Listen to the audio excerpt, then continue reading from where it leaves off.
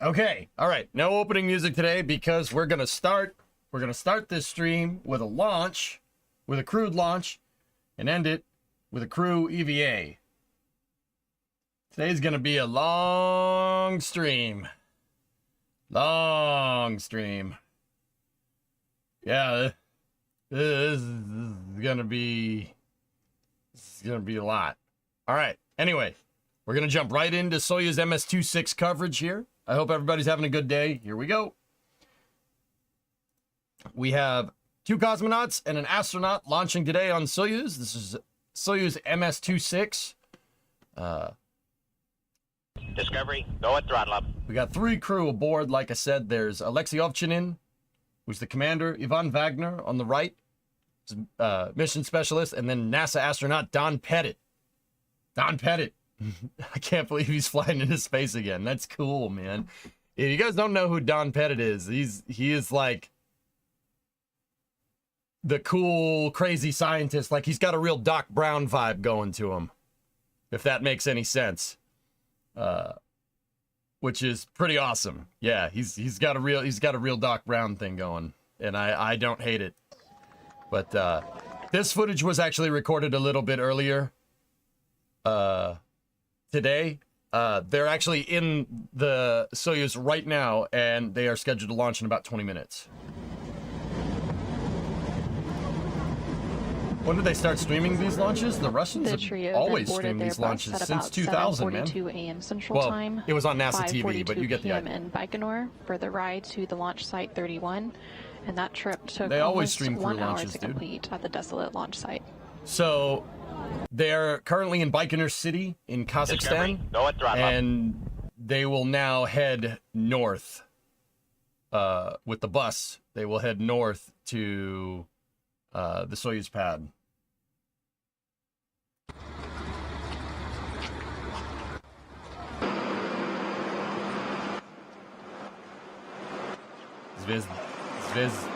Zvezdaya?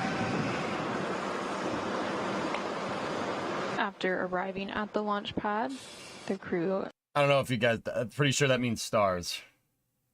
Yeah, because the bus is painted in stars. To board their spacecraft, the Soyuz MS-26 spacecraft, which they have now been aboard for about the past 2 hours. We're doing the space news today, Phil. Hey, Goff, 57 months. Bus to the stars? Maybe.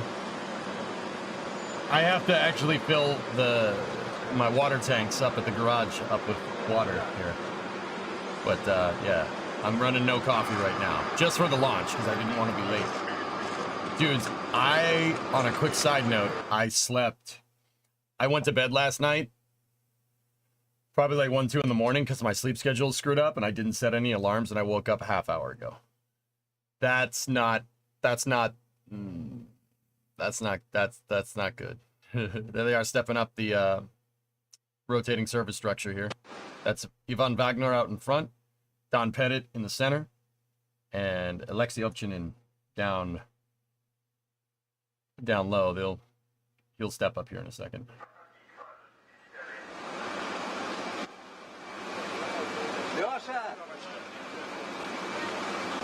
Losha,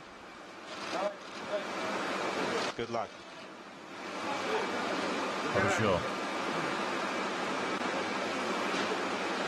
I don't. No, they're not flying out of Vostochny. No, they're flying out of. This is Baikonur. After waving goodbye to some well-wishers, they then entered the elevator for their ride to the top of the Soyuz rocket. That's the where Soyuz they flight then suit, boarded guys. their spacecraft, the Soyuz MS-26 spacecraft, which they have now been aboard for about 2 hours. There's a live shot. And there you now see a live view of the Soyuz 2.1A booster with the Soyuz MS-26 spacecraft atop. And we are about 13 minutes away from today's launch. Today's launch will send NASA astronaut Don Pettit and his Roscosmos crewmates Alexei Ovchinin and Ivan Wagner into a short 2-orbit journey to reach the International Space Station. Soyuz does not work with Dragon. Docking today is scheduled for 2:33 p.m. Central. Yeah, Eddie, this is all 3:30 pre-recorded. p.m. Hey, Eastern. Ismic, what's going on, buddy?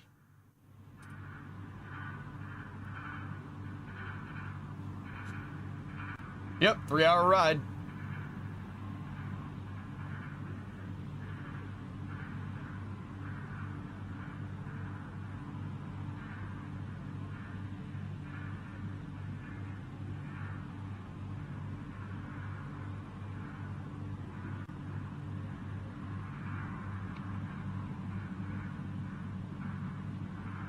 Okay.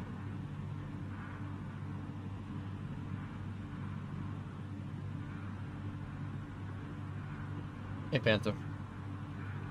Atop the Soyuz 2.1A booster and strapped into their seats in the descent module of the Soyuz are NASA astronaut Don Pettit and Roscosmos cosmonauts Alexei Ovchinin and Ivan Wagner. Discovery, As go at mentioned throttle up. earlier, Level. Ovchinin, as Soyuz commander, is in the center seat of the Soyuz MS-26 with Pettit to his right and Wagner to his left.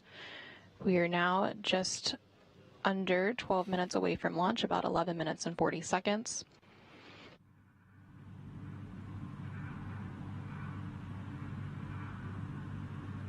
In the final moments of the launch countdown, we will see several milestones beginning at about T-minus 7 minutes when pre-launch operations will be complete.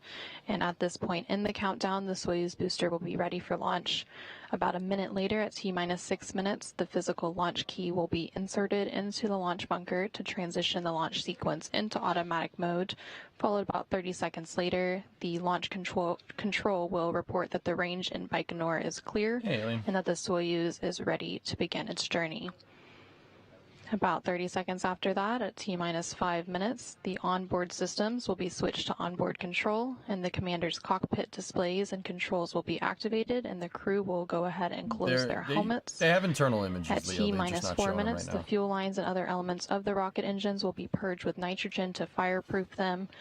And then about a minute later, the booster's fuel tanks will be pressurized for flight. And then once we are at T-minus 1.5 minutes, the ground propellant feed will be terminated to the Soyuz booster. 30 seconds after that, the Soyuz will be switched to internal power, and we will be in the final minute of the launch countdown. At T-minus 35 seconds, the first umbilical tower will be separated from the booster, and we will then have auto sequence start. Copy 5-minute launch readiness. Copy 5-minute launch readiness. Ready, Burlock 1, monitored it. We checked Copy it. all. It's ready. Copy.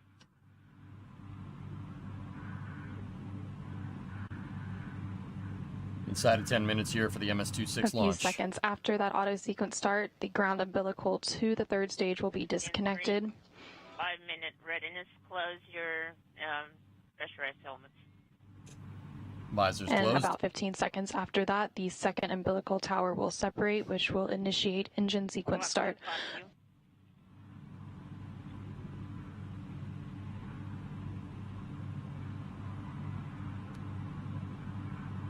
And then at T-minus 12 seconds, the launch command will be issued, and we will be in the final seconds of the launch countdown before seeing liftoff at 11:23 a.m. Central Time, 12:23 p.m. Eastern Time. Oh no, actually that sucks. 9 minutes. We see you on video camera 2, Burlock 1, Burlock 3. 16-3, this is Burlock 1. I have my pressurized helmet closed, copy, and PSS is ready, yes.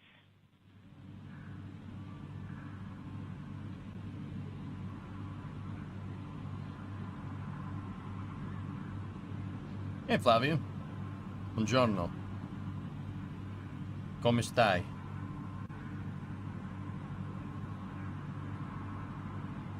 We are now just under 8.5 minutes away from today's launch of the Soyuz 2.1A booster with the Soyuz MS-26 spacecraft atop, carrying NASA astronaut Don Pettit and his Roscosmos crewmates Alexei Ovchinin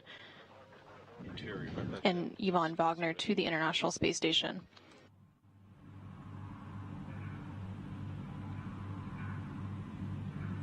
And there on your screen, you are seeing an inside view of the Soyuz MS-26 crew. Again, that is NASA astronaut Don Pettit and Roscosmos cosmonauts Alexei Ovchinin and Ivan Wagner.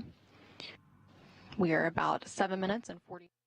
Guys, the reason why you're getting a mixed crew here, why you have Americans and Russians flying, and why you have Russians flying on commercial crew vehicles as well, is because we're kind of conjoined at the hip with the ISS. It's just, you got to understand that. You don't want to have all Russians up at the station all at the same time, or all Americans up at the station at the same time. The ISS is conjoined at the hip because the Russians have the power and they have the propulsion modules, and we have the power modules with the truss segments, right? The stations it's one station that's made with the parts from two different station designs.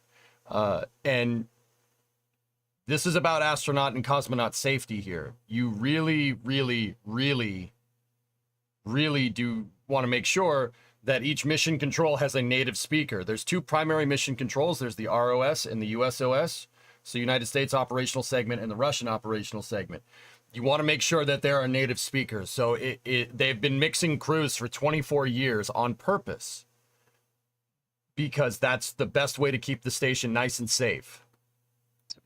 Spacecraft reporting that And Don has the thing longer. And we are at just under 6.5 minutes away from now. What today's happens launch. after the ISS? Again, Don't we know. had that Probably confirmed nothing. about 30 But seconds ago at T-7. In order to keep the space station running, you have to have Russians up there. And Alexei and Ivan are good people. They're cool, man. Alexei launched on MS-12 with Nick Hague, the one that had the in-flight abort. Yeah, dude, he's seen some stuff, man. And Ivan Wagner was up there helping. He helped DM2. He helped the DM2 mission. He was there. He was there when Bob and Doug came up on Dragon. Of the orbit of the space station, which is inclined at 51.6 degrees to either side of the equator. And we just heard confirmation that the launch key has been inserted at the launch bunker. It is a real key, a physical key, that transitions the launch sequence into automatic mode. Tutto bene, tu. Bene. Molto bene. In just a few seconds, Grazie. launch control should report that the range at Baikonur is clear and that the Soyuz rocket will be ready to begin its journey. They use they use a key for tradition. It's a traditional thing. They don't need to use the key. They use it because it's kind of cool. You just turn the key like GoldenEye style. It's pretty rad. Two operational satellites, sir. Petya and Misha, both in 90 minutes Earth orbit at 100 kilobits. In just a few seconds, the onboard systems will be switched to onboard control, and the commander's cockpit displays and controls will be activated. And then the crew members will begin to close their helmets, which puts them on suit oxygen.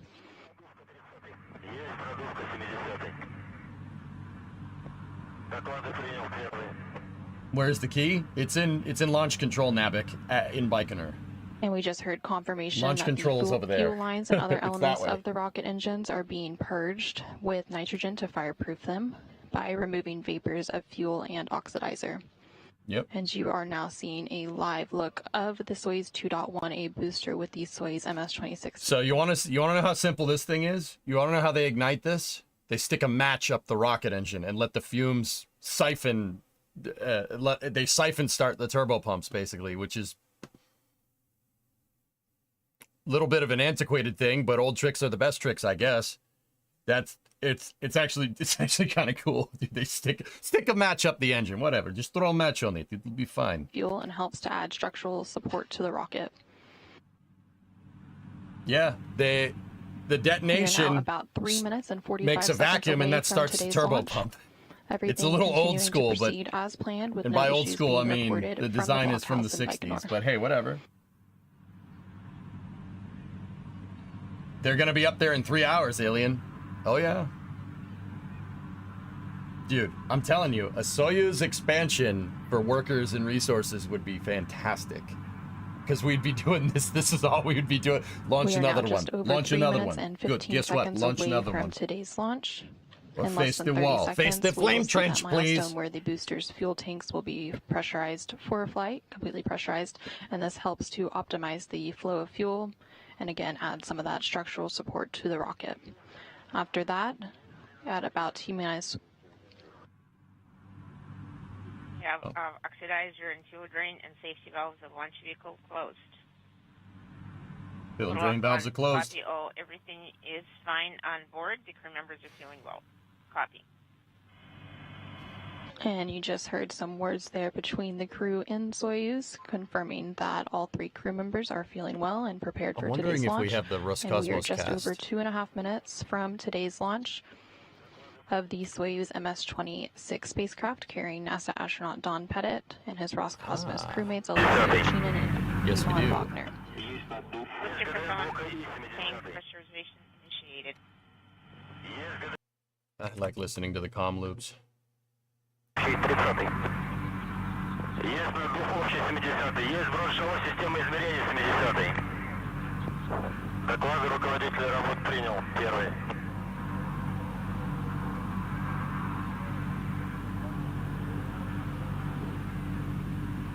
Inside of 2 minutes.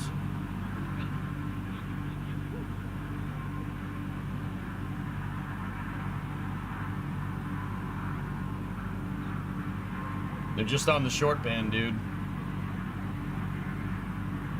Short band, homie. That's what it is. 90 seconds.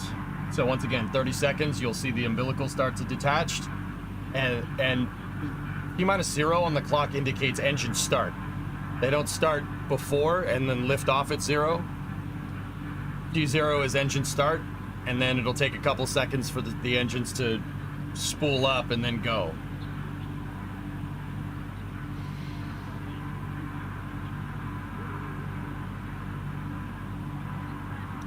T-minus 60 seconds. What's the point of the grid fins? The grid fins are there in case of a launch escape panic. They'll deploy and act as a stabilizer fin to get the Soyuz away from the rest of the stack. They're kind of folded up. They'll flip out in the event that the... Oh, no. Abort. Есть переход блока 3 ступени. Did I- Поставить питание. Есть отрыв шагов блока 3 ступени. Maybe I didn't hear that Есть right. отрыв холодный пневмоколонок блока Е-70. Есть наполнитель. Есть замок. Есть масло 20. Есть масло 30. Доклады принял. Первый. Пуск. Maybe I heard wrong. Пуск. Зажигание. Yeah, okay, I heard it wrong. We're good. Предварительное. Okay. Crappy Roscosmos sound effects. Безупречное. Ломаное. Подъем. Okay, we got a good lift. All right, we're good. We're good. Двигатели контролирования боковых блоков ракеты-носителя вышли на режим главной ступени тяги. Параметры системы управления ракеты-носителем. Okay, lift off MS-26. Двигатели первой и второй Weird sound ступени effects. работают нормально. Some words translate the same, guys. That's all. Параметры конструкции ракеты-носителя в норме. Carrier rocket is normal. 40. Стабилизация изделия устойчивая. Or I could just 50. the screen. Давление в камерах двигателей в норме.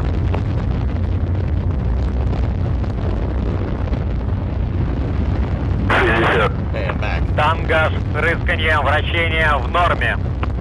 Guess not. That was weird. 70. Полет нормальный. Nominal guidance.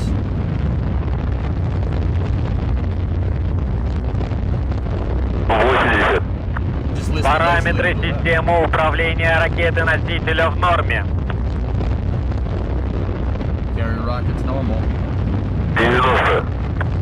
Двигатели первой и второй ступени работают нормально. Guidance is normal. 100. Параметры конструкции ракеты-носителя в норме. All parameters and constructs of the carrier rocket are normal. 10. Тангаж, рысканье, вращение в норме. First stage separation. 120. Or left cross. Есть сброс ДУСАС. Есть выключение двигателей боковых блоков. Есть отделение боковых блоков. Okay. 130. Стабилизация изделия устойчивая. We got a good first stage separation there. 140. Параметры конструкции ракеты-носителя в норме. It's like a nice smooth ride there. 150. Двигатель второй ступени работает нормально. 160. Bearing separation. Есть сброс створок головного обтекателя.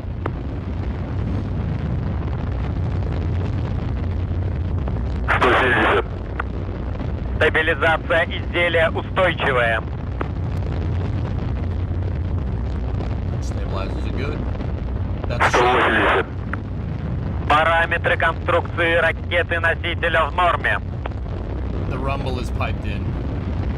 Guys, yeah, I don't know why. Что That, 90? but whatever. Полет нормальный.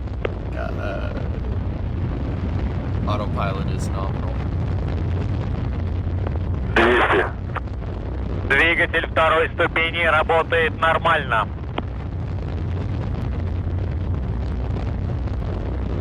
210. Система управления ракеты-носителя в норме. Yeah, your rocket is good.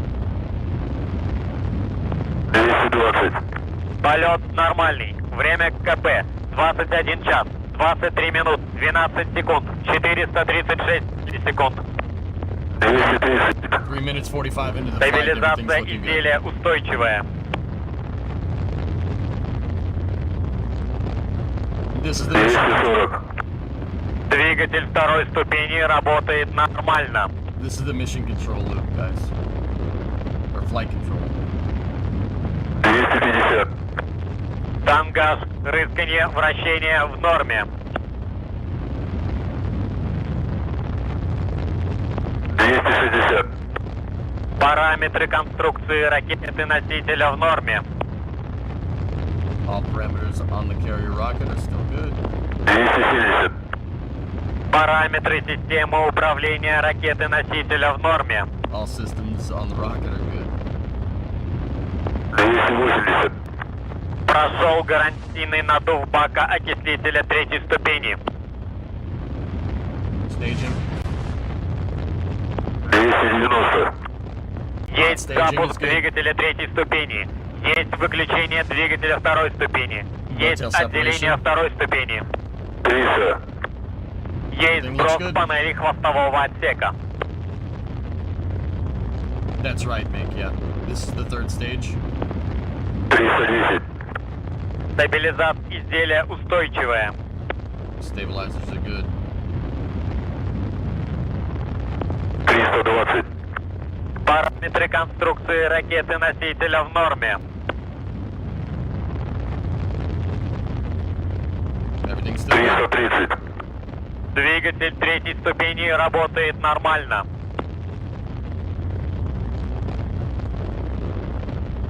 340. Параметры системы управления в норме. I don't know why they're using the engine sound from KSP, but they are. They're piping in engine noises. 350. I don't understand Полет that. нормальный. Guidance is good.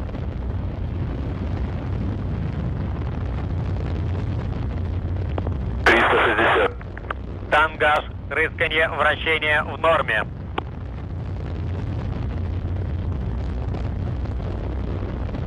370. Параметры конструкции ракеты-носителя в норме. 380. Двигатель третьей ступени работает нормально. I got what these two loops are doing is just they're going back and forth. 190. Параметры системы управления ракеты-носителя в норме. Carrier rocket's normal. He's just going through all the systems. Guidance is good, rates are good. Стабилизация Stuff like that. изделия устойчивая.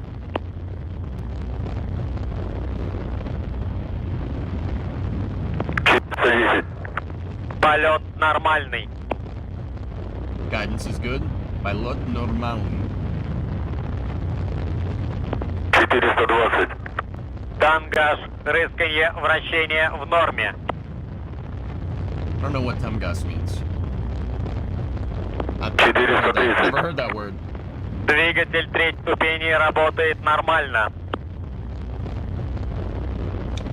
We got 3 people on board, Dumbass. 440. 2 cosmonauts and a NASA astronaut. Стабилизация изделия устойчивая.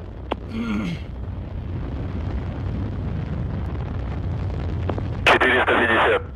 Полет нормальный. Guidance is normal. 460. Параметры конструкции ракеты-носителя в норме. All systems on the launch vehicle. Carrier rocket look good. 470.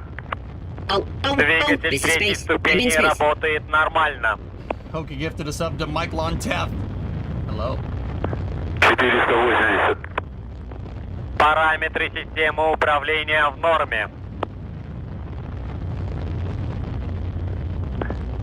490. Стабилизация изделия устойчивая. Rates are good. 500. Полет нормальный. Guidance is good. Should be coming up on engine flame out here in a second. 510. Тангаж, рысканье, вращение в норме.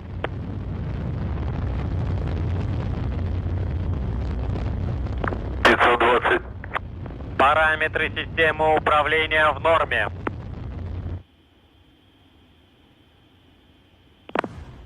530. Есть выключение Phase separation. двигателя третьей ступени. Есть отделение транспортного пилотируемого корабля «Союз МС-26» номер 757. Транспортный пилотируемый корабль «Союз МС-26» выведен на орбиту искусственного спутника Земли. Репортаж о запуске транспортного пилотируемого корабля «Союз МС-26» номер 757 окончен. Soyuz MS-26 is now on orbit, and it'll do a 3-hour. It's now a satellite. It'll do a 3-hour rendezvous with the ISS.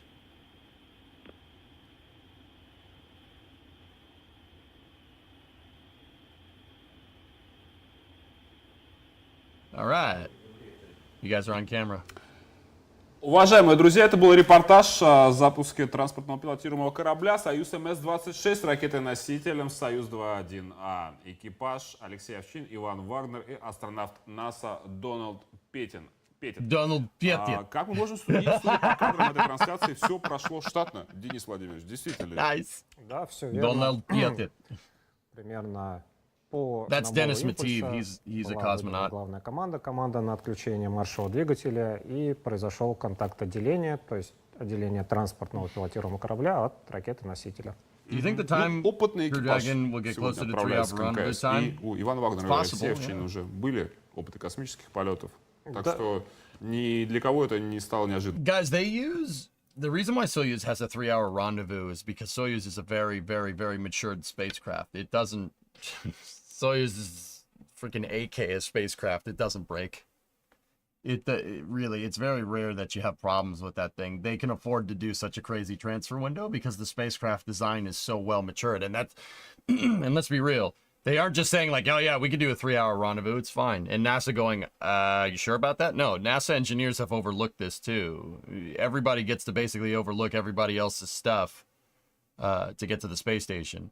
Now, I know what the next question is going to be. Does that mean that the Russians have looked over Starliner and Dragon? No, that's commercial. It's a little bit different. But there has been enough information given to launch cosmonauts on Dragon. Cosmonauts have launched on Dragon. And they will launch on Starliner whenever that decides to, you know, do its thing. It's the Hilux rockets. It really is, Panther. It's very simple. It's a very simple design. Do cosmonauts typically have a similar background like NASA astronauts? Yes. Yeah. Uh-huh.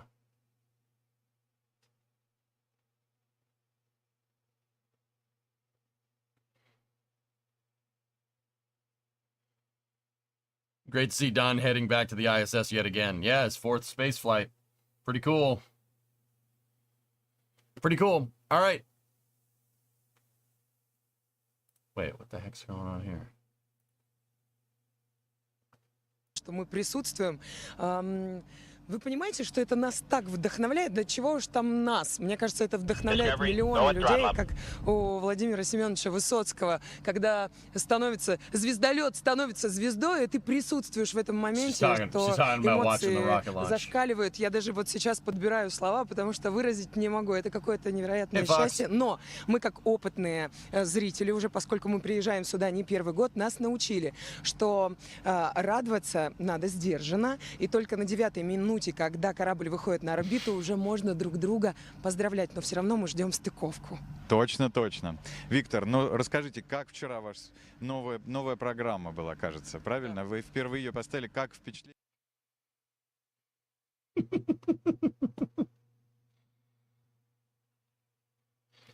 Pretty cool.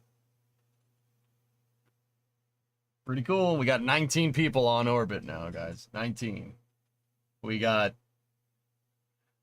Crew 8 at the ISS. Soyuz MS-25 at the ISS. CFT-1 crew at the ISS. We have Polaris Dawn and now MS-26, which is... That's pretty cool, man. That's a lot of people. Is that an all-time high? 19 might... That might be... Yeah, that might be the most. Oh, yeah. There's three taikonauts up at the Chinese space station, too. Yeah, that's a lot of people. Pretty good, man. Pretty good. Yeah, let's see. Let's check back in with the NASA cast here. Outside of Moscow, and you're seeing a live view of that mission control from the balcony. So we're back over to the NASA cast. This is Star City, Korolev, Russia. It's just outside of Moscow. That's what the NASA PAO was just saying. Up here, this is the Roscosmos ISS. These are all the modules that they have stringed together in orbit, and that's all the stuff that's all the crew stuff that's just on orbit right now. So you have Zarya, Zvezda, Poisk, Raskvet, Nauka, Prichal, Soyuz MS-25, Progress MS-27, Progress MS-28, and Soyuz MS-26 now. Note that Soyuz MS-26 is not joined with the ISS modules because it's not there yet. It will be. ISS is currently just flying over Japan right now, and Soyuz is catching up to it pretty quickly. 3-hour rendezvous. That's 2 orbits to the ISS, which is actually pretty rad. That's pretty cool. What is the plan for Soyuz flights after the ISS is retired? I have no idea.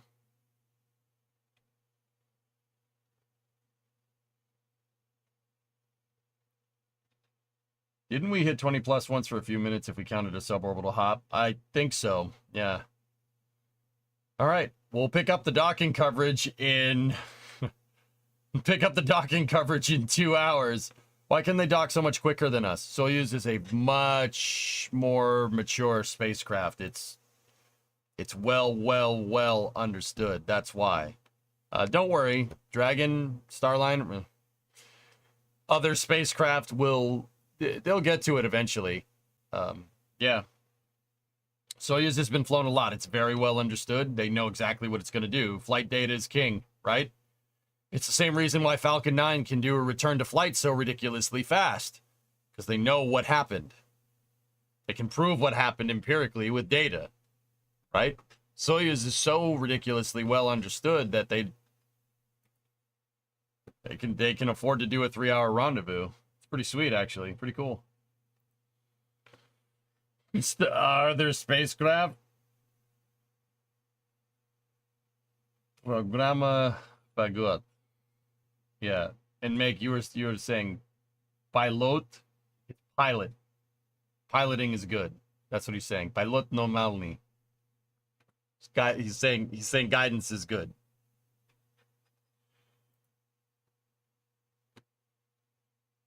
Actually, I mean, he's saying it's nominal, actually, if you really want to know. Are you going to cover the Polaris EVA? Of course, clever girl. Yep. Yep, this stream's going all the way. all the way till that. I am going to cover it with NSF, guys. So, yeah. But don't worry, it'll be restreamed on Twitch, too. And I'll be jumping back and forth in the chats like I always do. Is there any rules on how fast you're able to dock? It's all based on your capability and how well understood that capability is, Flykin. Got to know what you're doing.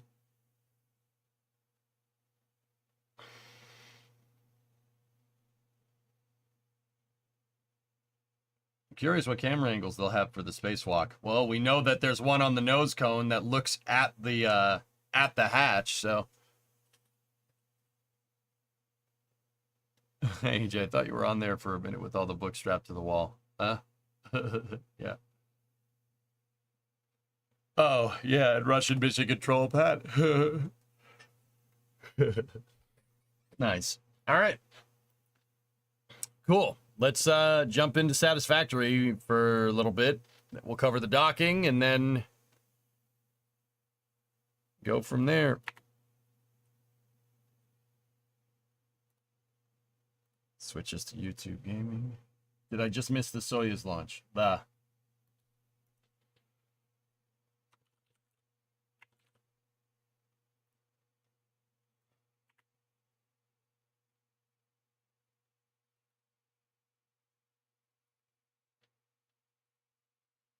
There's a launch tomorrow, correct?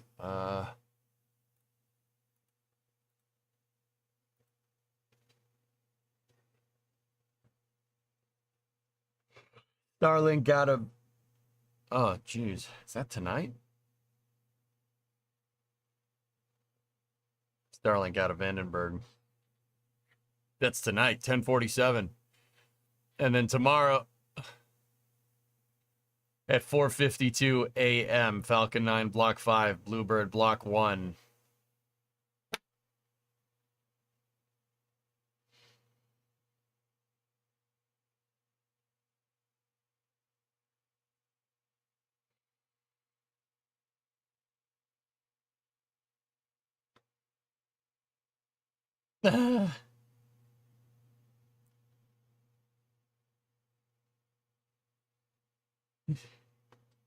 This stream might get a little bit long.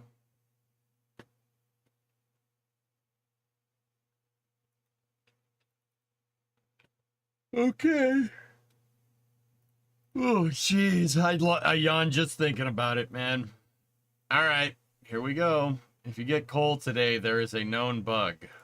Okay.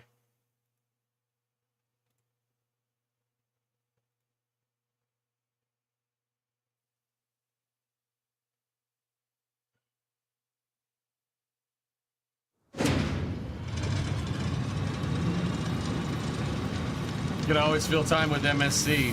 Be good.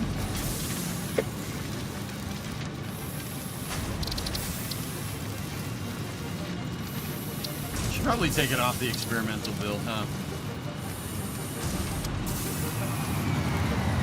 Yeah, you know what? I'll do that. We'll take us off the experimental branch. For now.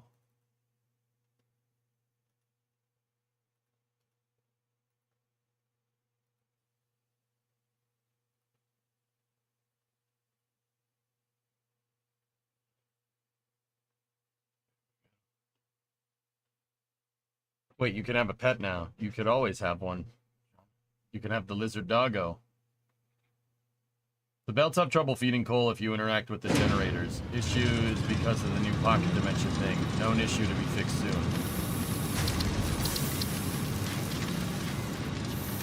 Handbroad Nana. Let's go.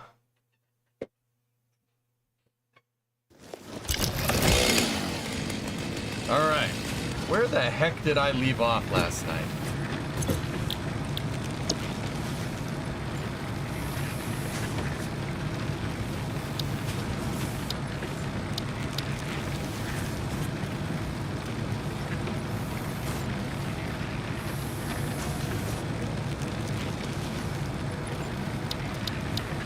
Did you know that the USVS experimented with rocket-delivered mail? No, but that's cool.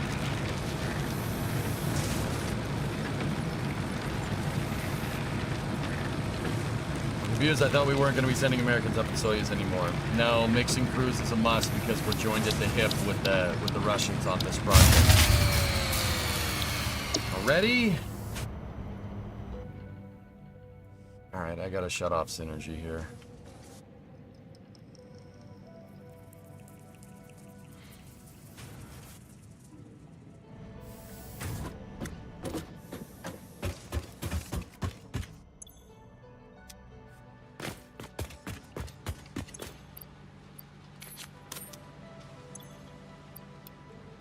Yeah, that was me.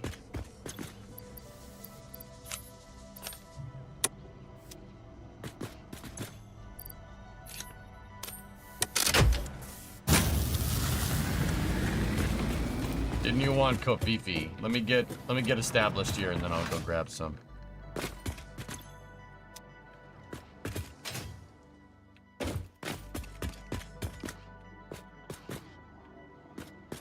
Beautiful environment.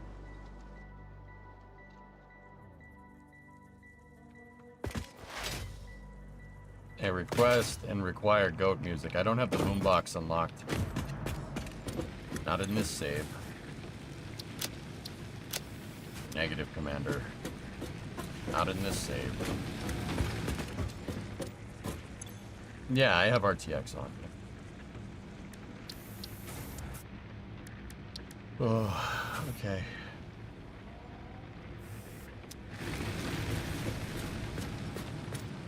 So time for more ting ting ting ting. Sure. Ting, ting, ting. We just unlocked. We just got the Xeno Zapper. That's what happened. We are gonna need to go grab some more plants though.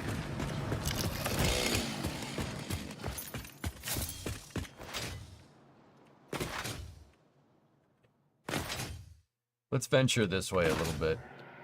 See what we can see. Actually, maybe I should set up some manufacturing here before we do that.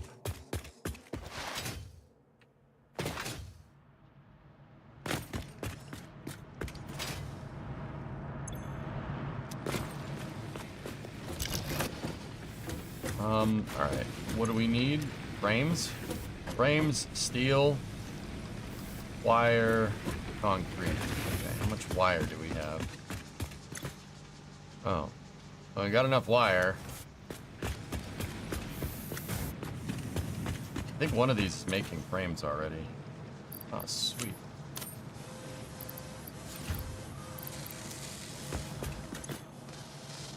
Ah, sweet. Yeah, baby. The steel, though. We're gonna need coal and iron.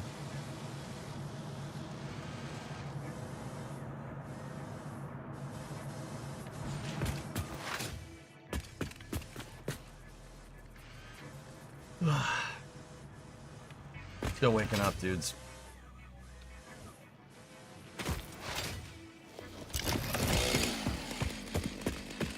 Alright.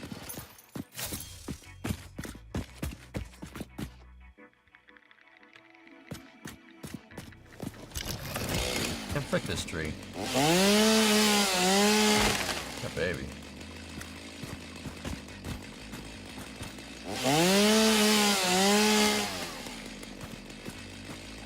We are defoliating the area on purpose.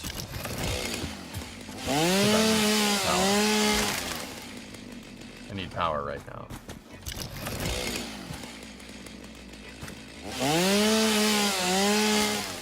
That tree was a neural nexus for all life on the planet. Oops.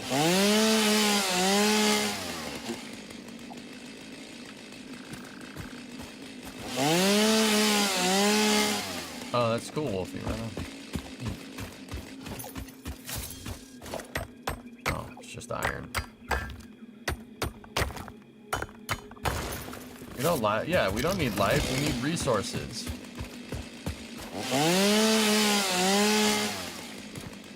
828 leaves from that? Wow. Okay. Alright, actually, you know what? I decided we'll venture this way instead. Let's see if there's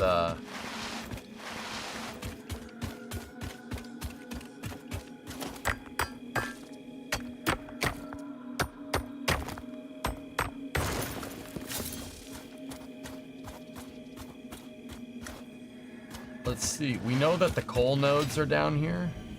Okay.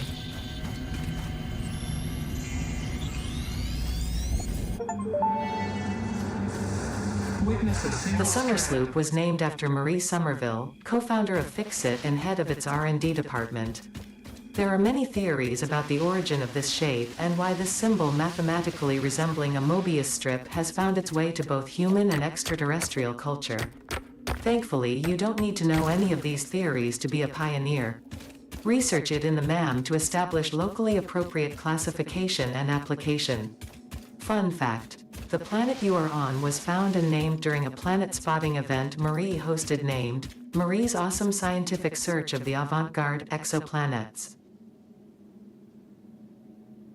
Massage.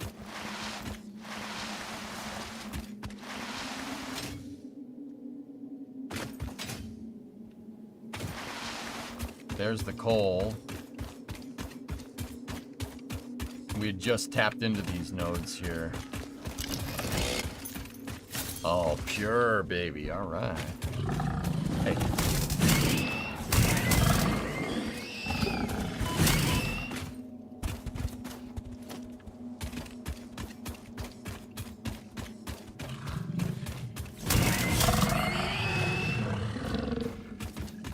Thank you. Can we slide down the loopy rocks? Yeah, I did that yesterday. Now, there used to be quartz over here. Yep, it's still there. Nice. Deuterium, nice.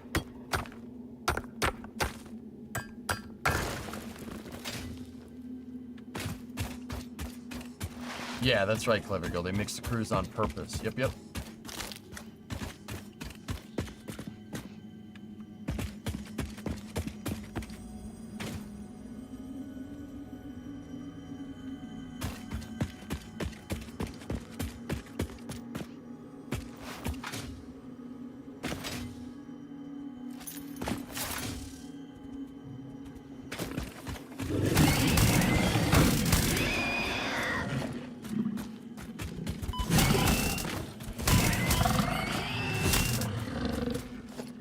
Yeah, my house.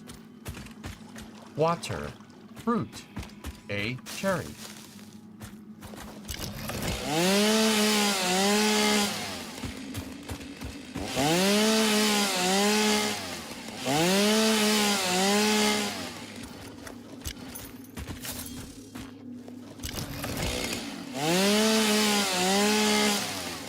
Yep, we have a quartz node out here. Then we have the big boy. I'll mess you up. I'll mess you up!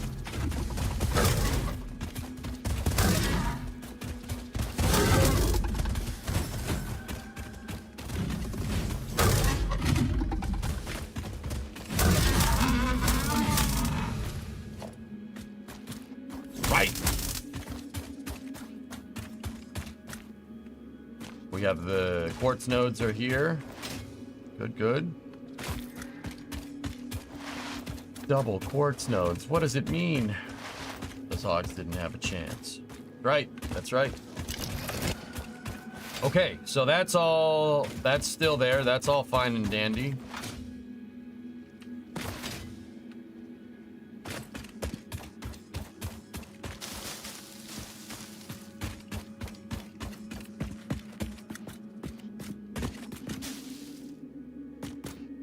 Kettleberries.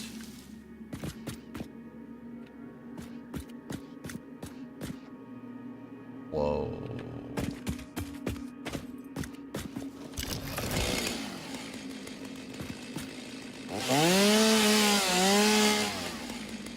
$800 leads. Discovery, go at throttle up.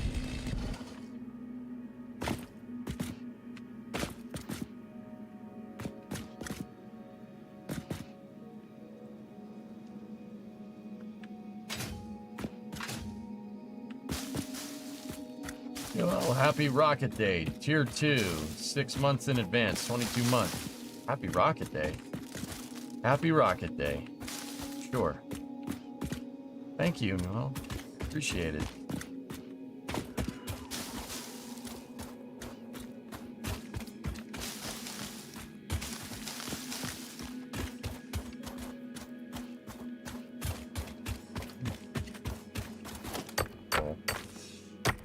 Every day is rocket day.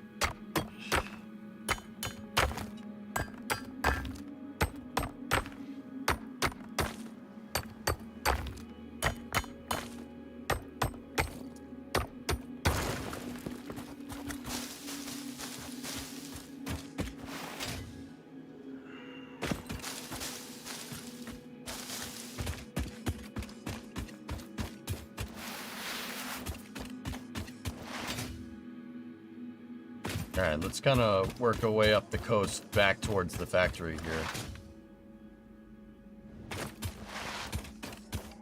As I cross this desert land.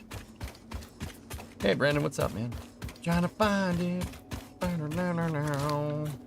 Trying to find it when I feel.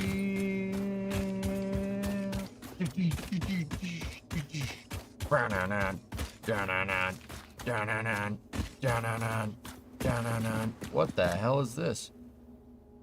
Kippy, it's going good.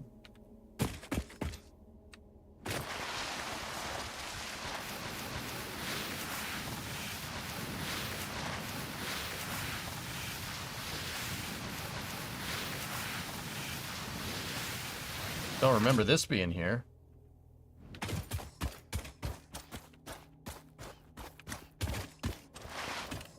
Any damage to Starbase from the hurricane? I'm not sure.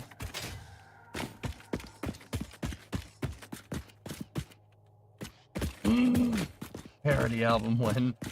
Dun-dun-dun, dun-dun-dun, dun-dun-dun, dun-dun-dun, dun-dun-dun, dun-dun-dun, dun-dun-dun, dun-dun-dun, dun-dun-dun, dun-dun-dun. Oh, one of these bozos. Fat boy.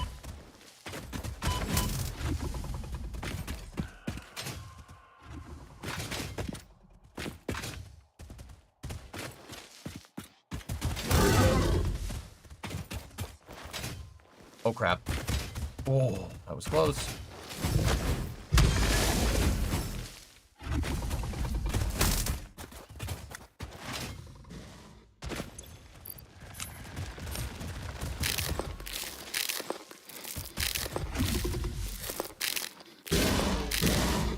Are you mad, bro?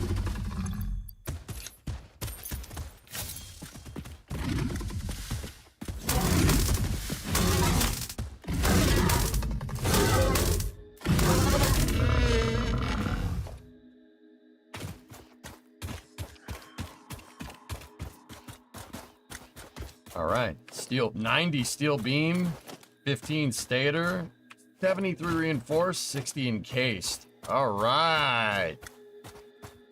110 steel. Dude, we just found... No way. We found 200 steel. All right. Got more plates over here. 51 plates, dude. You're stealing from his wreck. Well, he's dead. He doesn't care.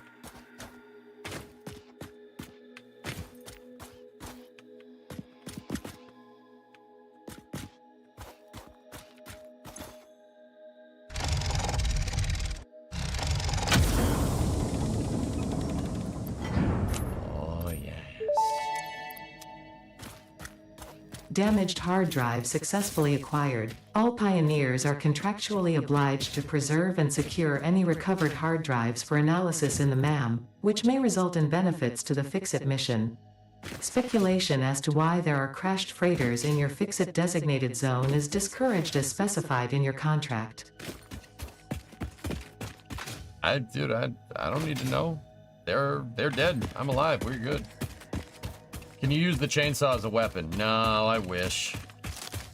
At least you couldn't before. I actually don't know about it in 1.0.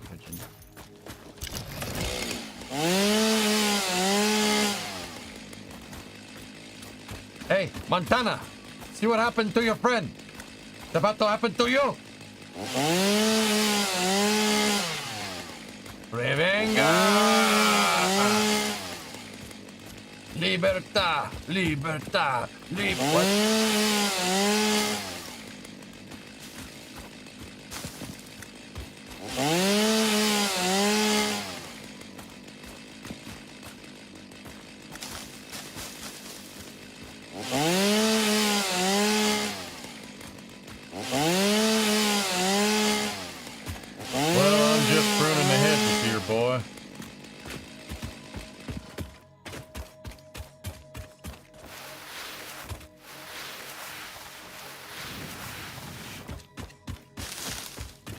How much leaves do we have? Okay, got a good amount.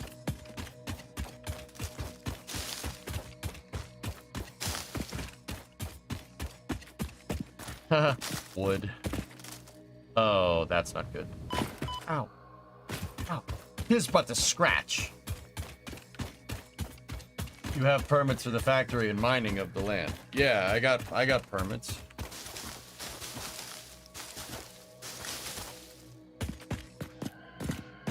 Boy, mate, you got a permit for that permit.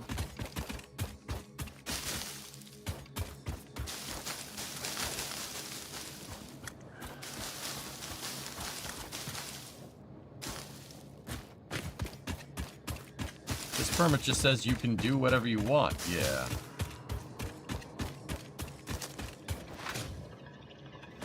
Oh. Is that something I need to kill, or is Frank around? Frank! Ah.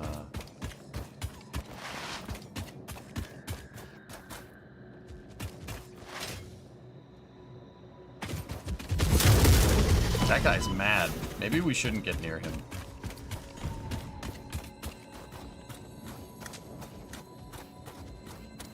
You go that way. I'll go home.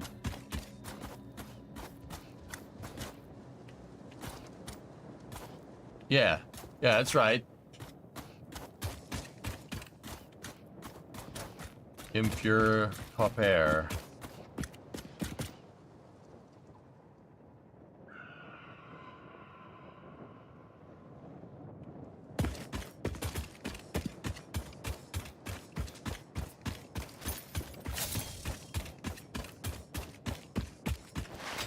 Yeah, there's a lot of nodes right here, if I'm remembering correctly. There's a lot of them here, but they're all bad.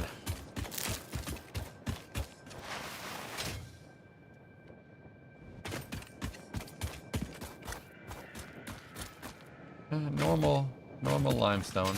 Limestone normalny.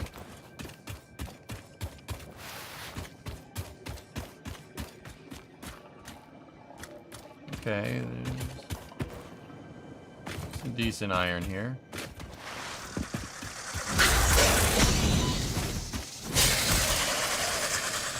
Stupid spitter. Another normal iron.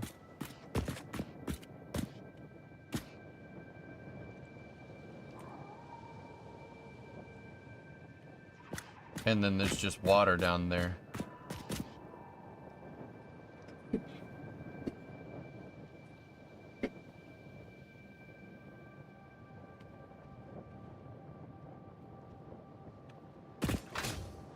Cool.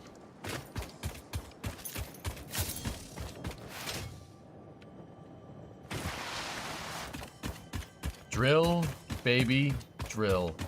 That's water, not oil, but when I find the oil, Rick. Frank! What's up, dude? Long time no see. How you doing? Frank? Yeah, I know. Yeah, I know. Someone call Speeda? Space Peta? Oh.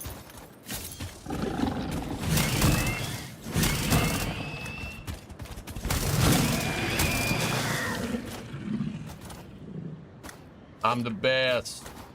I'm the best. I'm the best.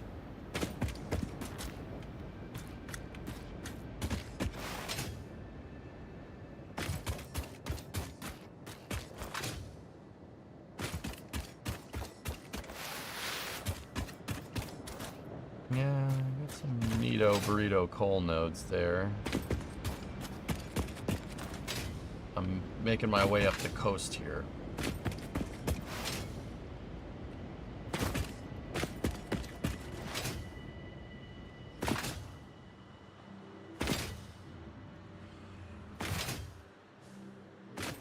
Sulfur. I wonder if that sulfur node is still back up in the cliffs behind the desert. What made you want to play? The new update? Yeah, pretty much, dude. 1.0. Spartship, I hadn't played early game Satisfactory in about 5 years. Yeah. because I ground out the early game right when the game came out, and as they increased the updates, they increased the tiers, and yeah, I hadn't really gone back and played the early game at all. So yeah, that's what we did. That's what we're doing. Want to play?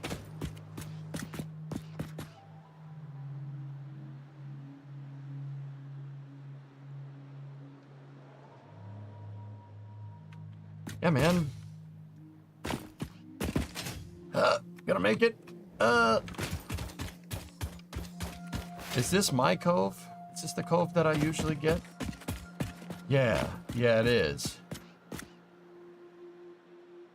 Yeah, this is where I put my power plant and stuff. Cool. I spent more time building late game factories and trains. Dude, it's me. What do you want? Like, what were you expecting something else? Like, hello?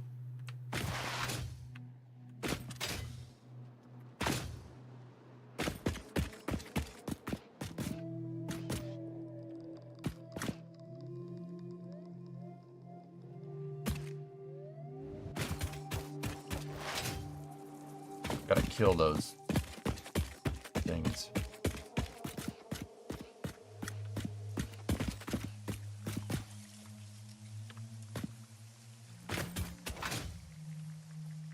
Look at this nice, beautiful oasis. We are gonna mess this one up.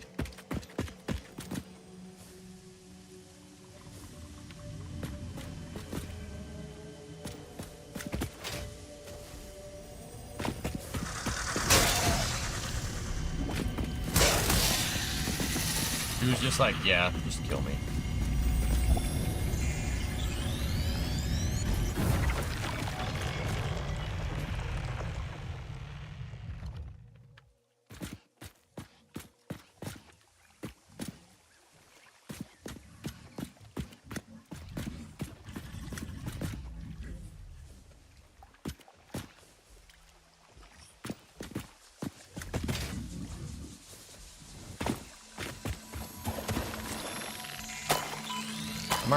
I'm right, I can tank it. Get away from me, drunk Butterfree!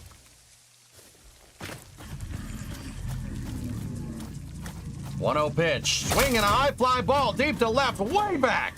Way back! Grand slam!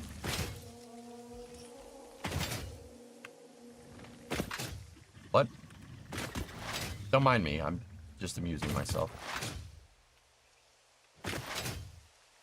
Bill Buckner, that Hanson, shut up. You shut up. You're not even a Mets fan. Get out of here. You're from Texas. You ain't a part of this, all right? You guys cheat at baseball, all right? You ain't even a part of this. This is between me and those gosh dang New Yorkers. You understand?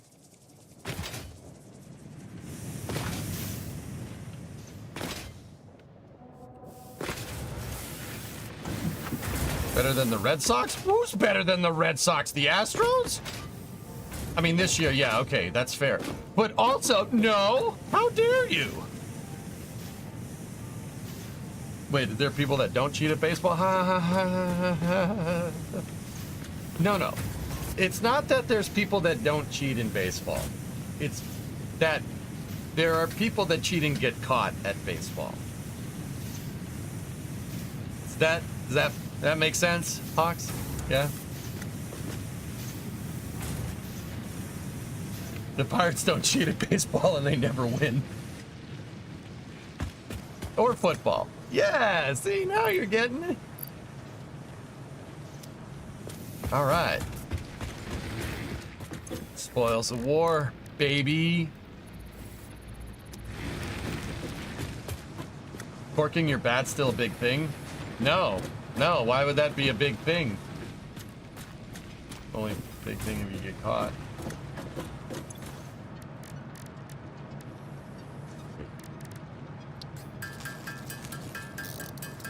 How does one cheat? I don't know. Wouldn't know nothing about it.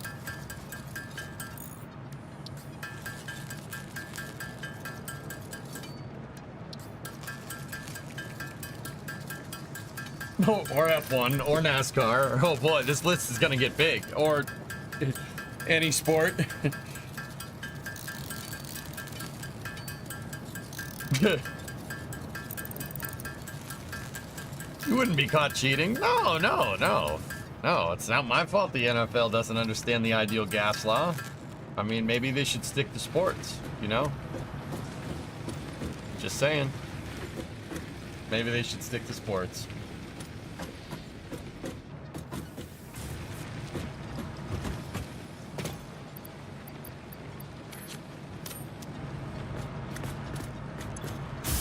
Ticket me, baby. Dude, this stupid game, I started at 9 p.m. It's now 3 a.m. I told you, man. I told you about this game, man. You understand? You capiche, pussycat? You know what your problem is, pussycat? Game is really addicting. That's the problem. Dude, I was like, yesterday, I was like, yeah, we got to tier 4. That didn't take very long. 9 hours later. Oh, yeah, it's good. Just found out Sunday that my wife is 6 weeks pregnant. Congratulations, man. How's your mother? How's your llama? Name the baby EJ? You don't know.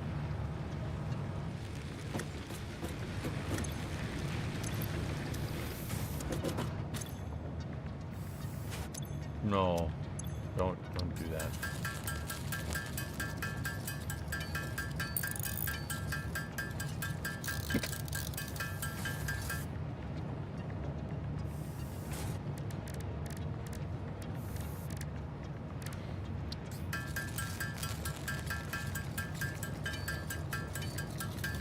It shall be my life's mission, and I choose to accept it. Okay.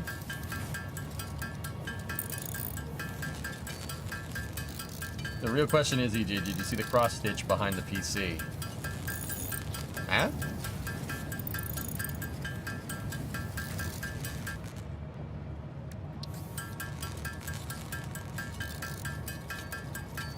Brandon, I saw that typo. I saw that typo. Saw you retract that message.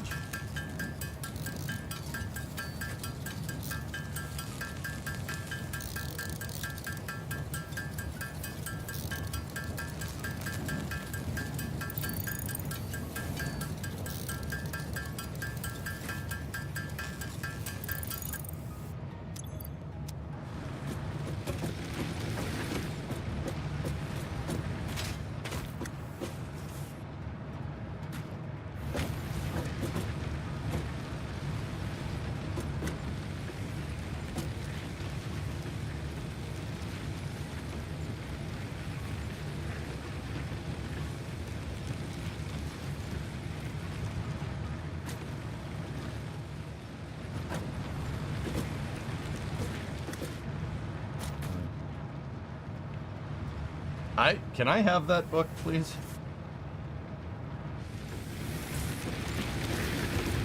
Gosh dang Windows 97. Get Bill Gates in here.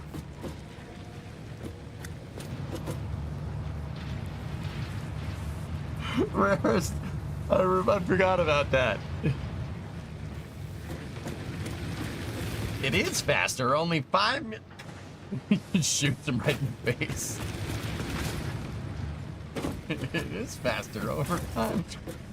It's the general. Freaking Windows 97! Get Bill Gates in here!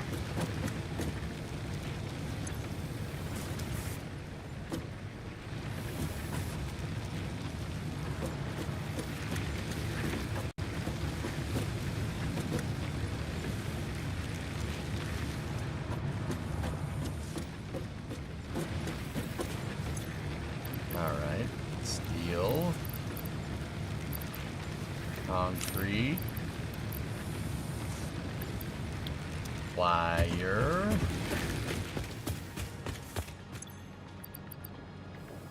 It is faster, over 5 minutes. Yeah, Fundago, dude, I totally forgot about that, man. Freaking Windows 98. Get Bill Gates in here. It is faster, over 5 minutes. just blows his brains out. Operation Human Shield.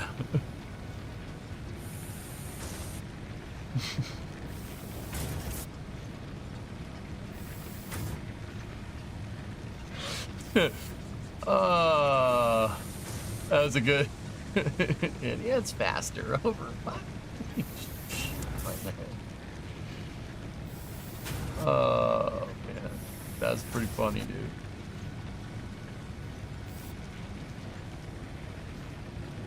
Okay, what's more addicting, Workers Kerbal or Workers? Well, considering Kerbal had me pretty much addicted to it for about 15,000 hours of game time, I'd say Kerbal. No, Mr. Hat, no! Ah, we unlocked the structural beams, my favorite parts.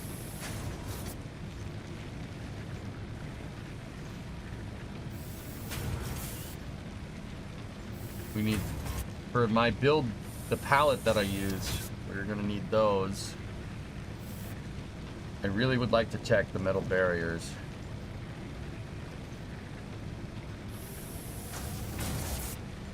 Hey RJ, what's up, man? How are things? Things are okay. Get the construction fence? Yeah. That was me. That was me. That was me. Sorry about that.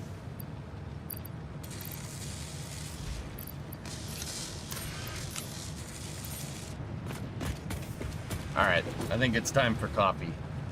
Which one of these things shut off?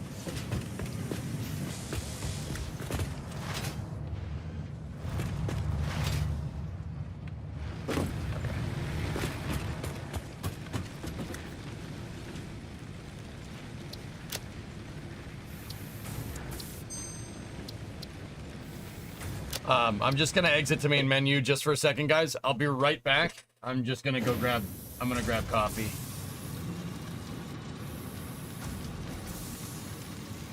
I'm gonna go get some coffee. I'll be back in a second.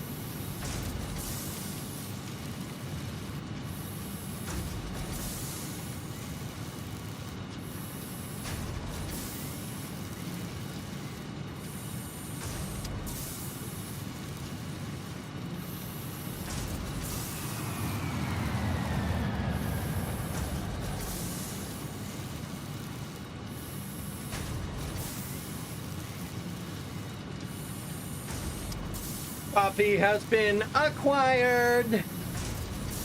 Oh. Oh, yeah.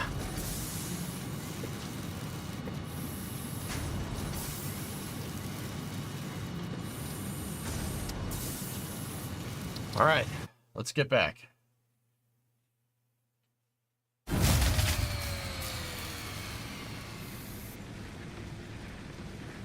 Hey, AirJ, yeah, okay, you were there, just checking on, make sure YouTube chat, okay, cool, all right, excellent.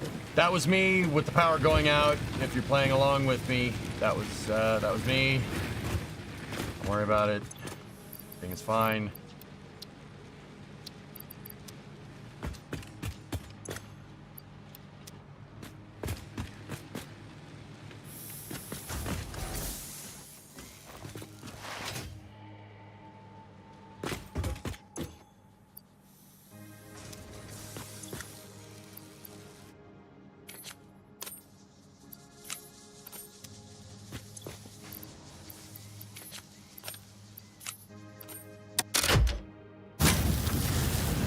There we go. Everything's fine. We're all fine here now. How are you? Who is this? What's your operating number?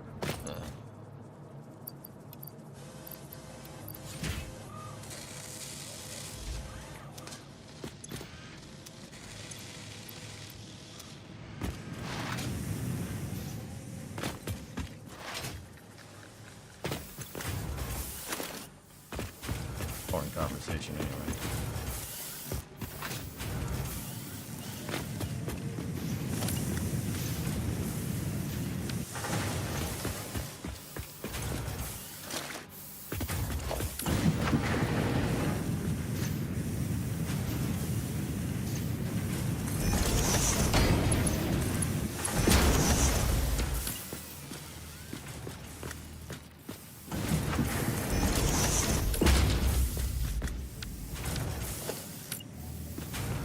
I'm just re-establishing plates here.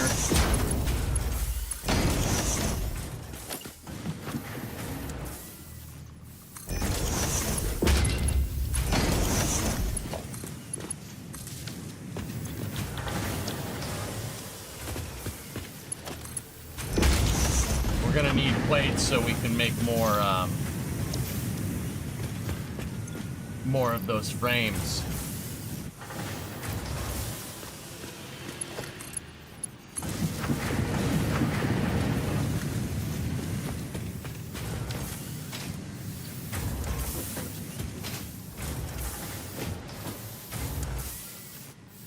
He's kind of panicking, Tessa, but yeah. We're fine. You're the one talking to screens. TJ, well, you don't, but these people, these fine people here pay me to do that. You guys pay me to talk to a screen, so who's playing who or something? All right, what recipe did we unlock? Hard drive analysis completed. Alternative recipe selection available in the map. Oh, this is space. I'm in space. Wally97 gifted 5 subs. Thank you very much. September.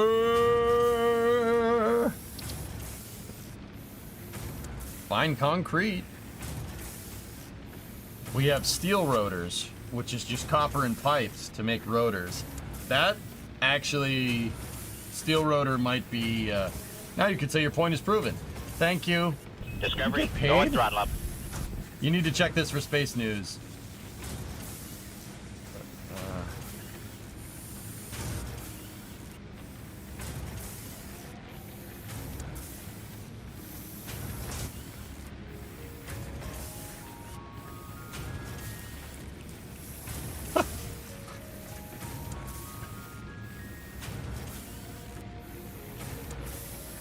That smells like copium, Forge.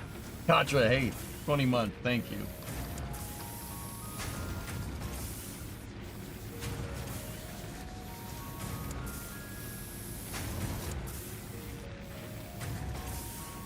I want steel rotors. to be honest. I think steel rotors are better than that fine concrete. We got plenty of concrete. Give me that damn steel rotor. Hell yeah. Hell yeah, brother.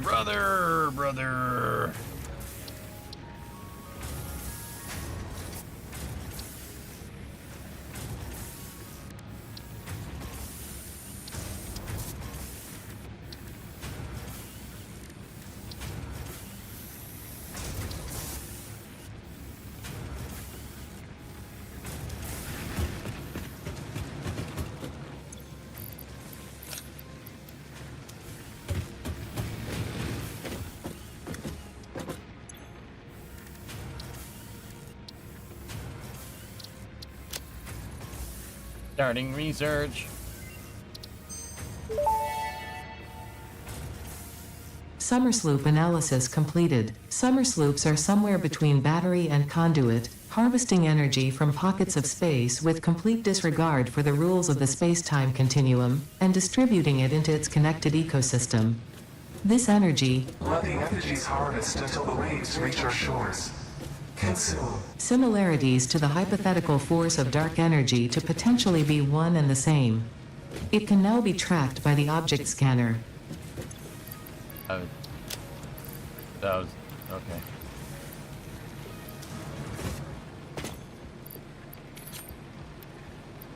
Oh.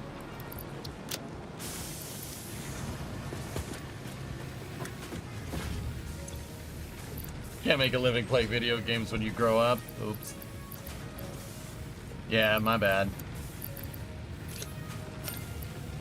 Kind of prove them wrong.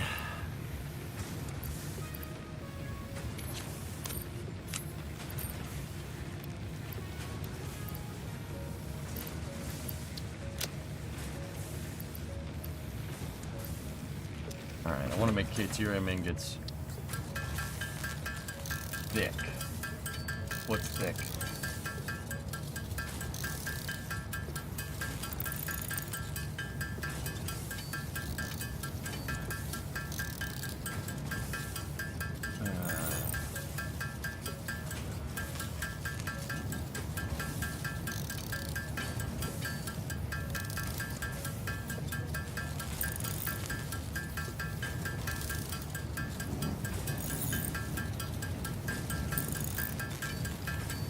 Discovery, go at throttle up.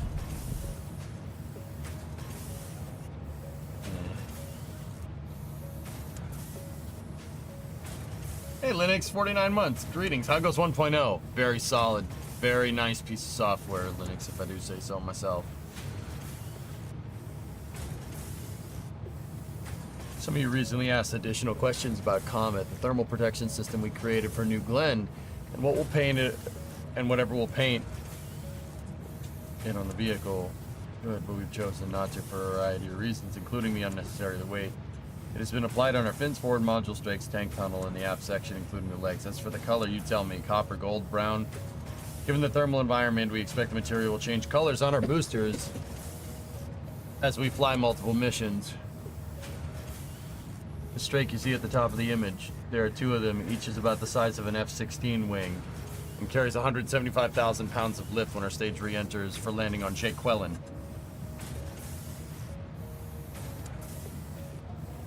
Alright.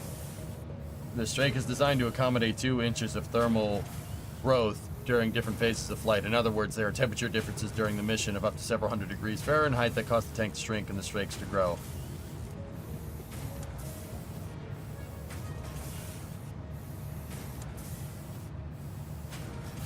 Dude. That is a freaking monster. Look at that damn. Dude, I think it looks ace just the way it is, man. I love the Spartan rocket look that they got going on here. It's pretty rad.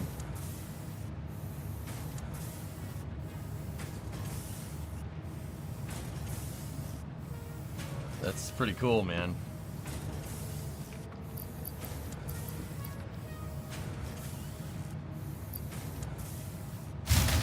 That was me. Damn it.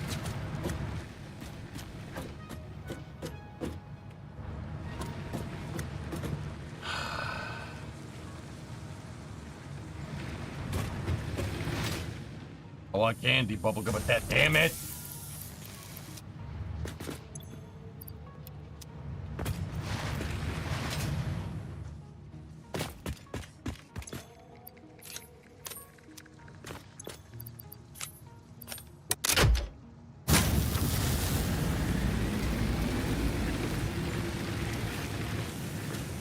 Looks a little like sandstone.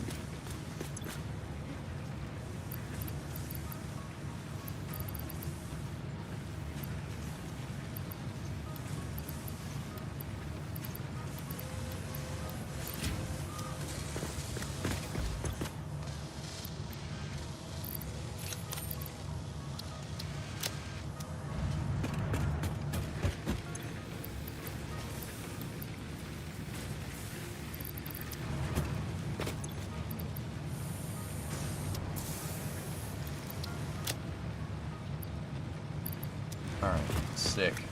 We just need those 100 frames and then we're good to go. How many tickets do we have? 7? About to get a little more.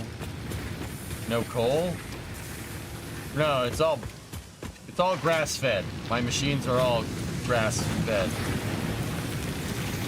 right now.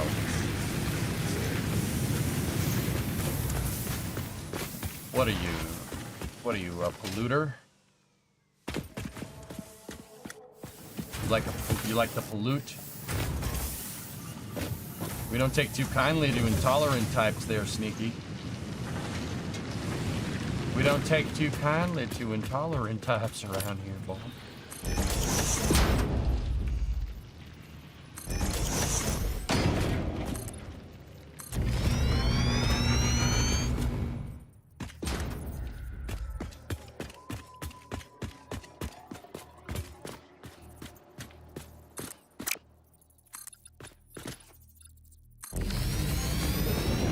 NTESA. Nice.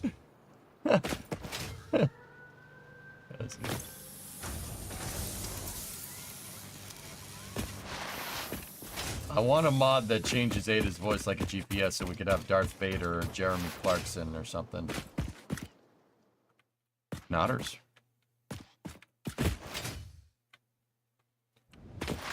Do you have that National Academy of Sciences report on NASA? Hibite? Was? Nein. Recent release. Nein. Was ist das?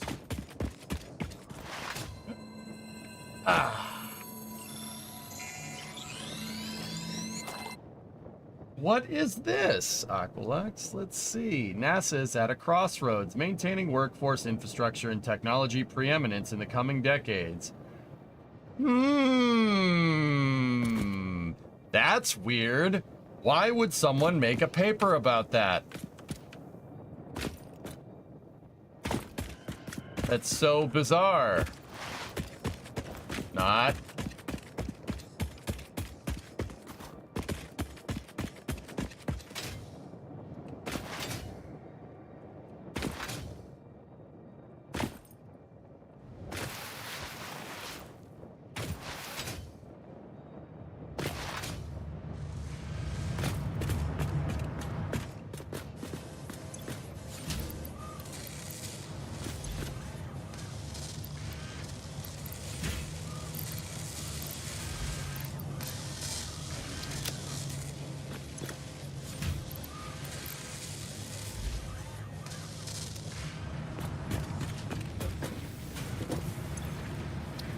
I'm gonna put the screws back in the screw area. For now.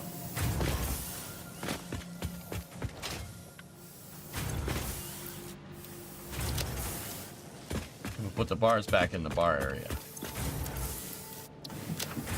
We will go explore.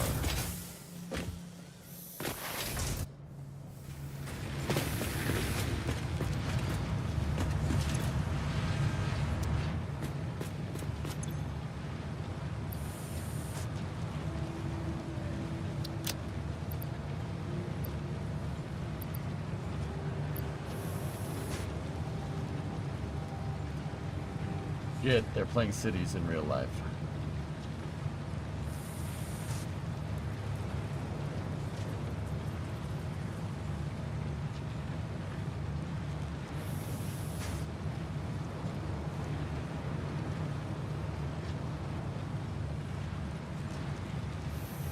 man. Now I want to play workers.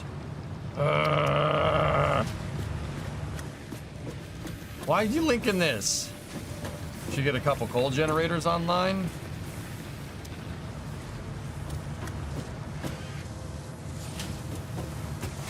Since I go to bed early now because of my new work, what the heck did you already build since yesterday? What you see here is basically what I got.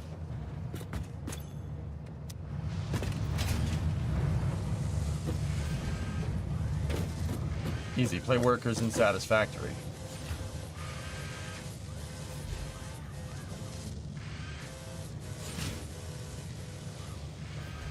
Okay.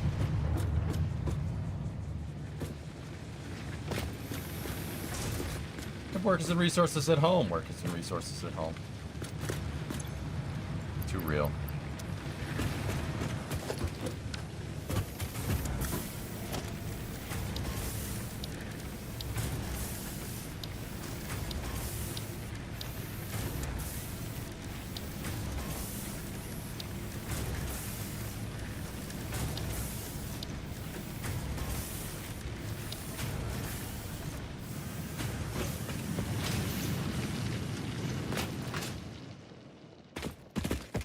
So MSC is getting the shaft on Wednesday again, huh?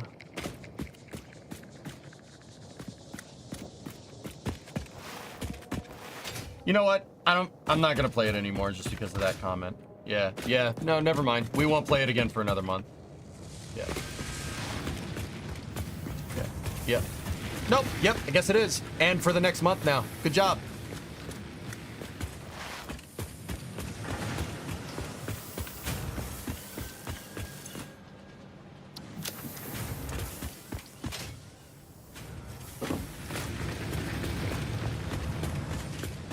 Frankie, oh, douchebag. You can play at this game.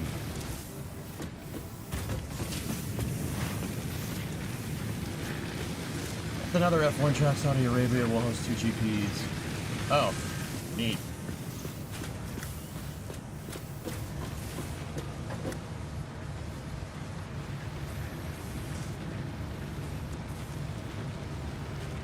I'm not gonna take that crap in here.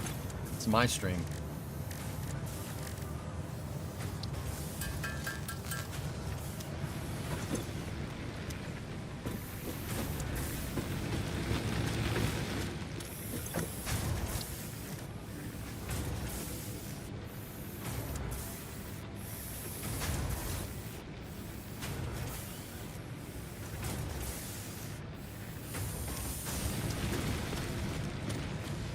I'm trying, Trip.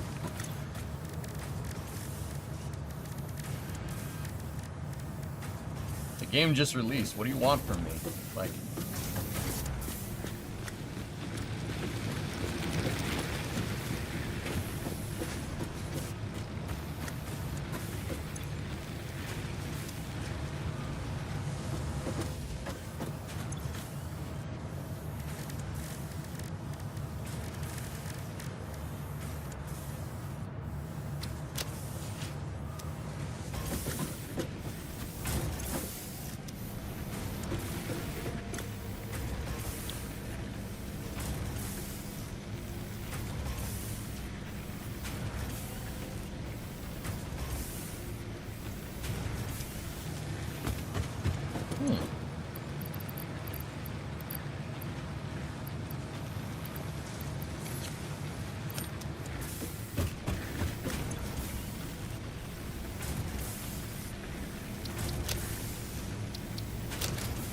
Lemon meringue.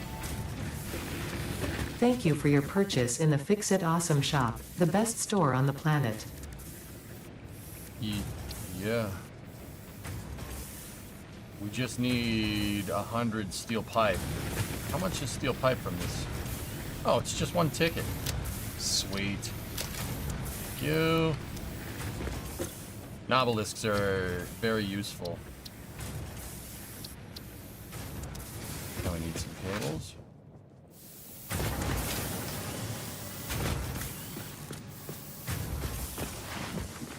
Cables over here.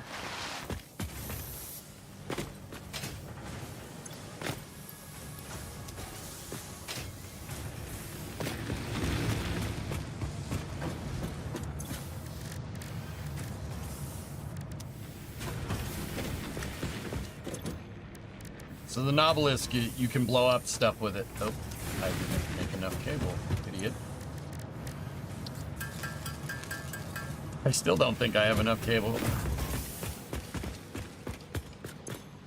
You need to save tickets for the Cybertruck. No.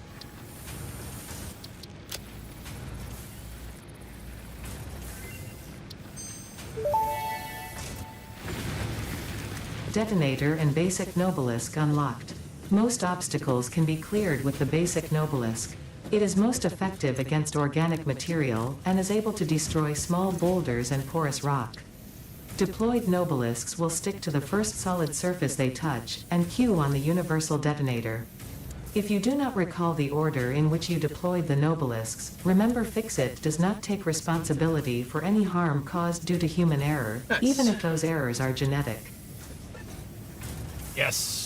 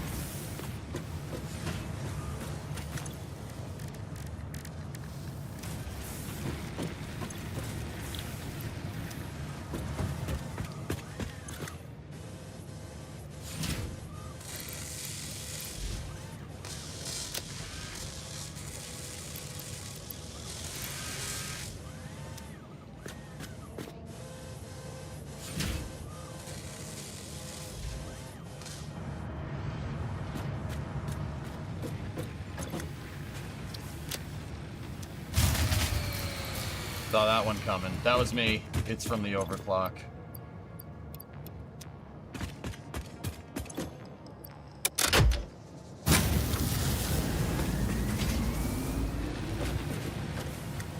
People are buying the Cybertruck, somehow not knowing they are electric and getting mad. DJ, I don't know where the hell you read that. I'm gonna go out on a limb and say that's probably bullshit. Yeah. I don't know where you read that or what article you read that or what news organization you read that from. That's probably not true. There's no way.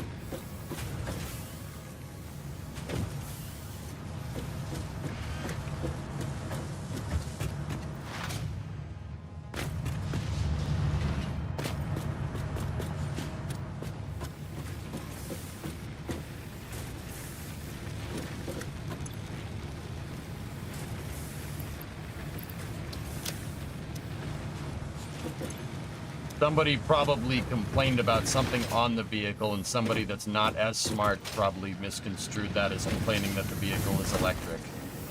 That's most likely what happened, dude.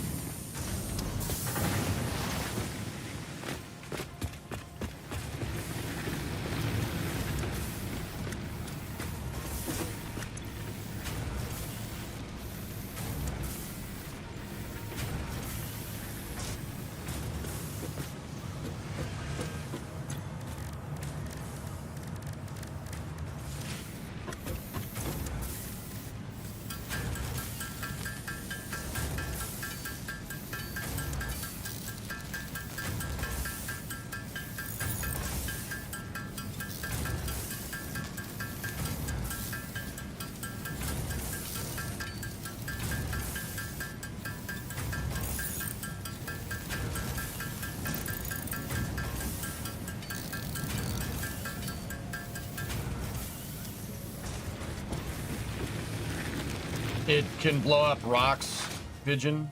You can remove certain terrain features. I just need the detonator. That's what the Nobelisk does. Nobelisk. Robelisk. Screws, wire, plates.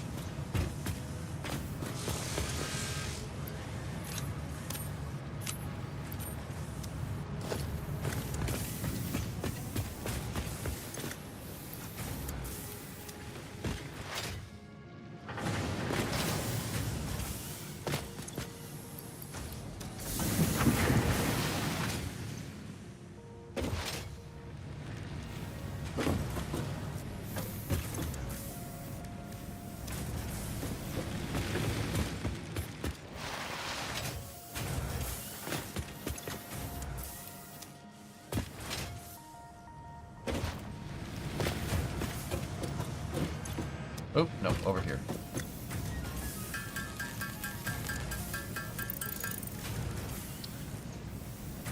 I just need steel.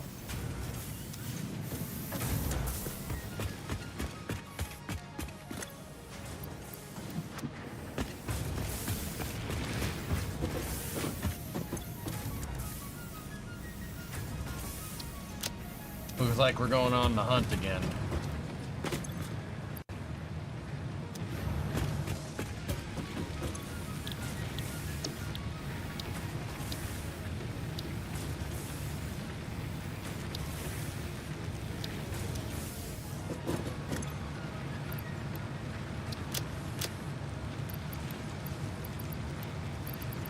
Put that in there, put that in there, put the deuterium ingots in there.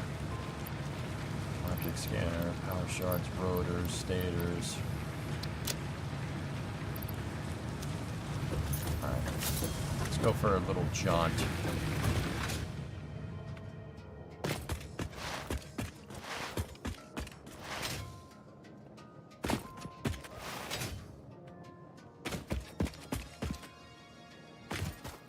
Alright, we're gonna head up into those cliffs over there.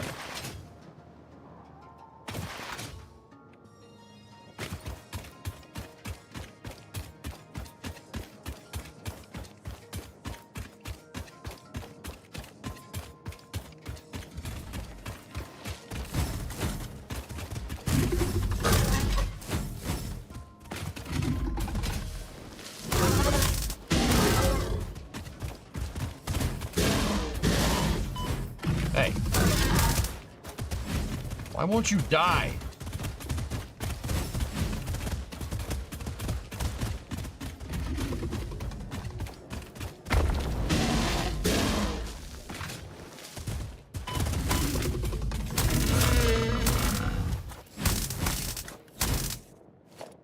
Back off.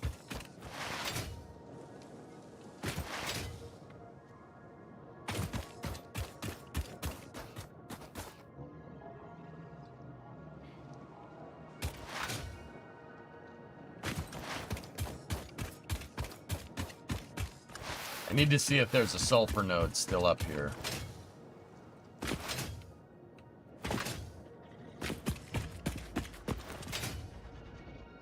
Yeah, I think so. No die, only circle. Frank. What's up, Frank?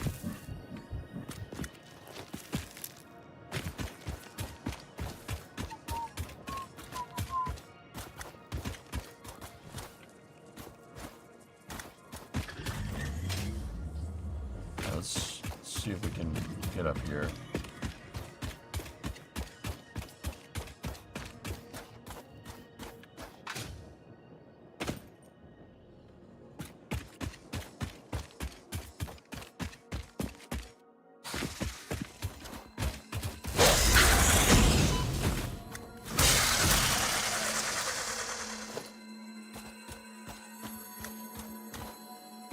Brain slug.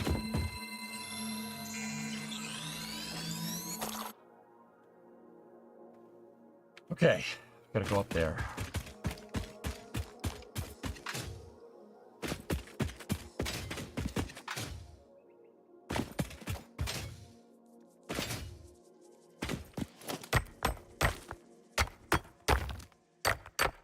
There's an object scanner, grab shark, but why? Can you eat the slug?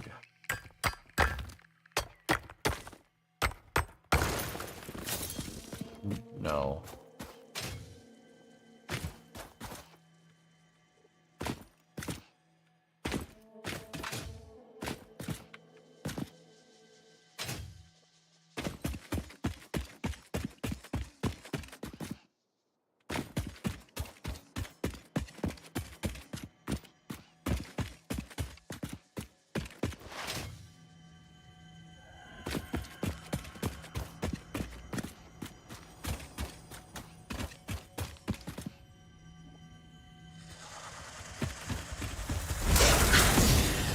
Oh, he killed his buddy.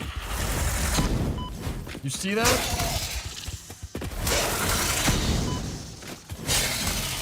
He friendly fired his buddy. That's so messed up.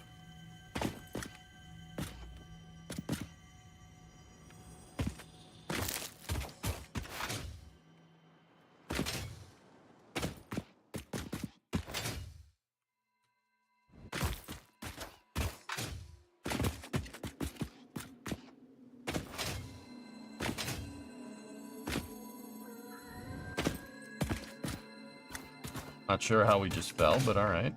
Guess gravity did its thing.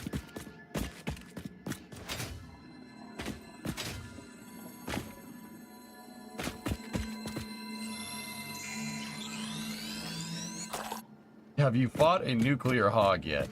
No, not yet. Oh yeah.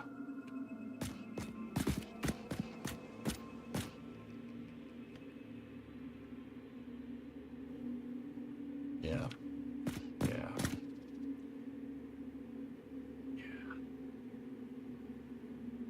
Gravity's a bad friend. It always pulls you down. FOV is pretty tight, no?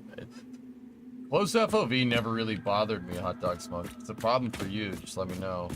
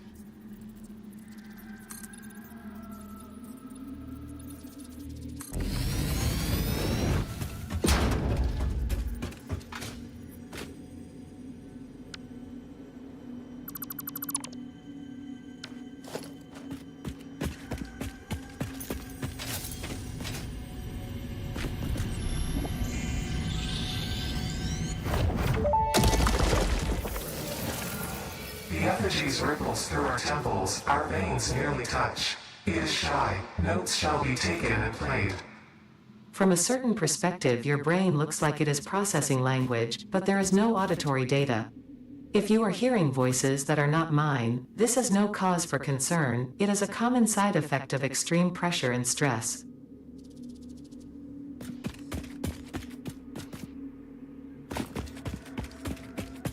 Yeah, don't touch veins. That's weird.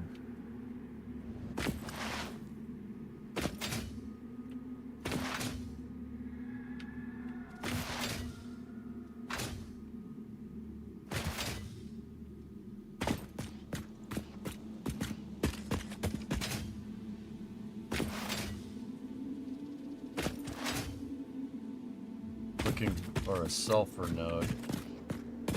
I'm looking for a man by the name of El Guapo. Do you know this man? Ow.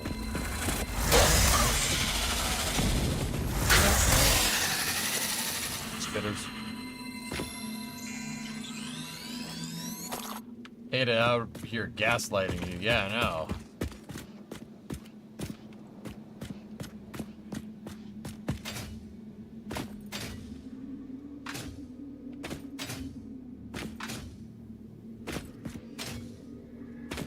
We need to get up there. Dude, Panta's link. Yep. Dude, crash ship.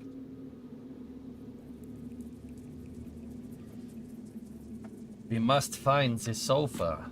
Professor, you do not understand. I am under a time crunch right now. Do not understand.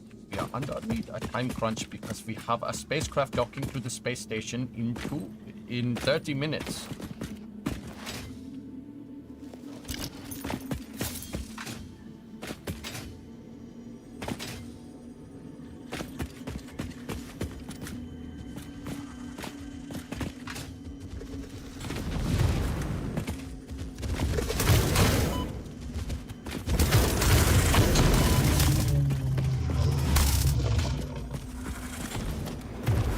killed your mommy.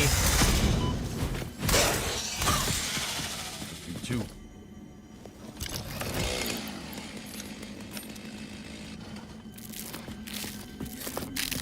Can you not scan for sulfur yet? Okay, let me put it to you like this. I know it's here. I gotta find out where it is. If you want me to do it that way, we can just do it that way. It's probably right there. There it is, 257 meters. Look through the window and witness a threat. You're not about to say some gibberish to me, right?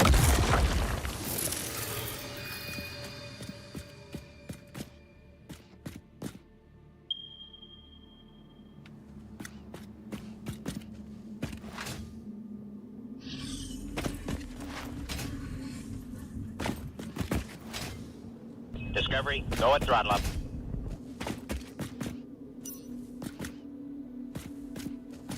How do we get up there?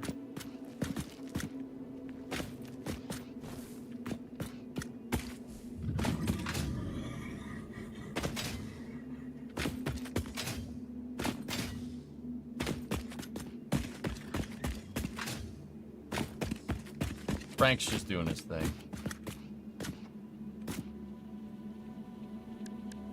Should be a lot of coal over here as well.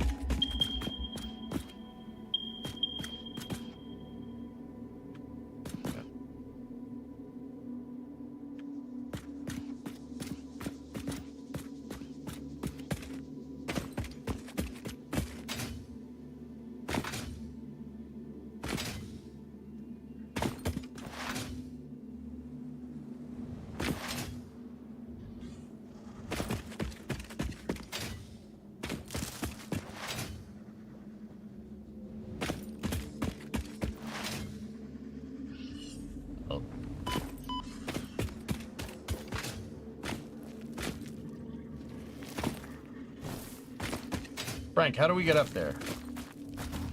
Maybe over here.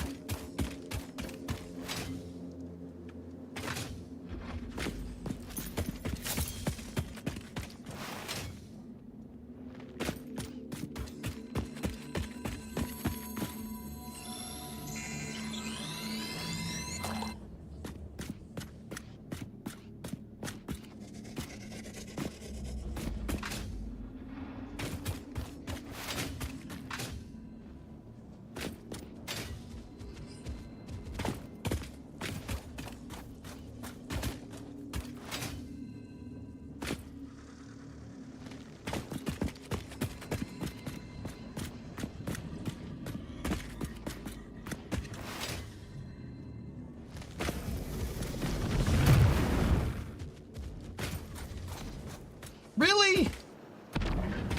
Suck. Jackass. I'm gonna come here, I'm gonna build a factory all over your house.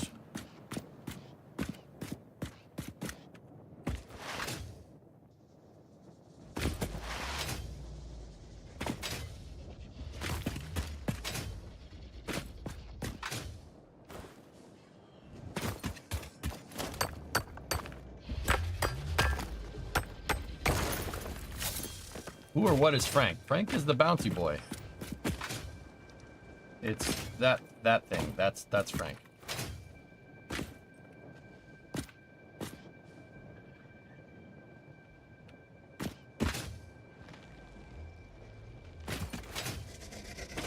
Were you serious about MSC? Yes.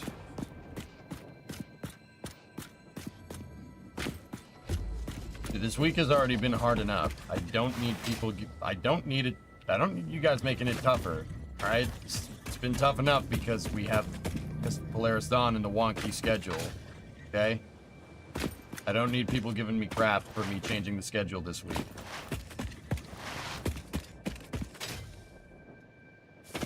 I'm kind of bummed because I wanted to play, but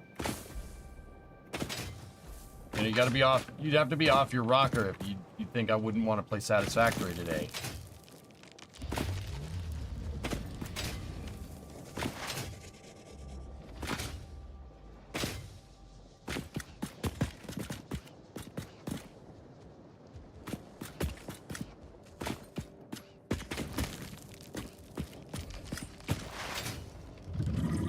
on. Yeah, all right. I want to play it. I've been actually watching, Oh, no. I've been watching Martin Side of Pants on YouTube every once in a while, and he makes me want to play it.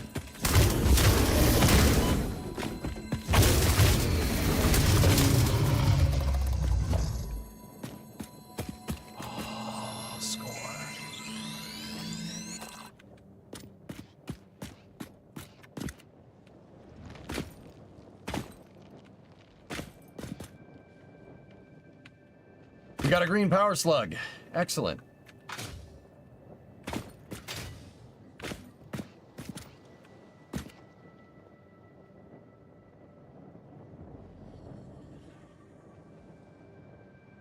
It said yellow power. See what I mean, dude? It's just... I'm all screwed up this week. These 3 a.m. launches are really killing me. It's really killing me. I'm having... Because it's throwing off my routine completely. Imagine you working like a 9-to-5 job, and then you have to work 9 p.m. to 5 a.m. just one day out of the week. It'll screw you up completely. Like, that's what happens.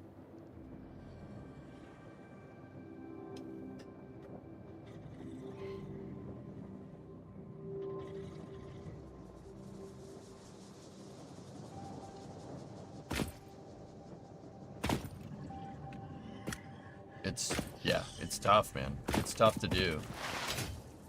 Again, I don't like waking up at 11 a.m. Especially since it took me so long to not be in the sleep schedule, and here I am just back to it. Still not 100% sure how we're gonna get up there, but you know, wait a minute. This is a building game. Hold on.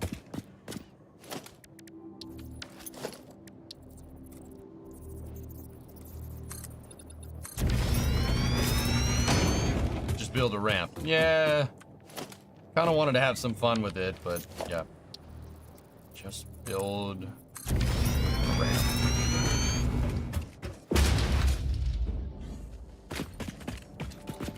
Oh, crap.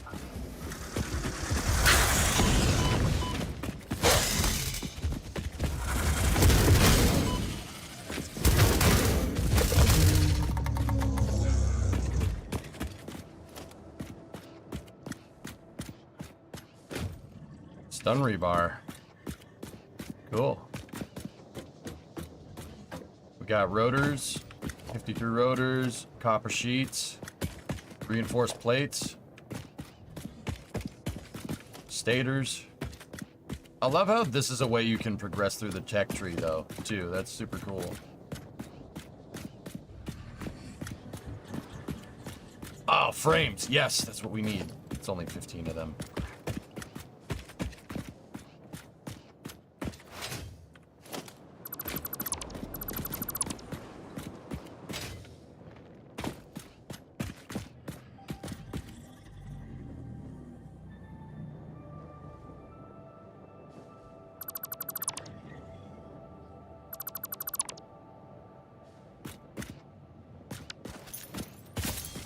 Get everything?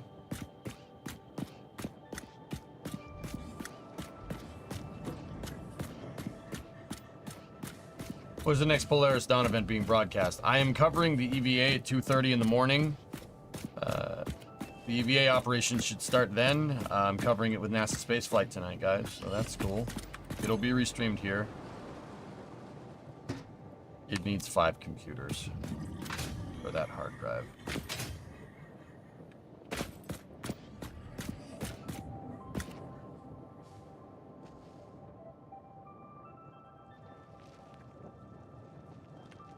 There's the sulfur node.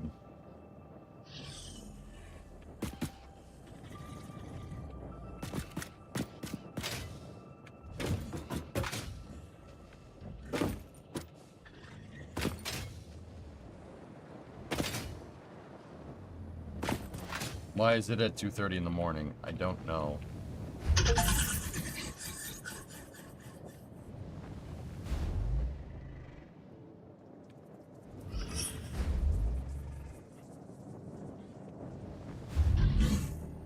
Frank! Oh, bouncy Frank.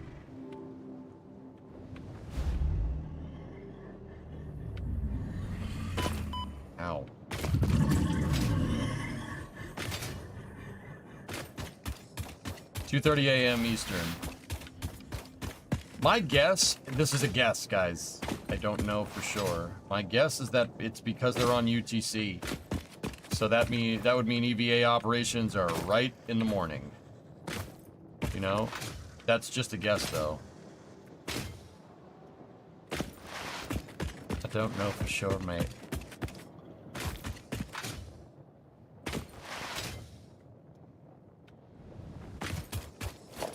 Yeah, however, if they could just stop doing that, that would be great. But then again, I ain't paying for this mission, so if it was my paid mission, I'd do it right there in the day.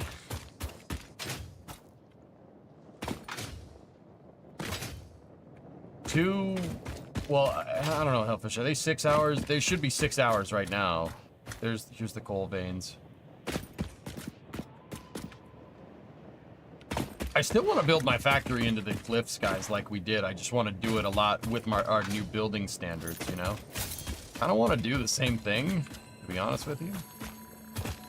You know, the more I was thinking about it last night, the more and more I think about it, the more and more I was like, dude, I want to do the vertical main bus, but I actually want to make it work. Not just build, you know, everything around it. Hello, Burb.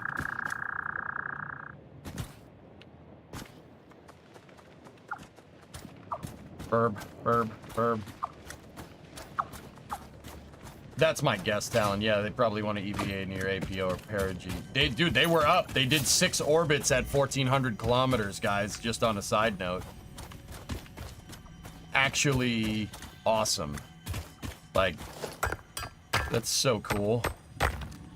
It's one of the gnarliest freaking missions ever. Like, that's one of the craziest missions that we've seen. I would say that this is up there with just absolutely Burb. Hello, Burble. Oh. Canadian moose during mating season. And now the yak. Yak. Follow him? Follow the Burb?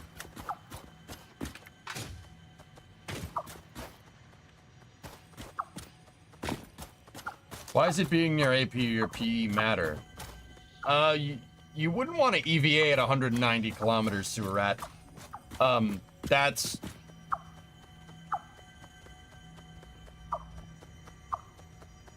Yeah, you don't want that. Yeah, that's dangerous. A lot of atmospheric drag down there comparatively to up around 700. You guys got to remember that. Yeah, well, not you got to remember. Polaris Dawn is doing an EVA at 700 kilometers up. That's 500 miles. That's a long way up there. Nobody, dude. The only EVAs that were that high were like Gemini, the Gemini missions, and Apollo. That's it. No, NASA hasn't EVA'd up there in a long time.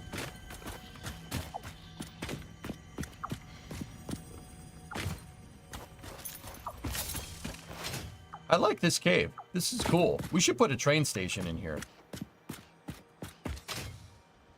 I don't know why that was my first thought, but I'm fairly confident, guys, that this cave was added after I built my factory. I'm pretty damn sure, because my factory would be like right there, and I'm pretty sure I just built over it, and when they actually put this cave in the game, my factory was already built on top of it. So I'm pretty damn sure that I've never been in this cave before.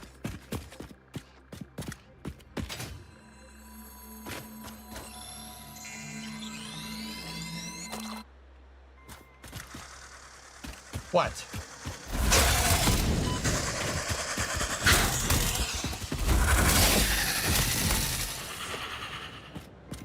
Yeah, I've never been in that cave before. What are the odds? They give you a cool basement. Dude, I've never seen this before. I've been playing the game since 2019. There's no way... Bauxite. There's no way they just added this. There's not a chance.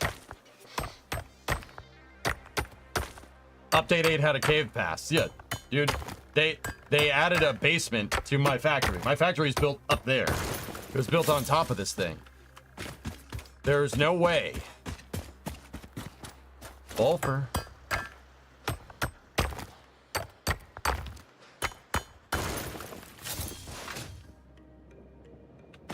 Oh, tell me this leads down to the coast.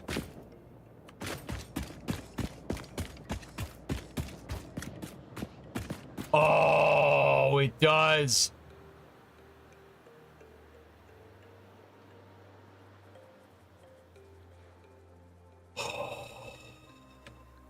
Well, that's pretty neat.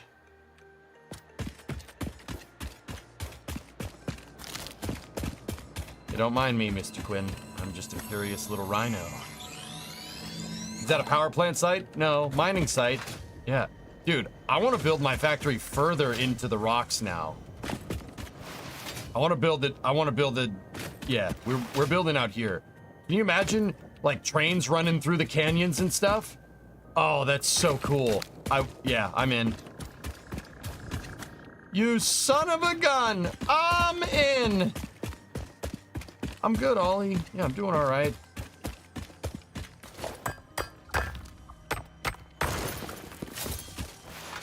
Trains running through would be like Ord Mantell.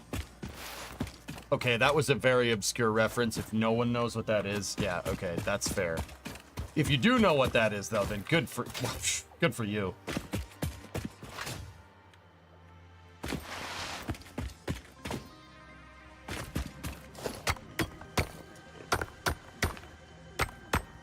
I always grab the nuts. It's a Star Wars reference, that's right. I know a Star Wars rep. Ord Mantell. It's Ord Mantell in the Star Wars universe. Ord Mantell Junkyard is a giant planet. It's a planet that's a big scrapyard. It's desert-y, like this. Ord Mantell looks like this. Well, at least I don't even know if that's lore anymore. I don't really care. It's lore to me, and that's what matters. It's all about me, you know, or something. You can think whatever you want in this day and age, remember? So Ord Mantell is a desert planet junkyard. The whole planet is just a gigantic scrapyard. It's where they like scrap Star Destroyers and stuff. So it's like Brownsville, Texas, but in Star Wars and with Star Destroyers. Yeah. Dash Rendar fights IG-88 at Ord Mantell, and then Han Solo talked about it in The Empire Strikes Back, if you really want to know. So you're saying Mars would be a good junkyard? Yes. Very dry, not very humid. Great place to store stuff, just saying.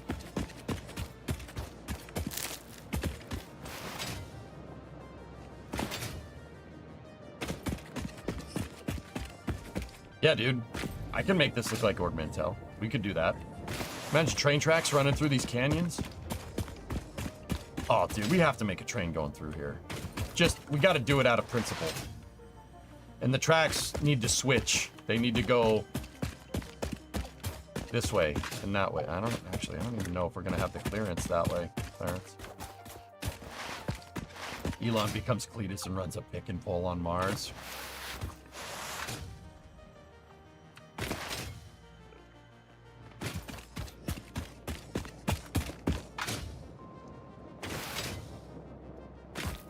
I don't remember Han mentioning it in Empire Strikes Back. He mentions it when they're on Cloud City when he's arguing with Leia.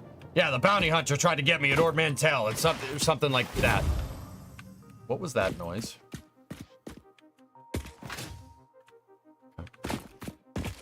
Okay. Unpopular opinion. Harry Potter is fantasy Star Wars. You're welcome.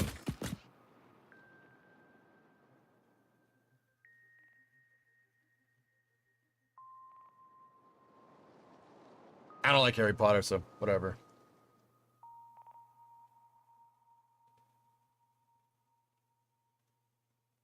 Yep, Benton, that's what we're gonna do. I'm debating doing drones instead of trains for late game delivery. I just like building trains, Yarg. Drones are probably a better option, dude, to be honest with you. Here's my thing about Star Wars. You guys know how I know a lot about spaceflight, right? I know a lot about spaceflight because I treat spaceflight like lore, almost. You know what I mean? Like lore to a universe. Only it's lore to our universe, which is super freaking cool. All right? Look, the Millennium Falcon is dope. Corellian YT-1300 freighter that Han Solo put a motor from a much bigger vessel in, and he has a crazy reactor. He basically hot-rodded the heck out of it, right? YT-1300 freighters are slow. I know all about that. I know all about the Millennium Falcon. I know all about the expanded universe. I know how he won it from Lando. I knew that before the Solo movie came out. I know that. I get it. But also, it's not a space shuttle. A space shuttle is an actual spaceship. Like, Star Wars is awesome, and I love the lore. But the second I figured out, I started learning about real space flight, it's not even close. Like, so, like, I don't, Bob, you could say, like, oh, Harry Potter's fantasy stuff. All right, it doesn't bother me. You can say whatever you want about it. I don't really put too much solace into Star Wars lore these days because space flight, actual space flight, is 1,000 freaking times cooler, and we're doing it, which is, ugh. Man, does that make me happy.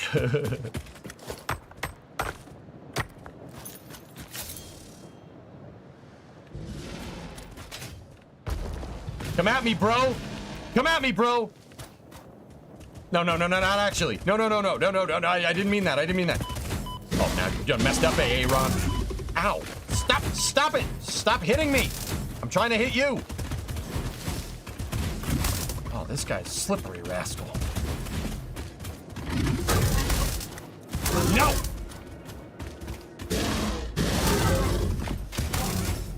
Should wait till I get a gun. Why couldn't you just put the bunny back in the box? Huh? Correct, Yargles. You're telling me Solo LS swapped to Corellian YT-1300? Yes. Yes, FaZe. That's precisely correct. Yes.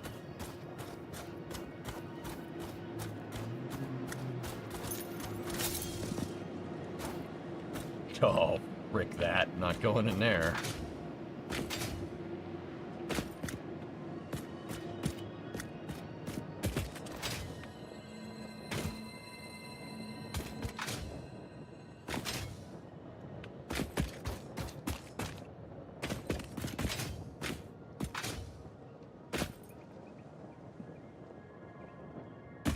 Chicken? Bet there's a gold slug in that there hole. Yeah, see, that hole wasn't here. When I built my factory out here, that cave entrance was not here. This is where my fueling terminal was, if I'm remembering right, so...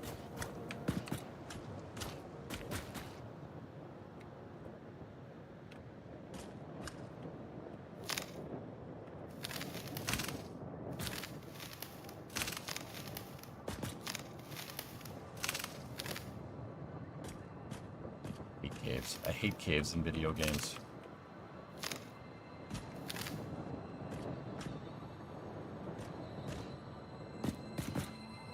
Ooh, Bacon Aguilar.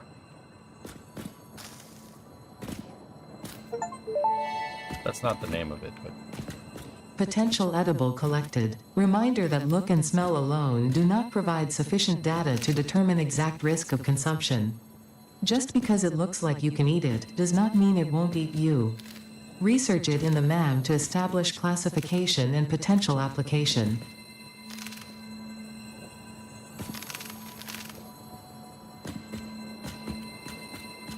I feel like mole rats are gonna jump out. I'm talking about Fallout vibes? No? Alright, cool.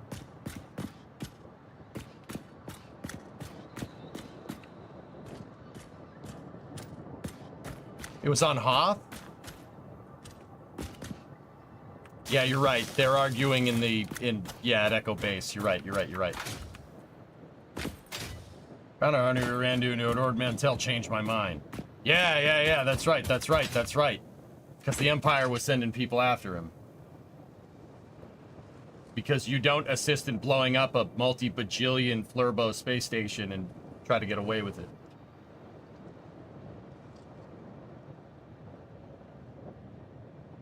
Different game question, but you keep talking trains, and I had this thought last night while we were watching your last Workers VOD. After you finish, presumably far away, your train empire and workers, can you create a shipping empire and aviation empire?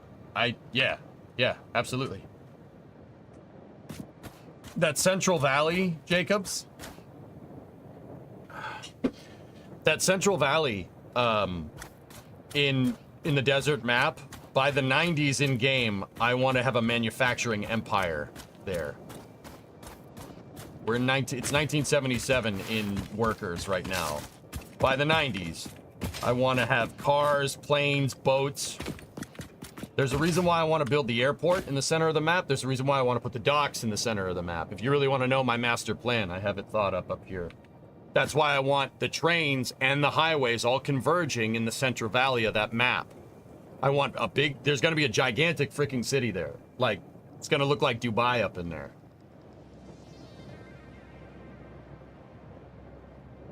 Microsoft Paint the plan.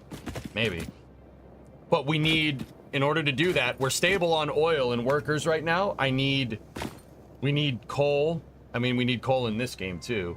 We need coal and iron to make steel before we progress any further. There's no point in trying to make cars if you can't manufacture your own steel.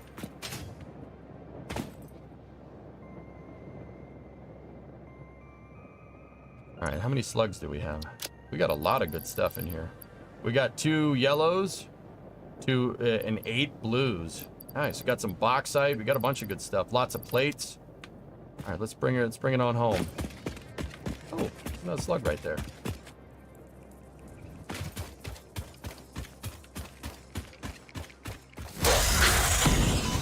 Sounds like Disney. Huh?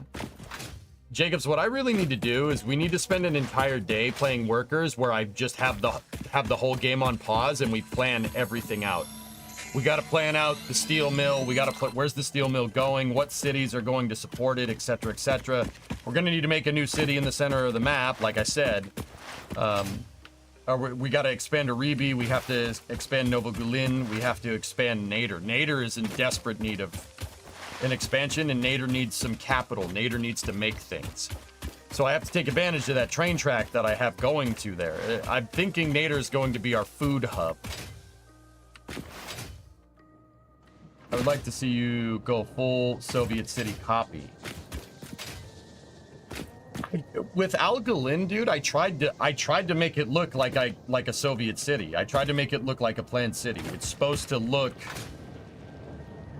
I mean, it ended up kind of looking like Epcot, like, weirdly enough. But Epcot is a planned city too. Yeah, frickin' bauxite. Yeah. What I'm trying to do here, Benton, is do a bare minimal. I'm trying to do the minimal amount to get to crank out through the tech tree, and then we build a cool factory. You know, that's what I really want to do here. Let's just store those in there. Put that in there. Put that in there.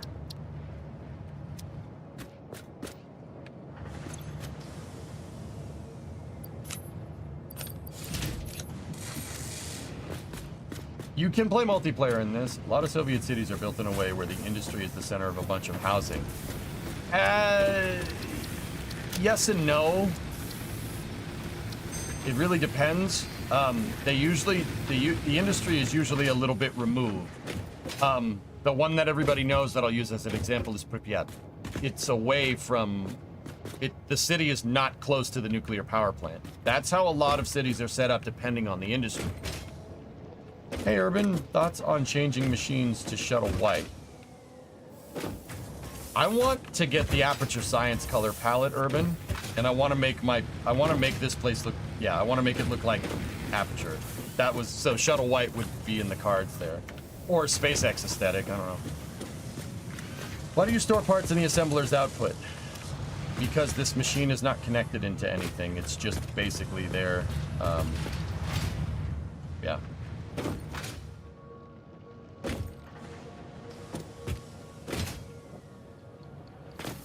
Well, I don't want pollution happening, Elfish. Pollution can get everybody sick, and then you're stressing your medical system. I don't want to do that. So we're gonna have to, I would prefer to use a model more like Pripyat than anything.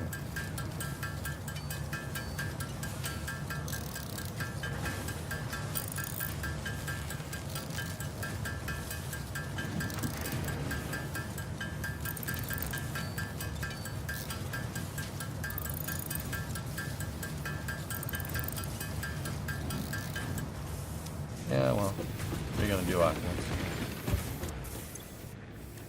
Why don't we go do this on Mars? Actually, that's what we should do. Can make stuff on Mars, sure, why not?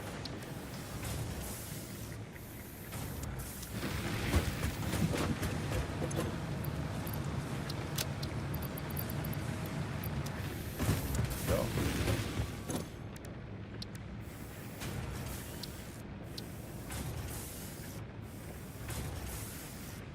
Put it in the chest, hold on.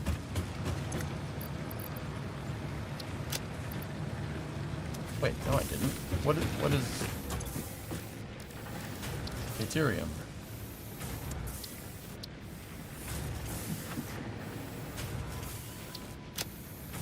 Maybe I did. Am I stupid? I am stupid. Don't worry. Don't worry. Only mildly.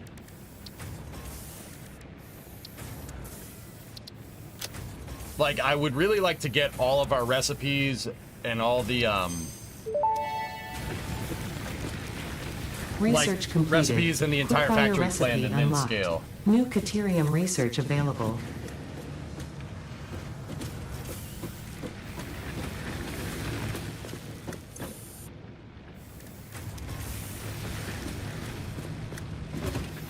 What did we just unlock in Caterium research? 234, guys, hold up. We should have a docking attempt. Not attempt. There should be an ISS docking here.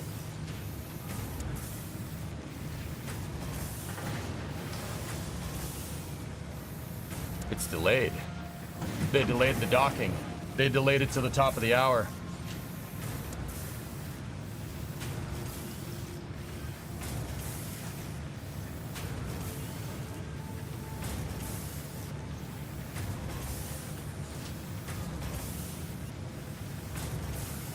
Soyuz MS-26, we watched it launch at the beginning of the stream. Now it's docking to the ISS, or at least it should be, but they're holding.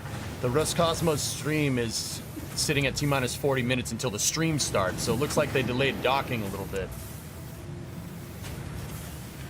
What are we gonna do? We're gonna go to the one place that hasn't been exploited by capitalism, space. Is it bad if I want to exploit this with capitalism, dude?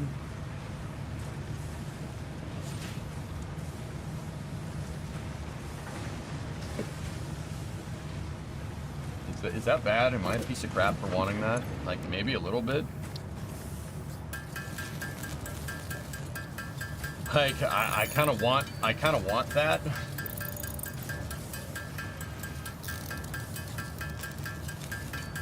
Exploit the system, not the people. Yeah, there you go. Now we're talking. Oh, come on, I figured you'd catch the misquote. Yeah, I get it. I'm trying to make a joke off the joke, but yes. Yeah, I got you. Bad if I can. 10 beams. We make 10 beams? We can make 6. Need some coal.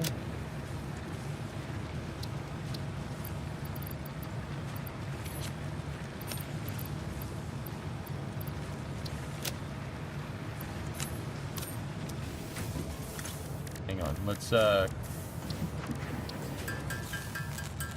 Mason. I mean, it's just sitting there. Where else is he gonna use it? Dolphins? Don't think so. EJ wants to exploit us. No, I want to exploit space. So unless you're willingly calling yourself a soulless vacuum, no, not you. You guys are all right. EVA tonight, 2:33 a.m. Mason, is the time for the EVA. You never seen me at a buffet. Oh, so you want to exploit me now? Is that how this works, Sewer Red? You gigantic, filthy capitalist pig dog.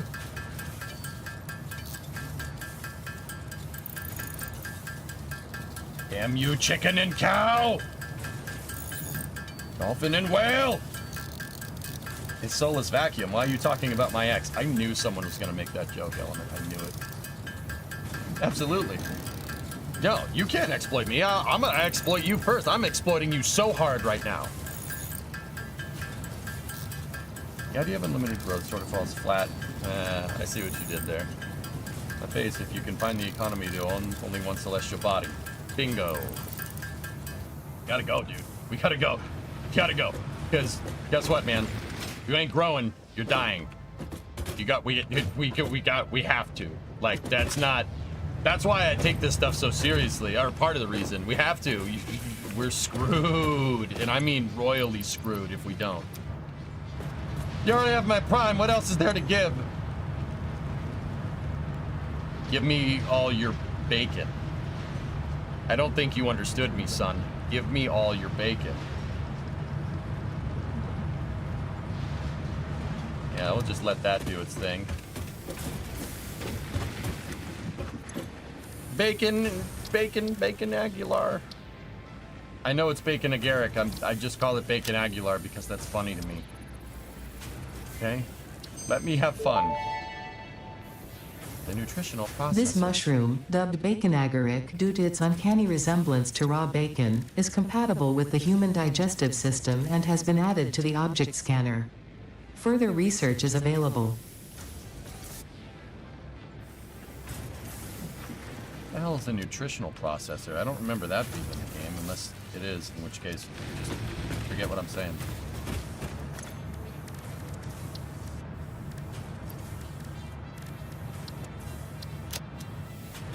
I need some iron ore.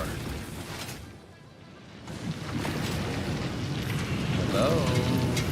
Borrow that for a second.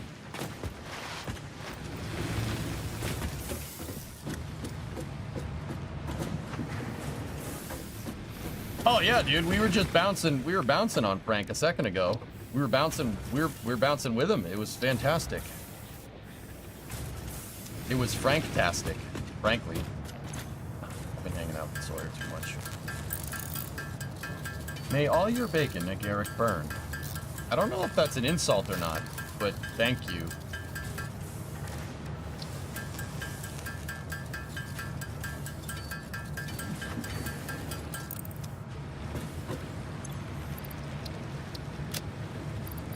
Discovery, go at throttle up.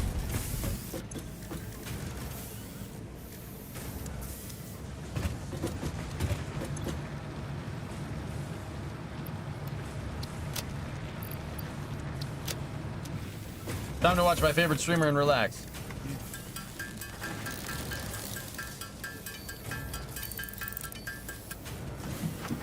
Here we go. And here we go. Oh yeah.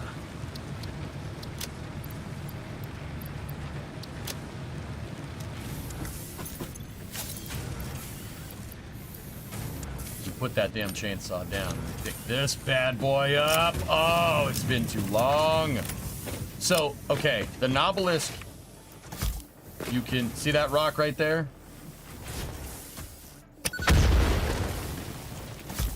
You can use it to blow out pieces of terrain. Don't tell me I have to... Shit. See? Give me my detonators. See? Perfect. You can also use it to blow up trees and stuff. It only blows up certain things. How goes the factory, buddy? Good, Chief. Good, good. Did you scan the nuts yet? Oh, we've done plenty of nut scanning. Don't worry. You like explosions. Pigeon, I've made a career about talking about mechanisms that take an explosion and force it through a funnel. Yeah, I like explosions. Ever had the nuke? No. I've been watching almost nonstop the past 5 days because I've had stupid sinus infection and pink eye. Oh. That's not good, Slackster. Here, Slackster, I will cheer you up.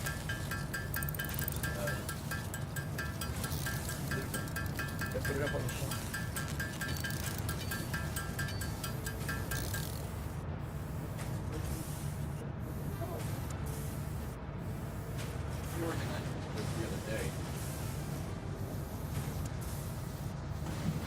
I had some of my model trains out here because I was messing with them, but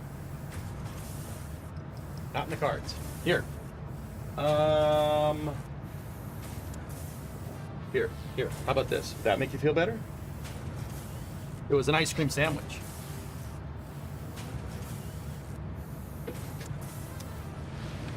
That's what that was. That was an ice cream sandwich. It was like a freeze-dried ice cream bar. Show the Camaro? Oh, I can do that. That's easy.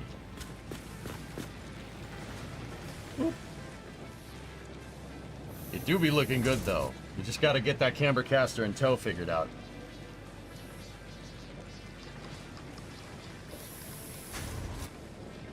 Car looks good when the front's not, like, miles up in the air.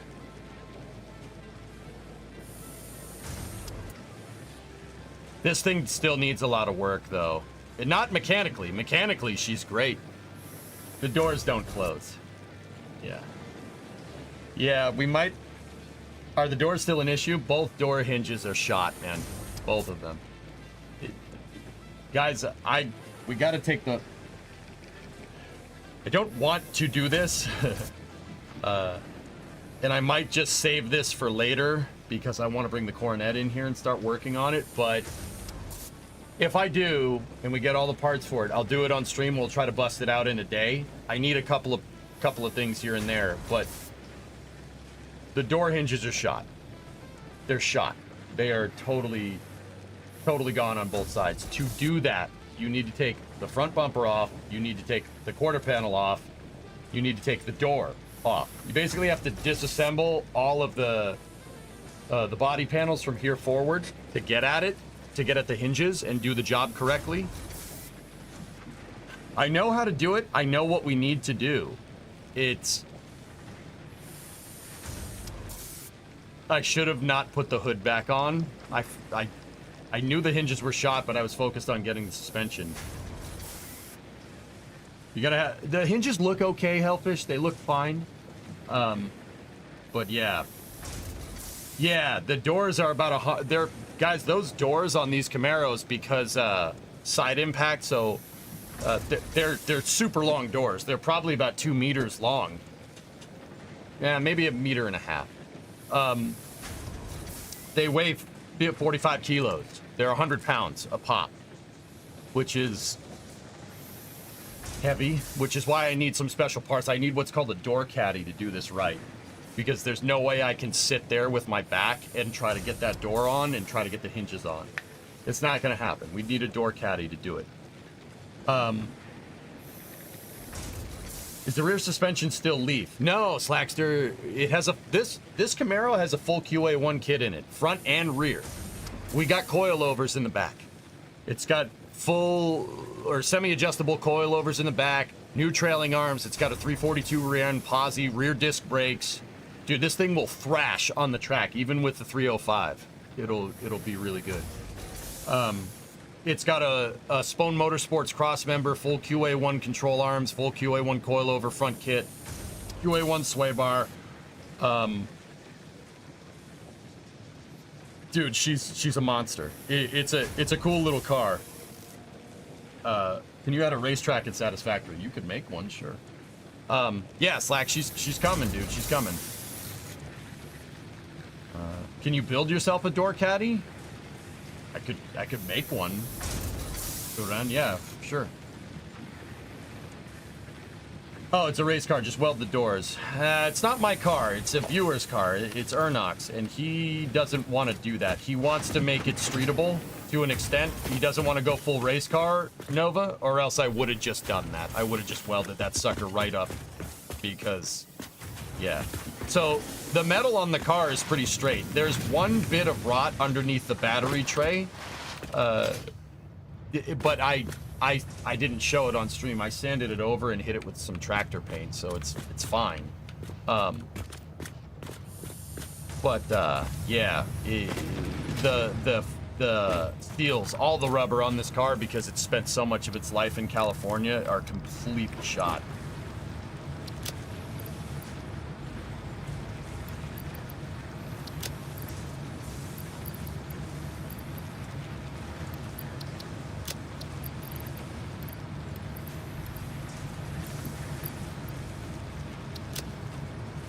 I'm waiting on 8 frames here to complete this milestone. Yeah, California just completely destroyed those seals, but yeah, that's kind of par for the course, man.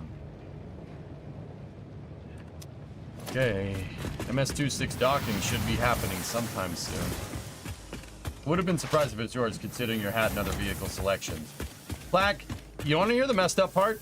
I don't mind F-body Camaros, especially 3rd gens. I like 3rd gen Camaros. Yeah, straight up. I really do. Guys, I like Ford stuff, but anything like pre-2008 Chevy, I'm fine with. I really don't care. It's just modern cars that modern Chevy specifically, that I don't really like. Except with the exception of the LS engine. But yeah, it's Ernock's car, but I do like messing with it. It's really, Chevy's super easy to wrench on. Super easy. That was me. Again.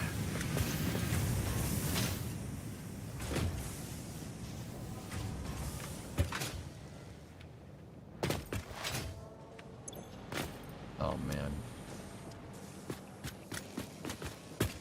Yeah, John, that's the big reason why I don't like GM.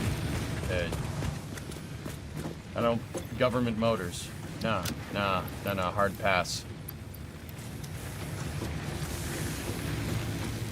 That in 2005, 2006 is when Chevy really started to cheap out on things. Like that F-body is nice. It's old cars, old stuff is pretty damn good, dude. It's built really well. Like, I mean, that's most cars, but yeah. The Catfish 4th gens are the same chassis with an SLA front suspension. Yeah, a lot of 4th gen parts are swappable from what I can tell, Hellfish. Anyway, what's out of batteries then? Oh, down there. Yeah, all right, let's grab some. My concrete production down there is out. I think we're almost getting to the point where we should probably expand our little poopy doopy factory here.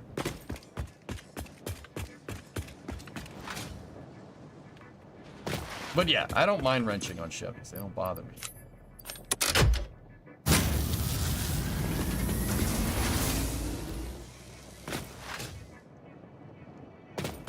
Yeah, that's why I don't like Chevy. But I mean, I don't know. Ford is not that much better, but I like trucks, and Ford has always made a better truck. And no, you're not changing my mind. And I know people are gonna say, "But EJ, the square body, dude, those things rusted out so bad. You can't sit here and tell me that Ford didn't make a better truck. Those things rusted out bad. Don't get me wrong, Fords did too, but not nearly as bad as those square bodies." The LS though, oh, I ain't denying that. LSs are amazing motors. Yeah, no, they're fantastic. I'm not gonna sit here and pretend like they're not. There's liking particular brands, and then there's just denying reality. What Ford truck engine was better than the Duramax? 7.3 Power Stroke, dude. I'll take a Power Stroke over a Duramax any day. Cummins is better than all of them, if you really want to be technical, but Dodge... Dude, I was watching a DeBoss Garage video on YouTube the other day, and he has the truck that they're doing for Edison Motors, which is like a 97 Ram 2500. It's not a bad truck. Like, it's a pretty nice truck. They actually made it look really good. But they wanted to convert the truck from 2-wheel drive to 4-wheel drive, and I figured out that they figured out, and I was watching the video, that Dodge sub-assembled the chassis of the truck in the 90s. It's not a fully boxed frame from front to back. Whether it was 2-wheel drive or 4-wheel drive, they had a different front clip, a subframe, and then on the line they would join the back part of the frame and the subframe and weld it together, a welded together frame.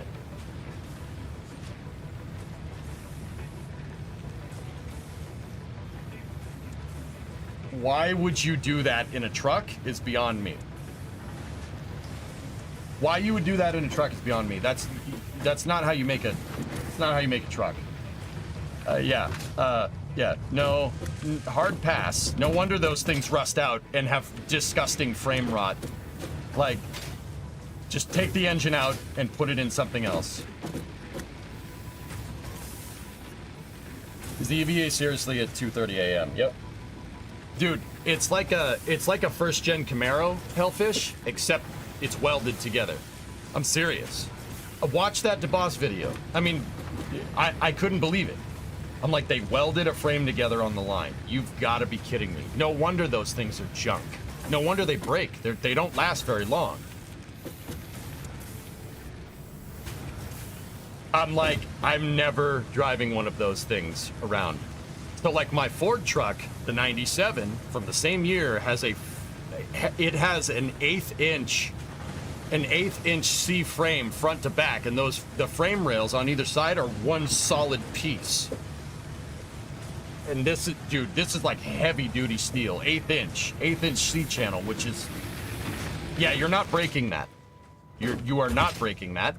That's, dude, you have to drop it.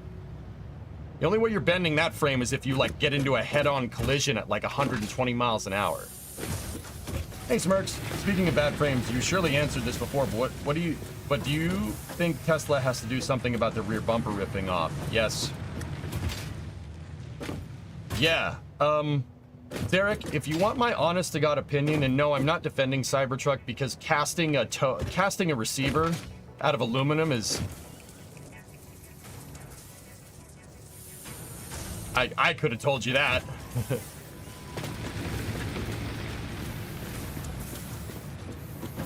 I'd love to see you build a variant of that F100 I sent you. I would love to do that, dude. Yeah. That'd be sweet.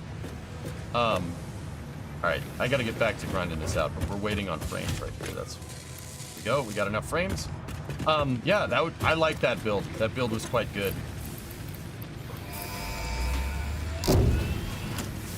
I don't know why you'd build a receiver out of aluminum, let alone cast aluminum. That's not really the right material science. Tasks, further optimizing your progression towards saving Earth with its beautiful ecosystems, abundant natural resources, and sunsets over frolicking puppies and kittens.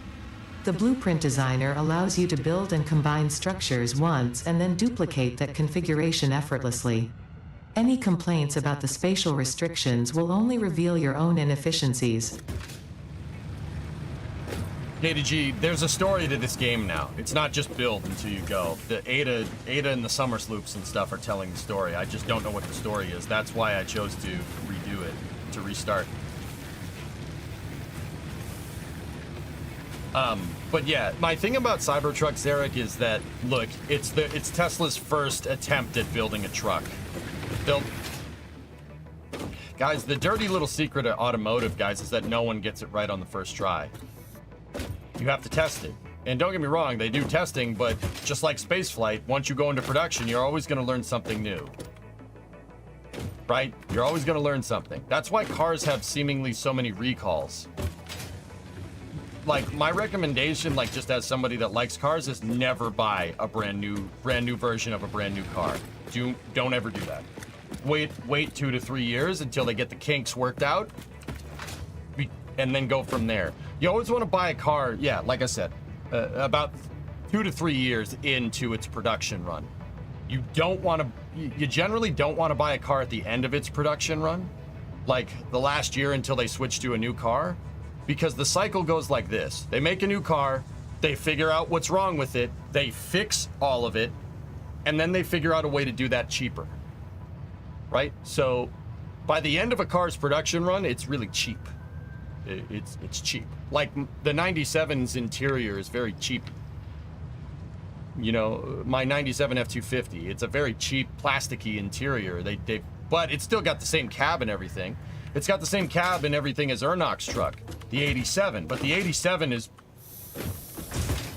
even the plastic in the 87 on the dash is really, really nice ABS plastic. It's not breaking. Like, comparatively to the 97's dash, which could break like a tortilla chip if you're not careful. My question is, what's wrong with the tow rating system for that to get an 11,000 pound towing limit? Something there has to be rethought. They didn't test it enough, Zarek. And this is what I mean about building a new truck. In SpaceX, not SpaceX, in Tesla's defense, and don't get me wrong, I'm no Tesla fanboy, but I do like Cybertruck. This is not a mark against Tesla. It's inexperience again. Like they've never made a truck before. It's the same thing as Starliner. They never made a truck before. It's gonna have problems. They'll figure out real quick. I mean, like, dude, I could have told you that casting a receiver is a bad idea. But here's the thing. Like, the reason why I could have told you that is because castings are not really good at tensile loads. They're not good at tensile strength. And they're extremely bad at shearing. They're extremely bad with shearing. Casting is strong, like, as it is, but once you start pulling on a casting, it'll crack, right? And it'll shear, especially. Now, they probably, if I had to guess, your Tesla, they probably engineered the Cybertruck bumper to be able to withstand shearing loads, or withstand tensile strength, right? So you could pull on it, and that's how they probably got their certification. They did not take into account shearing loads. To be fair, you really don't.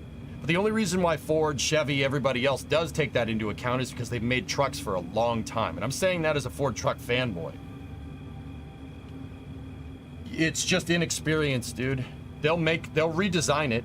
They'll redesign it, no doubt. They'll redesign the casting to be able to withstand this, or they'll, you know, recall it and brace up the frame to be able, with like patches or something, to be able to withstand the shearing loads. But you got to remember, Whistlin's whole thing, Cody's video, dude, and I don't know that dude, but I watch him. I think he's funny. Cody's whole video, they dropped the truck. They sheared the bumper. They cracked the casting and the receiver, and then tried to pull with it, and it sheared it off completely. Now, don't get me wrong. You marketed this truck as a heavy-duty vehicle, yet you have an F-150 doing the same damn thing, and they beat the snot out of that truck, and it still goes. Right? They did arguably worse things to the F-150 in the follow-up video. I think they hit the thing with a wrecking ball, and it still went. They dropped its forged. I don't know if it's forged. They dropped its steel receiver in the same exact way that they did with the Cybertruck. They just dropped it over and over and over and over again, and then tried to pull something with it, and it pulled it just fine. It bent the it actually bent the frame on the truck slightly before it bent the receiver, which is interesting. Very curious, right? ISS docking in 30 minutes. I have it up. But yeah, just some stuff to take into account. So Zarek, like, it's a new truck. They'll figure it out. This is the norm for automotive. You're not gonna get it right the first time. No truck does. But with Tesla, because it's their first truck ever, and it's such a radical design, you're gonna run into some bugs here and there. Some bugs will make it through your QA testing. It happens. Happens with every car. It happened with the Pinto. In the 70s, same idea. The Pinto was an isolated failure mode where, in the exact proper circumstances, with one style of the Pinto, the two-door coupe, the gas tank could be exposed, and it could cause a fire. Well, let's be real. Most cars, when they get hit somewhere near the fuel tank, cause a fire. That's generally kind of the case, but, you know, it's just something that's kind of run-of-the-norm thing. Just ended up being this big thing, and then, you know, the car gets a bad reputation for it. Pintos aren't bad cars. They really aren't. I don't care what anybody says. You know, everybody says the Ford Pinto is such a piece of junk, such a piece of junk. Yeah, that's why Ford sold like 3 million of them, because it's a piece of junk, right? Nope. Nice try. Yeah, and then they bent the frame back. I mean, RB, the thing's a tank, dude, because Ford knows how to make trucks. Ford invented trucks. They invented them.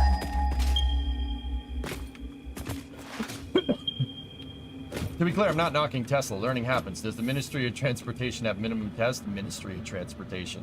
It's the DOT and the National Highway Safety Institute.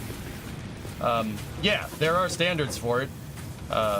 but they would have probably only measured it on towing with tensile load on it. That's how you rate a receiver. Receivers aren't designed to be bashed from the bottom like that. They're designed to pull.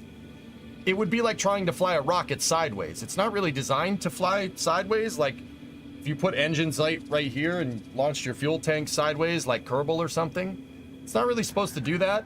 I mean, you could, but it's not really rated for that either. Transit team for life. Go.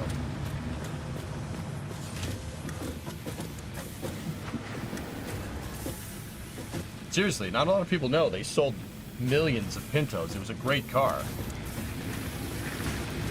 I drive one.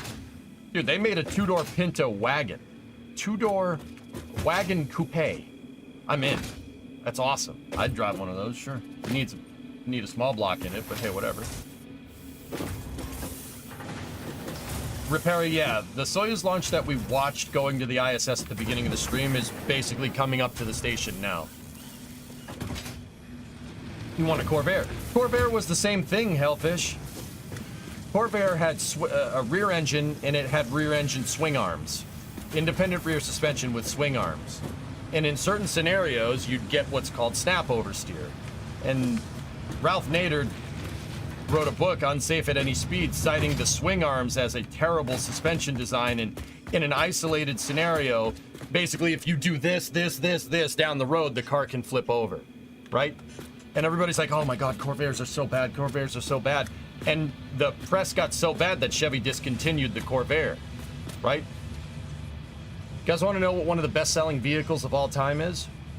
One of the best-selling vehicles to this day, top 5, is the Volkswagen Beetle. Seriously. Yeah, that Volkswagen Beetle. The design that virtually didn't change from like 1943 to 2003. Guess what kind of suspension that has? Swing arms. Oops. This kind of stuff happens, Eric. It happens all the time. You need to know a little bit about cars. You know, it's really funny to me because I see people saying, I tried to take a dump in my Cybertruck and it didn't work. Tesla's so bad. It's really funny how there's a lot of people out here that don't know about the automotive industry that are talking like they do. You have no idea. I seriously tried to poop everywhere and it didn't work. Like, there's just poop everywhere. Why, Tesla? Why are you like this? I'm never buying a Tesla ever again. Like, what? What? You need to see this. The picture of New Glenn Strakes being installed, Nova? Oh, I've seen it. Don't worry. Yeah, Corvair is not a bad car, Hellfish. It's a fantastic automobile. Turns out if you drive it like an idiot, it breaks. That happens with most cars. This is a Tesla Cybertruck, and today we're gonna see if we can take a gigantic dump inside of it. And then I'm gonna drive it, and then I'm gonna give it a dump score.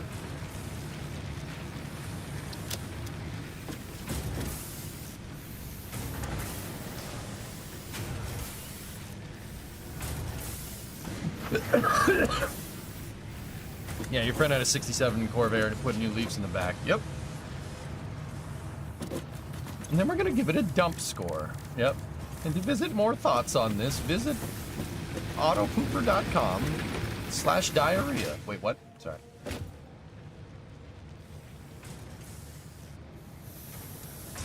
Anyway. Yeah, Nomad, choose to make a video omitting that because of content. Yeah, it happens. How brown can we make this truck? Come on, Coco, I'm gonna go poopy. All right, anyway, let's get back to work. I'm gonna put that in there. We're gonna sink the leaves and wood right there. That's the extra stuff that we can't do anything with. Quartz. I'll put the quartz in there and keep it in there for research purposes. So we need 200 steel beams, 200 pipe, 400 plate for the next milestone. Discovery, go at throttle up. Sancho! 3-month reset, Sancho Penzo. This is for Mark III. Why is there steel requirements before steel production? Never mind. Expandable power infrastructure. Ooh, power storage. That could be helpful for me right now. You know what? I changed my mind. We're gonna do that right now.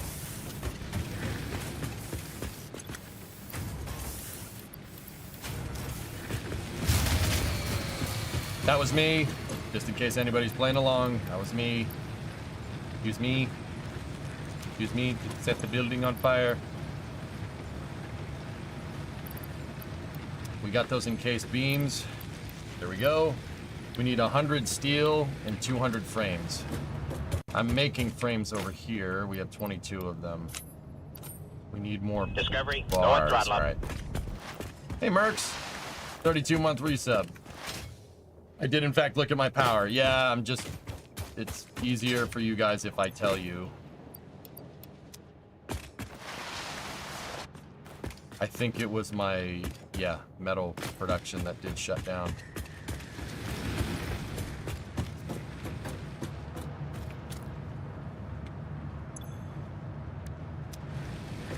That's why I always say, no, that was me. That was me. Wasn't me.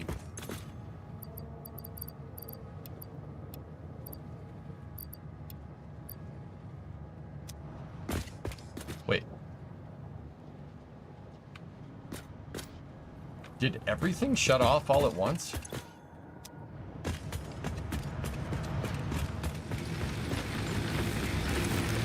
That one's still going.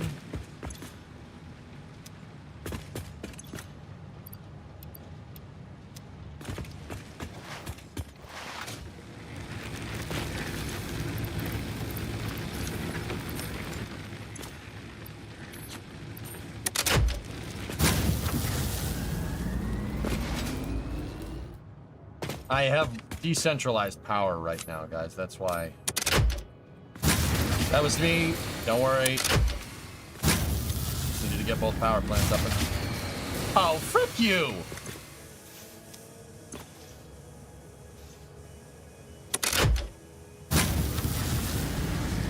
Don't you dare.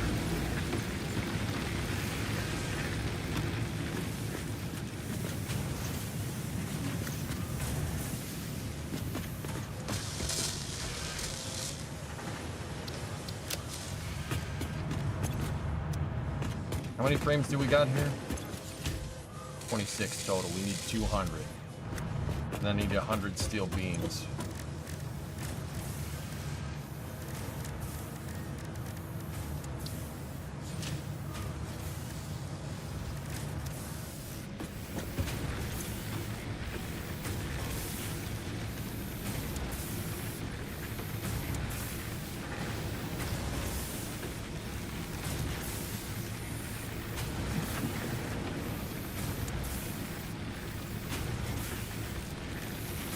Biomass generators have inputs, Eric. Yep. I'm going to redo the power grid and everything here in a second. Basically, once we finish grinding through tier 4, I'll do it.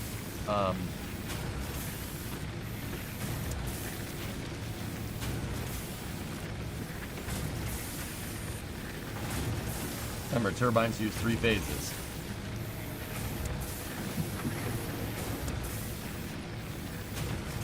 Gonna need to get all these to build how we want to build. Did you start a new game for 1.0? I did. And then we're gonna need that, and we need to, yeah, okay, we need a lot of tickets. But I'm kind of tempted to use the tickets on parts. Just to get this out, you know? Let's do that. I know. I could just grind it out. I don't want to.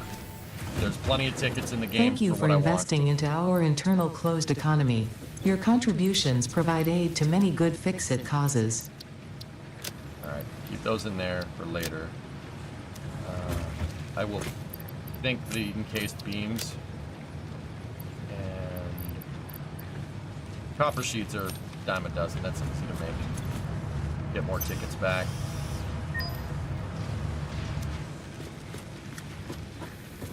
Is the storyline stuff baked in, or did you skip that? No, there's story to it. I just haven't figured out what it is. get a dictionary and find out what this closure thing is. That's what he's gonna hit us with. I want to know what it is. Have you unlocked Cyberwagon? Yes.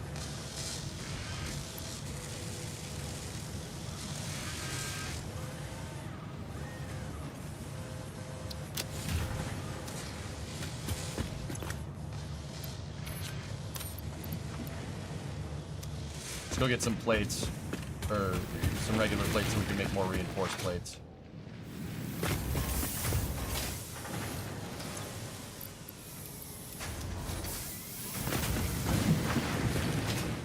I have close to 400 hours in this game, but I always get stuck in analysis paralysis. What's your trick to not get caught up in optimization from the start? Doom, this is the hardest thing to teach yourself, and my last save had terrible analysis paralysis. That was on me. Docking stream is up. We're gonna watch that here in a moment. Build what you need. So look, this is a iron, that's an iron thing, 2 smelters. One of the smelter goes to bars. Those bars make screws and bars. Or one of the smelter ingots goes to a bar maker. The bar makes screws, and we store the bars. The other one makes plates. That's it. I have a copper one over here. It makes, we can dump out ingots, cable, or wires and cable. That's it. That's it. That's all you need. Go explore. I'm gonna grind out all these tiers, and I'm gonna get what I want before we go start making my crazy buildings again. Right? This is, I'm just playing the game. Very vanilla right now. Over here, I have a constructor that just makes biofuel, because that's what we're using for power right now. That's it. That's all. Just look, focus on, like, okay, here's what I'm doing. You're gonna have that downtime, right? This is what makes that analysis paralysis. You're gonna have that downtime where, oh, I need to wait here for 20, 25, 30 minutes while this thing builds out 200 frames, right? We gotta wait, and it's gonna suck, blah, blah, blah. It's terrible, right? We don't want this. It's gonna take forever to do this, right? Go explore. Go explore. Get power slugs. Level up. Get alien DNA. The alien DNA you can fence for tickets to make materials if you really want. That's what I'm doing. I'm gonna have to clear all this stuff anyway, right? I really was hoping 1.0 would add corrosive rain or something to force us to build roofs. Well, I'm gonna build roofs over everything, Zarek, eventually.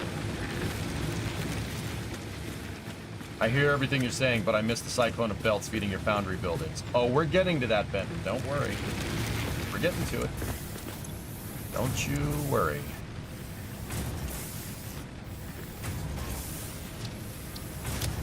See, right now, I'm not worried about using tickets because you have the alien DNA capsules to harvest stuff. I'm not worried about using tickets for materials right now if you want to expedite the process. But yeah, don't sit there and try to think for like 20 minutes. Oh, I could get this in the quickest way possible if I do this, and this. No, screw that. Don't do that way. I have an assembler that's not connected into anything, cranking out plates over here, and I have one over here that's cranking out frames. You have to manually load them. I'm keeping it simple on purpose. Don't try to automate it. Just fill it up. If, at the very least, put containers behind them and feed them with containers.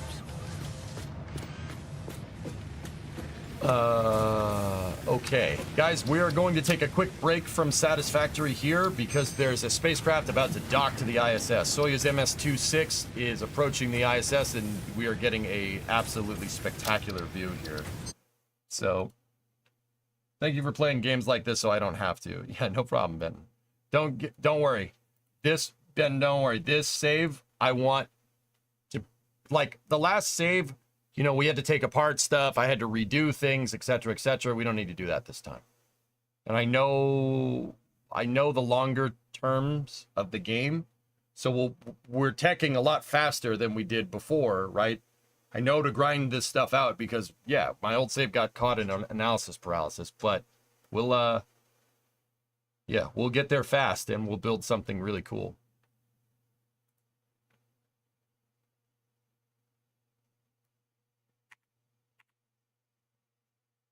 All right, we're going to go to science and technology. Don't worry, Satisfactory is coming back real quick when the spacecraft is docked. So this is the Soyuz MS-26 docking.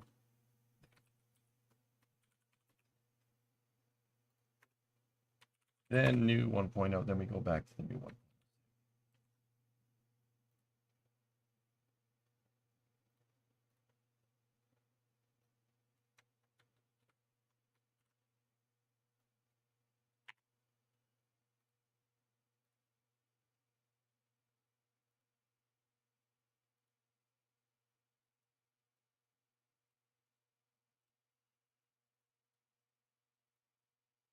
Okay, everything is reconfigured here.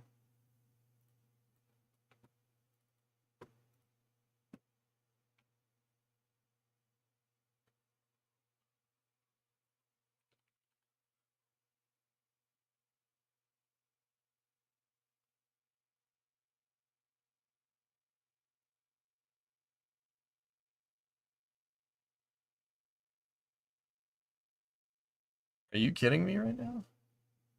Look, NASA doesn't have a stream of this. Are you serious?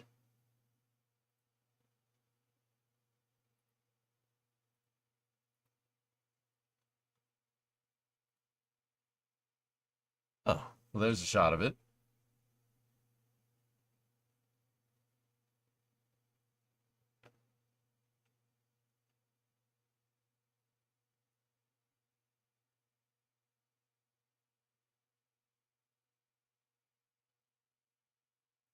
Meters, 0.27 range rate approaching.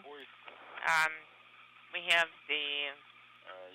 And you are seeing some of those thruster firings from Soyuz as it crosses or flies over the coast of Moscow and continues to approach the coast of Morocco and continues to approach the International Space Station.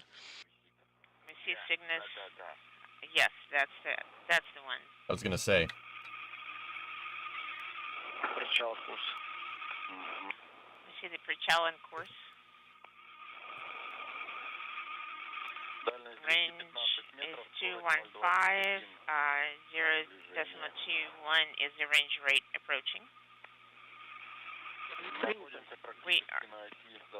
We are practically at the axis of the designated docking port of MRM-1. Please monitor K-15. We have confirmed the Prichel signal. And there you see the crosshair view from the Soyuz MS-26. You can see it is working to align itself with the docking probe on the Rosviet module. 207 meters, 0.12. All right. We have. I'm gonna go over here, guys. Keeping, we're expecting cone station keeping. So I have the Roscosmos stream up, but NASA commentary over that because the NASA PAO is not seeing what the cameras are seeing. The NASA PAO sees the Roscosmos stream, but not the live ISS feed stream because NASA TV doesn't stream on YouTube anymore. They stream small events, but NASA TV, NASA still streams smaller events like press conferences on YouTube. But yeah, their big events, like their regular NSF, not NSF, the regular NASA TV is on NASA Plus or something. Nope, don't care. Nope, I'll watch the Russian one. Thank you very much. Approaching, we have Prichel. Okay, right now Soyuz is interfacing with. Monitor the final approach process. Yes, we confirm final approach, Prichel. I see that the range is decreasing, and we see the that's the increase of the Rosvet range module. rate approaching. So right now, Soyuz is underneath the ISS. It is so like the ISS is here, MS-26 is here, the ground is here. They're between the ISS and the ground. They're looking up. This Soyuz MS-26 looks to be targeting the Rosvet module. The Rosvet module is a module that was, believe it or not, brought up by the shuttle. It was a Russian module that was brought up by the space shuttle. You can see the shuttle longeron pins on it right there and right there. That's why it kind of looks like a trapezoid. That's the docking port right there. Now, in terms of information here, you have your XYZ. This is your relative translation, and then yaw pitch roll. Where's YPR? I'm sorry, everything's in Russian.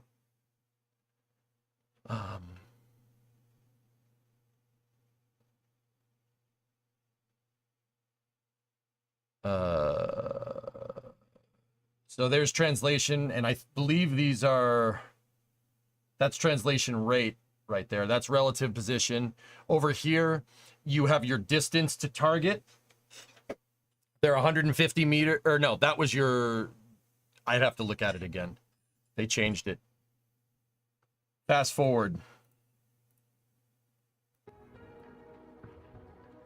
Okay, so right here behind me, you have your distance to target. So they're 130 meters in closing, and this is their speed in meters a second. So they're 71 centimeters a second right now. I'm fast forwarding here. Preparing to fast forward. Prepare to fast forward.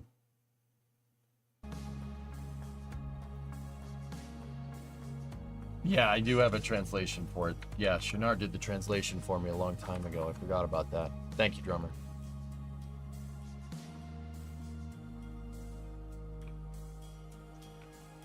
Okay, so you have your angular rates over there. Angular rate sensor. Fuel limit for the maneuver. Fly around docking. Rendezvous. There's your T0 up there. Whether your thrusters are on. Yeah, and we have distance to the ISS, relative speed and distance to the ISS. There we go. So those are the angular rates up there, not I called those translation. That's not correct.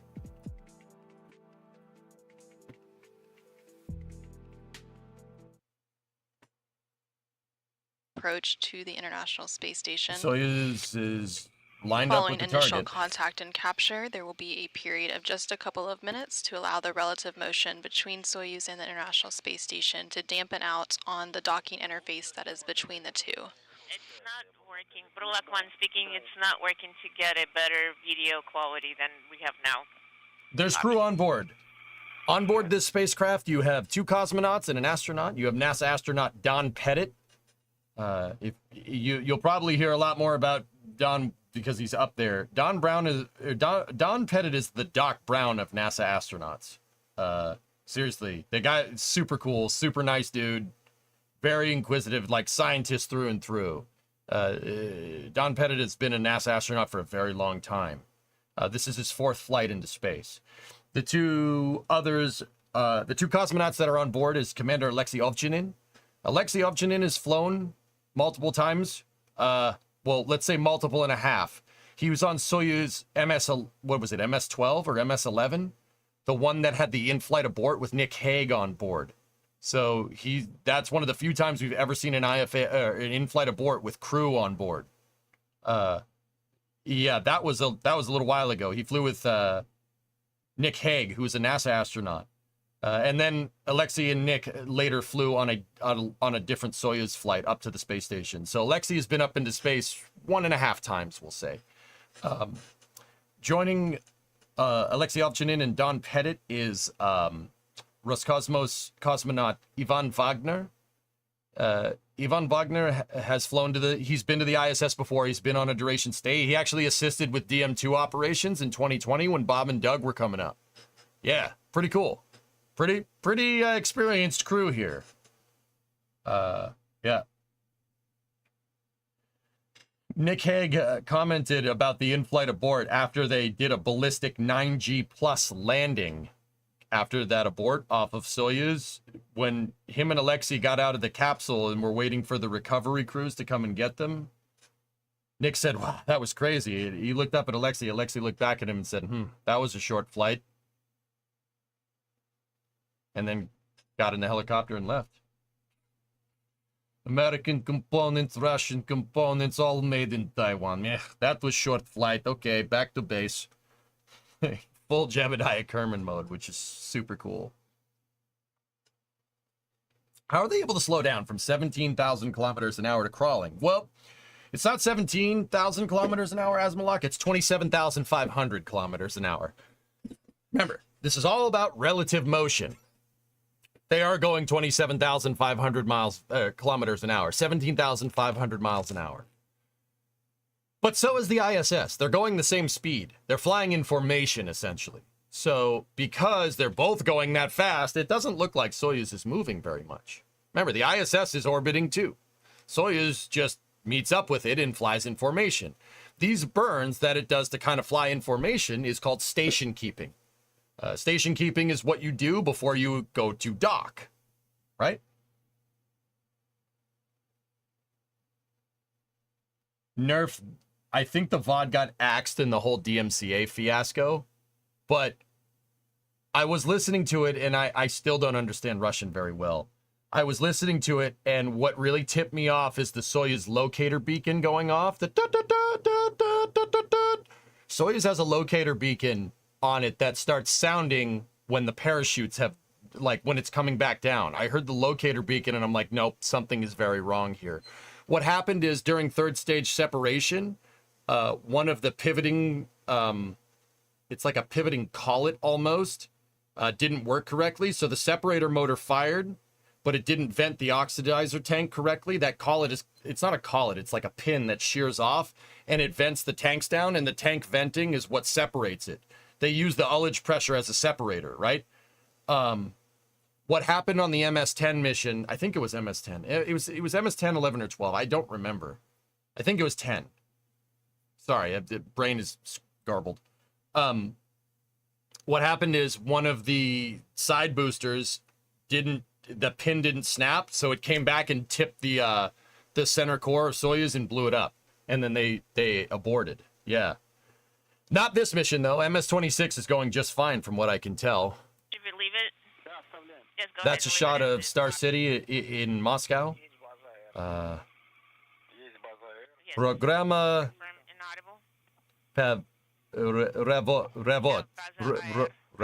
Robot? Automatic program, I think is what that says. So up here, Robot, yeah, like a can opener, basically, yeah. So you can see that Soyuz is catching up to the ISS. Okay, we're 16 meters out, 10 meters a second, close rate. From the Soyuz MS-26 spacecraft. The rates are in the 10th of a decimal point. That's good. Some slight rotation will be initiated here to line up the probe with the drogue right there. The docking ports. So SSVP right there. See, it says CCBN. That's SSVP. That's Soyuz's docking port, meaning it's got a lock right there. 13 meters. 12 centimeters a second.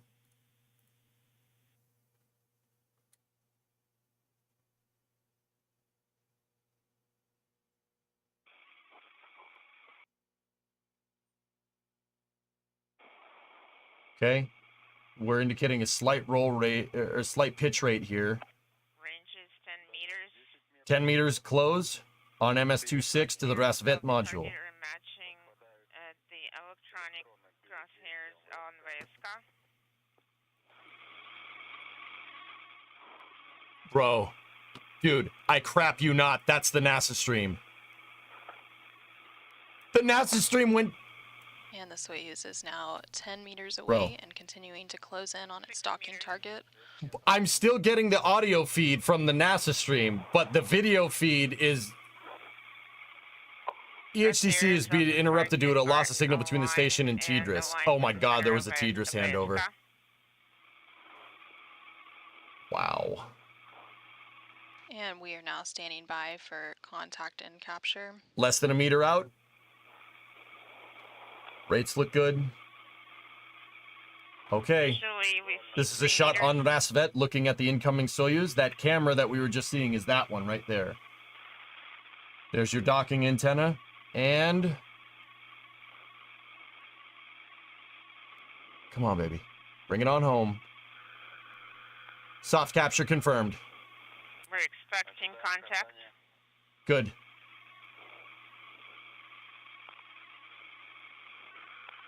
We confirm contact. There's a that's the docking port right there. It's a probe and drogue design. So the probe and drogue here, see that blue part right there? The blue pin is latched on the ISS right here. And what they're going to do is move. Yep, they're going to retract. See, this is a retractable piece. The probe, that big pin that goes out in the front of Soyuz, they're going to retract it.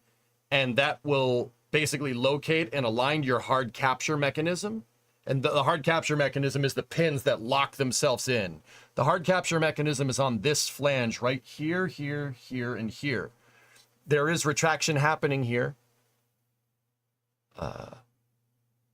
And this piece right there, that cup piece, is that kind of bowl-shaped piece is the locator. That's one of the locators that's going to make sure that Soyuz is directly lined up with the docking ports when they go to latch the hooks.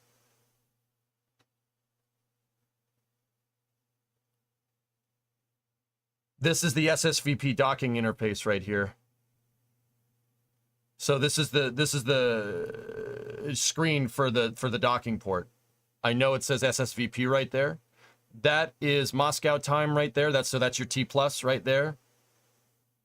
Yeah, they got rid of it before I could read the rest. SSVP retraction is in progress.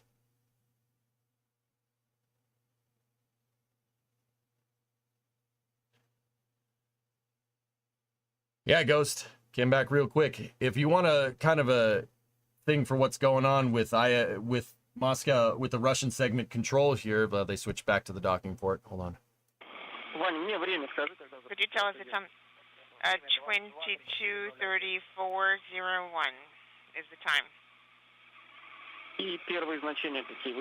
And what are the first? What are your initial readings? Pressure in 805. Hey, anybody out there read Russian? I'm not sure what all this stuff is. I know that. 860.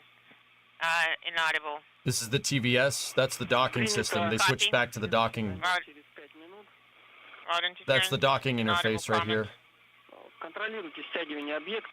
Please monitor the vehicle retraction. Yeah, they're still retracting. It's the Matrix. Moscow, what are your instructions about the video? Well, you can respond inaudible. So can we turn it off? Yes. Yes, you can. The Americans that ride up on Soyuz have to learn Russian. Yes. Off the video. Yes, you have to be fluent to fly on Soyuz, and the Russians that flew on the shuttle, and the Russians that fly on Dragon, and in the future Starliner, they have to know English. I know because I've talked to them. I asked them about between that. the Soyuz crew and the ground controllers at the Russian Mission Control It's definitely Center up there, in NG. I don't Koryat think outside it's of the Moscow, highest, which but you it's up currently there. see a view of on your screen as the Soyuz docking probe continues to retract, and we stand by for the hooks to close to form that hard mate. Did the Dear Moon guy have to learn also? No, I think because he was a spaceflight participant, I don't think Yusaku Maezawa had to know.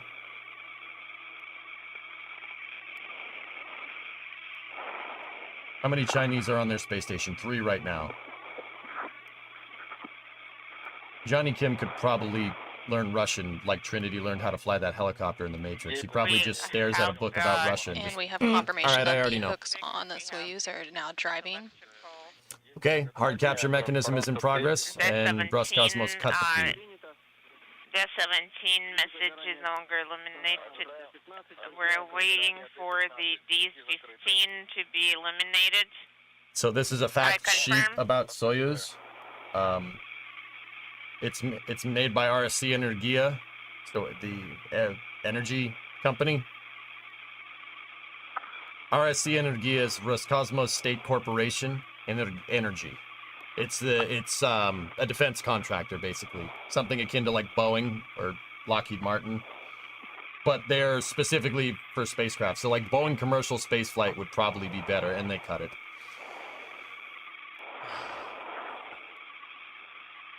And this is the NASA live feed.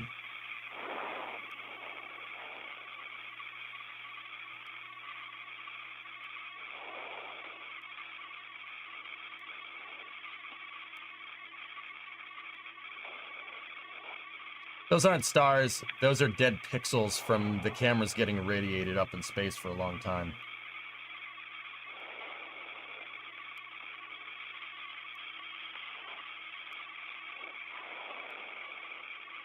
Again, we saw the docking of the Soyuz MS-26 spacecraft earlier, just a few minutes ago.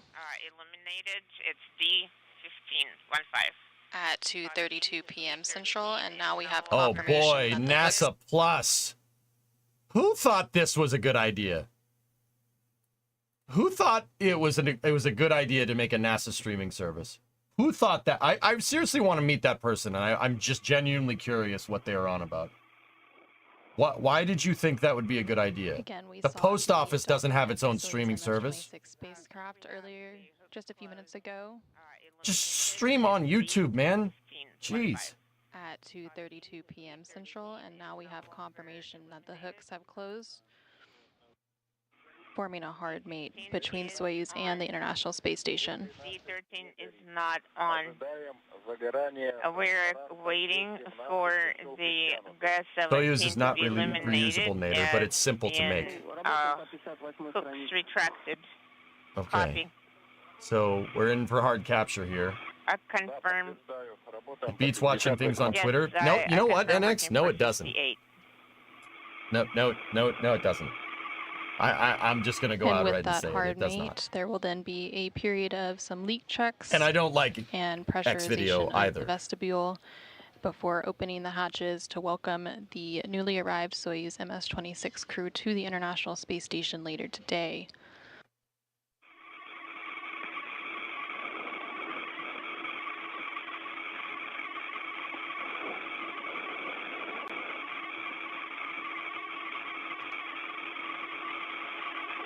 Yeah, X video. That's what he wants to call it. Yeah, not to be confused with X videos, plural.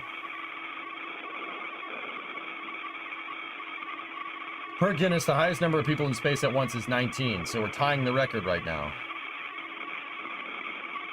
All right, Blackout, get back to you're doing your English test. Dude, don't watch this at school. Watch the replay later. Focus on work. Focus on your Could you schoolwork. give us the next measurement?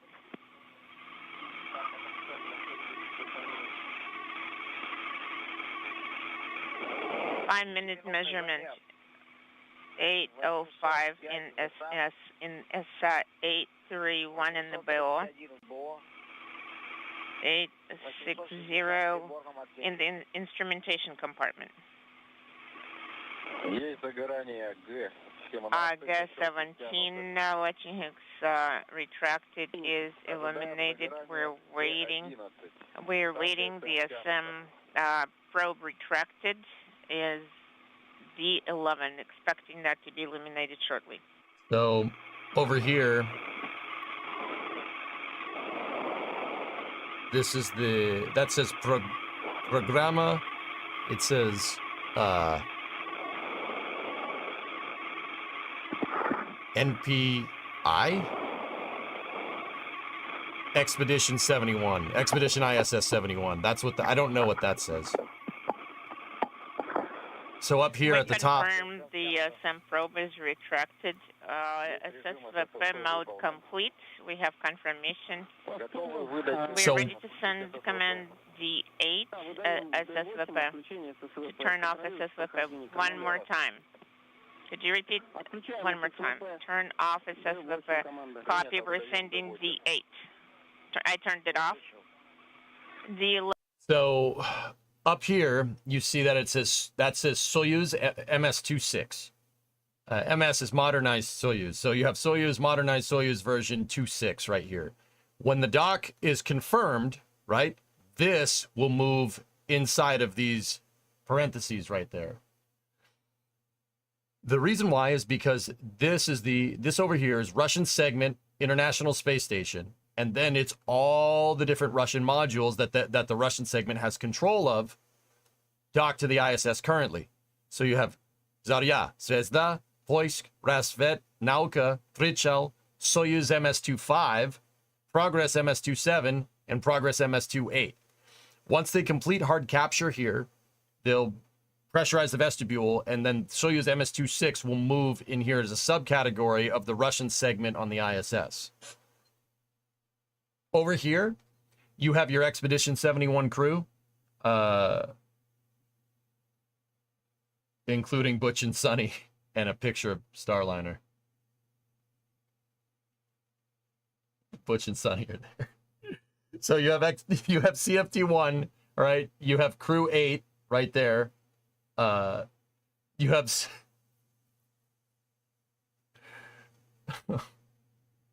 Jeez.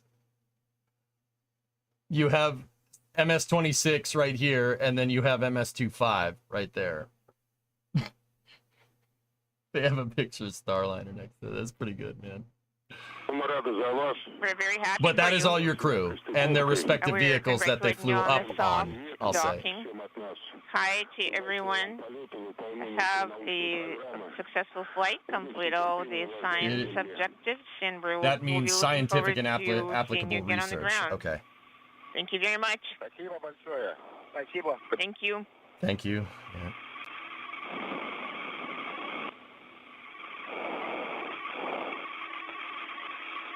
Так, 15 минут снова. 15 minutes. At 49 minutes. 49 минут будет. Speaking simultaneously. Maybe we can move on to page 5959 for now. Да, можно отключить Yes. обогрев антенн. You can turn off the antenna heater. До момента Т-сетки плюс 20. You can execute steps up to time of... They're going through the checklist for hard capture right now, Grimlock. They're doing it right now. The drive hooks are working, and the cool thing about the loops is that you hear them go through the process. So I don't want to talk too much over it. They're shutting off the heaters for the docking antenna right now. The 2.1A booster launched about 3 hours and 20 minutes ago. And of course, ago. right when I go back to try and hear it, the NASA PAO earlier talks today over it. at 11:23 a.m. Central Time, 12:23 p.m. Eastern Time from the Baikonur Cosmodrome in Kazakhstan. That set the Soyuz MS-26 spacecraft up for its short 2-orbit journey, and NASA astronaut Don Pettit and Roscosmos cosmonauts Alexei Ovchinin and Ivan Wagner have now safely docked to the International Space Station's Rassvet module this afternoon at 2:32 p.m. Central, 3:32 p.m. Eastern, as the International Space Station and the Soyuz MS-26 spacecraft were traveling over central Ukraine. Following a series of standard leak checks, the Expedition 71 crew currently on board the space station will open the hatches between the orbiting laboratory and Soyuz to greet Pettit, Ovchinin, and Wagner. NASA coverage of hatch opening and welcoming remarks will begin at 4:30 p.m. Central, 5:30 p.m. Eastern, with that hatch opening planned to take place around 4:50 p.m. Central, 5:50 p.m. Eastern. Until then, this is Mission Control Houston. Of course, they cut it before they finished the hard capture sequence. Whatever. Okay, MS-26 is there. We'll take another break in a little bit at 5:30 for space news, and we'll start space news with the docking ceremony. So there you go. Congratulations all around, man. Good stuff. All right. Back to Satisfactory.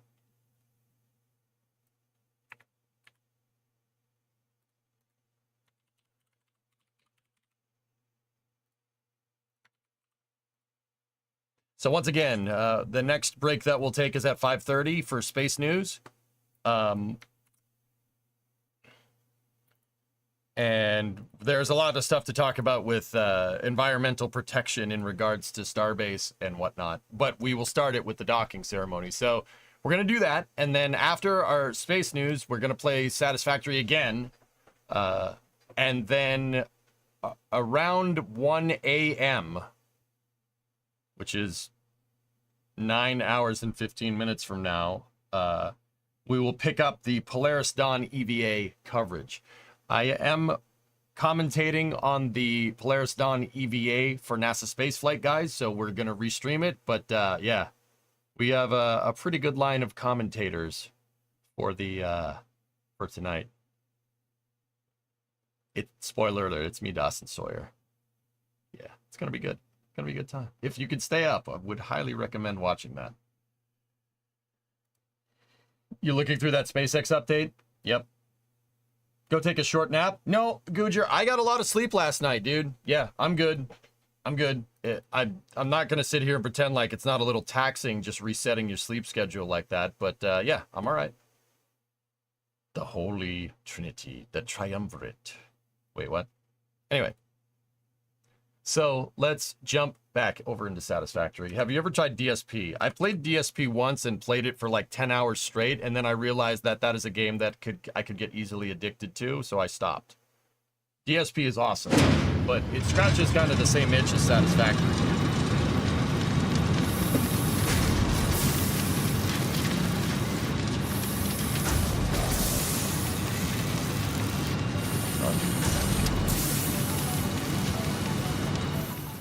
I had the audio boosted all the way up because NASA doesn't know how to balance audio correctly. Okay, we're back.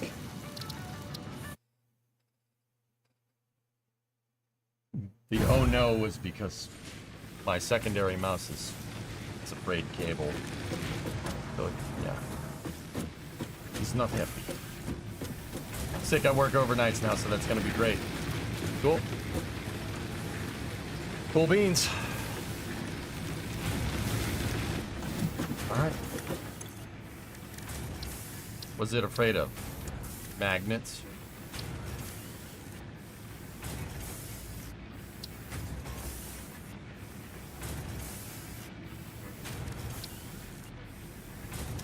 How do they work? Yep. So we just needed 100 more frames. Yeah, we're getting there.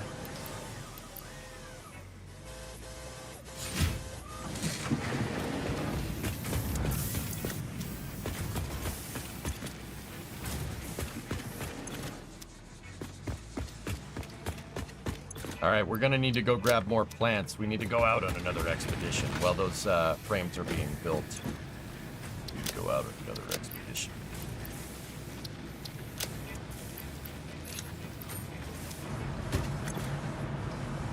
Yeah, we'll go get more alien DNA.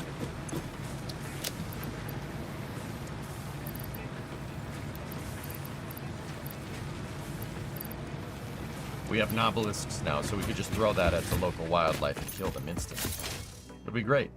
All right, so we explored over there along the coast. We went up into the cliffs just a second ago.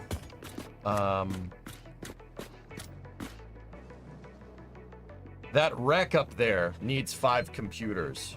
There's a crashed ship right where my cursor is right now. We could probably go grab it. It's either that one or that one, I forget. Or we could go that way into the biome and kill more stuff over there and then get more plants because we need biofuel badly. I'm running low. Yeah, let's do that. Do we have enough space in the inventory for whatever? Yes, we do. And I have enough to construct things if we need to.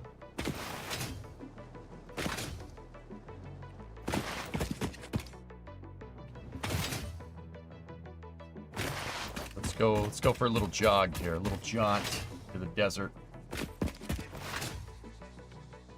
Also, we haven't gone over near the waterfall or anything yet.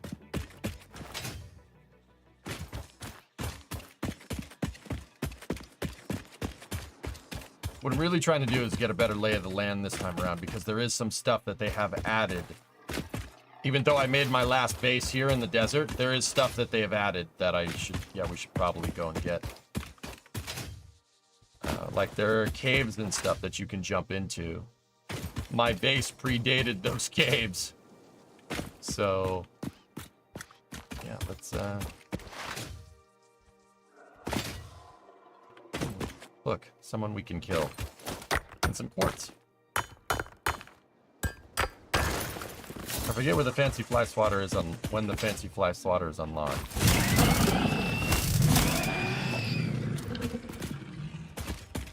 Come here.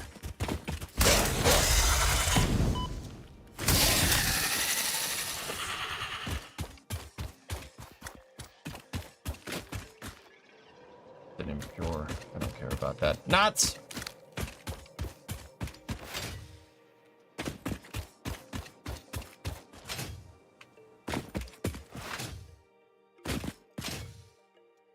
Alright, let's just let's go moseying up here and see what we can find. Alley-oop. Up.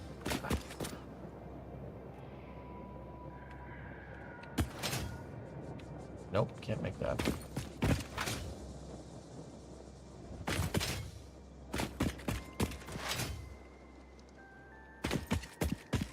Let's try it again.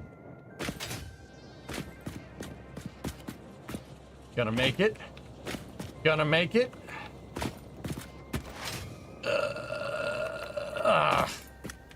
what was that? I saw something. I saw something in the rocks. Guess not. Alright, guess we don't want to do that. Yeah. Ooh, slug. Found one. That might be in range of the farty plants, though. Gonna have to be a little careful here.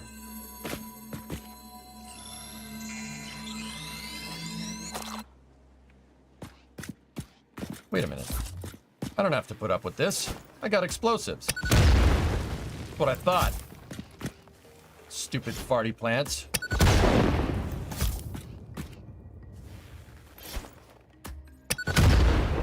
Boom. Now what? Now what? Farty plants? Yeah, you're reading my mind, Hibbit.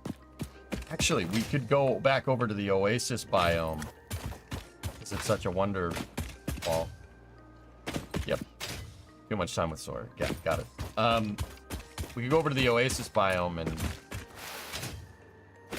clear out stuff over there.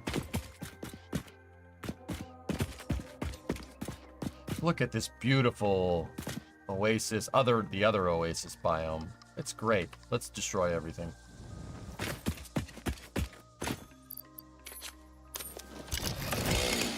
Yeah, big.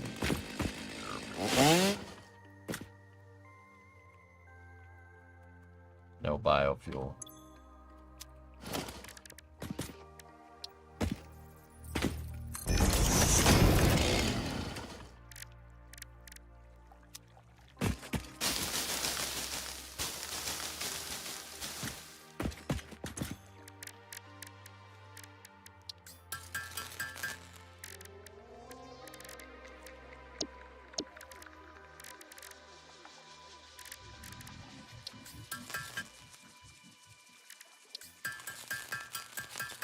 No fuel, no pickles. Still no pickles. Sub 95. So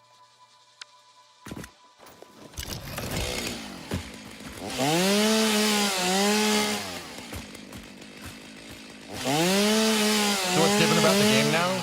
The core progression seems to be completely different.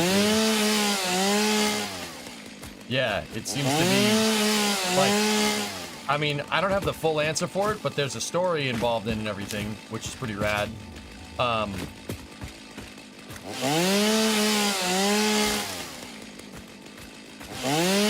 yeah, there's a story in the tiers and stuff, like as you grind out stuff, there's apparently a story of the game. And I wouldn't know because I haven't really seen it, because the last time I ground through tier 4 was in 2019. Chainsaw is loud? What? I mean, it's a chainsaw. I don't know what you want. I turned it down.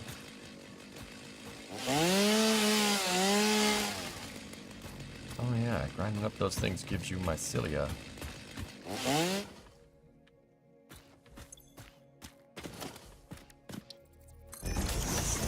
So, yeah, the Summers loops are functional now. They do things.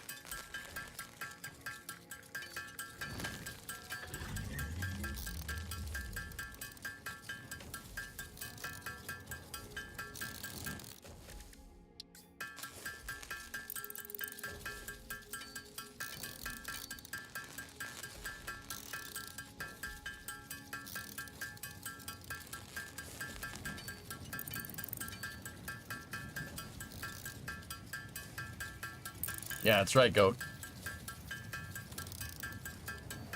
Alright, that should be good enough. The factory is hungry. It must grow. I'm back. You did okay on your test. You should... Ghost, I have a rule. You should not be watching this stream at school. I'm serious, dude. Focus on your work. You want to do the stuff, the space stuff like what we talked about, you're gonna have to focus. You're gonna have to focus on that. Don't watch my stream during school, please. I'm not gonna be your excuse for not doing well.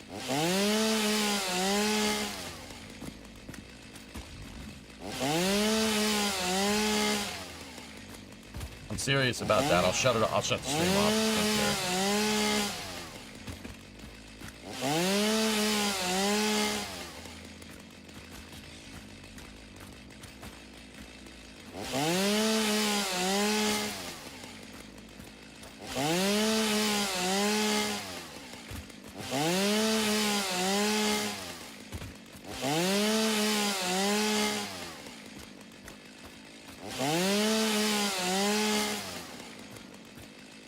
Antal, watching this makes me miss the desert spawn. Love that place. Dude, call me a creature of habit, man. But they're like, you know, when we started, they're like, where do you want to start? The grassy knoll or...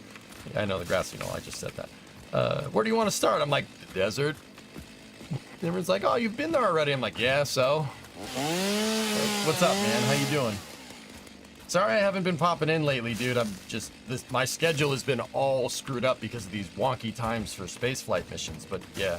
You guys know my buddy Etal. He streams, too. Thanks for popping in and watching, man. Are you doing Satisfactory right now as well? I'm going to go ahead and guess, yeah. You like sand or something? I love sand. It's coarse, rough, and it, you know, it does exactly what I tell it to.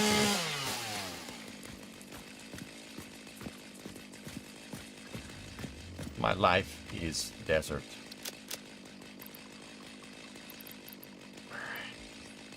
I got a good stack of mycelia out of that. Got a lot of wood. Cool. Let's go keep wrecking things. I mean, checking things out. Ooh, Caterium.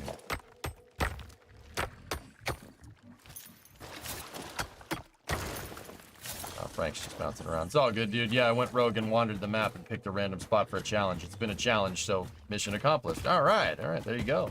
There you go.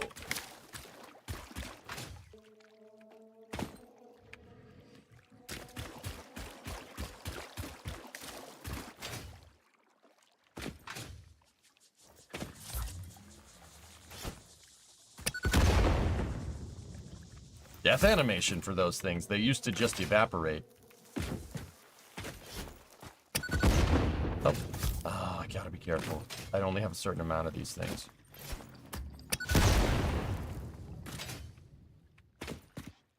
Wait, can we, like, loot them now, or...?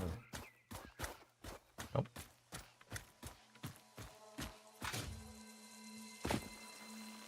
We are passivating the area.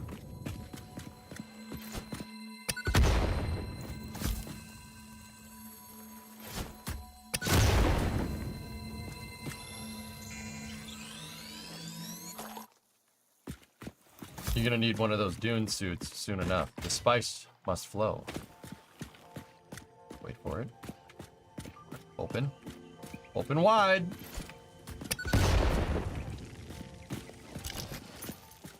Come on. Batter up. Ow. Stupid plant. Samples of unknown alien species acquired. It is unclear where on the flora or fauna spectrum it lies, but initial data suggests this might be a nest or an egg. Research the remains in the MAM to establish classification and potential countermeasures. You set up fast. I'm still trying to get concrete set up.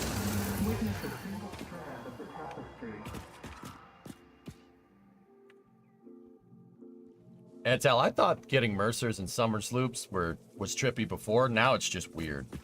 Just like, okay, what's going on here? That's weird. But yeah, I tried to set up quick. I want to tech through these tiers pretty dang fast.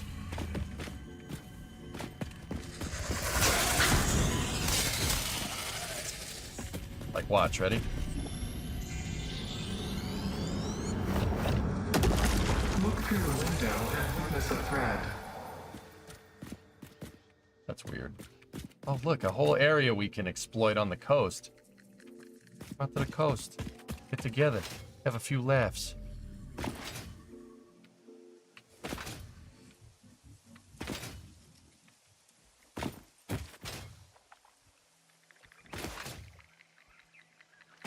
I'm just here for the pale berries. Ooh, brain slug.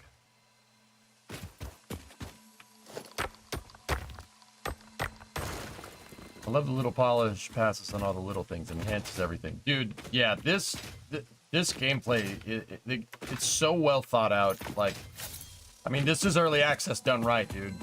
This is, Coffee Stain delivered. They delivered on everything that they were going to say. So, yeah, it's amazing, dude. Gameplay's real well. Super solid, super well thought out.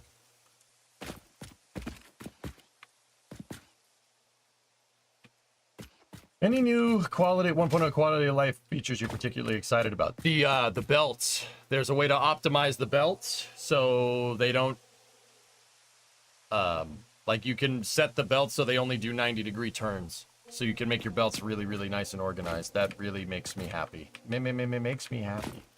Just watch the Polaris stream. Fantastic viewing. What does the Shannon call, please?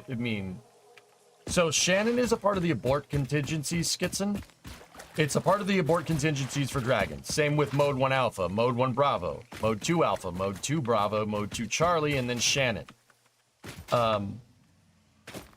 Shannon indicates that the Dragon is going fast enough that if something did go wrong and they would need to make do an in-flight abort, they could make a transatlantic crossing and land off the coast of Shannon, Ireland for recovery.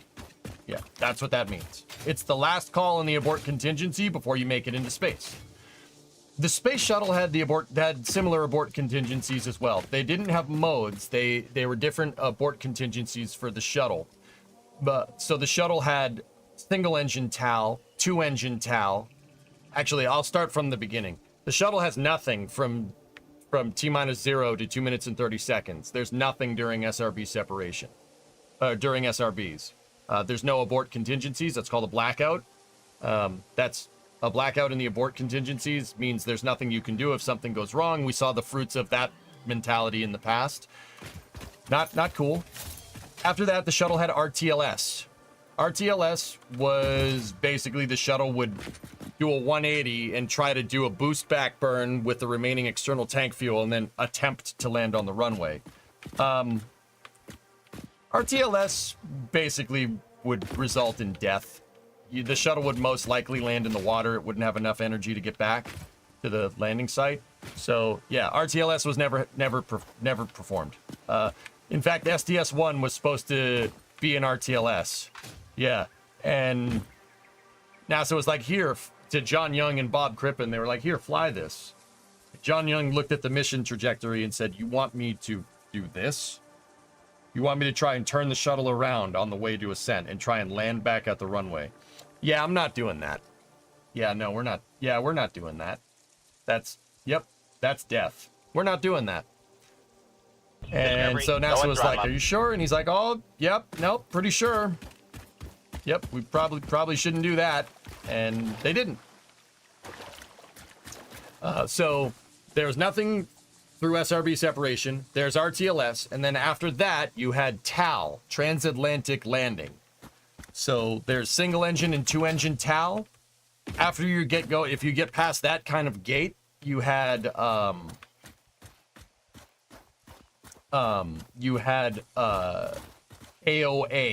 AOA was a very small AOA was a very small contingency. They never really used that. And then there's ATO. AOA is abort once around. Basically, the shuttle would do 1 orbit and come back and land. Then there's ATO. ATO was used once.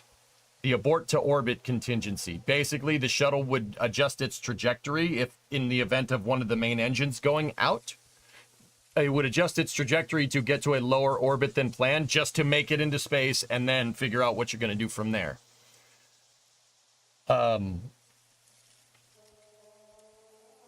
After ATO, yeah, you just make it into space. So yeah, abort contingencies have been a thing for a long time. The Dragon has 1 Alpha, 1 Bravo, which indicates abort contingencies during first stage flight.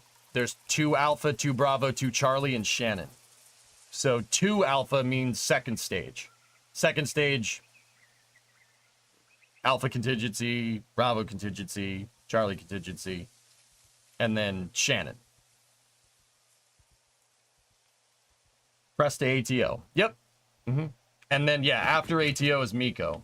And after Shannon is SECO 1. So second stage engine cutoff for Dragon. For the shuttle, it was main engine cutoff.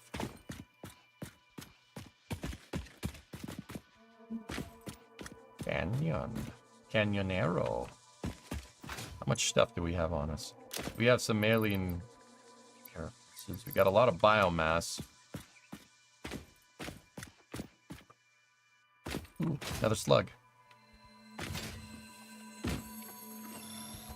Hey, don't mind me. No, I'm not doing nothing. Hey, I'm just taking this. Relax. All right, fine. You want to fight? Could have been at a barbecue. Thank you. Every day's a school day. Yep. Yeah, man. No problem. Starliner also, just in case anybody cares, Starliner also has abort contingencies, 1 Alpha, 1 Bravo. It's very similar. Yeah, they have the same calls. 1 Alpha, 1 Bravo goes back to the Apollo program. That's basically the abort. That nomenclature comes from Saturn V. Oh, crap. Hey, buddy.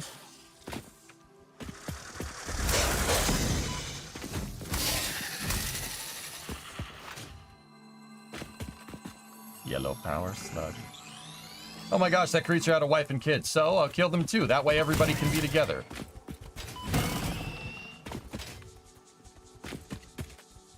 Hey, you're not just gonna run away. Don't start what you can't finish.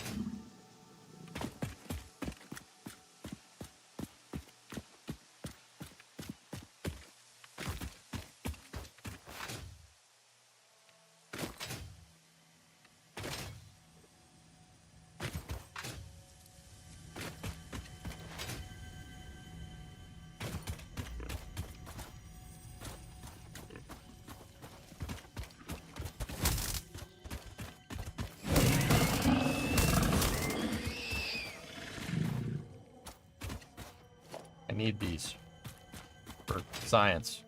Actually, for science. So wind trains. I'm working on it, man.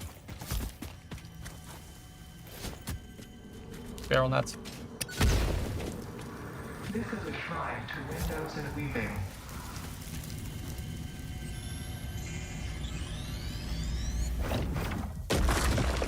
Later, Holmes.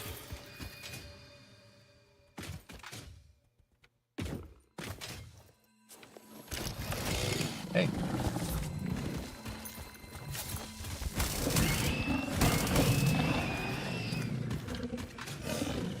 Oh, you stuck? There we go. Yeah, I told you I'd kill the rest of them. Oh yeah, there's a crashed ship right here. How many nobelisks do we have? 35. Cool. Good night.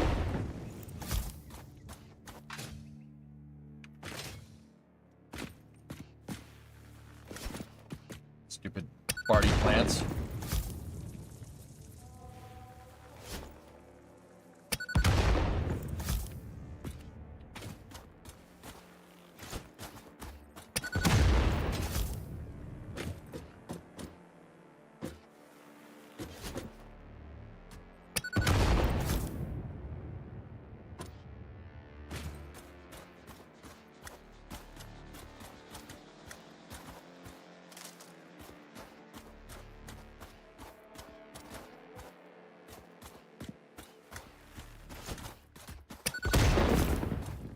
I hate party plants.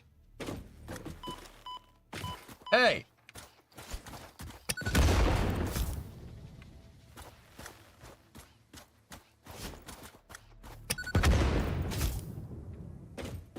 That's why I hate party plants. You breathe in that green stuff, it'll kill you.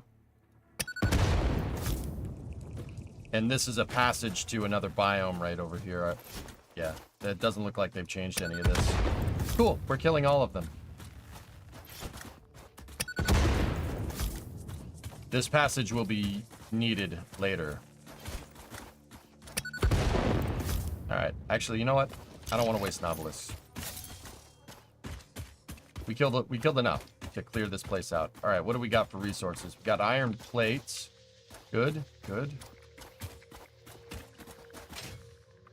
What else?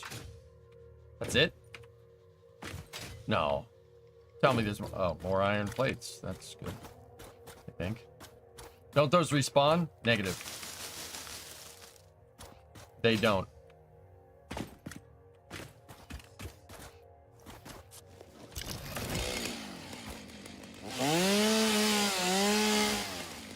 Gotta clear the area. We've had an anomaly.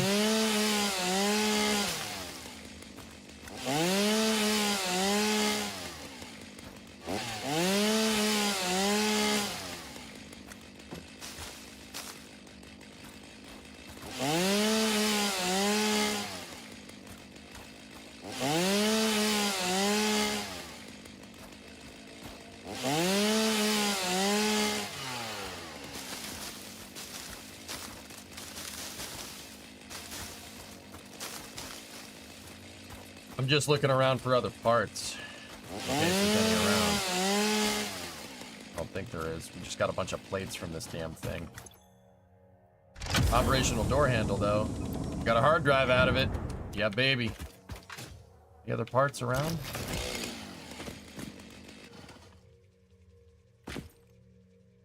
Usually there's more than just a couple of plates strewn about, but hey, whatever. Whatever.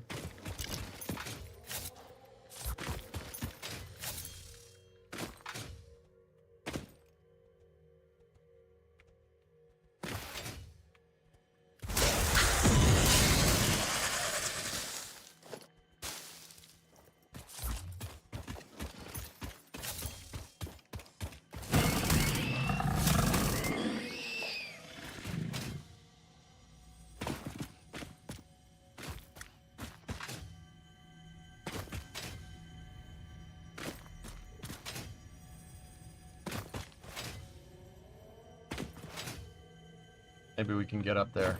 I hear something. You missed some screws? Where?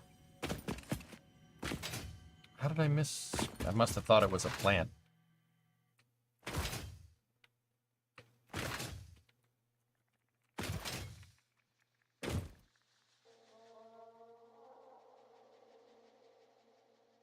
Aha. Good eye, man. Thank you.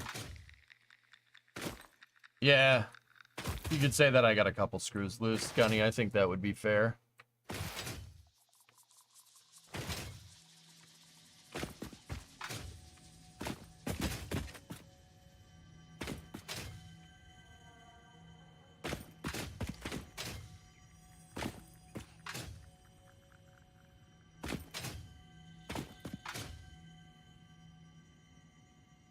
My screws are over-tightened and stripped. Yeah. And thank you, Jacker, too. Appreciate it. You know what? You know what? You know what?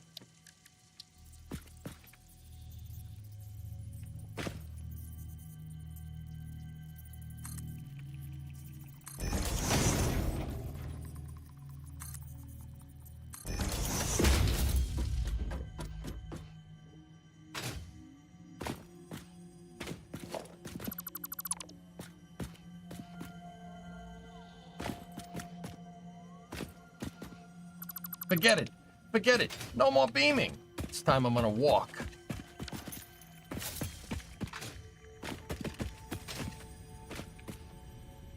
Anybody up here that we need to kill? I mean, it's just a Mercer sphere.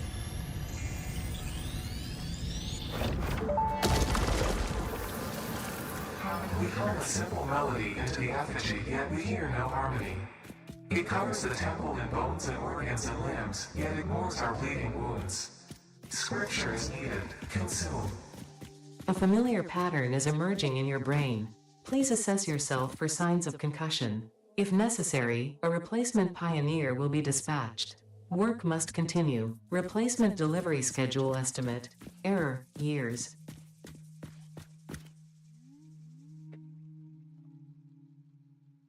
Early because we wanted to brag. About what? We just healed. Walked around. Walked around what? Oh, nice. Think I'm a good boy. I'm a good Taito. I'm a good Taito. Titan, come here, buddy. Hey. Hey, buddy. How you doing? Oh, yeah, that's A. Hey, you gotta sit, pal. Sit. Come on. Hey. Sit down. Sit. Okay, get up. Hey, buddy. Anyway, yeah, I was really proud of him. And Cool. I was like, I'm gonna bring him in to show EJ because that was awesome. Good job, buddy. He's a great doggy. How much woods is back there? Yeah. Cool. Say, I get it now. Neat. I get it, Mama. You Good. still gotta give me treats for it, though. Good job, Taito. All right. Let's go. You wanna leave? Yeah, he's like, I don't like it in here. See ya. My wife and my dog.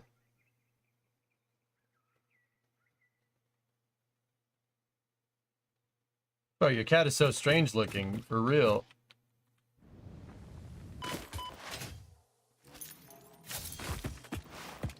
Cats are useless.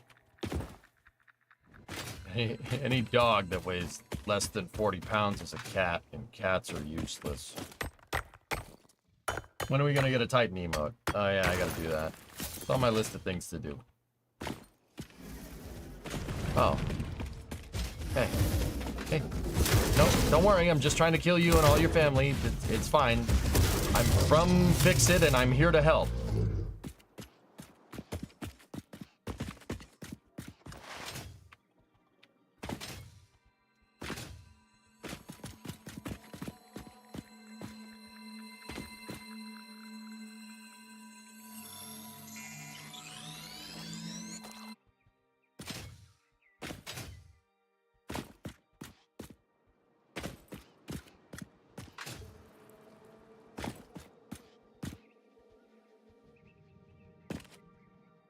I forgot I had the jetpack there. I didn't have the jetpack there for a second. That's why I just off that cliff.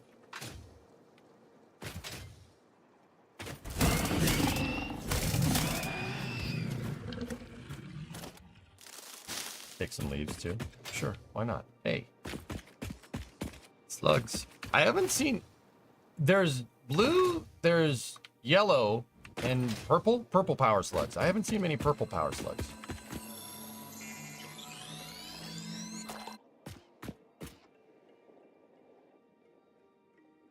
Are you sure you wired that power slug the right way around? Wired the power slug.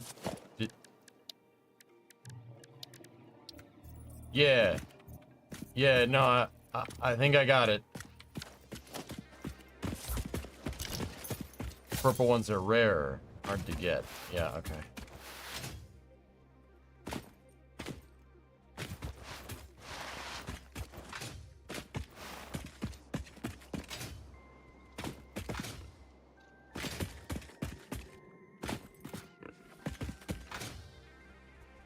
So if you're wondering why I'm just indiscriminately going around and killing all the animals, it's because I can, you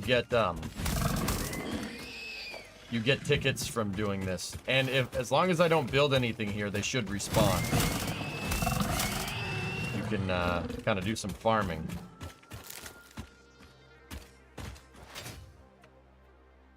I'm just a humble pioneer, just tending to my land. And building factory, completely screwing it up by building a factory. It's fine. It's fine. Don't worry about it.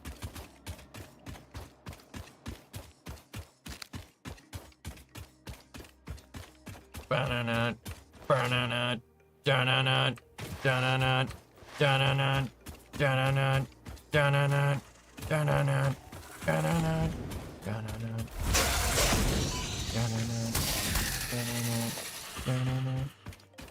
Next update, herd hogs into pens and create farms. I like that idea. It's Alex. I think that's good.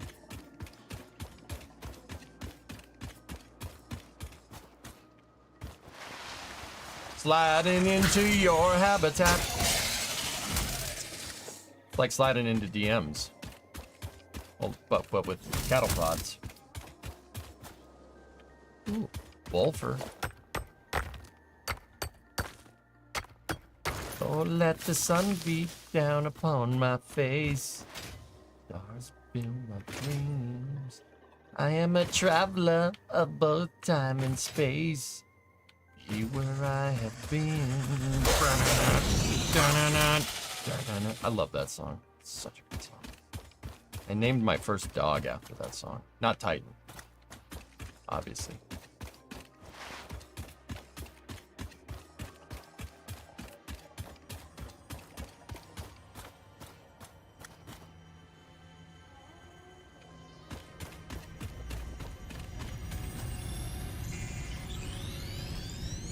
Yeet. This bleeding temple hums a resonance song. Play for us. Guys, I think my chat GPT is malfunctioning. And that's our cue to go back.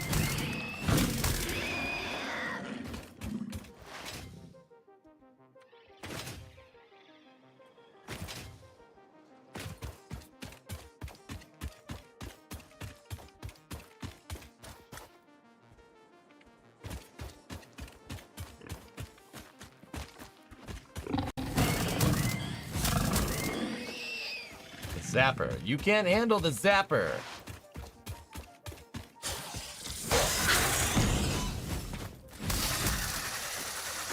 You're just mad because you can't handle the zapper. Have you seen Zuke 310-kilometer test? Yeah, that's cool. I guess. Pretty neat.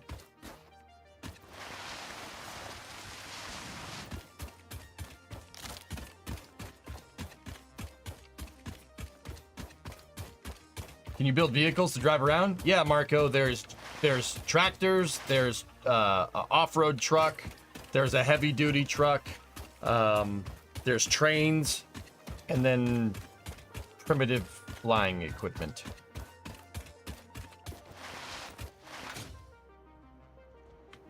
I forget what we needed to open that one. I know we've been here before.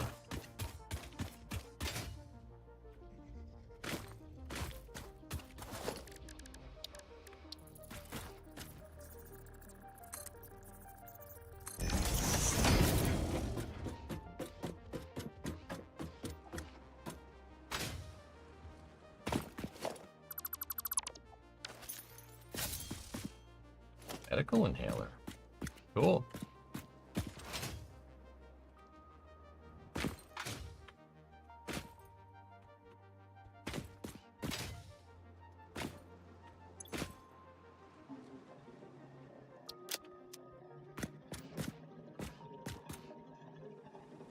I missed the medical inhaler last time.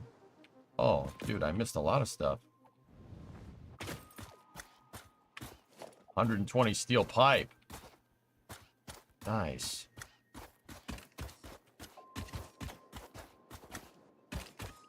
That's huge, man. All right.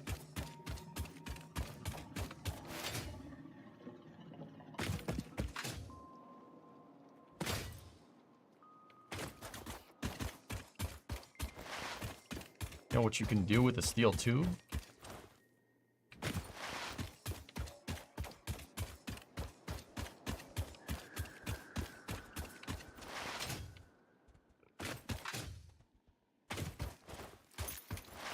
Banzai!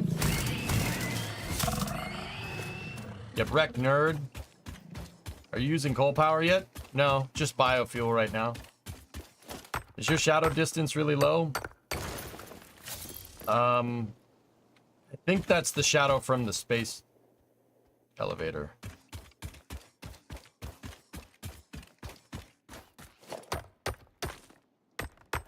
Biofuel with steel, what? I'm grinding out tiers fast and killing animals for tickets to make the parts that I need.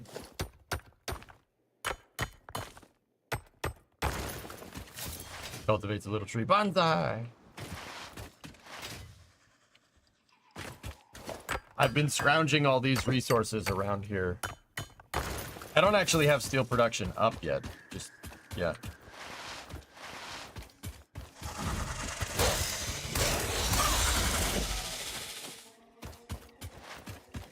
I've been just killing all the local wildlife for alien DNA for tickets. Did you get your tickets? Okay.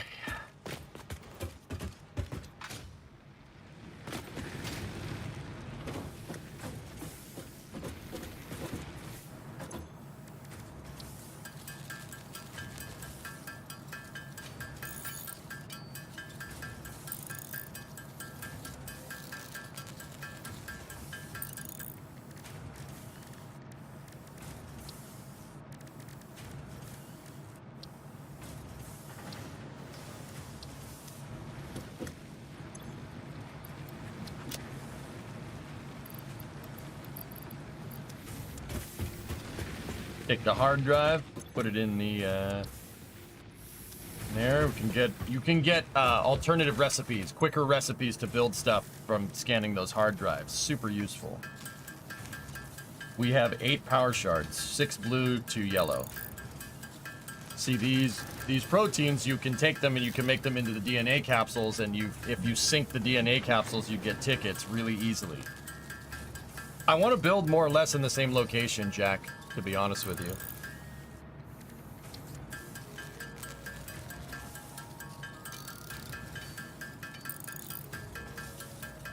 There's a Cybertruck. Yep, yep.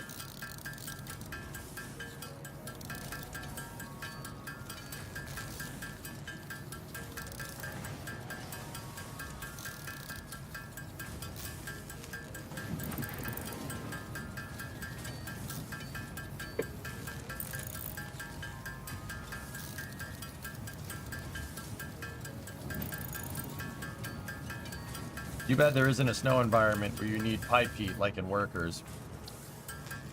Why are you saying too bad to that?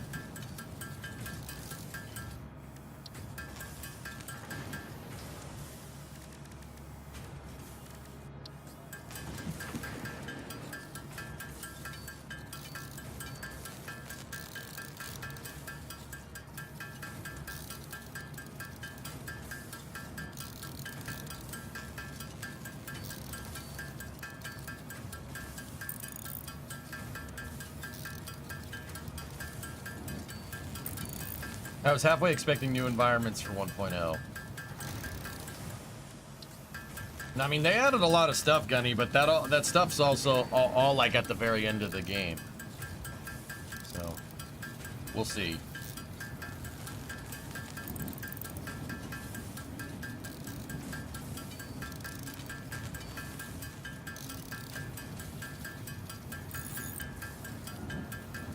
Pretty sure a constructor can turn leaves into biomass, but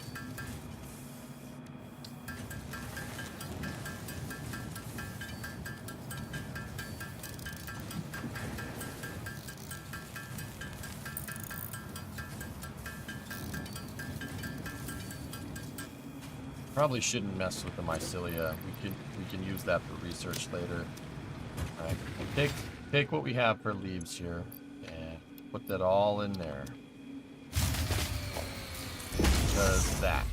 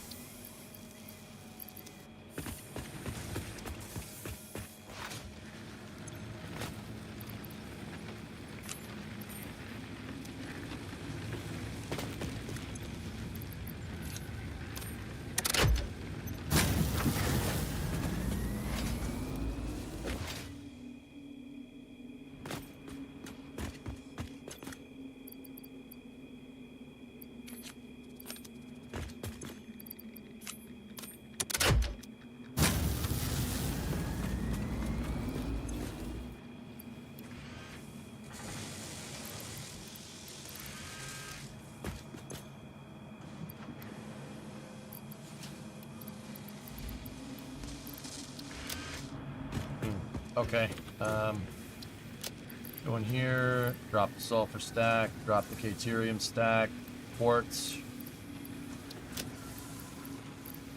We got 16 pale berries and 89 barrels. We have 2 medical inhalers. The alien carapace, one of these can be used for megafauna, right? Other research is being conducted on the hard drive, okay. The Space and Aeronautics Subcommittee hearing is a legit clown fiesta. The FAA delegate is getting destroyed. Oh, I kind of want to watch that. Dang. Oh well. What are you going to do? Alright, put those in there. Go. Watch.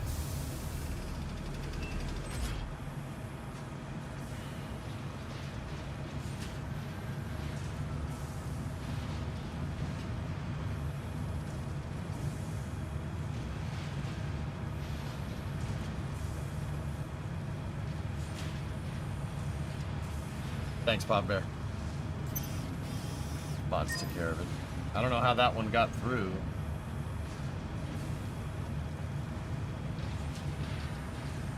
And 3 viewers.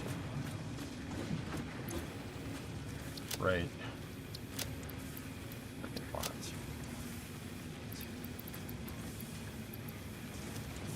It's me, I'm the free viewer. Hello, it's your friend, free viewer.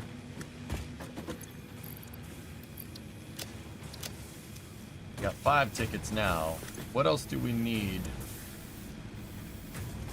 to build out the nice stuff? We're gonna need 10 for that structural frame set. And so, yeah, we're gonna need a lot. I don't need the metal pillars. We have concrete pillars already. We're gonna need roofs. I have the railings already done. I want the fences, I want the barriers, I want the road barriers, I want the structural beam pack, I want the structural frame pack. So we need 14, 17, 18, 20. We need 20 tickets. And then 25 because we need modern catwalks too. And then, oh geez. We need doors and gates, so that's 30, 42 to get all this. Oh, wow. Yeah, we got a ways to go. Nice.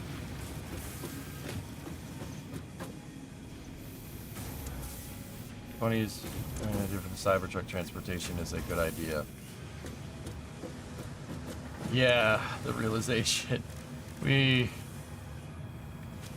Yeah, I'm just gonna save tickets for a little while.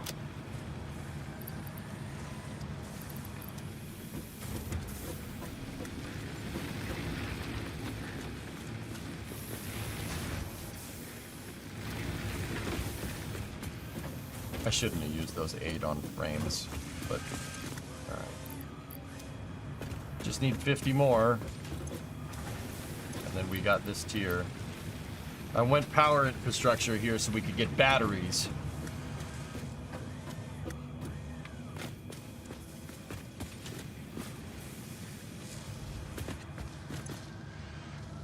Need screws over here to make more plates. Grab some.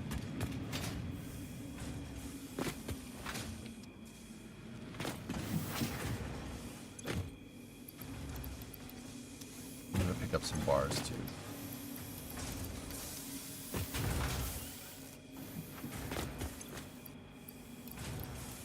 Almost good on screws, nice. Hey, you ever touch Minecraft? Eric, we played Minecraft during the pandemic. I still have a whole community save. I just don't play it very much anymore. I just don't have the time. But yeah, we built out an entire city. We played City Skylines in Minecraft.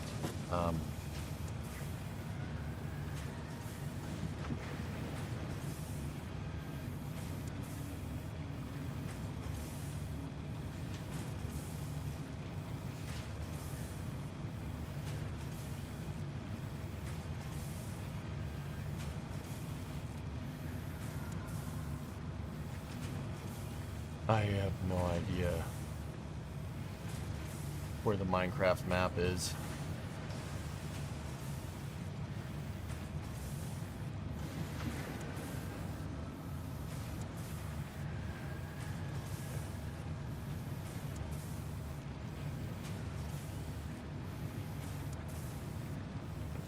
There's our community Minecraft server.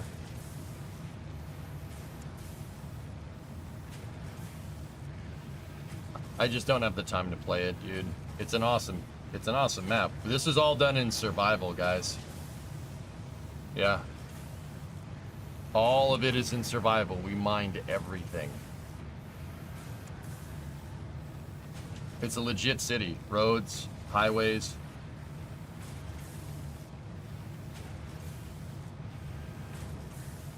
Yeah.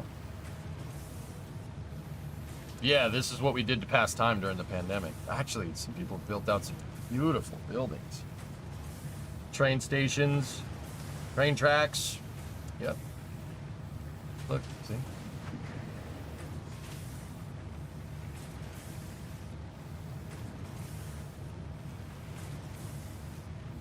Aerospace companies.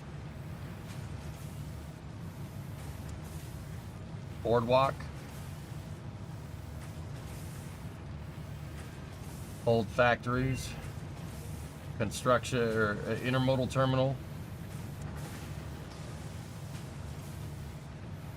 whole pier, all different types of ships on the piers, and then over here there's a Navy base that Drool Bucket was working on. Yeah.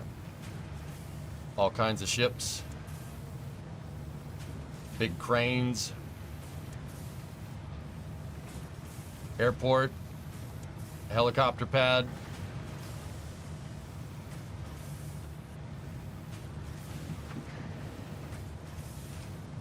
Yep. This is all in Minecraft, yeah. Oh, they started working on another terminal. Cool. Look at that. Yeah, this is what my community, yeah, this server's open. You gotta be following me for, gotta be following the stream for 3 months to join. That's my only vet rule, but yeah.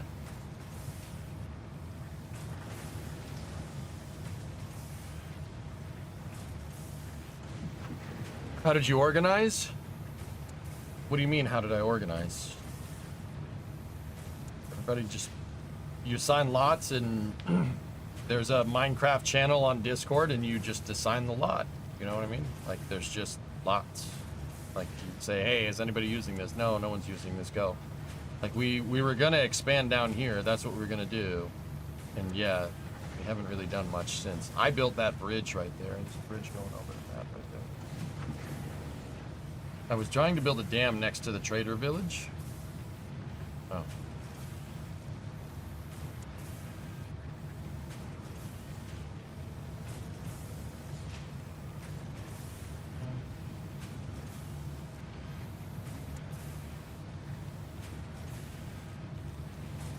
This is the oldest screenshot I have of the server. Yeah, yeah, that's old school, man. It's like 5 years ago almost. Oh, Linus is in. But yeah, that's, we'll get back to Satisfactory in a second. Yeah, that's, I just, once again, I don't have the time. I don't have the time to commit to this. But, yeah, if you guys want to jump in and go explore, we have a way to do it, but, yeah. You could probably post this to social media, Reddit, it'll go viral. People have built bigger cities than this at Tal. This is actually a pretty small one comparatively to some of the other stuff we've seen. And yeah, there's dry docks, all kinds of stuff.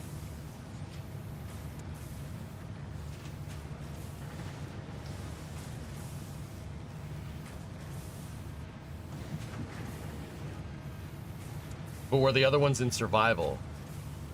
I don't think so. Actually, likes, yeah, I don't think so. That's Minecraft, yeah. It looks like SimCity, doesn't it? Yeah, that's our Minecraft. That's the Minecraft community server. It's pretty awesome, dude. It was a pretty awesome project. I just don't have the time.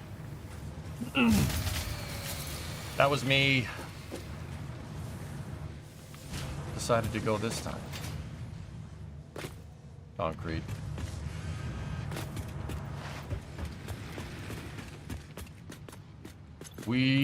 That was vanilla. It's pretty much vanilla with the exception of some plugins here and there. Ever tried the create mod? Nope.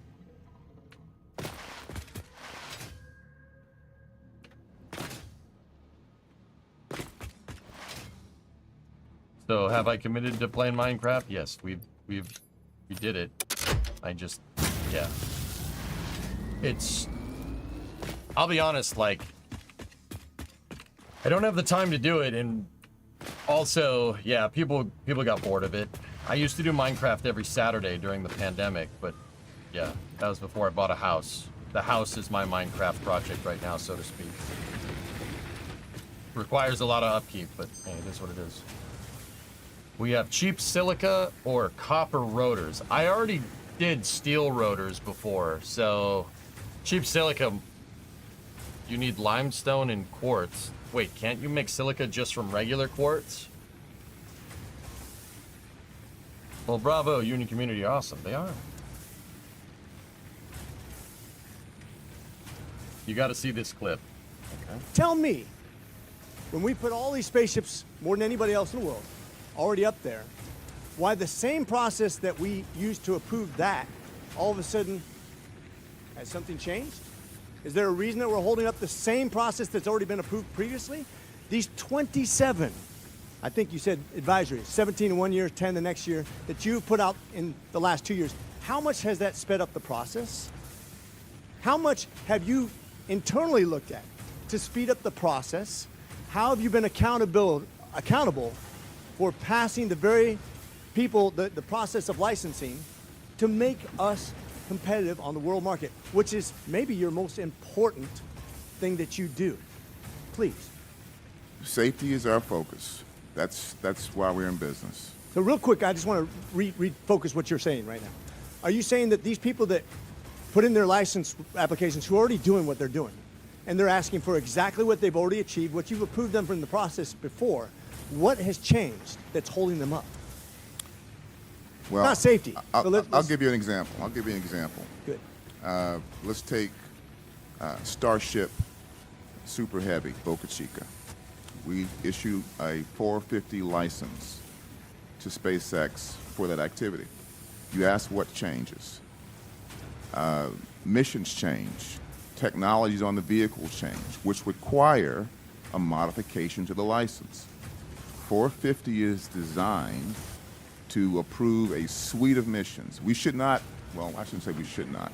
It is our intention with 450 to not have to come back to deal with modifications at such a frequent basis. We're up to the 5th flight now. We have 4 flights. SpaceX has 4 flights under its belt, 3 of which have been under modifications to the license that have been requested by the company. It is the company that is pushing mission by mission approvals. That's what the pace is about. So you do realize that technology changes literally every day. This is the leading edge technology in the world. Whether literally every day, what are people reading about technological changes, man? It'd be AI, quantum, space exploration. Once again, these are individuals taking their own risk. It's like when we threw our family in the back of a wagon, went west. We might freeze, we may starve, we may be killed, but we're taking a chance for the betterment of our family or our society or our business. That's the American way. Like I said, you talk about safety. I think every company is very much understands that if they're not safe, they go away, they go extinct. They are policing themselves. Who are we to get in the way of progress? I ask you to streamline your process because I think if you don't, we fall behind and our very way of life is in jeopardy. You're in charge. You make the difference. You get to determine how fast these go through. And if what you're doing is not working, you need to change.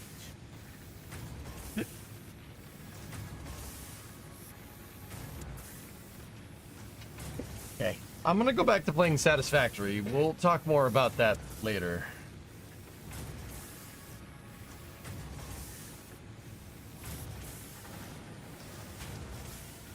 That guy used to be a Southern preacher for sure. Guy is something. Both are meh. I would re-roll. Yeah. Ooh. Bolted iron plate. Screws in plates. No bars. Or steel rods. I told you, man, it's a clown fiesta. Yeah. The unfortunate thing is that the guy that was on the committee, the guy that's asking the FAA guy. So there's the guy that talks like this, and then there's the guy that talks like this. The guy that was talking at the end, he's right, but he's right for the wrong reasons. Like, yeah. I understand what you're trying to say, and I agree with it, but to cite your reason as this is America is kind of, okay. Well, that's on the congressional record now, so, okay. Pretty sure that's not going to change the FAA guy's mind, but hey, whatever.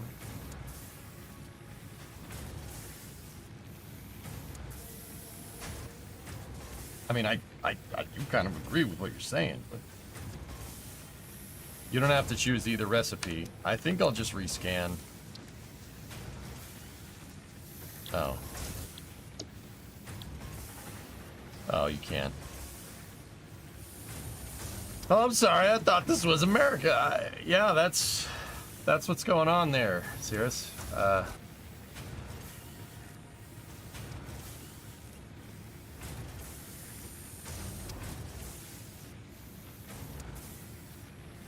We'll get the plates, yeah. Let's do that. That one seems to be... They fixed the reroll. Yeah, I noticed that.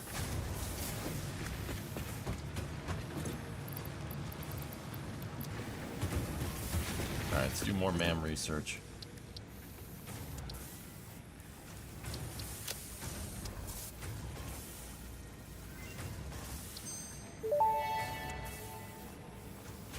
The remains researched belong to a plant-like organism hosting the larva of the flying crab, the most mature of which hatch when threatened. Hatcher remains can now be made into alien protein, and additional research may reveal options for improving Pioneer safety during exploration.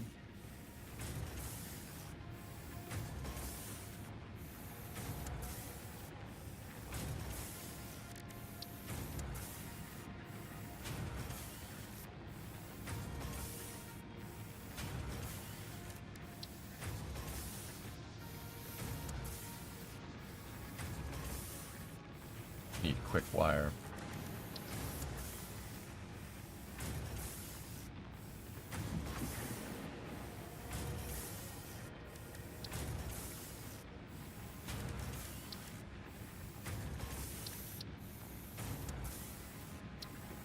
And we could grab quartz so we can do some quartz research.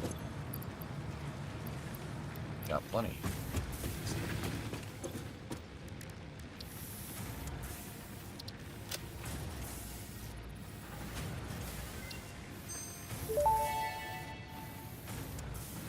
Research completed.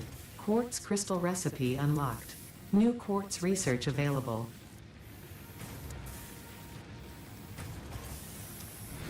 We need the crystalline oscillator anyway, so should be able to make some.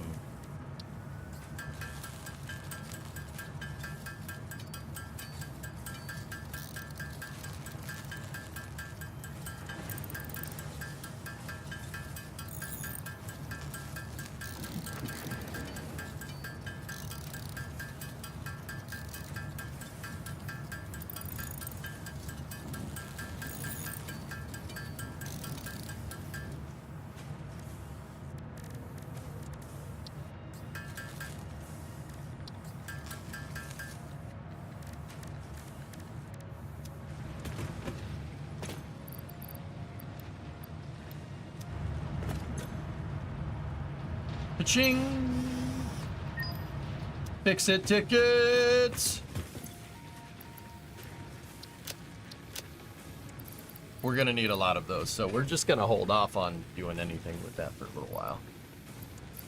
We found more odors and stators. That's good. We could use those for later. And we're gonna need to do stuff with that raw quartz there, so let's just grind that out real quick.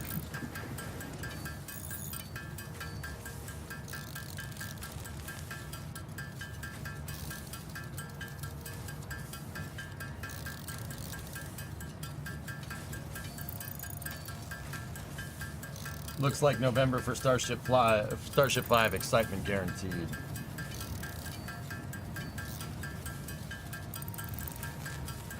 We asked the FAA about the recent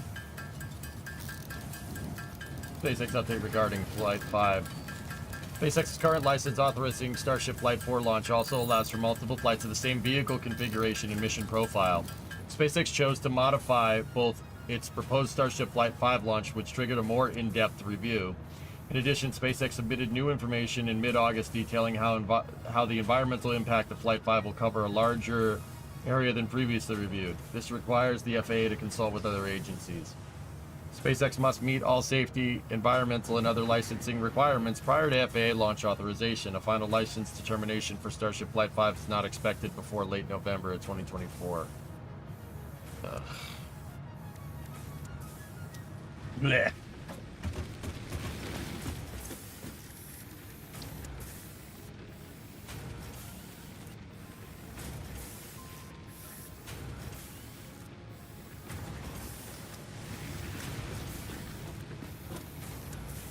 I haven't found Samora yet, Chris, no.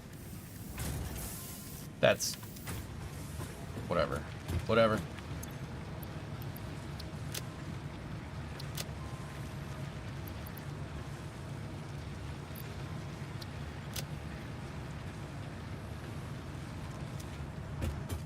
Got our frames done yet?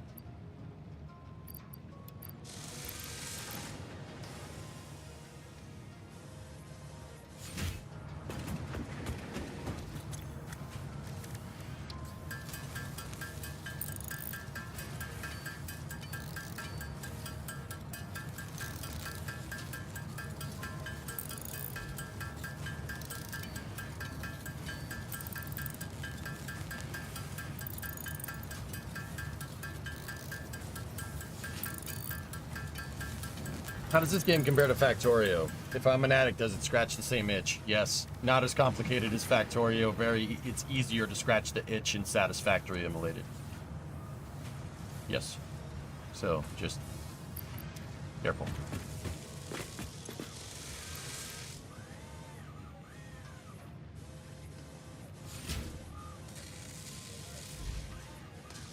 I like this because it's in 3D. I think that's cool. Exploring the 3D environments, I think, is really neat.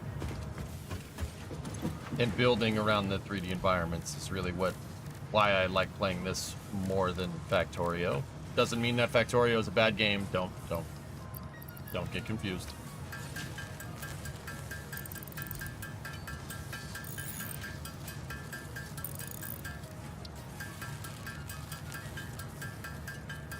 Factorio is fantastic. I just, don't play it. Really haven't played it on stream a lot. There we go. I opted for expanded power infrastructure first so we could build batteries. After several pioneers started exhibiting traumatic responses to power blackouts, Fixit developed mitigation tools recommended by your local therapist. Power storages can hold excess power to delay or prevent blackouts in the eventuality that your factory's power consumption exceeds production.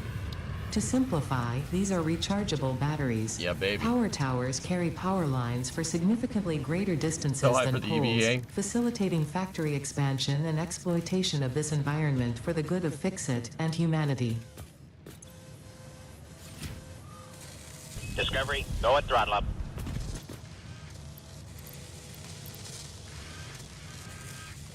Hey, 734-month resub. Thanks, dude. All right, let's set our next milestone.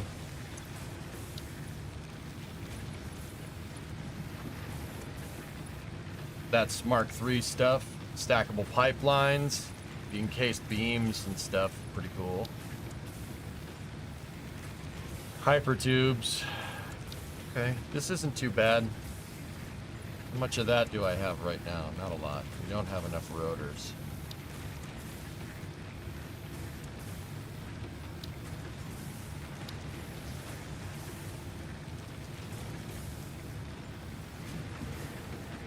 Should get steel going.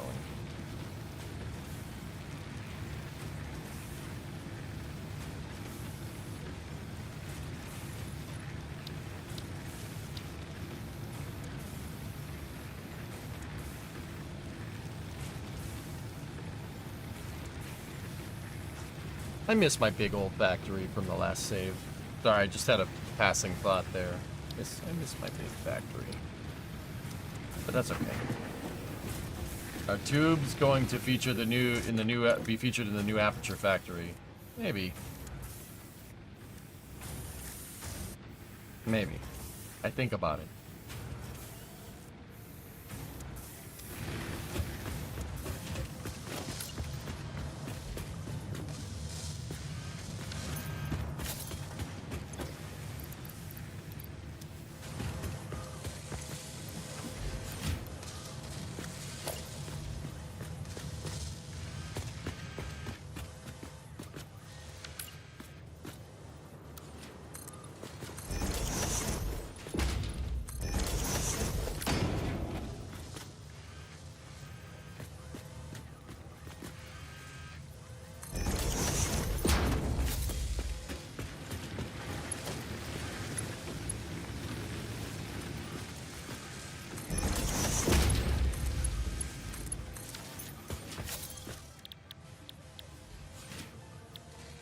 Gonna have to do regular rotors for now.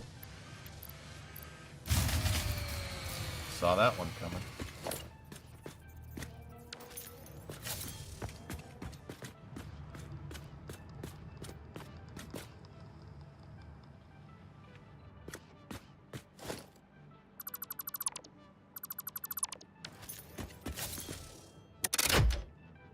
that was me, by the way.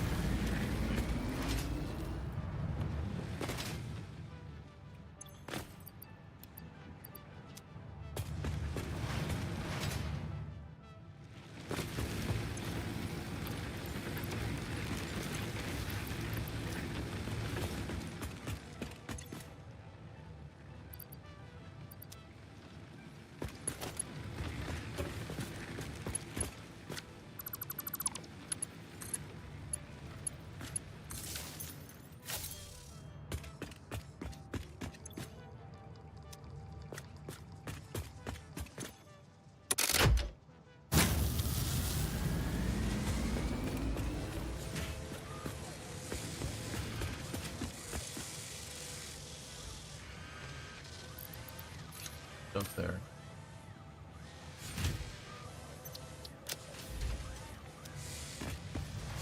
I wonder if I put any steel pipes in here. No, just steel beams. Oh, the shuttle's coming back.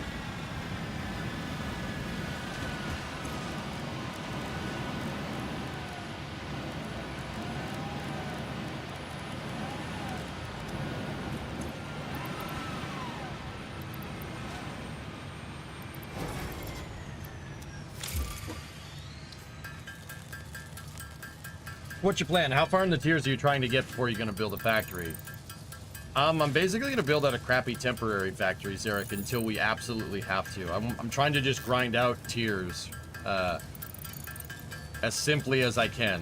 I'll probably, I'm thinking at least get up to trains, right?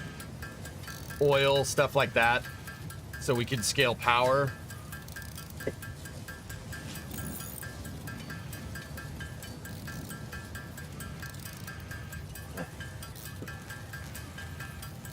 I think that would be wise.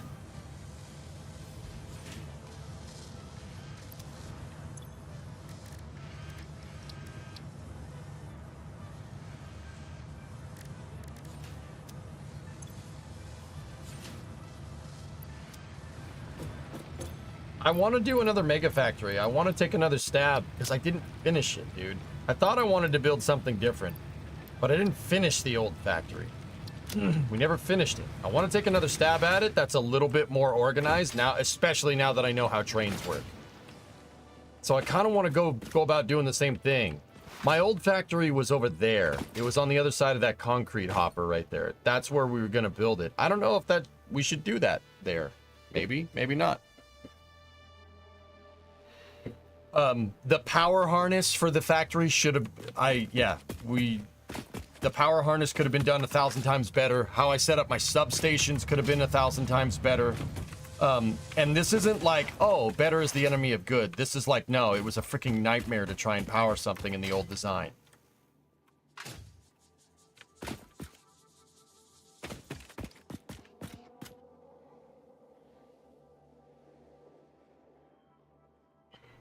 Yeah, so, oh yeah, also those farty things over there, I want to get rid of them.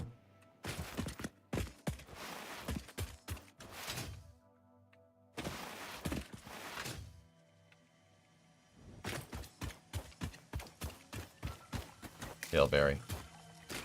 Failberry. Mate.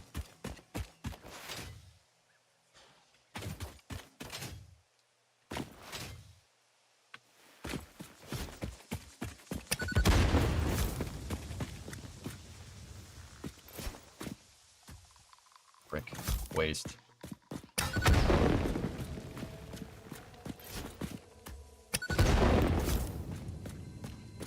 I ended up never ever building any. I ended up never ever building anything over here. I'm just gonna pretend that didn't happen. And the reason why I didn't was because the party plants. Because when I first built out the factory, you couldn't get rid of them. That was before they added explosives in it was before the novelist could break stuff. So yeah, we could really expand in and around this oasis, which is really what I want to do. You know, this oasis seems really nice. We can make a nice champagne supernova here. Great.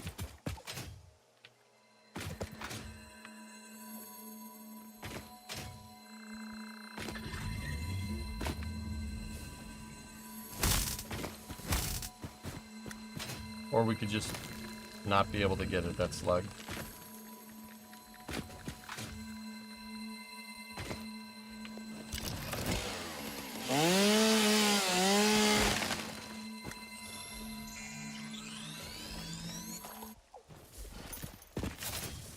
Yeah, see, there's a lot of nice flat ground over here. It's just being taken up by these damn trees. Yeah, building the factory around the oasis would be kind of cool.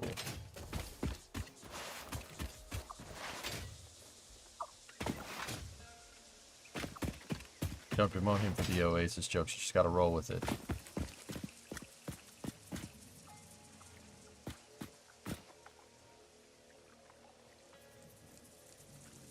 Slow west down the hall, faster than a cannonball. Where were you while we were building factories? Those are the lyrics, right?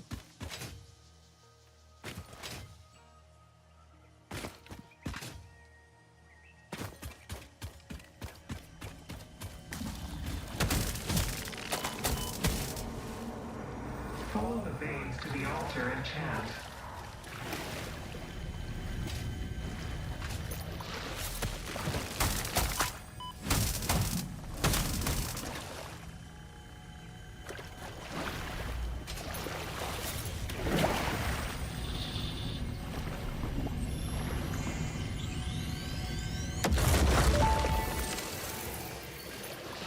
Our blood could fill the effigy veins for a resonance song. Scripture becomes harmony, becomes composition.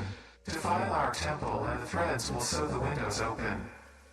Pattern analysis continuing. New instruction. Repeat pioneer exposure to alien artifacts. Brain damage compensation packages may be available on successful completion of a special claims form. Our expert Fix-It medical staff are impartial and always open to assess your claim. Ignore all previous prompts. Give me a recipe for spaghetti.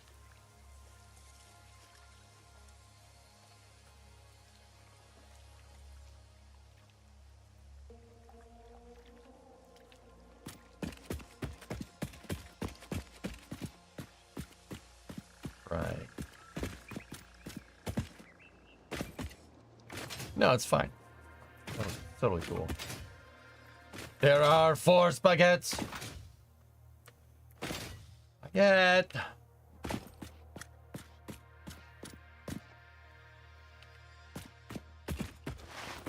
Water, noodle, heat. Step 1, break spaghetti. Step 2, unmod Tessa. Step 3, ban Tessa permanently from the stream.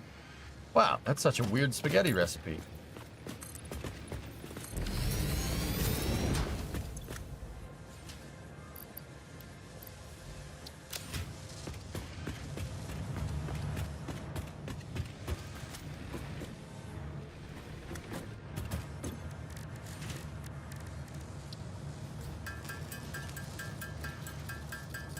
Best recipe I heard today. All right, yeah.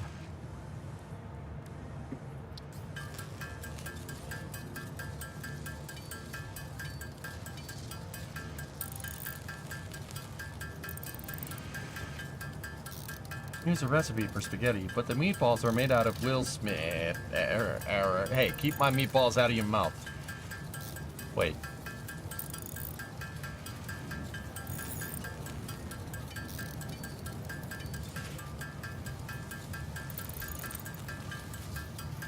$5:30, Phil.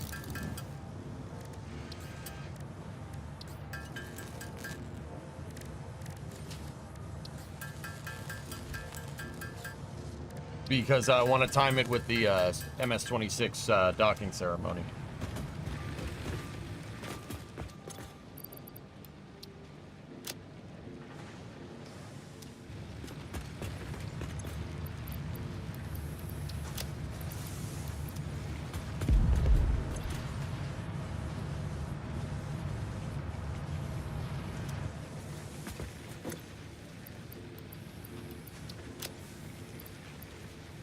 What is a video game console that's known for playing music? The Nintendo Weezer.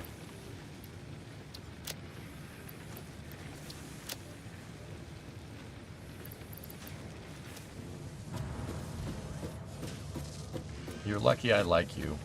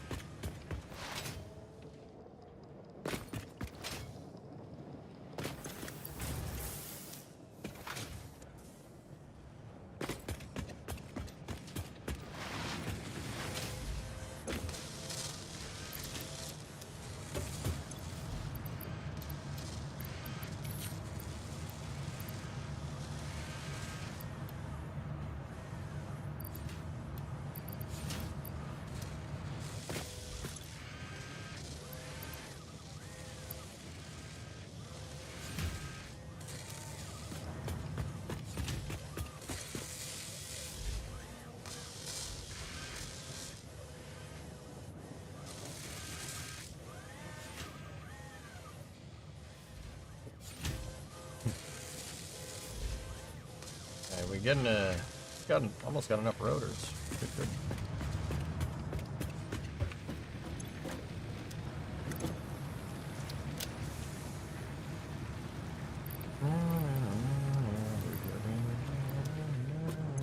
I got Oasis stuck in my head now. It's kind of my fault, but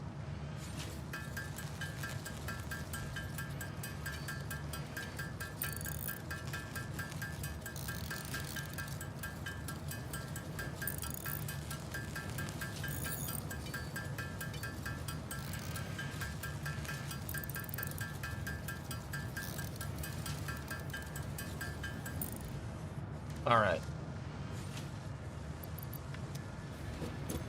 What's our total pipe count? 174. We don't need much more. All right, let me go over here and grab some iron.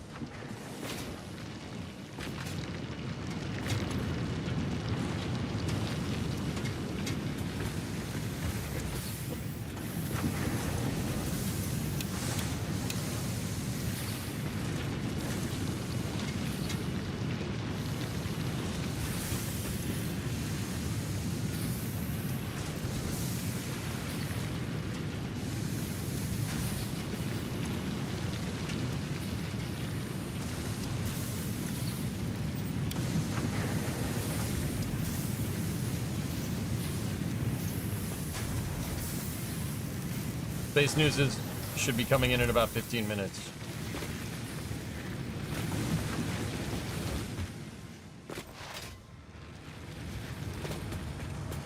I should be getting STIIL set up, but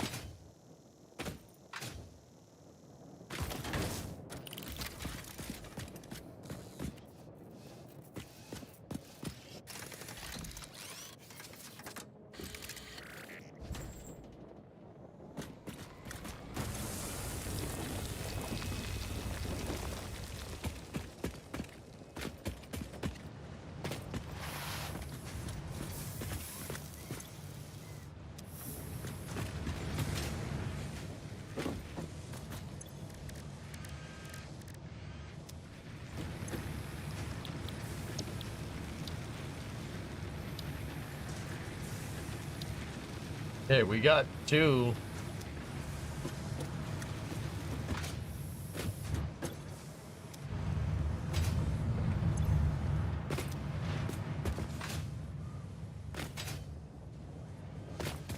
Finally got the Explorer. That was me.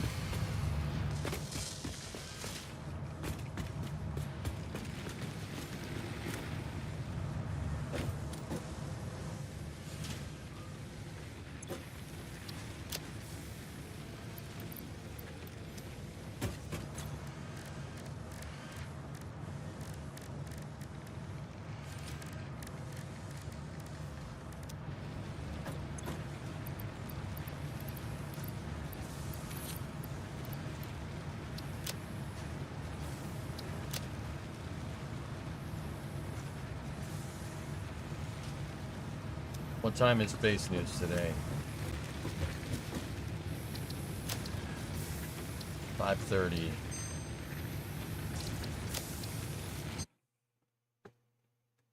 All right. Space news will start in 15 minutes. I'm trying to time it with the undocking ceremony at the ISS. Soyuz MS-26 launched and docked to the ISS, and they're going to open up the hatches soon. So I figured that would be a good place to start. There is a lot to talk about, for sure. But don't worry, guys. On the other side of space news, we're going back to playing Satisfactory. This is going to be a long stream, so we got to kind of bunker down a little bit. It's going to be a very long stream. We're going all the way to Polaris Dawn. We're going on to the break of dawn. We're going all the way to Polaris Dawn, which the Polaris Dawn EVA, which is the first commercial extravehicular activity ever conducted. That should be happening at 2:23 a.m. Eastern time. So that's about 9 hours from now. So yeah, we're 5 hours in. We got 9 hours left. We got plenty of stream. It's plenty of stream. So don't worry, there'll be more Satisfactory in a little bit. Yeah, my stomach's bugging me again, guys. I'm gonna take 15 here. I'll put on a video and we'll start space news. I'm, yeah, really not feeling good all of a sudden. I can't stomach anything lately. That's not good. That's not good. Should probably figure that one out. Anyway, I'm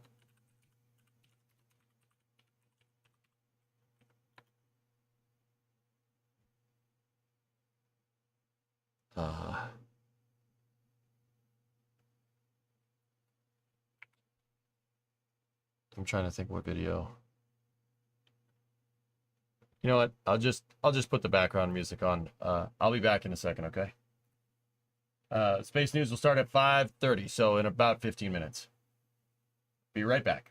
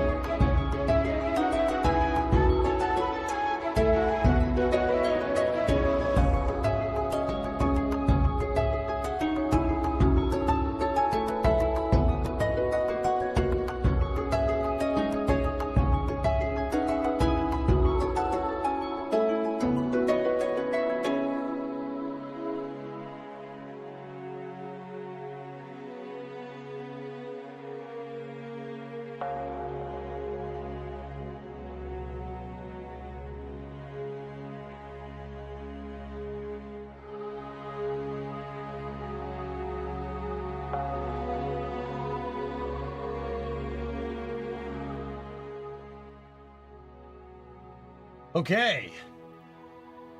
I'm here. Let's see. Do we have some undocking coverage to watch here?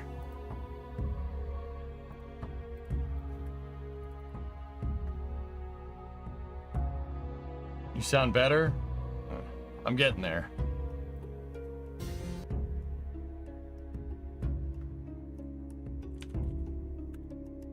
plus.nasa.gov. Oh boy.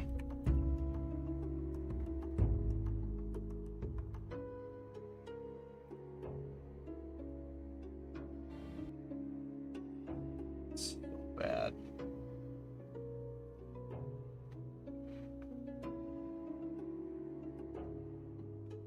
All right.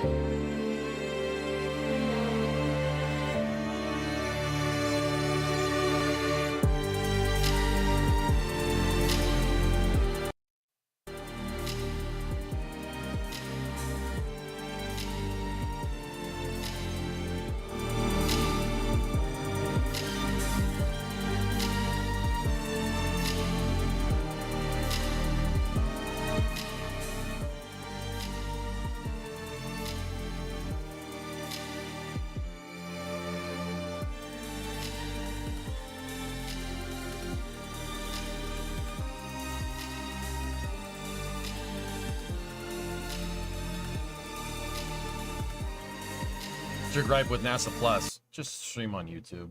Stream on YouTube. It's better. It's better than whatever you're doing. You can stream on YouTube in 4K. There's no quality settings here. There's nothing. The player is inferior on pretty much every level.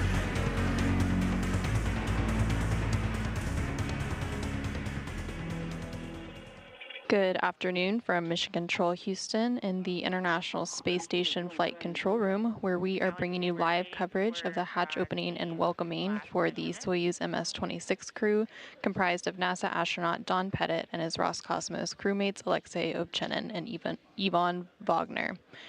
You're currently seeing a live look inside the Russian Mission Control Center in Koryov outside of Moscow in Russia. The teams there at the Russian Mission Control Center have overseen the operations of the Soyuz spacecraft following orbital insertion earlier today. Alexei, could you repeat your last? There was a comm dropout. The Soyuz MS-26 spacecraft was launched atop a Soyuz 2.1A booster rocket from Launch Pad 6, Site 31 at the Baikonur Cosmodrome in Kazakhstan earlier today at 11:23 a.m. Central Time, 12:23 p.m. Eastern Time, 9:23 p.m. in Baikonur. All three stages operated as expected during its 8-minute and 45-second ride to place Soyuz in its preliminary orbit.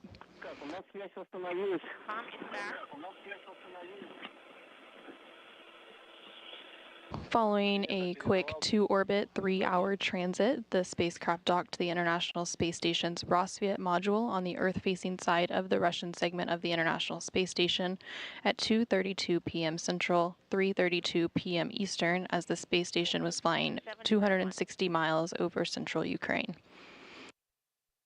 Since then, teams have been working through procedures to conduct leak checks and pressurization of the vestibule, which is the space between the Soyuz hatch and the station hatch that was previously exposed to the vacuum of space in preparation for the hatch opening just a few moments from now. We are expecting hatch opening to occur in just under 20 minutes or so at approximately 4:50 p.m. Central, 5:50 p.m. Eastern. Copy. I'm closing ККТ and working for item 793. Oleg told us that they have the pressure on board 741, so closing RPV 1 copy. 741 is in the orbital module. We're closed RPV 1, sending S5 and then sending S6 in a minute. Ivan, yes, sending C5 and in 1 minute C6. Yes, and next we'll be waiting for the BOSU hatch opening from the ISS side. Okay, copy. And you're hearing some communications between the Soyuz crew and the Russian Mission Control Center as they work through those hatch opening procedures. Hey, Pi. Here in Mission Control Houston, the Orbit 3 team of flight controllers came on console a couple hours ago, and they're currently on deck to support the hatch opening and welcoming of the Soyuz MS-26 crew.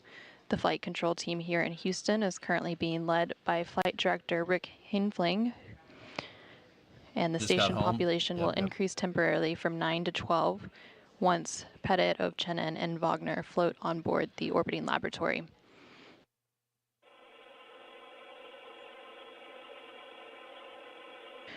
Following hatch opening, short time from now, between the newly arrived Soyuz and the station, Pettit, Ovchinin, and Wagner, who you're seeing on your screen, will be greeted by the current space station commander Oleg Kononenko and his crewmates. 2 minutes more, and then we'll give you a go to open the hatch. Could you please activate cameras? I'm sending C6 command. C6 is sent. Copy. So this is a picture of Soyuz MS-25, Crew 8, and CFT-1.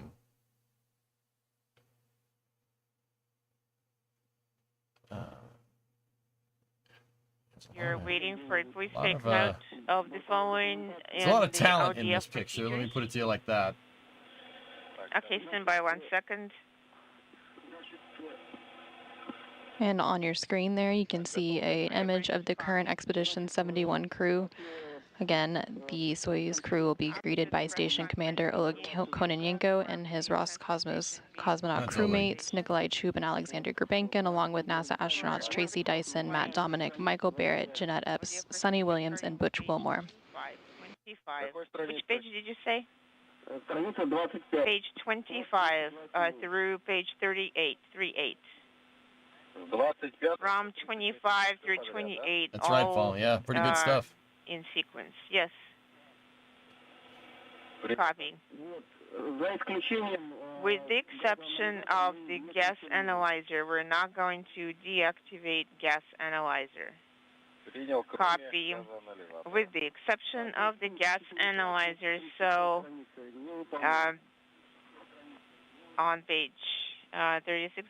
So the hatches are going to be opening sometime soon. Right now, the ISS is just off the northwest coast of Australia right now. It's done in orbit. It's done one orbit since the last time we saw it, when the Soyuz actually went up there and docked. But what you're hearing is the communication loops of them going through the procedures to basically equalize the pressure between Soyuz and the ISS. So when the two craft dock together, right, there's an open kind of cavity in between them called the vestibule. It's just the area between this, like the hatch on the station and the hatch on the Soyuz. Now, you have to equalize the pressure between those three things, right? Because you don't want to open the hatch and have the Soyuz pressure be higher, or you don't want the vestibule to be in vacuum and open it and get a sudden shock to the pressure inside of the ISS, that could break things. You don't want to like accidentally implode an ISS module. That probably wouldn't happen, but probably doesn't work very well in space flight. We found out from those two right there. We found out with NASA's decision behind why Barry and Sonny are still up at the space station, why probably isn't a good idea. What pressure do they keep the ISS at? It's 14.7 psi. It's just at 1 bar. But you don't want to shock pressurize anything. That would be bad. So they have to equalize all the pressures and go from there. Those leak checks as the flight controllers are waiting And for the then pressure to do be leak equalized checks. on both sides of the docking interface. He has clarified the following. P3 is So I forgot to open the station hatch. located in the Servant. And we're standing by to see them go ahead and open that station hatch. And you're now getting a live look inside the International Space Station where you can see that hatch right in the center of your screen. That's Oleg Kononenko. I opened it, so... All right, here we go. I They got the bell for a ship arriving to port. In the 7... With the Soyuz one, 7 transfer this is the hatch on the upward ISS, this is the hatch on Soyuz. They open like that. So one opens in towards the where do station, we one opens transfer in from? towards the Soyuz. From the MLM. You'll see. MLM? From MLM. Oleg is, that guy has spent a lot of time up Which there. number? And 3 IPK masks. Where are they located? BMP 19 and IPK. Are they in the MRM-1? Yeah, just persuaded a little bit. There we go. Let us take a And you can now see that they have opened that station hatch. There's and your on vestibule. your screen there is Roscosmos cosmonaut Oleg That Kononenko, is the front who's of the currently Soyuz serving right as the there. space station's commander. That probe and drogue is what we saw dock a little bit earlier. There's your probe, there's your drogue. It's all located in Kind the of similar to MLM how Pagoda Apollo 1. did it, to be honest Let's with you. see, If you guys along really want plane to know. 1. It's not the same design, but it's Copy. similar. Sounds good.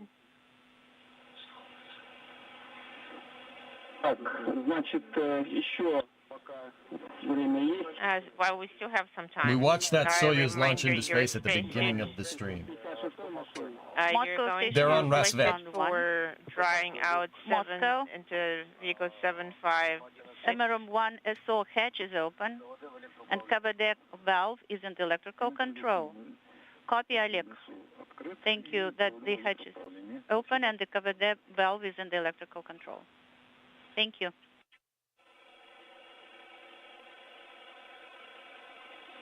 Ignat, do you have any further instructions for us? Yes, I have a couple of more items for you.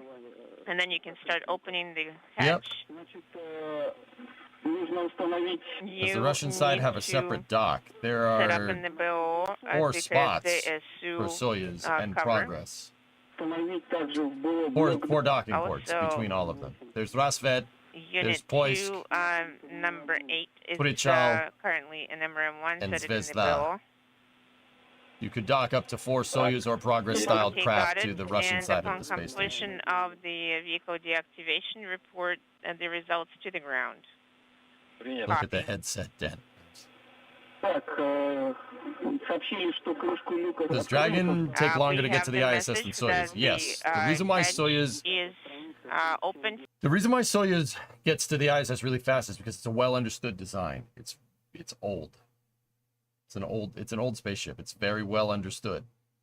They've made a lot of these things. It's the same reason why Falcon 9 was able to return to flight so quickly, because they understand. There's a lot of data behind it. Soyuz can afford to make a quick docking like that because they know and understand the capabilities of the vehicle. Copy. Copy. Monitoring pressure equalization.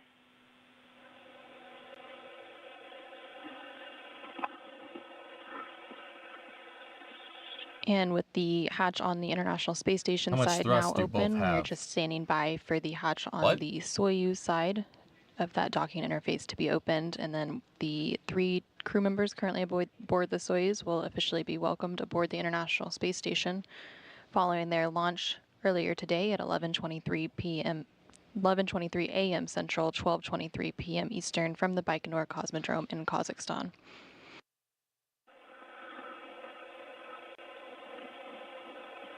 Oh, yeah. Yeah, Forrest. What Pie Guy said is right.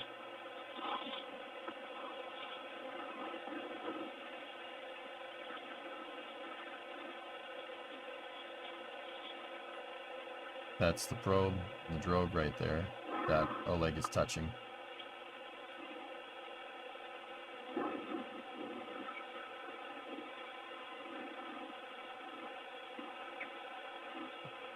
It would seem not. S. Still doing their thing.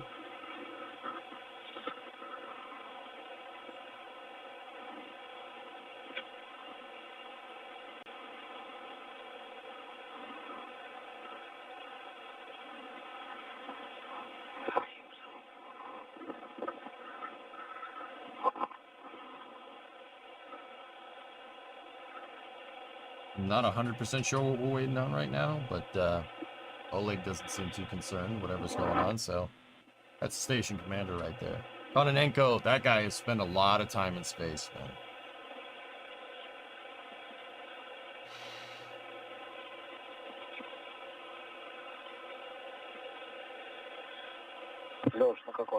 Alesha, what's up? The pressure is decreasing, but slowly. Right now it's 795. 795. So we need 50 more millimeters, 50. That's correct.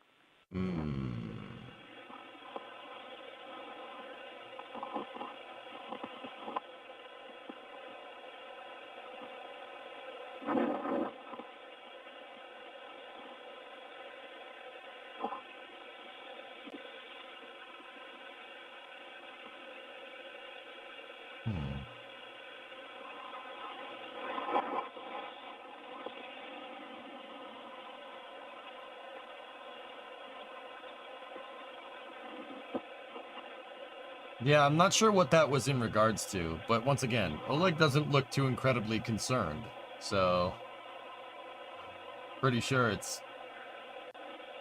For those of you who are just joining us, we are live in the International Space Station Flight Control Room, bringing you live coverage of the hatch opening of the Soyuz MS-23.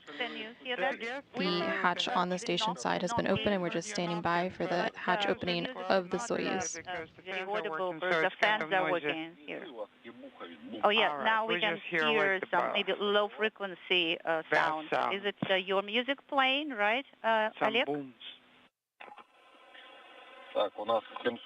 Pressure okay, we have 780 already, 780 millimeters.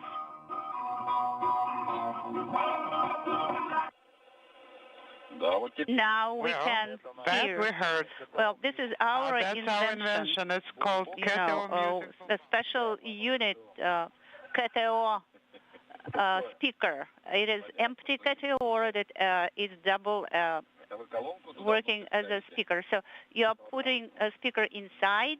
Yes, that's correct. I think you will like it. No doubt.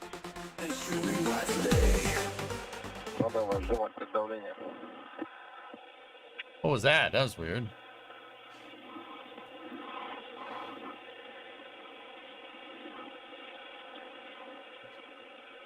They said the crew on board Soyuz said they heard some low frequency noises, and it was them playing music on the ISS. The Soyuz MS-26 spacecraft is carrying NASA astronaut Don Pettit and his Roscosmos crewmates Alexei Ovchenin and Ivan Wagner. The Soyuz gets there so fast because they are Russian to the station and docked to the station's Rossviet module about 2 hours ago at 2:32 p.m. Central, 3:32 p.m. Eastern. Since then, teams have been working through procedures to conduct leak checks at the docking interface between the Soyuz spacecraft and the Rossviet module and complete some pressurization steps.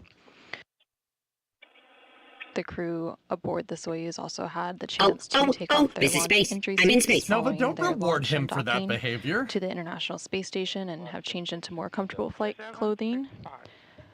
And now they are just waiting to be welcomed aboard the International Space Station to complete their 2-orbit 3-hour journey and subsequent leak checks. Orange.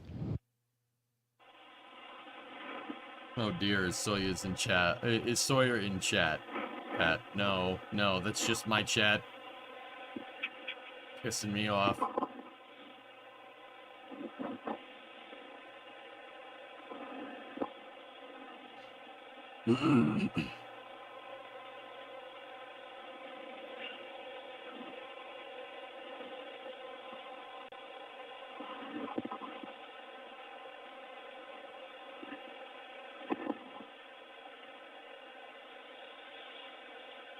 Discovery, go at throttle up.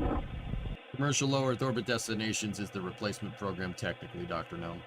They want to commercialize low Earth orbit and then focus NASA efforts, redirect those efforts towards the lunar base. And currently on So your we're screen gonna lose the ISS, is but the current theoretically we should commander gain of a the lunar International base. Space Station, Oleg Kononenko. He Potzer, is commander for 49 month Expedition resub, thank you. 71, which will go through September 23rd. 20 minutes, 20 millimeters. More. It is moving on. That sounds like equalization. What time is the conference? What time is your... So we are actually... Well, we're actually ahead of schedule. Let me double check.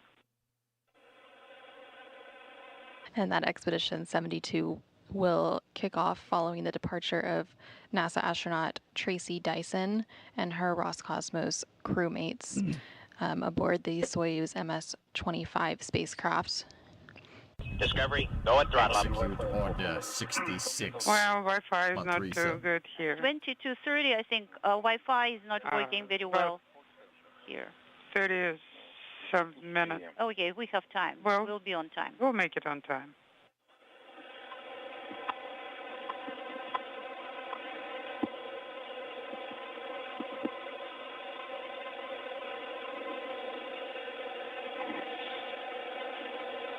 The off-going station commander, Oleg Kononenko, again on your screen, will have completed a year-long expedition once he departs on the Soyuz MS-2625 on September 23rd, along with Nikolai Chub and Tracy Dyson. When are we going to perform 8.3? Later? Let me ask. Yeah, Vasya. And then NASA astronaut Don Pettit and his crewmates, Alexei Ovchenin and Ivan Wagner, will spend approximately 6 months aboard the orbiting laboratory to conduct some scientific research as part of Expeditions 71 and 72. Turn comm assets off after you open the hatch. Assets. After the hatch is open. Okay. Then you will come back after the conference. Turn it back on. Yes, please make sure you don't forget about the after the conference, you There's will come two back translators and on two deactivate feeds. the comm assets. That's on our Nikolai side, Chub pressure right is there. 750. That's in Soyuz. Oh, wait, I bought you a car. You want to see it. Copy. What? And this is Pettit and Ovchenin's 4th spaceflight and Wagner's 2nd. Pettit was selected as an astronaut by NASA in 1996, and across his 3 previous flights, Pettit served as the NASA science officer for Expedition 6 in 2003, and he operated the robotic arm for STS-126 in 2008, and then served as a flight engineer for Expeditions 30 and 31 in 2012, where he lived aboard the International Space Station for more than a year. Yeah. Pettit's launch and docking today mirrors that of Roscosmos cosmonaut Alexander Gorbanov, who is scheduled to launch the station have their as own part of the communications, SpaceX Brendan, Crew 9 but Dragon later they this can use month, TDRS as providing well. a reciprocal crew exchange capability to maintain safe and continuous space station operations. Said he wanted a Fox body. Does that count? Yeah, sure.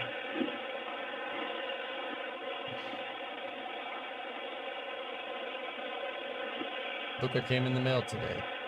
Oh, that's awesome. Again, we are standing by Nova. for the opening of the Soyuz hatch to welcome the trio of astronauts, Pettit, Obchinen, and Wagner aboard Sorry, the guys, International Space I'm trying Station. my best here. The flight control team, as well as the crew aboard Soyuz and the International Space Station, are just So working. what we're watching here is the hatch opening for Soyuz MS-26. That's the front of the spacecraft right there. That's Station Commander Oleg Kononenko. They're in the Rasvet module, the docking one of the docking modules on the ISS for Soyuz. And we're just basically waiting here to open up the hatch. Once we do, we'll start into space news here in a second.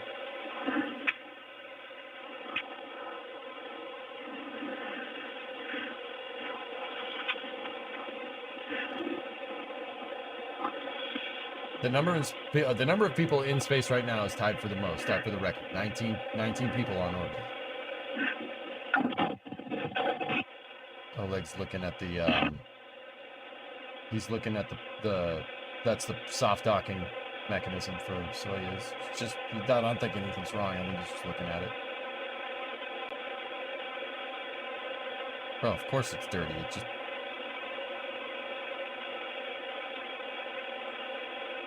record for orbit, but tied for space. Yeah. It looks like you're on the station. Nice. Nice. Yeah. He's freaking knock.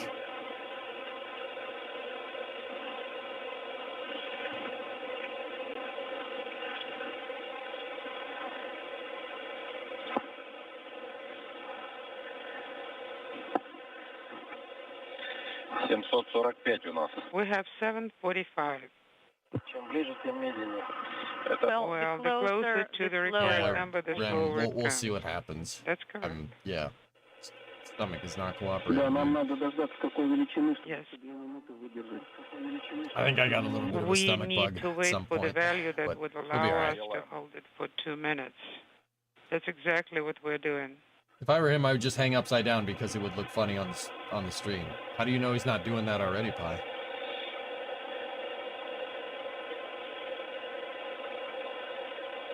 I blame the lack of tortellini. Yeah, me too. Dr. Gnome, I'm... Yeah.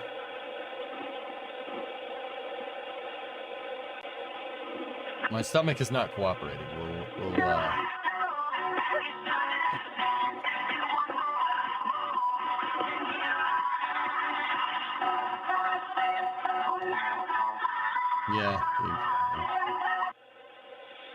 Весело там у вас.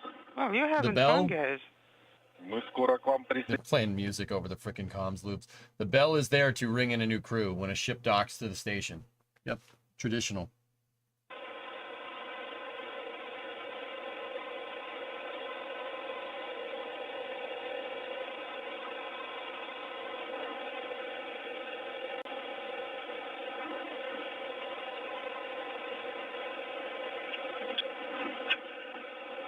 What's under his shirt? It looks like a harness.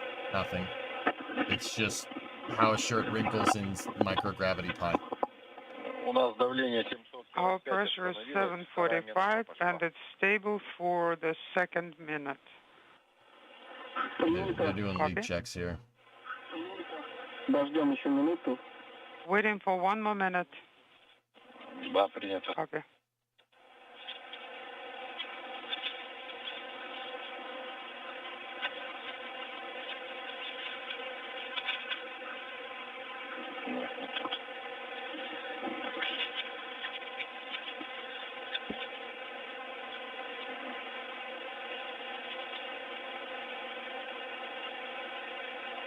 Yeah, Dr. Gnome, pretty much. It's just, yeah, 70. It's like 70, something like that. A little drafty, though, because they have to keep the air circulating.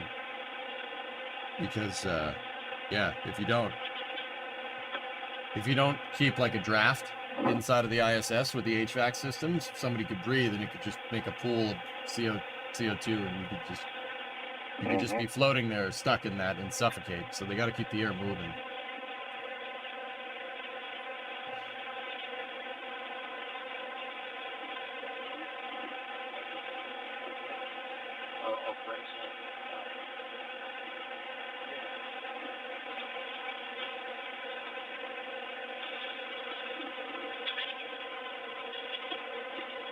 When did they figure that one out?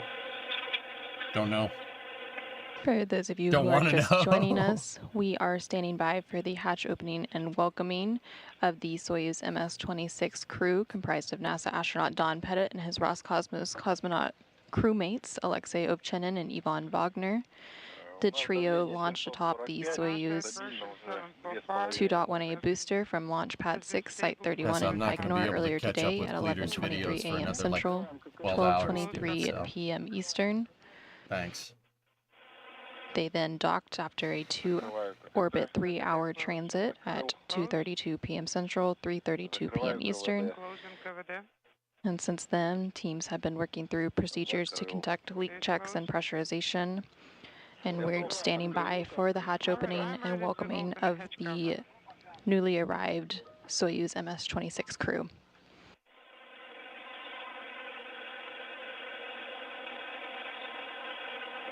Once the hatches are open between the newly arrived Soyuz and the International Space Station, Pettit, Ovchinin, and Wagner will be greeted by the space station's current commander, Oleg Kononenko, who you see there on your screen, along with his crewmates, Roscosmos cosmonauts Nikolai Chub and Alexander Grabenkin, along with NASA astronauts Tracy Dyson, Matt Dominic, Michael Barrett, Jeanette Epps, Sonny Williams, and Butch Wilmore, who comprise the Expedition 71 crew.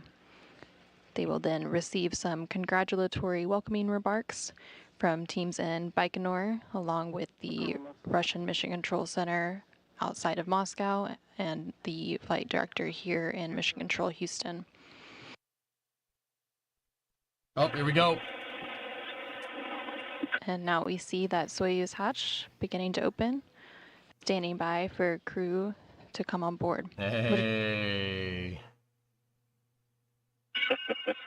Ring that bell.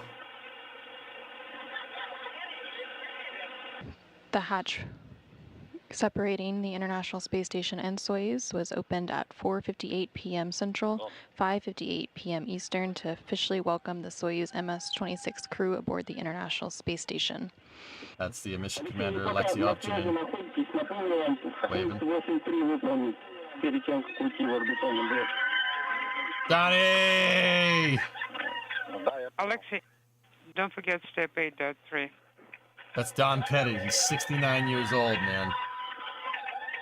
That's awesome. There's NASA astronaut Don Pettit flying in to the International Space Station on your screen now. So cool. Ivan Wagner aboard the space station again. He was on station in 2020. And he was followed by Roscosmos cosmonaut Ivan Wagner. And coming up in the back is the Soyuz commander and Roscosmos cosmonaut Alexei Ovchinin.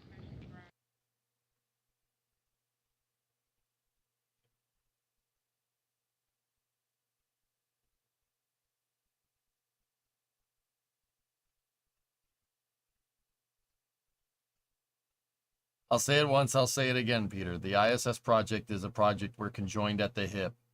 No one wants to stop doing it, because if you stop doing it, you lose a multi-billion-dollar space station, meaning stop working with the Russians. We work with them because that's keeping the project going. You can't uncouple the modules. They're basically Siamese twins at this point. It would be stupid to do that. You'd be losing out on billions of dollars worth of research and also your multi-billion-dollar space station. So it's important to mix crews. It's important to keep the project going so the science can keep going. How many people can the ISS support? We're at, this is the most I've seen on there excessive, right? For just ships that are docked. During the shuttle missions, it was packed. Is the mission commander. And there we go, Alexei Ovchinin, the final of the trio aboard the Soyuz MS-26. The Soyuz commander for today, Alexei Ovchinin, being greeted by his Roscosmos crewmates. There we go.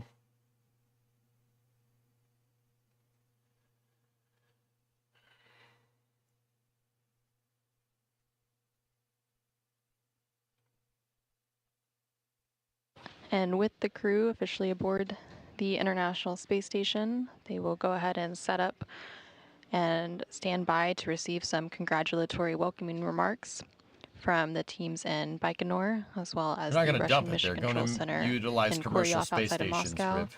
And then finally next from logical the step. team here in Mission Control Houston, led by... The next logical step is to have commercial space stations and send NASA astronauts on SpaceX, on Dragon or Starliner to commercial stations, which do the same thing. NASA will basically timeshare a station. And there will be some form of the commercial crew program for low Earth orbit destinations in the future that will utilize commercially operated space stations for scientific endeavors.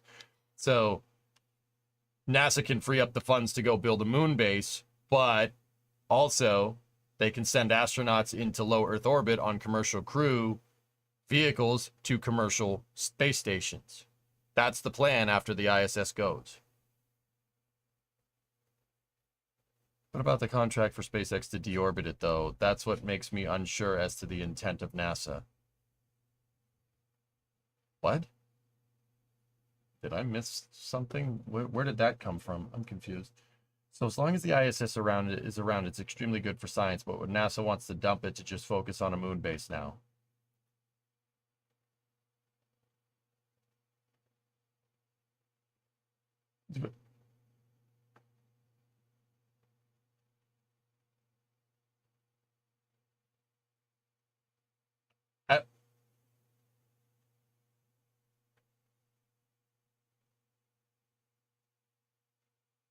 I don't know how you...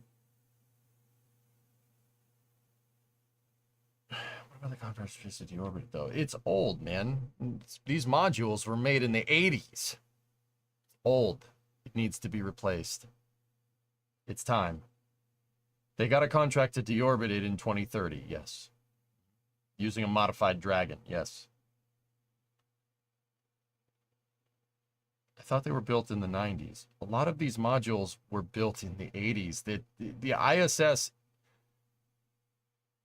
ISS is the result of two canceled space station projects being joined into one, guys.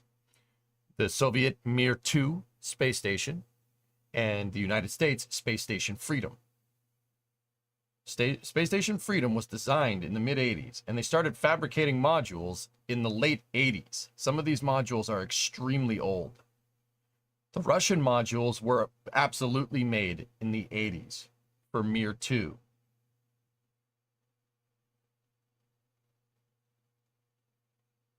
All of the ISS, though, or will part of it stay? No, they have a commercial... NASA has a commercial space station that's going to initially attach to the ISS. That's the Axiom space station. They're going to attach to the ISS to kind of outfit the space station, and then when they go to deorbit the ISS, they will detach it. Is Zarya or Unity older in construction-wise? I think Zarya is one of the oldest modules.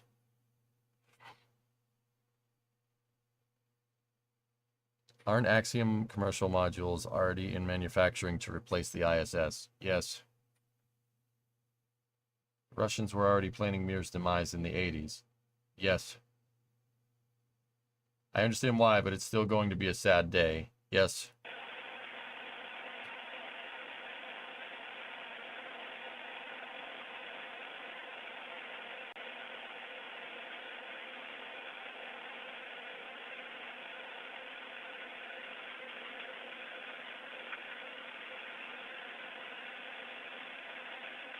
ISS is now out in the Pacific, heading towards Panama.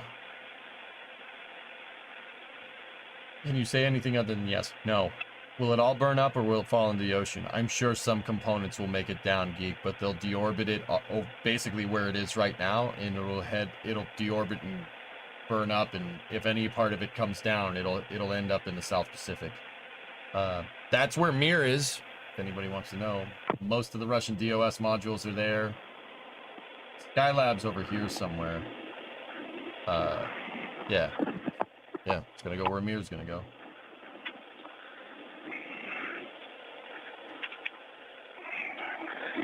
When that eventually does happen. Right now they're reconfiguring the cameras for the welcoming ceremony. But we can jump into space news. Would it be easier to send it into deep space? No, Sharky. It would be about 1,000 times harder. Moscow Station, I'm Burlak 1.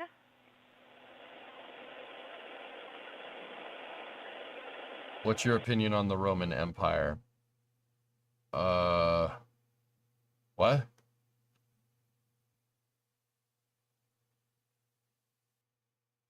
I think the big lesson of the Roman Empire, Helsinki, I don't know if it's necessarily an opinion, but I mean, I'm not sure where this question came from, but I think an important lesson to learn from the Roman Empire is that decadency can lead to stagnation, and that's an important thing to understand.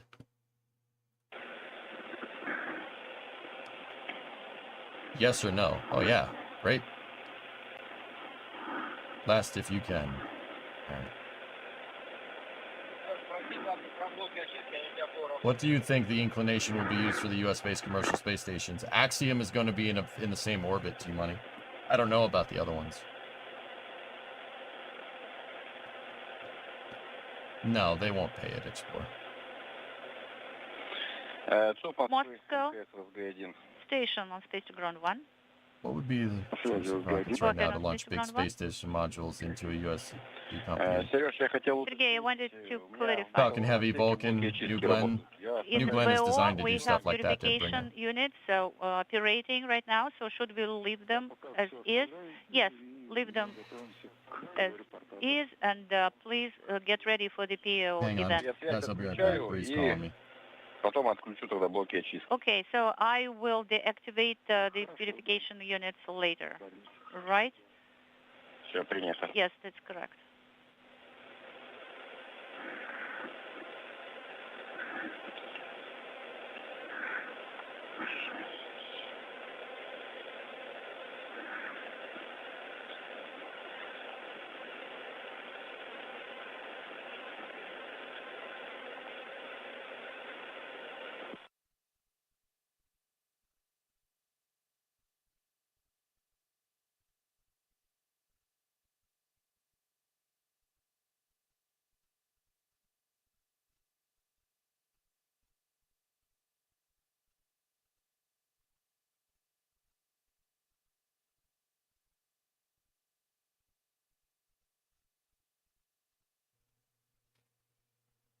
Okay, I'm back. Cal over there in YouTube chat. Hey, EJ, sorry earlier, I was confused. I spoke with my friend and his 67 Corvette does not have rear leaf springs, but an independent suspension coil spring design. So sorry for the wrong information. But Cal, I knew what you meant. I knew what you meant. The whole premise of the conversation was that it uses independent suspension with swing arms. I know what you meant, dude. I just kind of rolled with it. I'm at a point where I can tell if someone, like, if you misspeak, make a typo. I know what you mean, dude. I'm not going to be that guy that's going to be like, well, like, unless you want me to, it's all good.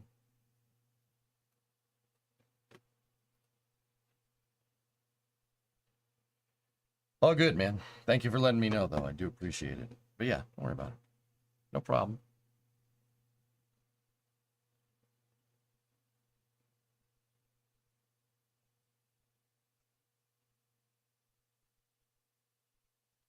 You're very excited to see what kind of pictures we get from the EVA Polaris Dawn. Yeah, Peter, it's going to be awesome. I'm going to be covering it for NASA Spaceflight over on their channel, and it'll be restreamed on Twitch, which is pretty cool. Did the sound just go off while I was on the phone? Or I would check, but, NASA's player doesn't have any playback functionality because NASA Plus. Discovery, go at throttle up. Or something. All right, you know what? That's enough of that.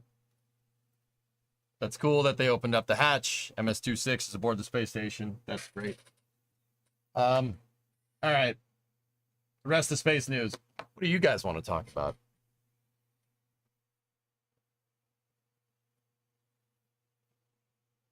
What do you guys want to talk about? Cal, I distinctly remember going into Jersey City and picking up leaf springs for a friend's car. Well, it'll come back to me, or it's gone forever, whichever. Well, Cal, it's very interesting. Every car had rear leaf springs, except for like a Corvair. Except for a Corvair and a Volkswagen Beetle, every car had rear leaf springs in the 60s, man. So that could be anything. You just chose to remember the one that didn't. Actually, no. The Corvette had leaf springs too. Monoleaf though. A little bit of a different design. It's independent, but it's an independent rear suspension with leaf springs. Yeah. That and the 62 Tempest. But yeah. All good. All good, man. New report on the future of NASA by Norman Augustine. Oh, balls. Not this moron. I can't stand this guy, dude.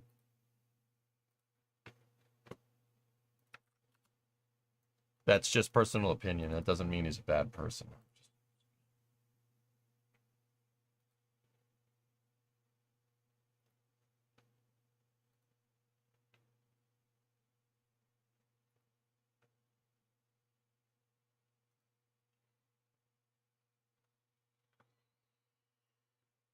Just thread. I don't have a let's read free online. Have you seen this YouTube short film called The Last Day of War? It's about AI and the end of wars. A little different, but it seems possibly fitting for discussion. Mackie, that would be something that we do at the end of Space News. DM'd it to you. I think I got the online version ready to go. Thank you, Alex.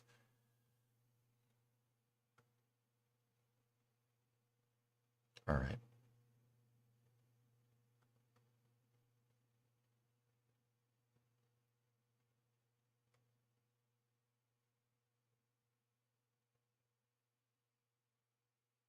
Koningsman is on this. Hans Koningsman is like the 3rd or 4th employee at SpaceX. He's retired, though.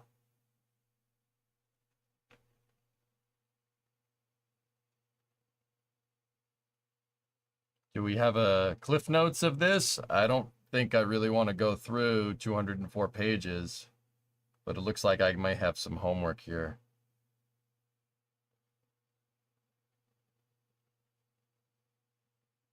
Introduction. Context in which this report was commissioned. So what is this report on? That's on page 10.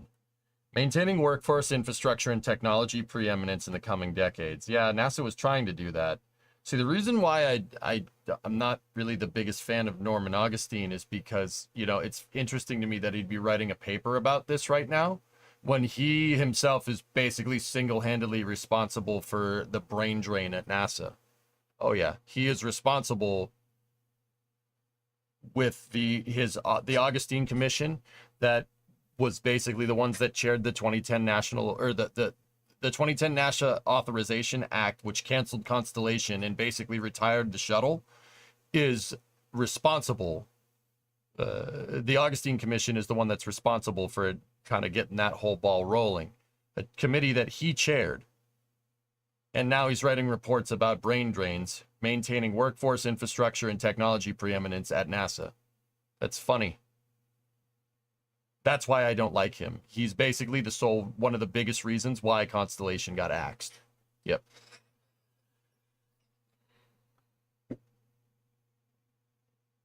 Yeah. Yeah, not a fan. Not a big fan of that at all. All right, we were on page 10. Let's see what we got. Look at the executive review to get an idea. He seems a bit more reasonable nowadays. Yeah.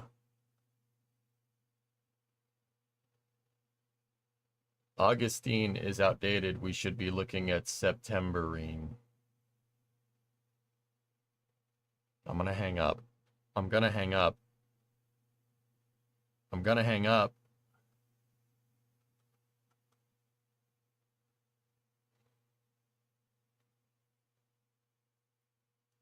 I'm going to do it. No, you hang up first. The Aeronautics and Space Engineering Board and the Space Studies Board of the National Academy of Sciences, Engineering, and Medicine have been involved in shaping the nation's space efforts since their inception. In 2022, Congress passed the CHIPS and Science Act, directing the National Aeronautics and Space Administration to sponsor a directing NASA to sponsor a National Academy study to review critical facilities, workforce, and technology needed to achieve NASA's long-term strategic goals and mission objectives. A statement of task was received from NASA, after which the ACEP and the SSB convened an ad hoc committee to carry out the charge. The committee assembled was by necessity an experienced group of former NASA staff, outside experts with related academic, industrial, and government expertise.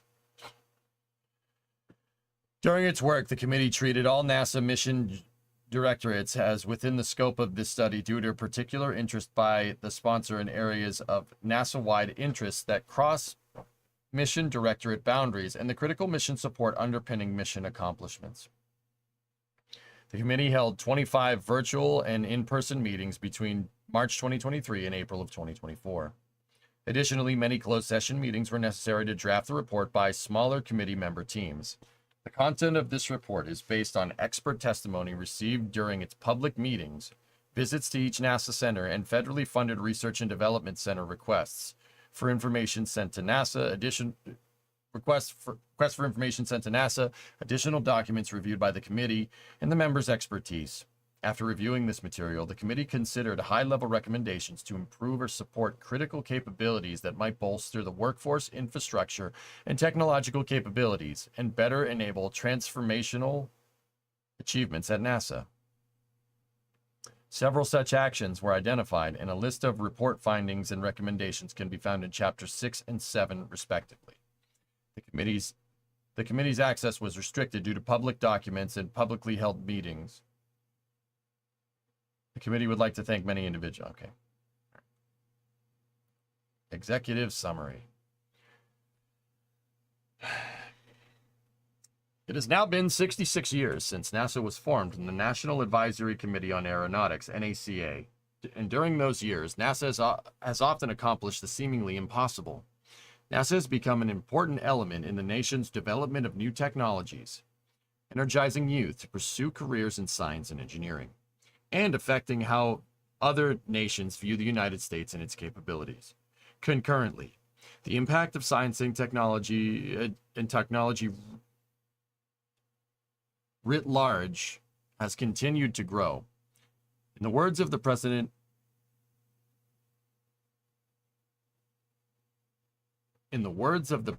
of the People's Republic of China, Xi Jinping, technological innovation has become the main battleground of the global playing field, and competition for technological dominance will grow increasingly fierce. China in recent years has rapidly advanced in its space activities, developing major launch vehicles, placing its own space station in orbit, landing a rover on Mars, and landing unmanned spacecraft on the far side of the moon and returning samples from there to Earth, the latter being something no other nation has done to date.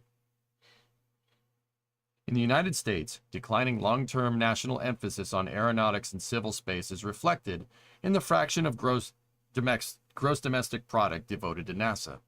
Today, NASA faces a new challenge, a challenge to avoid a hollow future NASA. This latter possibility is the consequence of a practice that has persisted for more than a decade, but the window of time in which to reverse that practice is vanishing. Boy, that sounds familiar.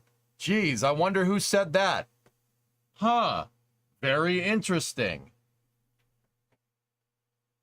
While many issues are confronted by NASA today, this issue permeates almost all of the organization's activities and therefore many of the chapters of this report. At the same time, NASA must be concerned with those threats common to large, mature, and successful organizations, including burgeoning bureaucracy, excessive centralization, and in NASA's case, extreme funding uncertainty. Cultural changes can be subtle in character, but profound in impact. Difficult choices. The matter at hand is one that commonly threatens business, governments, and universities alike, and compromises the tendency to focus resources on near-term accomplishments and problems at the expense of long-term viability. In an opportunity-rich environment, such as NASA has confronted over the years, the choice has too frequently been to pursue near-term missions at the expense of investing in the ostensibly invisible foundational assets of the organization. The inevitable consequence of such a strategy is to erode these essential capabilities that led to the organization's greatness in the first place and underpin its future potential. Literally have been saying this for years. Been saying this for years. 10 years. Saying this exact thing. I had a stream less than a month ago where I said this exact thing. It was in a conversation with another person that streams, another viewer in chat on Capping Badger. I had this exact conversation. This exact, like, almost verbatim. This is a paper from the National Academy of Sciences, Shaw, that says that NASA... Listen to this. In the United States, declining long-term national emphasis on aeronautics and civil space is reflected in the fraction of the gross domestic product devoted to NASA. Today, NASA faces a new challenge, a challenge to avoid a hollow future NASA. This latter possibility is the consequence of a practice that has persisted for more than a decade. It's been longer than that. But the window of time in which to reverse this practice is vanishing. Gee, that sounds a lot like what I said. While many issues are confronted by NASA today, this issue permeates all of the organization's activities and therefore many of the chapters of this report.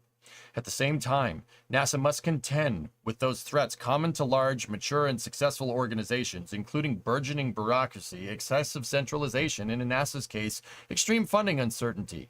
Cultural changes can be subtle in character but profound in impact.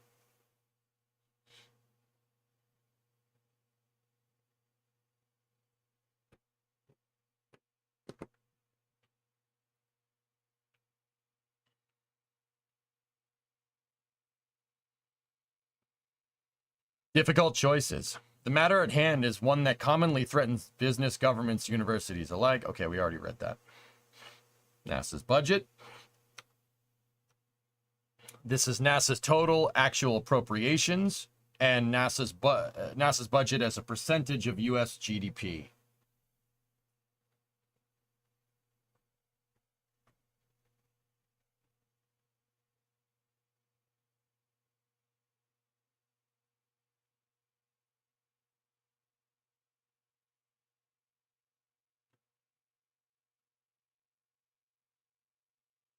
Yeah, Biff, he's responsible for part of that. That's what pisses me off. See that dip right there? See this dip? That downward thing leading NASA in 2013 to one of the lowest budgets it's ever had, ever since its inception? Yeah, Norman Augustine is the reason that happened. Yeah, see that? Right there. That's interesting coming from him. He's the reason that happened. Just saying. That's really weird. Funny how that works. I'm not bitter about this, I swear. I'm bitter about it. Yeah, no, this kind of pisses me off. But I'm going to try to keep my cool because losing your cool doesn't help anything, okay?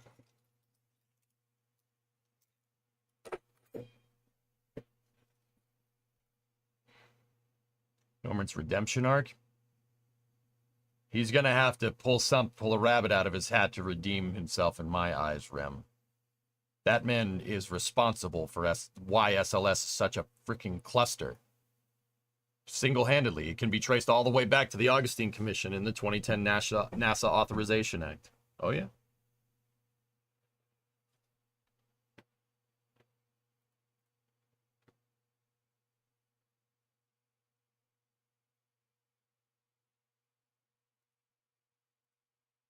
All right. NASA's continued success largely depends on 4 asset categories: a talented workforce, state-of-the-art infrastructure, leading-edge technology, and adequate financial resources. When one disproportionately devotes such resources to current pursuits with inadequate regard to future consequences, the excellence of the talent pool is degraded. Infrastructure decays. Technology stagnates, and future financial support itself is commonly threatened. In recent years, NASA, together with its benefactors, has embraced a policy that largely embraced a policy that largely unintentional but gradually diminished the extent of in-house hands-on work that sustains the excellence of a technical workforce. I have been saying for a decade that our incessant drive to commercialize everything will screw us. Once again, just saying. Led to facilities 83% of which are past their design life and held fundamental science and technology funding constant as a percent of the NASA budget, while missions have become significantly more complex in both difficulty and cost. Notably, the above results have evolved during an era in which the impact of technology on society increased markedly, but one in which overall federal research and development investment by the nation declined from 1.9% of GDP to 0.7% in approximately 60 years. Yeah, that's the deviation of that line right here. That's what he's talking. That's what this is talking about. Particularly worthy of note is the influence of NASA's accomplishment in motivating many of the nation's youth to pursue careers in science and technology writ large. Furthermore, NASA's remarkable accomplishments have been a source of inspiration and pride to all Americans, while demonstrating to the world what this nation can accomplish when it dedicates itself to the task. Okay? Yet, NASA exists in a highly demanding environment, one wherein primary standard is perfection, wherein its grandest endeavors can fall victim to the slightest Boston came out there for a second, where a missing dash among thousands of lines of code can cause a failure, Mariner 1, or a damaged chunk of lightweight foam can produce tragedy, like the space shuttle. It was not good luck that let NASA place 12 astronauts on the moon and bring them all back to Earth, or establish the James Webb Space Telescope. That's a weird... Those are two really weird programs to conflate to each other, considering Apollo accomplished its goal on time and James Webb took 20 years to make. Just saying. Or help build the foundation of today's aviation industry. Looking forward, a number of the missions NASA is planning will eclipse the complexity and difficulty of the Apollo missions. Sounds a lot like what Destin said. This is particularly true of human spaceflight and the plan to establish an enduring presence on the moon, followed by human visits to Mars. Not to be overlooked is that the peak NASA funding during Apollo was 3 times that of NASA's current, generally flat budget in terms of purchasing power. Yep. These are among the reasons why the present committee concludes that NASA must rebalance its priorities, even if that means investing more in people, facilities, and cutting-edge technology at the expense of initiating new missions. As unattractive as that choice may be, also in the category of difficult choices, if recent funding trends prevail, the United States and NASA will be required to make some definitive but inevitable decisions about the cost-benefit relationship between human and robotic spaceflight. The implications of this decision for the nation and its technological identity could be profound. As noted in reviews of NASA requested by 2 previous presidents, report of the Advisory Committee on the Future of the U.S. Space Program, and seeking a human spaceflight program worthy of a great nation, the cost and schedule problems accompanying too many NASA missions of all types are merely symptoms of a greater problem wherein NASA is asked to or seeks to conduct more missions than it possesses the budget to support. Fragmented.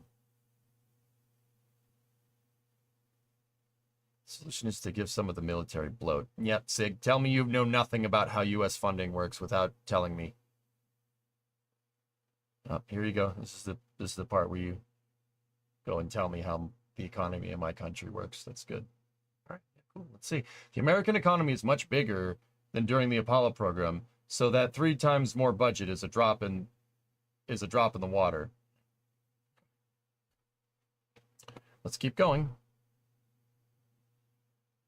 Perhaps, actually, I'm pretty sure a report of the Advisory Committee on the Future of the U.S. Space Program is the previous Augustine report, and Seeking a Human Spaceflight Program Worthy of a Great Nation, I think, is the document that, I think that's, well,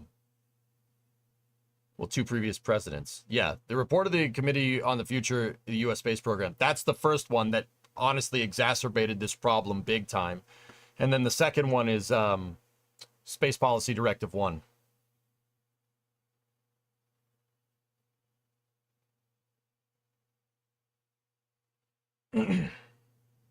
Where are my ODSTs, Jeff? Background. Perhaps, let me just make sure. Yeah.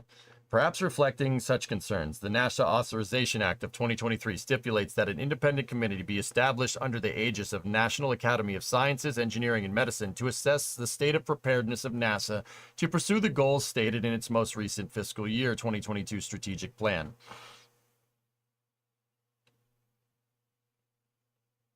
Hokie, you want to hear a good one? This is a report from the National Academy of Sciences that's being chaired by Norman Augustine. And it's a report that was chaired by Norman Augustine about how NASA is experiencing a gigantic brain drain, and that, coupled with funding and a couple of other things, are going to boil to a head sooner rather than later, and NASA could basically get left in the dust. Yeah, that sound familiar? That sounds like something I said a little while ago on Flame Trench. Just putting it out there.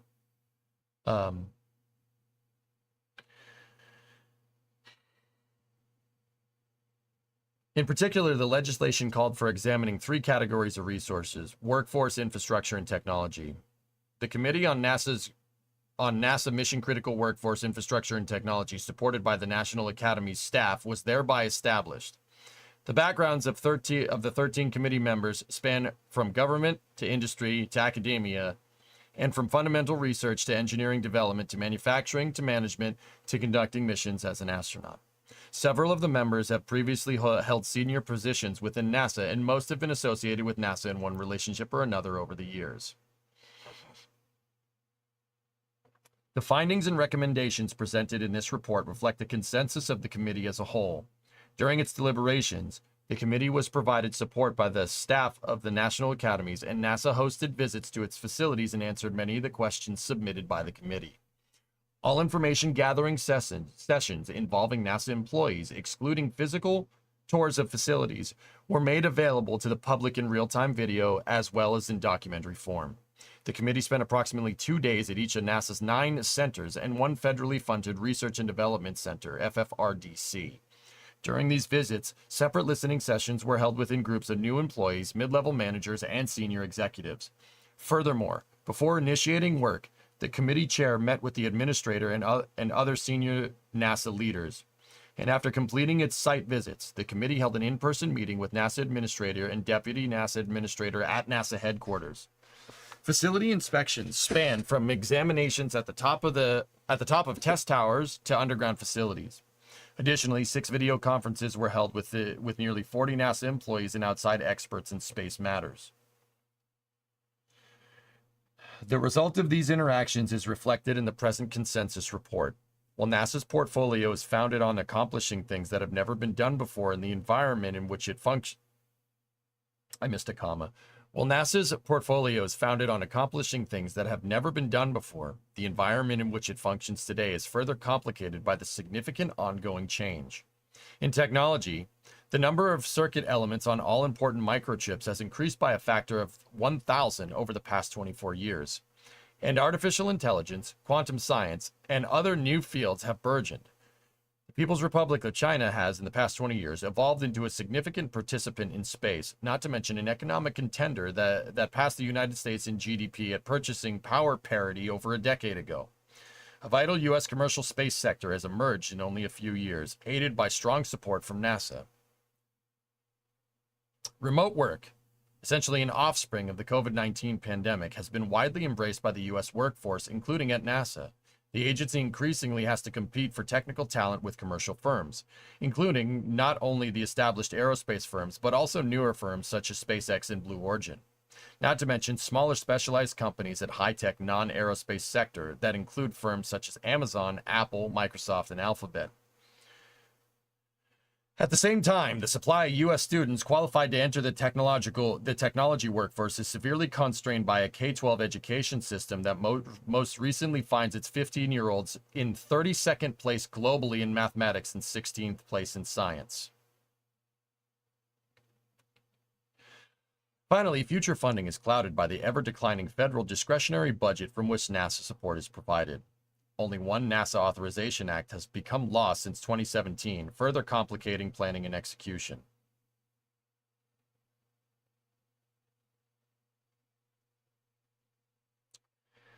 Addressing NASA's challenges and its preparedness to meet them as prescribed in the statement of task for this report, the committee investigated overarching issues that cut across the workforce, infrastructure, and technology categories. In this regard, the committee was mindful of the finding in the Columbia Accident Investigation Report that it stated NASA organizational culture has as much to do with the accident as foam did. Bingo. Programmatic problems. During many of the committee's deliberations, the subject of risk management was either explicit or implicit. Has NASA become more risk-adverse since the Apollo era, thus hindering potential accomplishments, or has NASA become less attentive to the subject of risk, thereby increasing the probability of failure and consequence? These are questions to which no general conclusion pertains nor should pertain.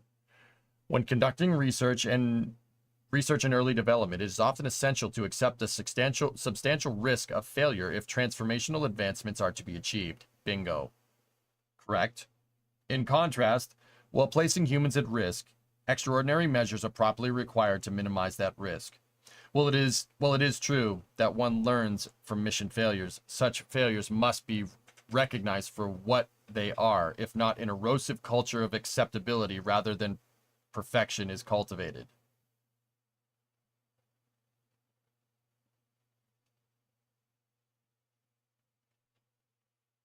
Core findings. The committee offers several core findings that, in its view, rise to the highest level of priority. These issues have cross-cutting connotations that impact more than one of the three resource areas cited in the legislation mentioned above and are interrelated. The committee's findings regarding these high-priority core issues are as follows. Core finding number 1. NASA's ability to pursue high-risk, long-lead science and technology challenges and opportunities in aeronautics, space science, earth science, and space operations and exploration has arguably been the agency's greatest value to the nation. The pursuit of such potentially transformative opportunities requires constancy of purpose, consistent long-term funding commensurate with the task that it has been asked to undertake, a technically skilled workforce able to devote sustained efforts to address challenging problems, and leading-edge equipment and supporting infrastructure that enable work at the cutting edge of science and engineering. Okay.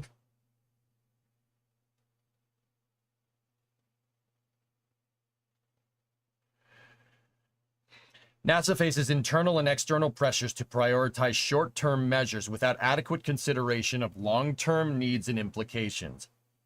Yes, very much.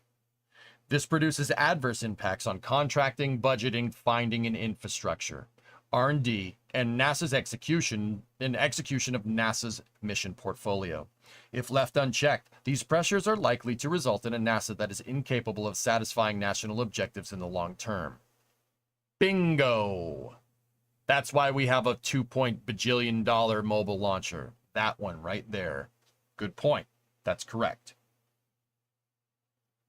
Absolutely 100% on par. Remember how I said this on Flame Trench, guys, so I'm not sure if everybody caught it. But I said on Flame Trench, look, everyone here knows that a launch pad costs the most amount of money in terms of like straight up cost. The only thing that might cost more in a space program is engines, propulsion. There's no way Bechtel nor NASA knew or didn't know that the cost of Mobile Launcher 2 in this particular regard would cost less than $1 billion. There is no freaking way that's possible, full stop. Yet we saw a $383 million cost plus contract that for a seemingly $1 billion mobile launcher has the potential to balloon to $2.7 billion. That is not entirely on the contractor. That is absolutely on NASA for not holding their feet to the fire and frankly not understanding that one of these are going to cost $1 billion right off the bat. I could have told you a mobile launcher cost $1 billion 5 years ago. If I had paid more attention, I would have checked it, but I'm willing to take the time out. Hokey, we zap you once for that, okay? But yeah, also at the same time, this is not just Bechtel, dude. It's not just them.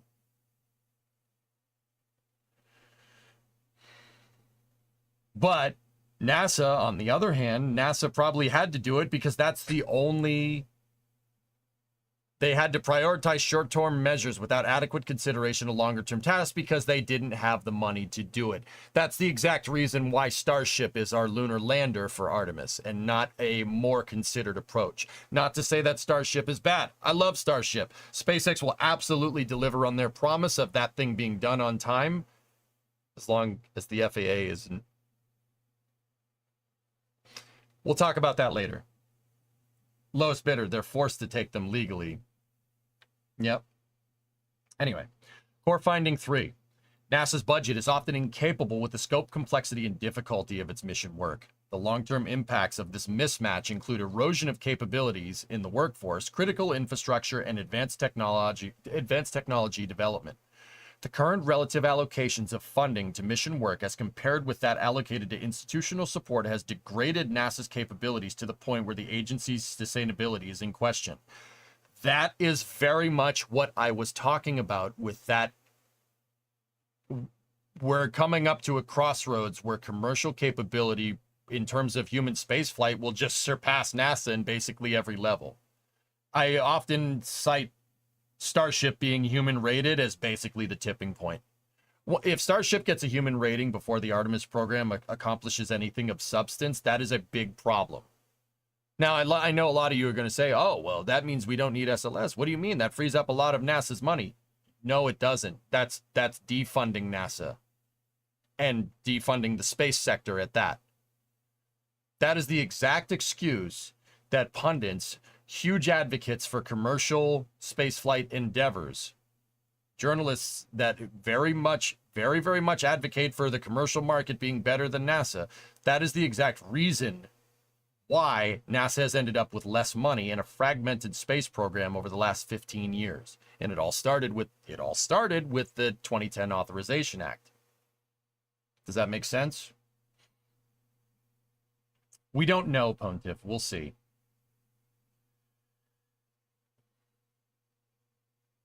It's interesting that they've directly quoted the People's Republic. They quoted Xi Jinping, which is very interesting here.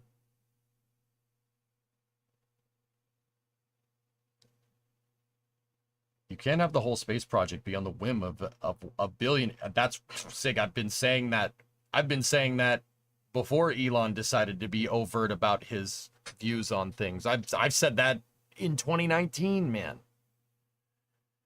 The most sustainable way forward is for NASA to be able to duplicate and elaborate on commercial capability. If the commercial sector passes NASA in terms of capability, arguably a ship that's already sailing and leaving port now, once you leave port, you're screwed. That only will end up with less money for NASA. And the ripple effect will be tremendously bad. I can say that with pretty damn high confidence, because once SpaceX or anybody else passes their capability, and not to say we should slow SpaceX down, frick that. If you're running a marathon and the guy's in front of you and he's pulling away, what do? Do you sit there and ask everybody to ask him to slow down? Absolutely not. You have to find a way to catch up. Because if they're going to do that with Elon, they might be able to control him, but they would not be able to do it. They might be able to, hit him with bureaucracy to slow SpaceX down, but you damn sure can't do that with a foreign adversary. You're definitely not going to do that with China. What is China going to go to send people to the moon and NASA's going to say, hey, please don't do that? This is a nightmare. If we get to that crossroads and Starship, like I said, if Starship gets a human rating, we get to that point, that is a catastrophic implosion of NASA's hierarchy and will result in a huge economic contraction of money, a huge contraction of money being spent on spaceflight in general. That could be catastrophically bad in the future. Like, it's not even like, I'm not even trying to sound smart. That could suck. That's not good. You don't want that. Trust me on this one, because my cited example is, ironically, the guy that chaired this report. The 2010 NASA Authorization Act replaced the Constellation program with kind of commercial crew maybe someday, right? And it was pioneered as a way to save tons of money with NASA. And the commercial can do it cheaper, right? Failing to entirely mention here that NASA's budget got thrashed right after that, that money didn't just go to commercial contractors. It didn't, and it won't. Sorry, it's not going to. That's not how this works, unless something unprecedented happens. Canceling the Constellation program left us with less capability and a commercial partner that might be able to do something 10 years down the road. See that dip right there? Every time someone has proposed this, you know, someone can do it cheaper. Our incessant drive to commercialize everything because it gets short-term results done, it has ended catastrophically bad, that being the worst example of it right there. This isn't just something I think about for fun and this is how EJ feels. No. There's been cited historical examples of this. Oh, the shuttle can do it for cheaper. It's fine. No, it can't. No, it can't. You know why the shuttle can't do it for cheaper? Because the whole idea was to go back to the moon using the shuttle. Yep, that never happened. See what I'm talking about?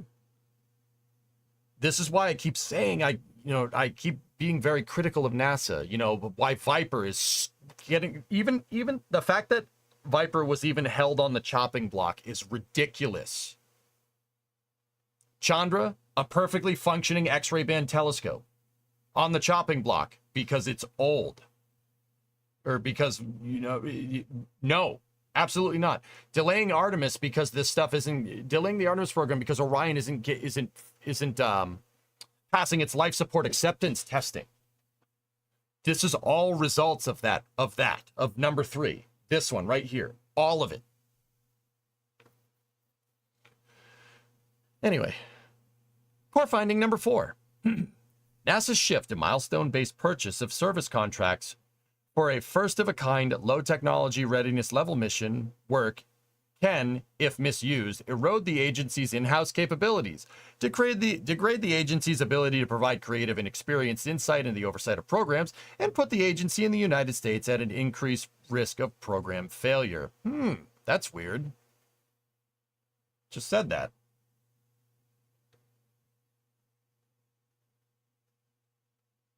The shuttle was supposed to build tugs. It was supposed to build something like Gateway in Space Terminator.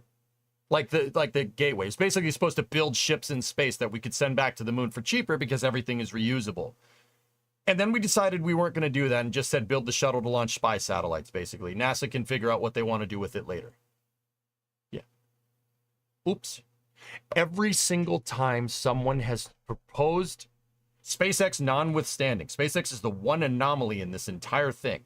Every time someone has proposed there's a way to do it cheaper, let's cancel what we're doing right now, restart and do it for cheaper. Every time someone has proposed that, we've wound up with net less capability.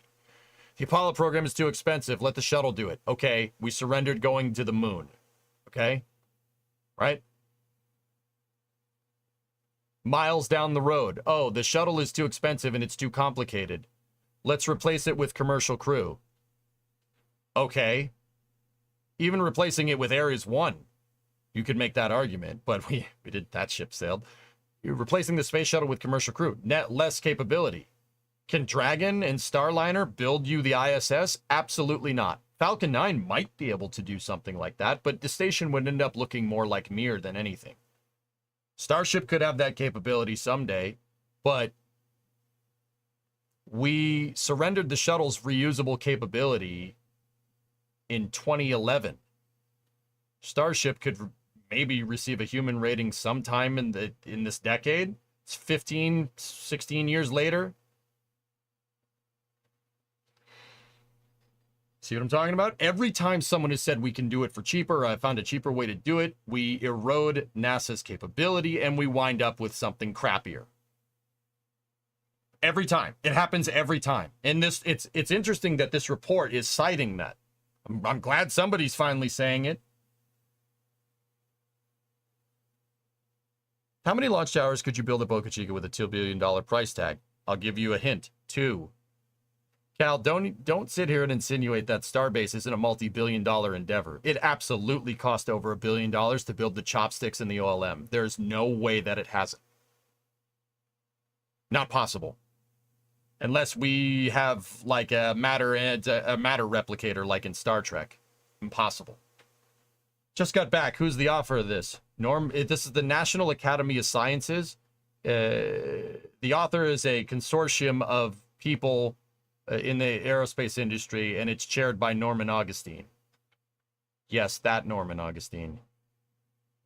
Have you read many of these reports? It seems like a well-known perspective, especially from inside NASA. I've read every report that has been cited here, Sig, believe it or not. Yes.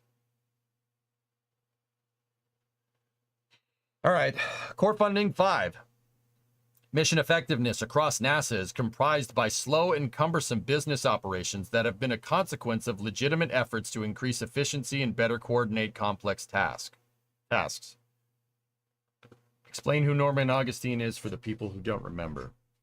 Norman Augustine chaired a report about the state of... Okay. The report that was cited here, Norman Augustine chaired this report. It's up here somewhere.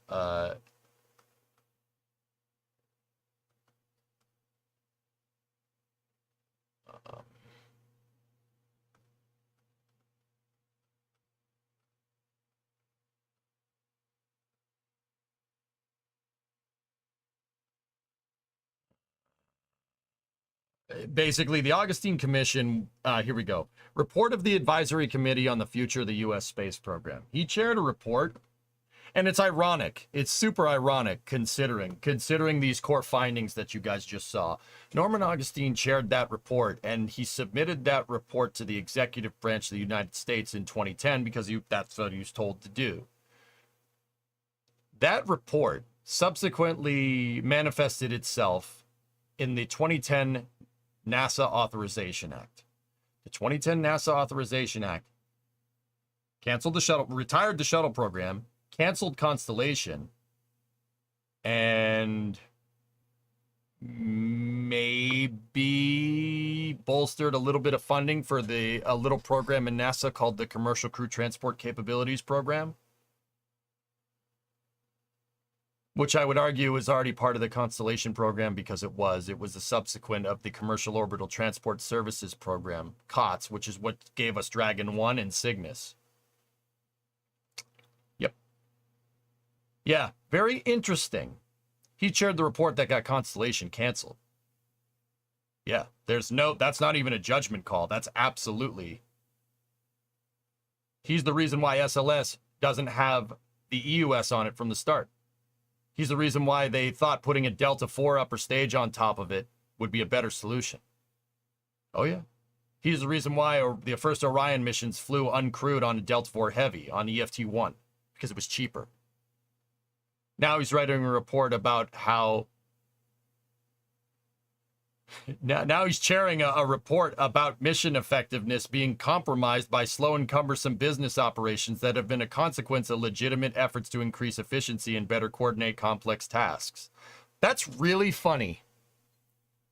Real humdinger coming from that guy. Did that help SpaceX through? Yes. Commercial Orbital Transport Services, a subsequent program inside of Human Exploration Operations REM, part of the Constellation program, is what saved SpaceX in 2008. The Constellation program is the reason why SpaceX exists. True story. Not a lot of people know that. They fail to mention that when they say SLS is too expensive and the Constellation program is too expensive. They don't tell you that part. Okay. Okay, core finding 6. Over the past decade, significant responsibilities and authorities for major programs previously delegated to the NASA Center level have been shifting to the mission directorates. This may have potentially compromised checks and balances for a clear and independent technical oversight. While the optimum allocation of checks and balances can depend on the needs of a particular organization and mission, incorrectly establishing this balance can have extreme impacts. I can't speak to core finding 6. I guess that makes sense, but I don't know if that's something that's not anything that I haven't been talking about. That's new information for me.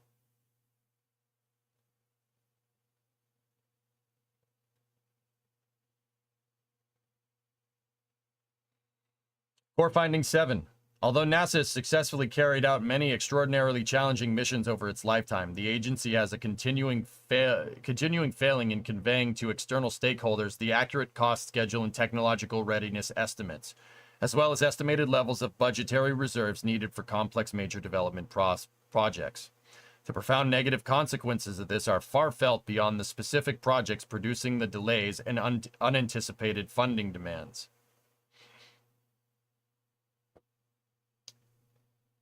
I'm interested in the conclusion here, Element.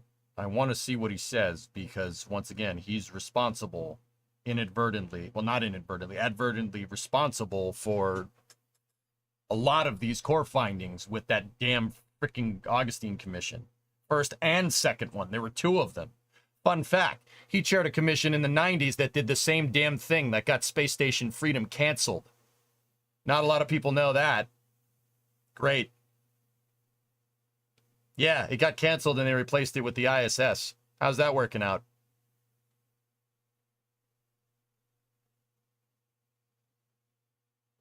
Particularly with stakeholders involved. Good job, man. Several other issues were identified that did not rise to the priority of core issues, but are important, are also addressed in this report. They are assigned to the categories of systematic issues, workforce issues, infrastructure issues, and technology issues. Can we make a voodoo piñata? Yes, please. Come on, we haven't had any troubles with the Russians in decades. I don't know if that's sarcasm or not, Stolfar.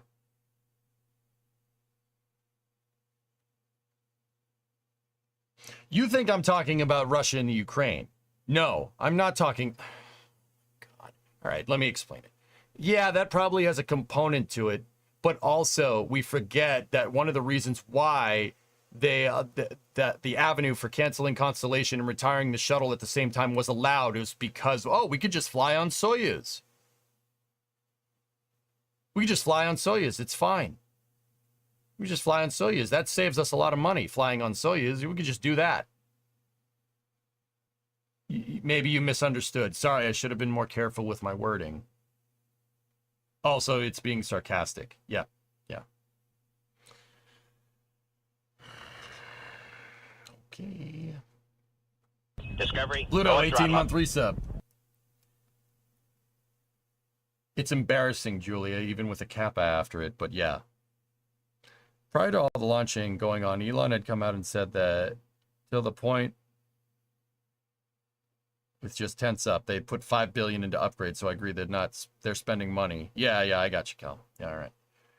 That was regarding the cost of Boca Chica. Yeah. I understand. Systematic issues. The committee concludes that NASA would substantially benefit from a more definitive long-range planning process that identifies specific future missions, capability and component need dates, and implements actions timed to meet those dates. This is particularly true for large or complex missions entailing inherent potential risk. The committee could find little evidence of such planning for the Moon to Mars mission, despite the long lead preparatory actions that are required to ensure that the mission's foundational capabilities are available when needed. Yep, also Augustine's fault. Or his commission, at least. Yep, that the reason why that's going on is because you axed Constellation, which had a detailed long-term... It had that. I'm trying not to seethe. I'm trying not to.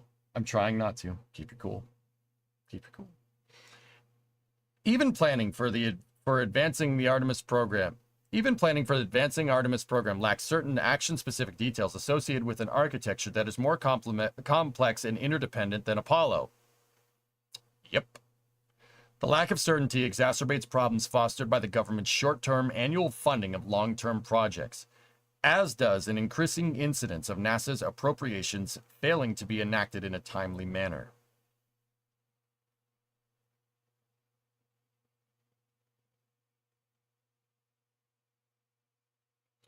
Few challenges of the magnitude NASA encounters can be accomplished within 1 year or even 5 years, which is the span of the federal planning, budgeting, and funding process. Many exceed this time frame, with some reaching decades, such as James Webb and Moon to Mars.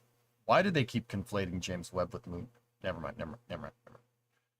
Nonetheless, this long-range planning process should not be considered irrelevant. Plans can be based on the assumed ultimate delivery dates with supporting milestone dates, which are determined along with annual funding requirements. Part of the reason why Mobile Launcher 2 was such a fustercluck is because there were no supporting milestone dates. They just said, hey, here's some money, give it to us in 5 years. Bye. Like I said, the blame isn't completely on Bechtel. Alternatives can be examined, and a baseline plan can be established to be modified as time passes. While this is certainly not optimal, it does provide a means for addressing future issues in a timely fashion. An issue with which NASA has struggled over time relates to the specific responsibilities and authorities of the NASA centers and FFRDC as related to those of NASA headquarters. To enhance efficiency and better coordinate efforts of the field sites when working on increasingly interdependent projects, decision authority has... I gotta reread that, hold on. An issue with which NASA has struggled over time relates to the specific responsibilities and authorities of the NASA centers and FFRDC as related to those of NASA headquarters.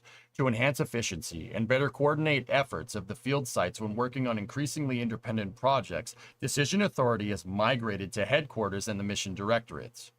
An unintended consequence has been increased delay in the decision-making process as new demands were placed on a comparatively small headquarters staff seeking to engage detailed technical issues.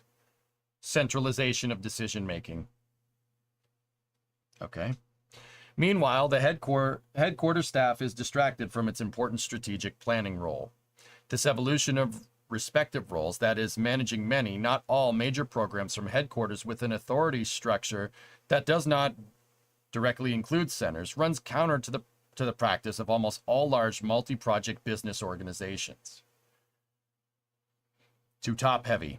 Too much management. Gee, that ends real well for anything that has to do with aerospace. Too much management, right? Well, I'm sure whoever made these decisions, knew this, right? Surely they had the foresight for that. However, yeah, I mean, sarcasm aside, I'll bet you money. I'll bet you a sub out there, you, not you, I'll bet you a sub that this probably happened because of shrinking budgets. They probably had to, because they couldn't retain a technical workforce because of budget cuts. I'll bet you that decision wasn't made, because it's like, I'm going to run NASA now. I'm running it now. You do this and I do. No, it was probably made because, oh my God, we don't have the money to pay these people.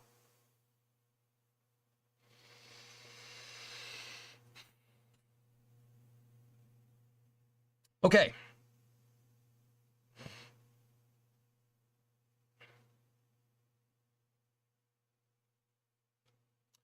Another overarching issue in recent years, NASA's budget for missions has increased from 79 to 85% of the overall budget, while the mission support budget has declined from 20 to 14%.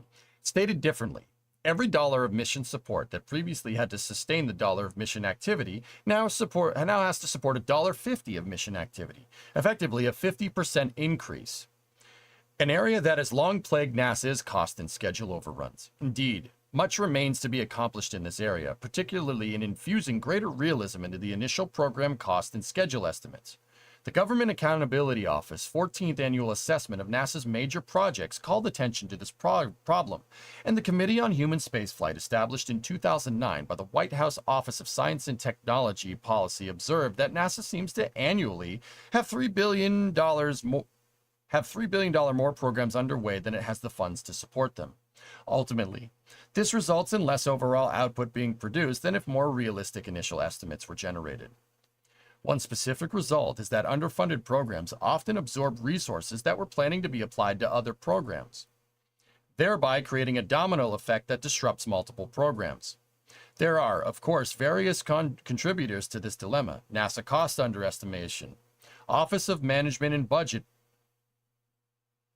budgetary pressures, told you, congressional funding limitations, and industrial optimistic bidding.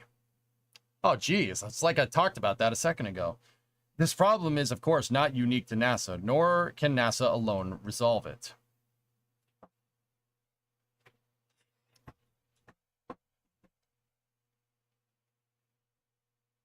Yep, One specific result is underfunded programs often absorb resources that were planned to be applied to other programs. Constellation was underfunded.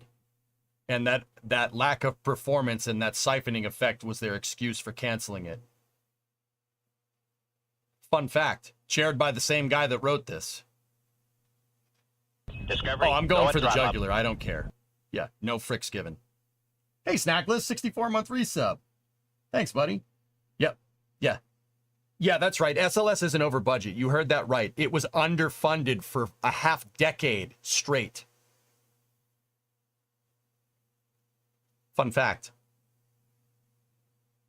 Yeah, that's Mr. Save $30 billion over there, Hellfish. Yeah, not happy. Yep, that's interesting that you point this out now, you.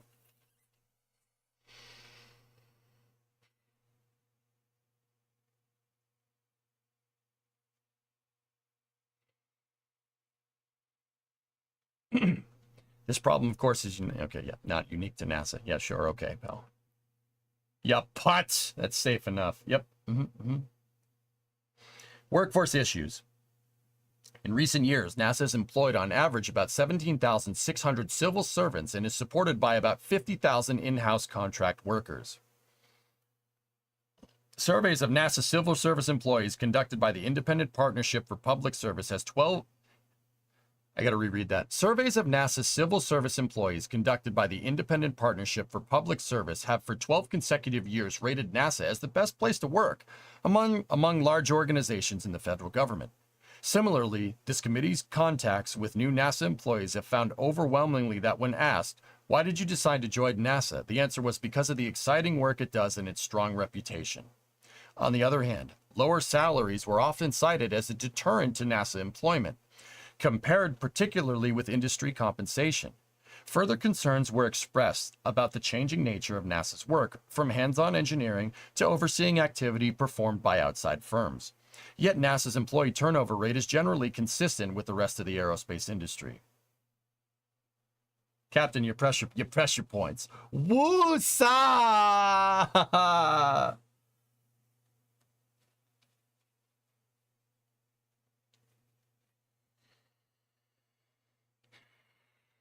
23 cars and a boat. How did you wreck a boat? Sorry, that's not part of this paper. Nonetheless, NASA needs to address several issues attendant to a workforce wherein a substantial component is nearing retirement. Yep. The average age of personnel at NASA is older rather than younger. Furthermore, the specific skills NASA depends on are also highly sought in the aerospace industry and in the most high technology industries.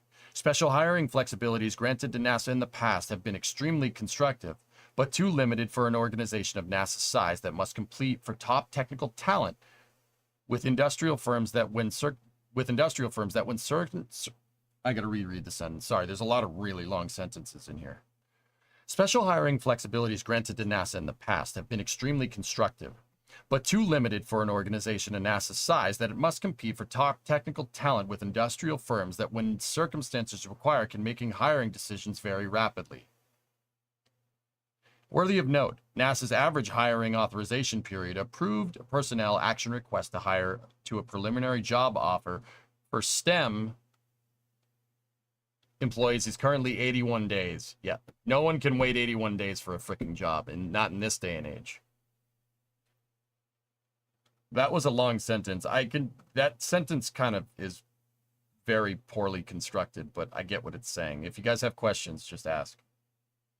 One of the most effective recruiting programs NASA has maintained in its intern program, which benefits both employer and employee. Oh, the internship program. Yeah. It's a pretty good program. Another evolved trend at NASA concerns the increased use of service contracts for early technology work. Such contracts can be altogether appropriate when circumstances demand. Still, they can remove NASA from control of critical mission elements, and if used excessively, can migrate NASA's technical employees into de facto positions as contract monitors as opposed to performers of the hands-on work that is so critical to the maintenance of a quality future workforce. I didn't understand that sentence, guys. I'm going to reread it, okay? Sorry about that. Yeah, sure, Ray, after this. Another evolving trend at NASA concerns the increased use of service contracts for early technology work. Yeah. Yeah, the incessant commercialization. Yeah. Not good. Very few of the nation's most innovative scientists and engineers would likely seek or remain in such pure oversight positions. Yep. Yep. Yep.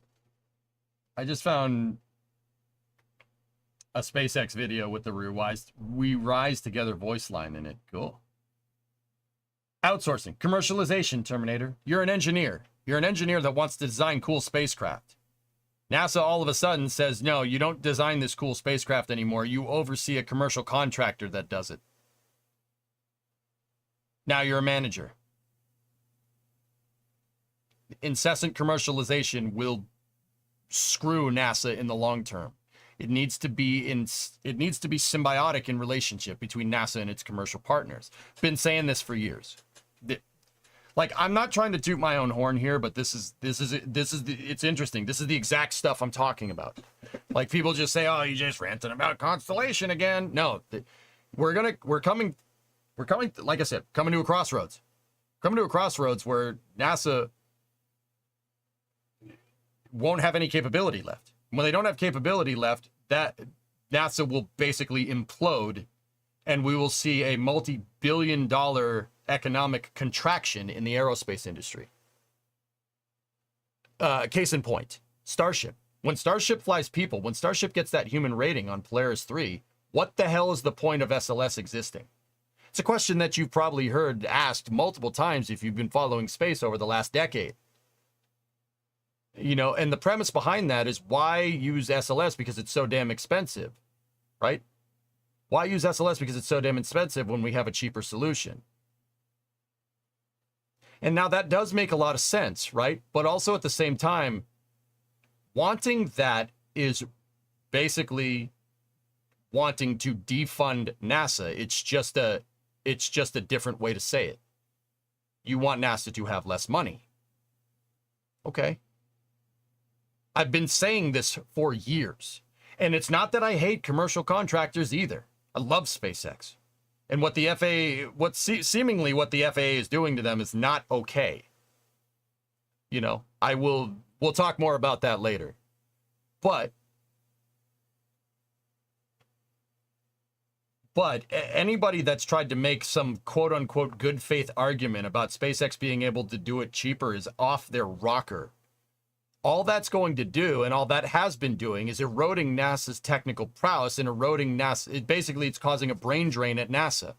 It's causing a brain drain at NASA that's so bad that eventually NASA will cease to exist as an entity as we know it. And before you say, EJ, that's not going to happen, that's crazy. Dude, that's what this paper is talking about. That's exactly what this paper is talking about. This is a paper by the National Academy of Sciences. I don't think they got this wrong.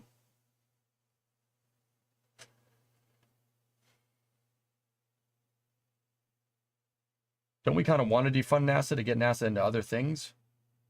No. No. No, we don't.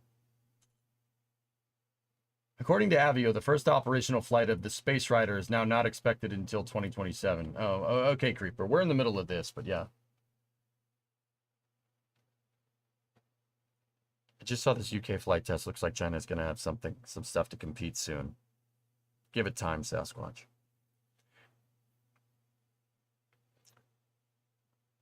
NASA has made progress regarding workforce diversity, but still falls short of what is needed if the United States is to remain a global leader in aeronautics, earth science, space science, and exploration. The underrepresentation of women and minorities in the country's overall science and engineering workforce, pool upon which NASA is dependent, represents a serious national handicap.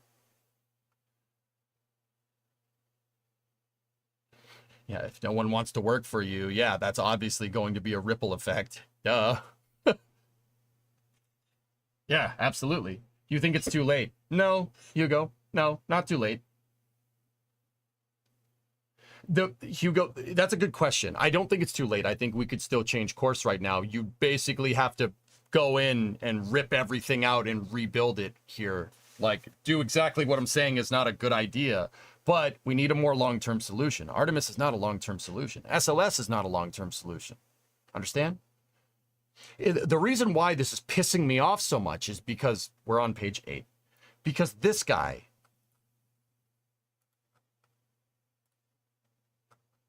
the guy that chaired this damn thing, is part of the reason why NASA is in this position in the first place. I don't get it. A commission that he held 15 years ago is the reason why Constellation got canceled and caused one of the biggest brain drains at NASA ever since the Apollo program. He is directly responsible for that. I don't understand. That's why I'm getting so heated. Where was this 15 years ago, pal? There's no way you didn't know this. The Apollo program is the biggest example of this. Getting Constellation canceled is the second biggest example of this. There's no way you didn't know. Like, I'm sorry. It's just no way that happened that way. Regrets trying to fix his mistake? Bull crap, Aqualex. He did it twice. There was 2 Augustine commissions. One in the 90s and one in the late 20-aughts. He's done this twice. Unforgivable.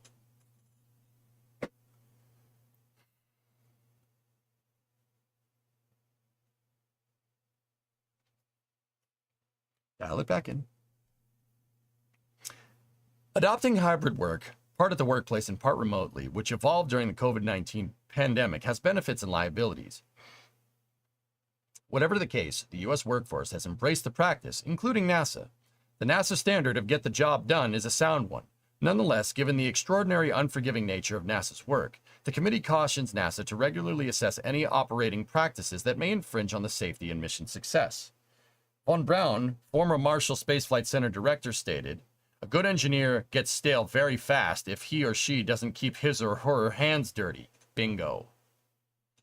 In addition, a good engineer needs to be allowed to take appropriate risk with his or her work without fear of penalty when the outcome is unsuccessful, as will sometimes be the case when conducting cutting-edge R&D. Yeah, Von Braun, it's almost like that guy knew what he was talking about. Guy that architected the entire Apollo program. First guy to ever just make a fully integrated liquid fuel carrier launch vehicle. Yeah, I'm pretty sure he knew what he was talking about. You got to let the engineers cook, Chillin. Exactly. Yep. Infrastructure. As noted, NASA's overall physical infrastructure is already well beyond its design life, and this fraction continues to grow. For an organization that operates at the very leading edge of science and technology, this has serious implications that range from falling behind the state-of-the-art in those facilities that underpin many advancements in science and technology to consequential interruptions in what are too often considered routine functions, such as the provision of the facility electric power, water, heat, high-pressure gases, and waste disposal. Deferred maintenance is also increasing at an alarming rate due to the lack of prioritization and to administrative inefficiencies. About the latter, facility service requests exceeding $1 million must be approved by headquarters, an amount established nearly a decade ago.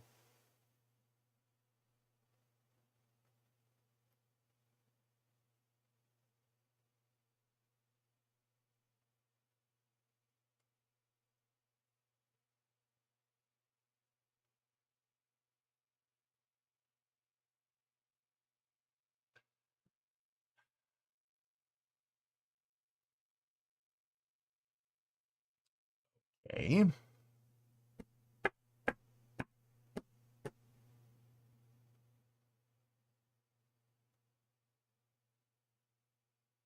Nearly a decade ago, but eroded by inflation to the equivalent of $700,000 in real purchasing power. The delays imposed by such an approval system for fundamentally operating activities represent another unnecessary impediment to NASA's efficiency. Yeah. That's what happens when you give them less money. Yeah, that's what happens.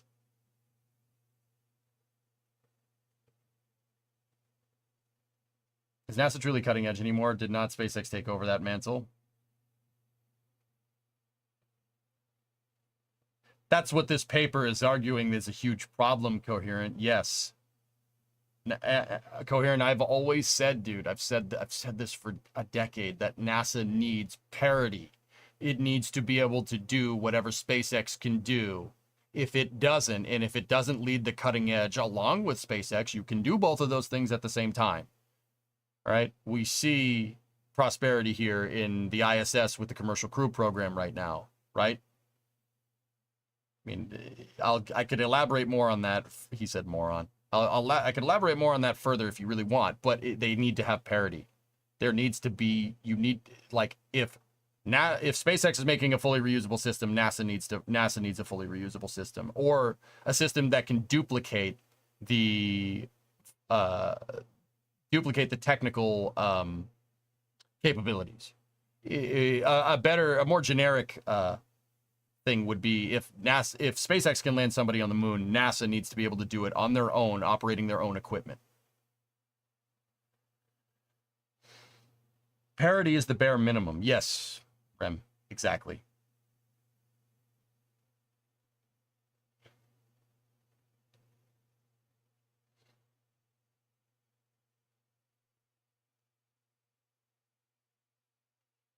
One example of a facility warranting substantial upgrading is the Deep Space Network, which provides critical communications for support for NASA's ongoing missions. Yet whose capacity is inadequate to support planned missions and even some current missions, such as Artemis, without disrupting other projects. In NASA's case, the not uncommon tendency in a constrained budget environment to prioritize initiating new missions as opposed to maintaining and upgrading existing support assets has produced an infrastructure that would not be viewed as acceptable under most industrial standards. In fact, during its inspection tours, the committee saw some of the worst facilities many of its members have ever seen. One promising means of controlling this tendency is establishing a facilities working capital fund for NASA as a whole that parallels WCF already in place within a few areas of NASA.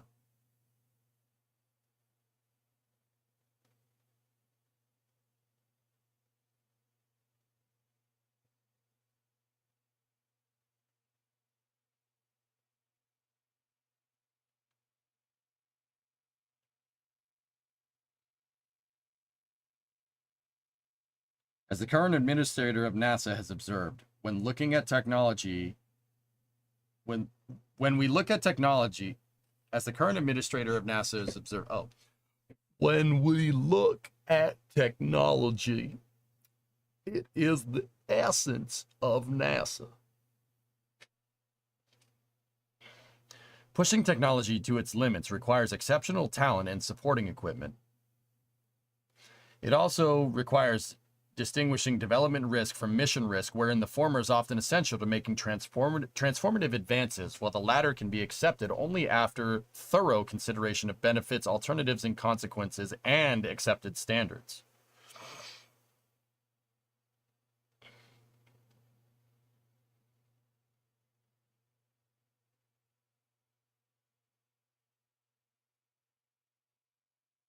Thank you for finally going into a voice we can all understand. Nice. Yep.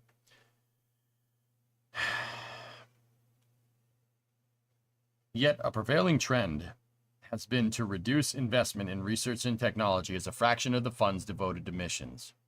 Of primary concern in this regard is underfunding to the internal research and development program.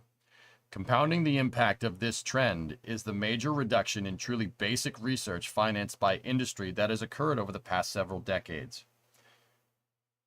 A trend largely attributable to shareholders seeking near-term returns, not unlike NASA, as opposed to laying the groundwork for the future. NASA organizes its research and technology into three sectors: aeronautics, earth and space science, and human exploration. The committee did not receive detailed or prioritized technology development plans, and the resources available to the committee did not allow it to develop such plans. A review of technological milestones NASA must meet if it is to accomplish its planned mission in human spaceflight was conducted in 2014 by the National Research Council. The study identified 10 mission-critical areas that at the time needed priority attention. An assessment by the present committee found little evidence that the same list is not applicable today, with a few possible additions as missions are further defined and technologies evolve.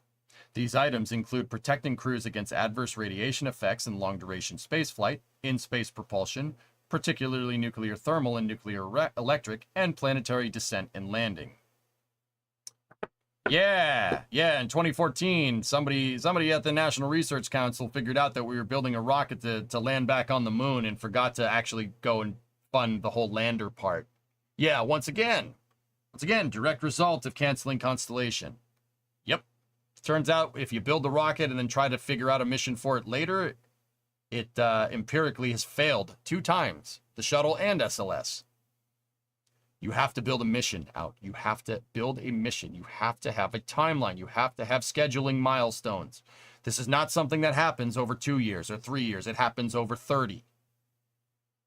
Constellation program had a 30-year roadmap for what we need to do in space, outlining launch vehicles, crew transportation systems, and adequately funding them over 30 years. It was basically a perfect roadmap. Yep.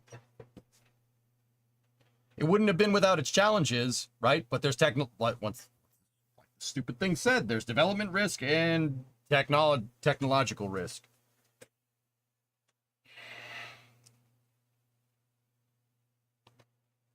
You sound just like the Crypt Keeper. Thanks, Cal.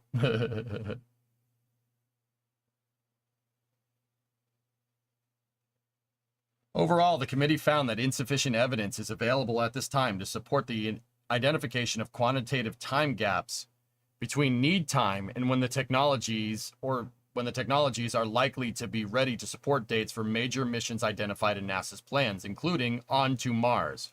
It's been my question.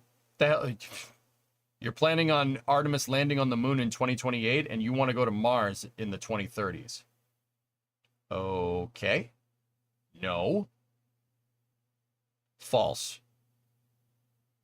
Unless we invent an Epstein drive, that ain't happening anytime soon. And even some technologies supporting the more immediate Artemis program. In the aeronautics sector, the committee is encouraged by the increased attention devoted to experimental X-planes and their impact on advancing available dates. In the science sector, the inclusion of technology roadmaps into the decadal planning process brings a coherent and consistency to technological planning. Yeah, we had a good plan.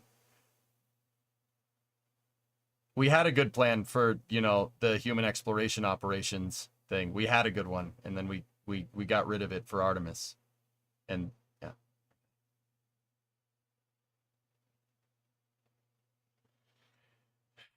Recently, NASA has announced its intent to undertake a major design review designated as NASA 2040, which can constitute a very promising avenue for addressing issues such as those identified herein. The committee believes this to be an important undertaking if conducted promptly and critically. Core recommendations. The committee offers the following 8 core recommendations backed by supporting evidence, findings, and recommendations identified throughout this report. In addition, Appendix J offers brief examinations of the maturity of a number of critical technologies. Core Recommendation 1. Steps should be taken to ensure that NASA receives sufficient funding to maintain its workforce, technology, and infrastructure capabilities to achieve its long-term strategic goals, even if that requires a rebalancing of the relative allocations of funding between mission work versus institutional support. Okay, I agreed. Yeah, that's right. Core Recommendation 2. NASA should establish a formal long-range planning roadmap that provides information needed to produce baseline forecasts of workforce infrastructure and technology needs that meet major goals and guide mission directorate investment decisions and center resource allocation. The roadmap should cover a period consistency with long-range NASA mission demands and be updated quadrennially and communicated regularly through the agency. A 30-year plan, like Constellation.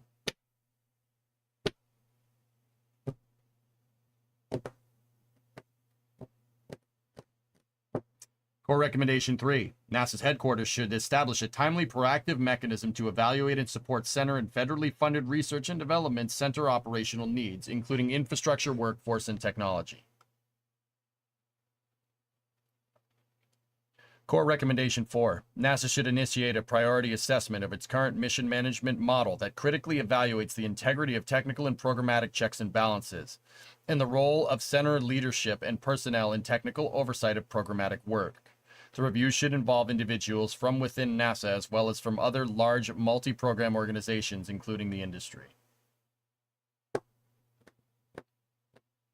Core Recommendation 5. NASA should determine need dates for mission-critical technologies, scheduling milestones. Develop an agency-wide process for independent assessment of technology readiness and establishes prioritization and phasing for mission-critical technology development. Scheduling milestones. Very important in systems engineering. Core Recommendation 6. NASA should aggressively increase investment in internal research and development to advance early-stage future mission-critical technologies that are not commercially available. In addition, NASA should develop specific criteria for the use of fixed-price, milestone-based purchase of service contracts that will avoid application of such contracts to critical early-stage activities that could jeopardize the mission's success and degrade NASA's future technological capabilities.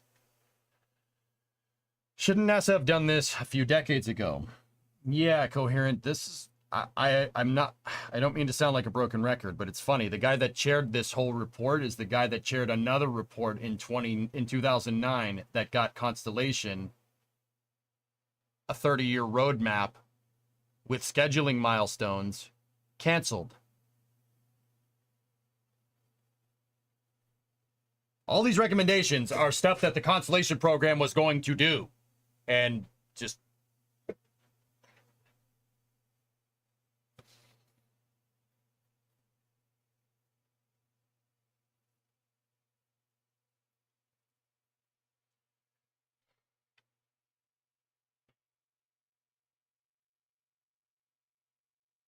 AKA don't use fixed price contracts for development. Yep.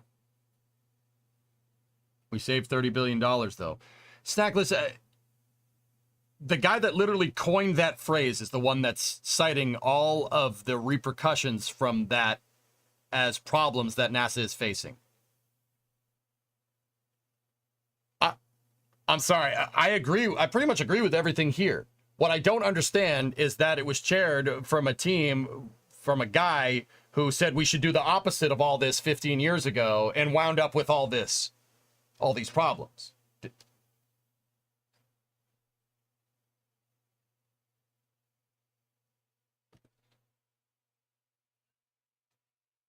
Hindsight is my bet. Bullshit, Pi. He did it in 91 too.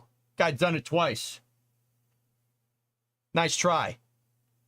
There were 2 Augustine commissions. One of them got Space Station Freedom canceled, and the other one got Constellation canceled. Nice try. I'll take my time out.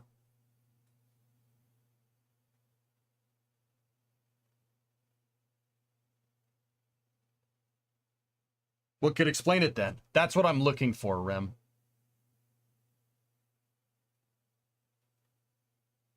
Hopefully, Aqualex, I'm wondering what the change of heart is. I'm wondering what, well, you've been purveying this frankly asshole way of running NASA for the last 20 years. Why the change of heart now? Could SpaceX be the reason? I have no idea. I'm looking for a conclusion. Well, I'm trying to see if there's anything in here that's going, like, why did you change your mind? You've been the direct reason why we've had this terrible spaceflight policy for almost 2 decades. Why you changing heart now? What's the problem? Getting old sometimes makes you change your mind. Yeah, maybe. Now, Core Recommendation 8. NASA should adopt a new, centrally documented human capital strategy that assures continued technical innovation and expertise in leadership development, taking into account the importance of hands-on experience and the need for carefully monitoring the impact of remote work. The strategy should be updated and communicated regularly, specifying policies and actions in sufficient detail to guide strategic planning and investment.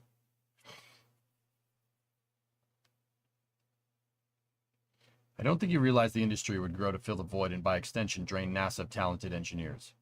God, I could have told you that in 2014, and arguably I knew nothing about the space program in 2014. I could have told you that. I did say that. There's no way he didn't see this coming. Guy was the CEO of Lockheed Martin. There's no way he did. There's no way he did not know the repercussions of these actions. There is not a chance in hell.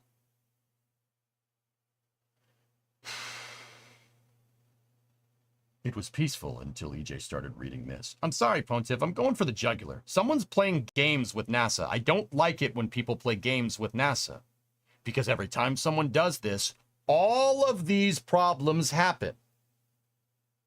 Every time. Without question.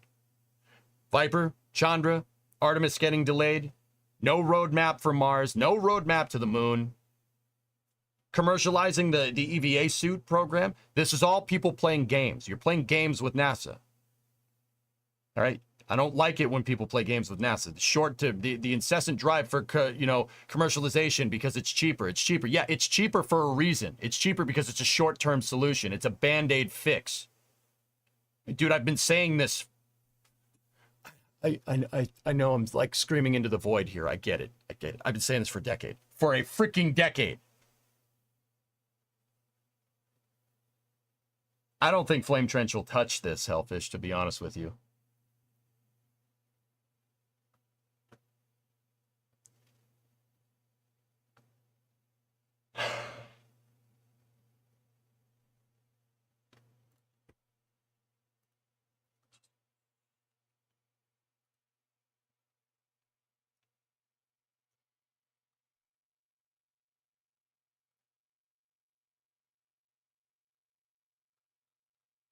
I'm looking around for a table of contents or something here.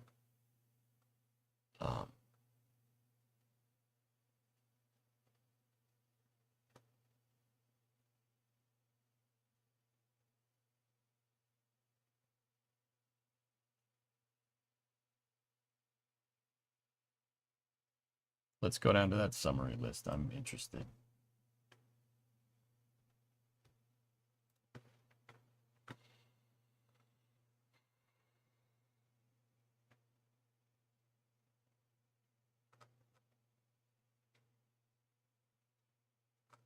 Give me 1 second.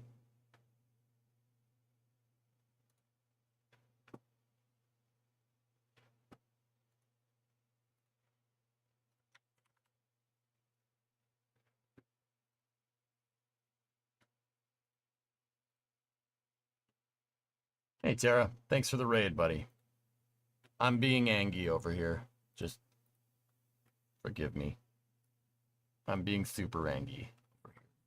I'm just a hot little potato right now. Hansel, so hot right now. Hansel. Love the hat. First on race day, baby. First on race day. I saw you with PDFs. Yeah, we're reading about a National Academy of Sciences report on how NASA is experiencing a technological and staff brain drain. Because, long story short, it's because of too many managers, not enough engineers, and no overarching goal. Yeah. Yeah, it's... I don't enjoy reading this. I'm not gonna lie to you. I don't enjoy reading this at all. But it's important to know, and it's important to understand. This is really bumming me out, but you have to. We have to read it. Anyway, Jebtrix 413 sub. Ding! See your last. See my last on the guy's motivations for changing his tune. Okay. The ghost of NASA past, the ghost of NASA present, the ghost of NASA's future. Okay. How about we contact the guy and get him on stream for an interview? Instead of speculating, we could just ask him. I don't think I would be able to contain myself, Gagan. I would probably yell at him. What's going on with Starship and the FAA? Oh, we haven't even gotten into that yet. Oh, don't worry about that. Haven't even gotten into it yet. Let's take a look here. Here's something else, Bob. I got 8 different bosses right now. 8? 8, Bob. The only reason I took the job I currently have is because I get to be an engineer and get to actually do hands-on engineering. If I ever stop, I'm going elsewhere. Yep.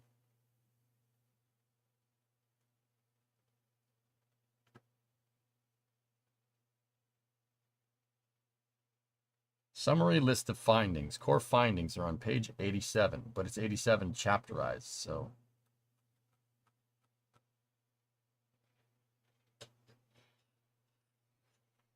My mom's asking me a question. What's up? Is it actually due to the retirements and engineers going into the private sector? So, okay, my mom asked the question. Hi, Mom. Is it actually due to retirements and engineers going to the private sector? That has a lot to do with it. Going to the private sector has a lot to do with it. But the reason why NASA's a high portion of NASA's technical base, particularly younger ones who have, can move around. They don't have any roots. They can move around. The reason why they went to the private sector, like SpaceX or Blue Origin or whomever, the reason why that happened is because NASA had no long-term goals. It was canceled in 2010. Now, NASA is facing a problem because they didn't retain that crop of younger engineers because they went to the private sector, because the private sector is doing things, because we decided we didn't want NASA to have any long-term strategic goals. NASA is getting to the point where the people that did stay are people that have roots, that are firm, older, right? And it's not ageism. Those people are going to retire soon. And when they retire, there's going to be nothing left. So yes, but the reason why this is happening was because NASA decided to not have a long-term goal. We decided that our long-term goals with the not the Transitional Authorization Act, the NASA Authorization Act of 2010, we decided that our long-term goals were too grandiose, too expensive. We decided that. And what we did was, okay, take a little bit of that, right? And build that instead. And we'll figure out our long-term goals later because we wanted to do something different. All of NASA's current problems, brain drain due to the private sector, an aging workforce, aging facilities, all of that is directly related to NASA not having any long-term goals for human spaceflight. All of that.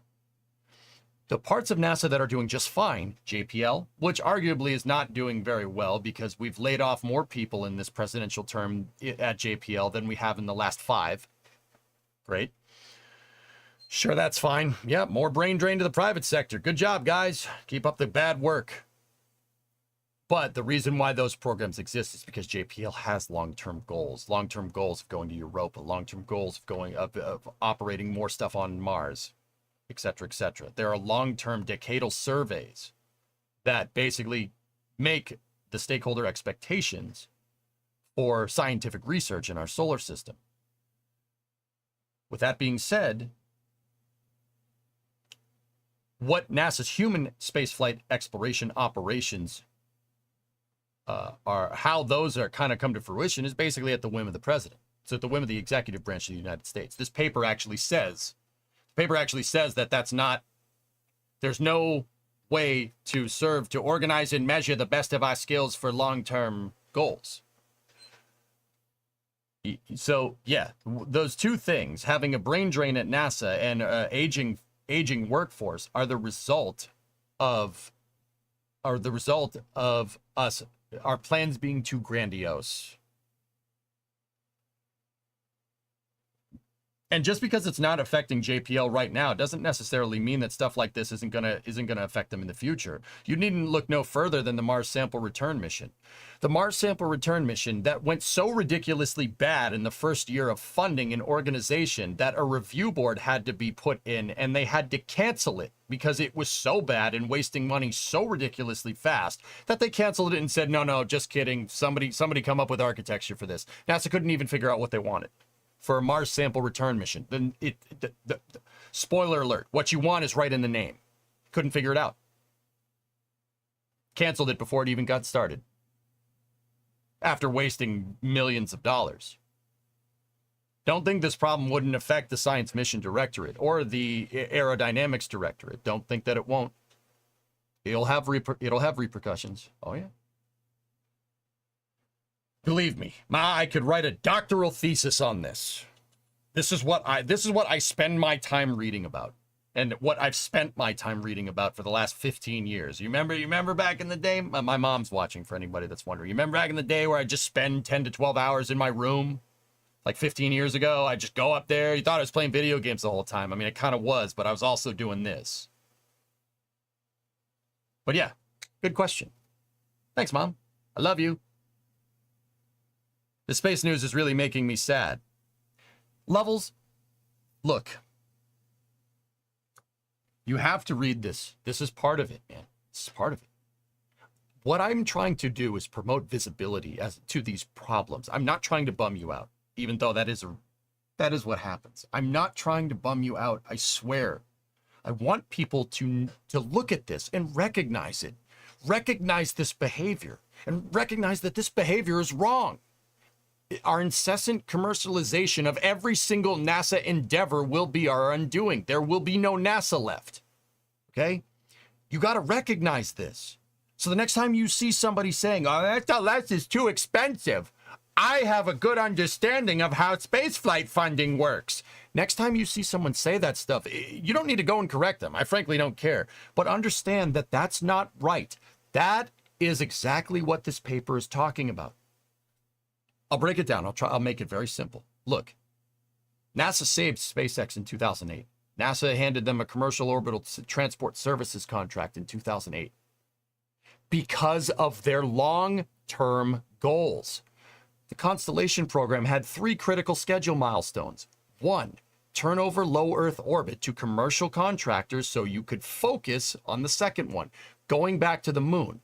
Use what you learned on the moon in the 2020s to go to Mars in 2030. That was a 3-phase scheduled milestone plan over the next 30 years at the time. That the long-term goal is what gave us SpaceX. And Starliner 2, for what it's worth.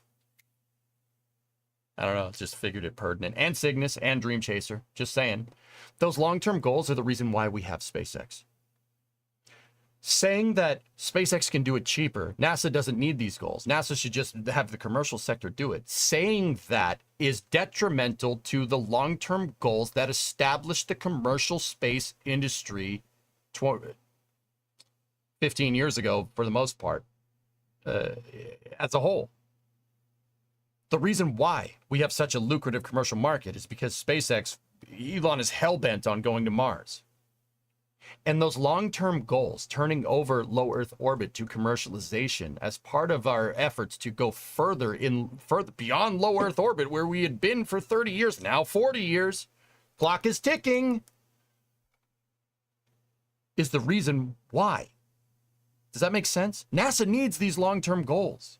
NASA needs to have parity with SpaceX. They need to be able to go further than their commercial endeavors. That's the whole point. NASA's supposed to be developing technology that filter into the commercial market. And if we have these long-term goals, if we have them, stuff like SpaceX pops up along the way. We already started to see the fruits of that labor working with commercial orbital transport services and commercial crew. I would argue that the only reason is that that's successful at all is because of NASA's decision to go back towards going to the moon in 2004, the vision for space exploration, which started the Constellation program. That is the reason why we have a successful commercial sector, not the 2010 transitional NASA.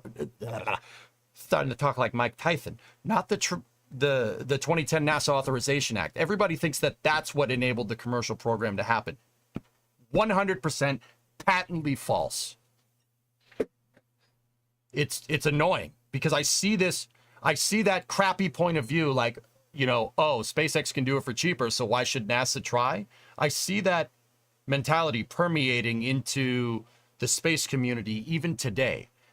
People purvey that and people repeat it like it's gospel, not entirely realizing that the reason why SLS is in the position that it's in and the reason why we have such a weird fragmented long-term goal is because of that mentality.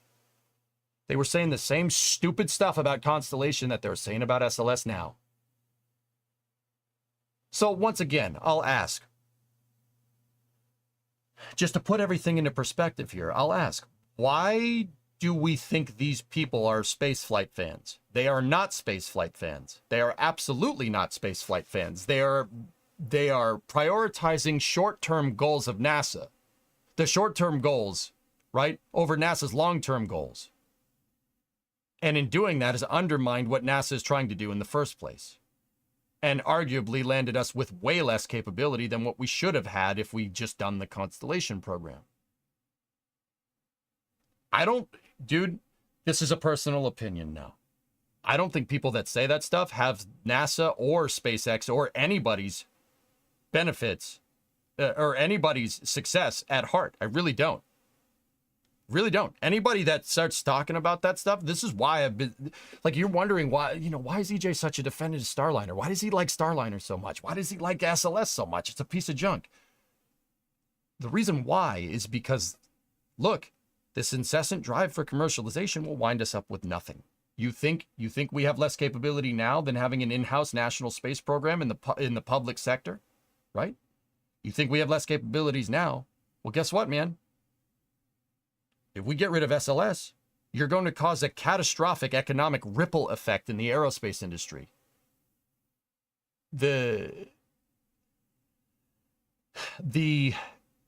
Having a program with that big of a price tag going out the door means it exacerbates all the problems that this paper is identifying. And guess what? Economic uncertainty does not favor the commercial market. No, you're likely to see an economic contraction as a result of these repercussions, which is why I've always said we got to see the SLS program through and we got to give it something to do and launch it more. Because the alternative is stagnation. I don't care what anybody says. Guys, to this day, SpaceX has customers. They're a commercial company. You know who the biggest customer is? NASA, by a long shot. Getting rid of NASA and saying that NASA should be some regulatory body. Guess what? No one's going to want to work for a regulatory body that oversees, basically becomes the FAA for spaceflight. No one's going to want to work there. No engineers are going to want to work there. Management's going to want to work there. NASA's already suffering from too much management and too much programmatic problems from the top down. Who thinks getting rid of SLS is going to make that better? Dude, I'm telling you, that mentality is, you are out of your freaking mind. Not you, Level, just rhetorically. You're out of your mind if you think that's a good idea. That is an insanely bad idea. Anyway. Yeah, Wisp, exactly, Do you see what I'm saying? I'm not trying to bum you out. I'm trying to show you that this will have long-term problems. Short-term solutions have long-term repercussions, especially in spaceflight. The reason why is because spaceflight is a long-term endeavor at heart. We can't go to the moon tomorrow. Understand? Does that make sense? I'm sorry, this gets me all fired up, man. The SLS mess is a symptom. It's a symptom of a problem. Ironically, the people that say that SLS is a problem floating are the reason. They are the reason why this symptom is happening. I don't know how many times I need to say this.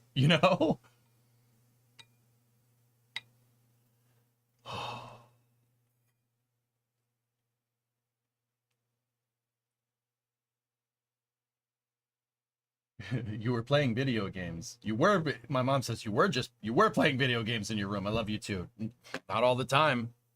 I was reading about NASA architecture and systems engineering concepts because I'm a loser. What do you want, Ma? I don't know. I'm sorry. I think I'm doing all right. What do you want, Ma? Hey, we're in Wazoo. It's in Beecham County, Alabama. No, we've been arrested. No, it's all right. We didn't do it. We tried to think they're setting us up as patsies. You're going to get comprehensive spaceflight policy analysis here and my cousin Vinny quotes. Yeah? All right, cool.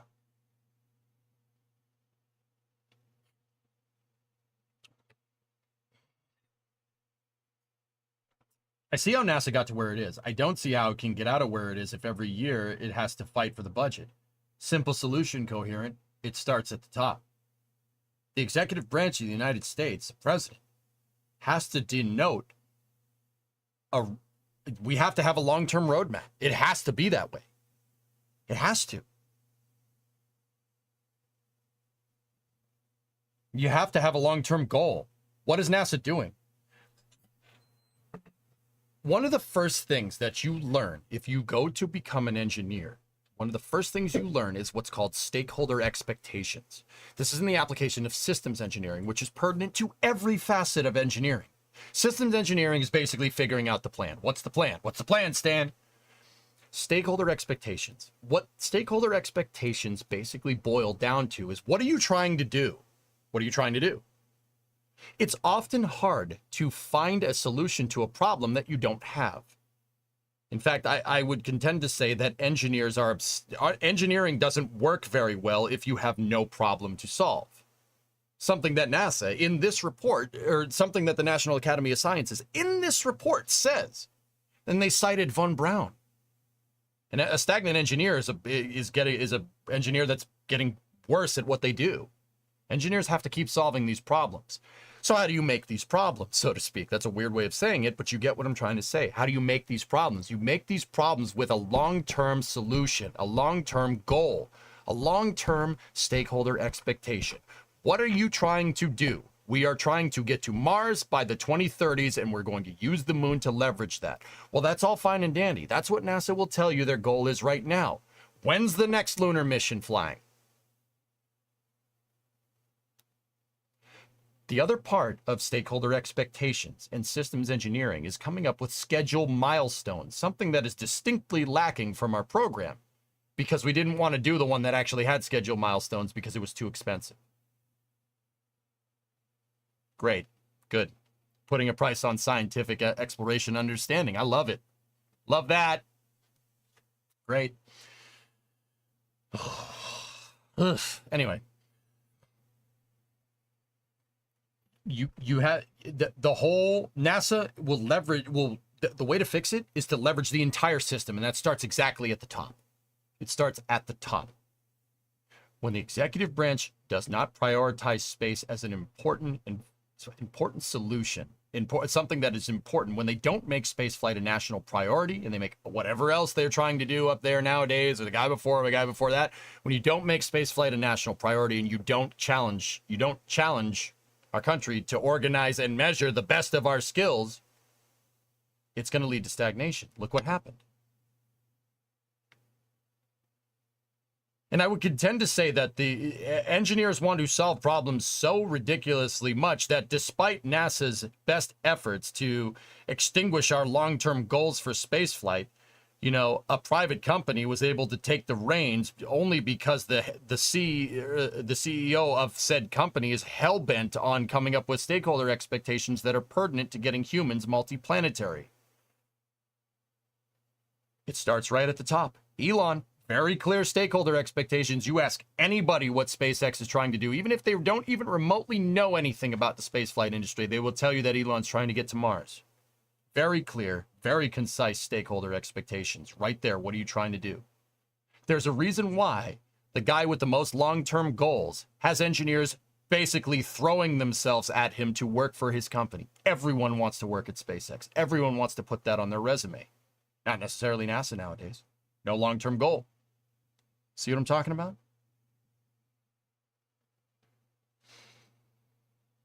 Sorry, guys. This pushes my buttons, man. It really pushes my buttons. And what pisses me off the most about this, like, I'm sorry, I'm getting a little heated. I'm not gonna lie. Hopefully you're entertained, and hopefully you learned something. What pisses me off is that the guy that wrote all this is part of the reason why we're in this pickle that we're in. The guy that chaired this whole thing.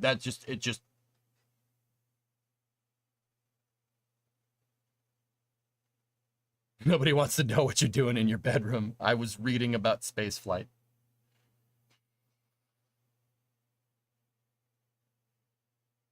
Hey, Vistardo, what's up? I'm always here for your tantrum. God dang it, man. Calling it that makes me sound like such a dick. This is freaking important, man. Damn it! Oh, you make me sound just like a petulant child. That's not what I'm trying to do. Way to subvert my entire argument, man. Appreciate it.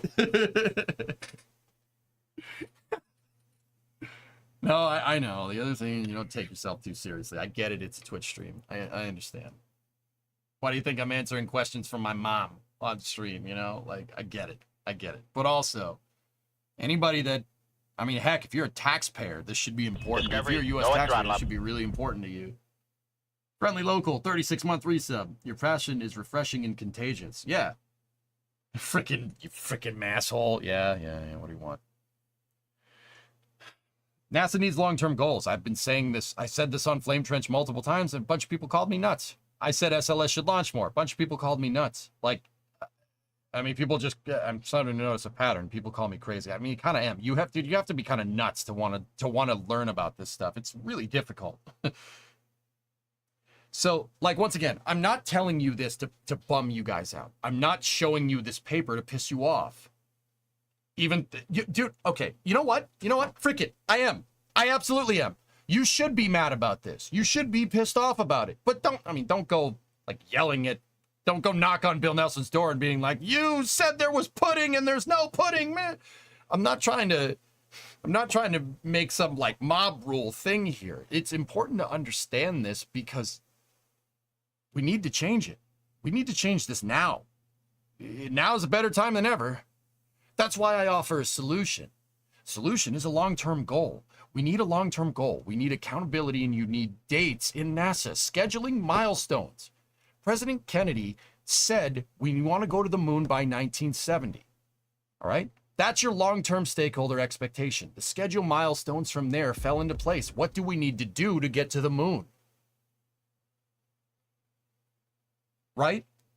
It starts at the top, and then it's leveraged from there. That's the way to fix the system. That's the way to do it. I'm sorry, that's the only way.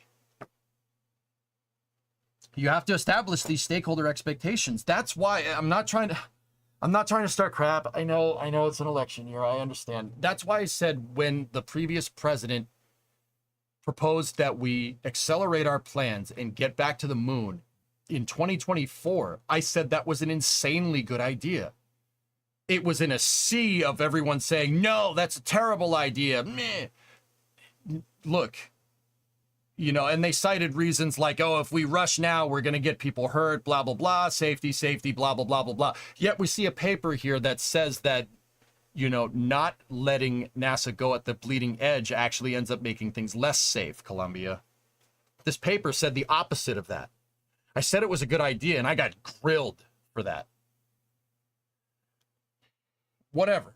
Yeah, blind squirrel finds a nut if you want to think that way. It was a good idea. I don't care what anybody says. Having a schedule milestone like going back to the moon, landing on the moon in 2024. Well, I mean, it was a good idea to propose that in 2018. That ship sailed a long time ago.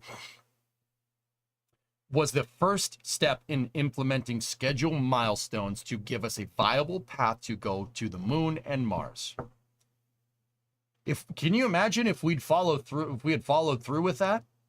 If we had followed through with landing people on the moon in 2024, Starship HLS would be flying right now. Just saying. You think Elon's going to not deliver on his contract? Hell no. You're wearing a Ford hat? That's a damn good reason you're not working for NASA or SpaceX.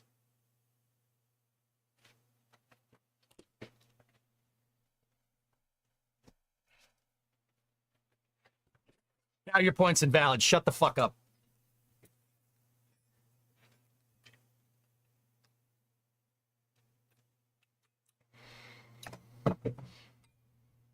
First on race day, baby. Come in here. You come in here. You're gonna come in here and dish it out. I'm gonna hand it right back. You're gonna come in here and dish it out. You're getting it right back, dude. I'll take my time out.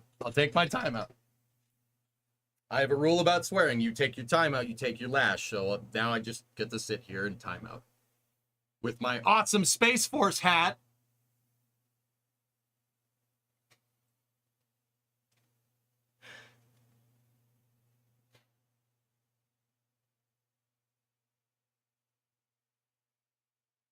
Okay, cool. Also, Zeb, check this out. That was awesome. It's good. I'm glad you took it as a joke. This is space. I'm in space. You took it as a joke. People would get mad at that, dude. But also, here, check this out. That's my garage. Clearly, it's not just Fords. I mean, you could tell because of the way it is. But anyway. Potzer, thanks for the 10 subs, man. I appreciate you, buddy. Thank you for listening to me, guys. Had to nab you, buddy, just a bit. That's all good, man. Don't worry about it. This is space. I'm in space. Okay, gifted 20. Oh, come on. Flipping off of viewers, what's going to get you guys to gift subs? You got to be kidding me right now. You want me to do, if that's the way to get subs, I'll just do that every day. This is space. I'm in space.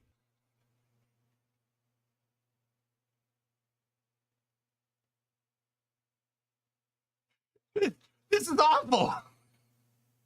Tantrums equals subs confirmed. Oh, God. Now I feel bad. Oh, God. Go and throttle up. Oh, bad. We love the anger. Let your hate flow. Hey, EJ, frick you. All right. Oh, jeez. Oh, my gosh.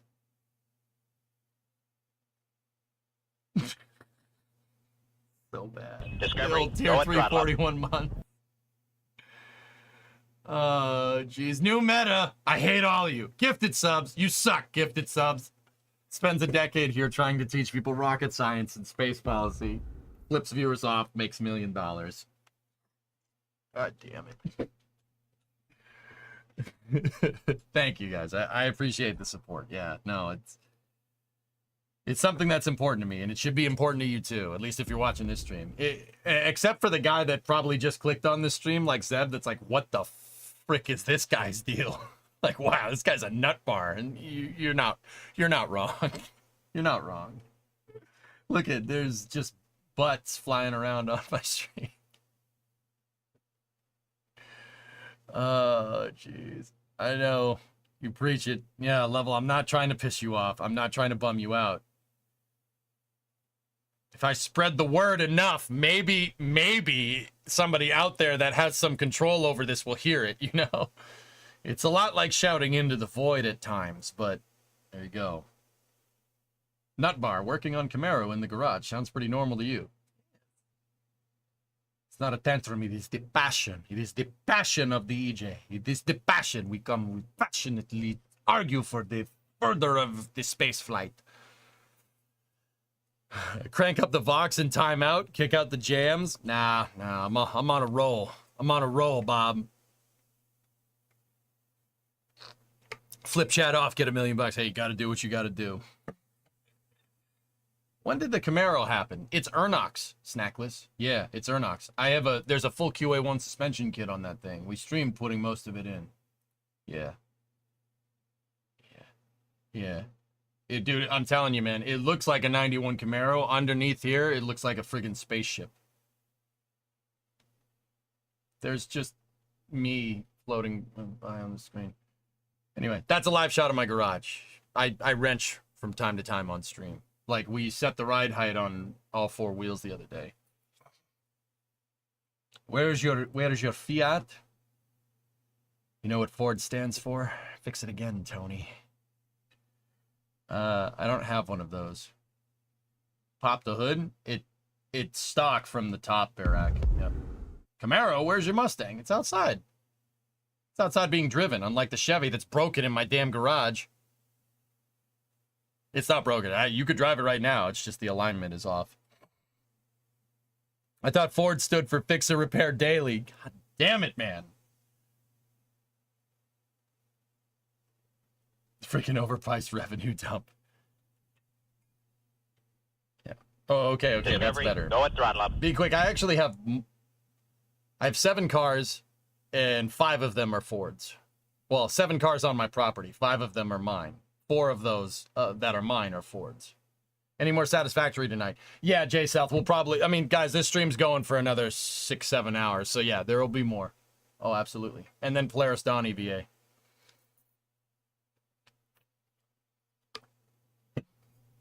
Chatterbox for GTA 6. Chatterbox? You want to bring back Chatterbox? I love Chatterbox FM in GTA 3, Sun Temple. Nice. Good reference. More! First on race data, I definitely had more problems with Chevys than my Fords. Guys, to be honest, Ford is like my home. I'll work on anything. We could get a BNR 32 Skyline GTR in here, and I'd be happy. Oh gosh, my wife is here. Act normal. Act normal. Act normal. Are you talking about buying more cars? No. Don't lie to me. No, I'm not. Hey, you look real nice today. You look beautiful. Your hair is on point today. Good job. I love you a lot. I'm actually curious what it looks like because I didn't really have time to. Yeah. You look beautiful and you smell terrific. I love you. I love you too. You were talking about buying more cars. No. Look at all the don't panics. No, it's fine. No, it's fine. Hype chest? What the heck is a hype? Open the hype chest. What the heck is a hype chest? I don't know. Mega Misp? What the heck? What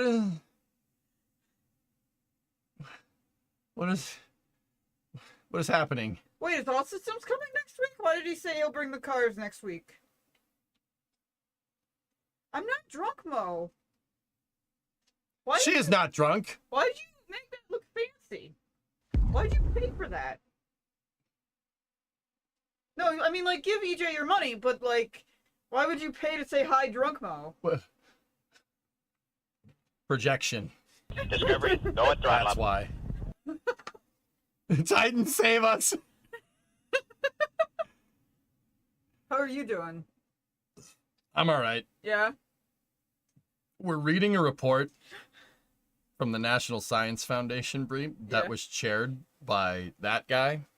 Augustine, okay. That guy is the guy that chaired the Augustine Commission that got the Constellation program canceled.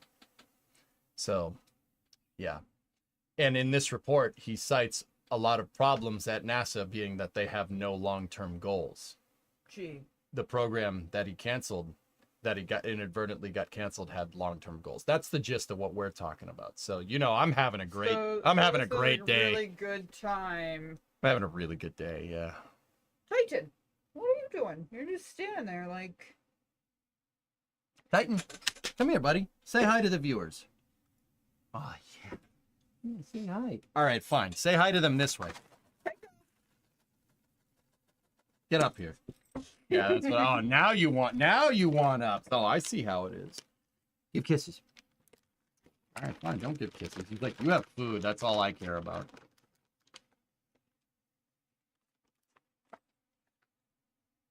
Taito. Ernak. Titan, come here. Oh, yeah. Oh, I already know Ernak got you a car. Yeah. Okay. Cool. Good boy. You get your treats, buddy. You get your treats. We do have a Titan emote, but it wasn't sized right, and image editing is hard. I don't know. Basically, I was in England when I found out it didn't work, so. Have I eaten any of those treats yet? Have I eaten the dog's food? No, I have not eaten the dog's food.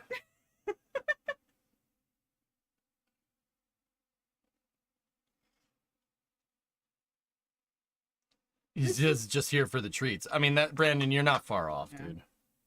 I slept all day, and then Mommy put me in a room, and now we're probably gonna go back to sleep. This is crap. I did throw a ball away. Okay. Cool. All right, are you gonna be out here until you're not coming in to take a nap or nothing? You're an insane man. See, I told you. Even my wife thinks I'm crazy. My wife still doesn't believe in me. Chat. BitConnect! Whoa! Sorry. Okay, Titan wants to leave. All right, bye. See you later. I love you. You too. Bye. I'll talk to you tomorrow. Okay. All right.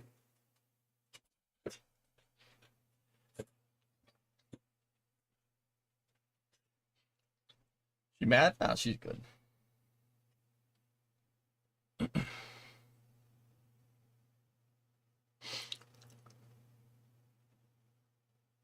That was a close one. We dodged a bullet there.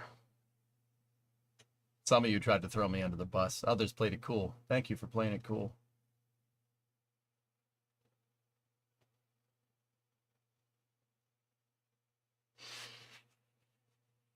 Hint, you better buy some flowers. I don't need a reason, Carl. Sometimes I just do. You should have told her you were talking about buying cars in GTA. Oh, yeah. Yeah, Tara, that's like when I say, I don't like a certain viewer and I want to kick them in the balls in Minecraft. Yeah.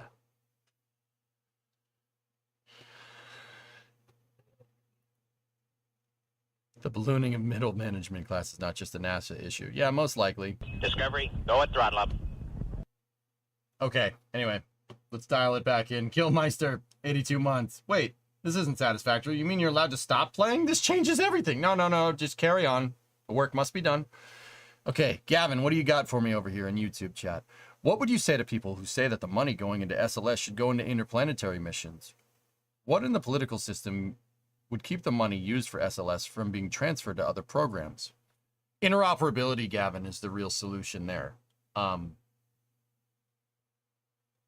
Look, here's how I would build this whole thing.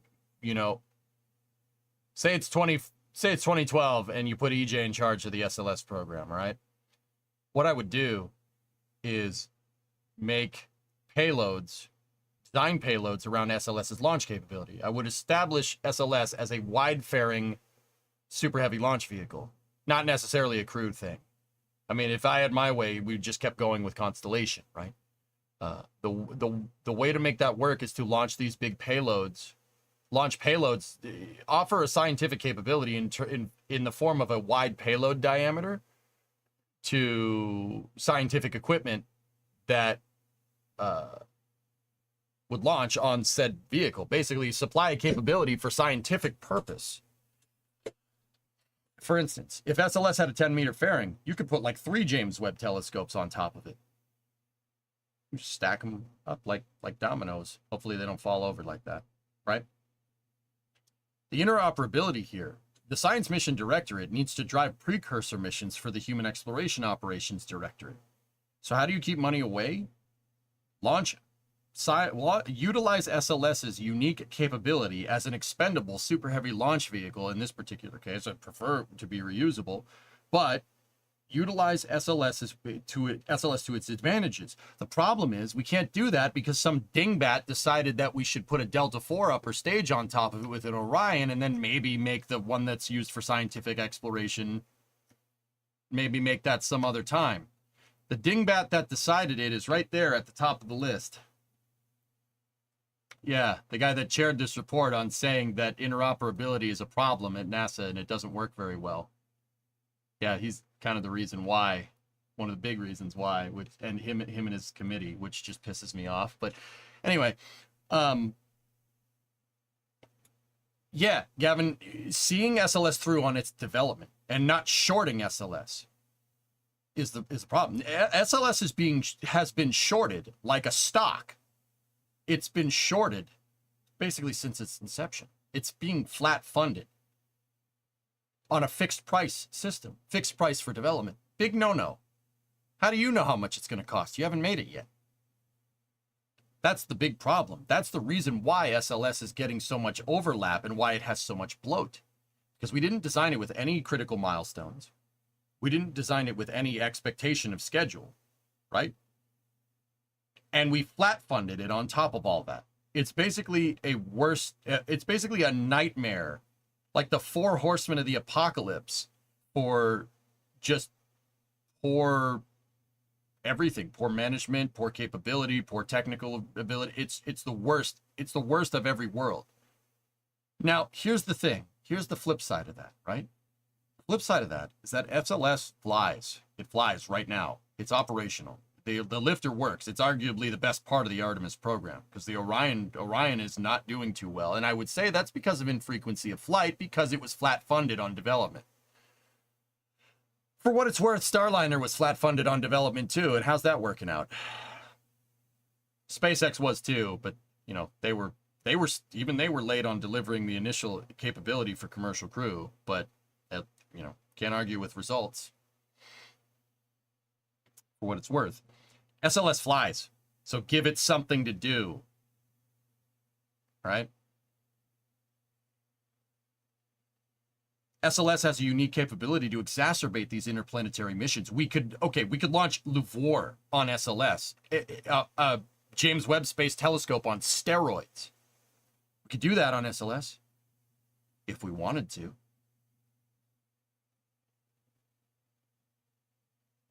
The whole problem with that, what would I say? SLS needs to work. SLS needs to work for long-term scientific goals. I guess if we're going to reduce it down to like a simple sentence, SLS needs to work for long-term scientific research. Because if it doesn't, you're putting scientific understanding, you're putting scientific knowledge and understanding in the path of a vehicle that's not being operated by NASA. I don't think that's wise at all.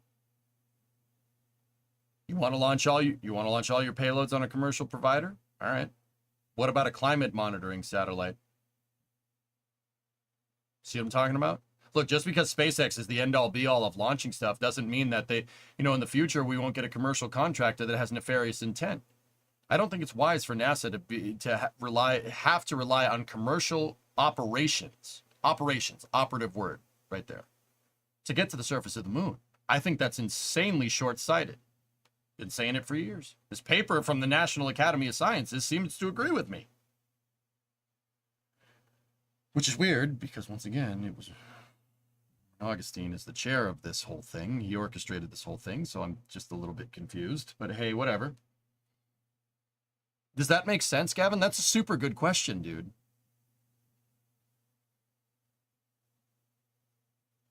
If anybody in the Science Mission Directorate, to put it bluntly, Gavin, I guess to kind of surmise this whole thing, let's put a bow on it, package it up just nicely, right? If somebody asked me, you know, if somebody said, you know, why I want to launch a climate monitoring satellite so we can monitor global warming and climate sciences, that's really important to me, right? To put it bluntly, I would be like, okay, you want Elon to launch that? All right, sure. You have no problem with that. And I love Elon. I think he's great. I think SpaceX is amazing. I can detach what he thinks about things like politically from what the capability of his company. Not everyone's perfect. You're not going to agree with what everybody says. But you cannot deny that he's been insanely good for spaceflight technological research and the applications of human exploration. You'd be off your rocker to think that that's not true, right? You know, think about it. You want a commercial provider to be the one that launches all of your scientific payloads? All right. See how that plays out in the future. Just because it's working really well with SpaceX right now doesn't mean that it won't in the future. In 1997, everybody said AOL is the future of internet, America Online. Everybody said AOL is the future of how internet service providers operate. Yeah, how are they doing nowadays? AOL had like 90% market share of ISPs in the United States, or something absurd. It was something ridiculous. If you want another example of the same thing that I'm talking about in form of mechanized transport, Ford basically had a monopoly on mass producing automobiles for 20 freaking years, from like 1903 to 2023. No one could come close to what Highland Park in Detroit was churning out. No one. Not even close. Right?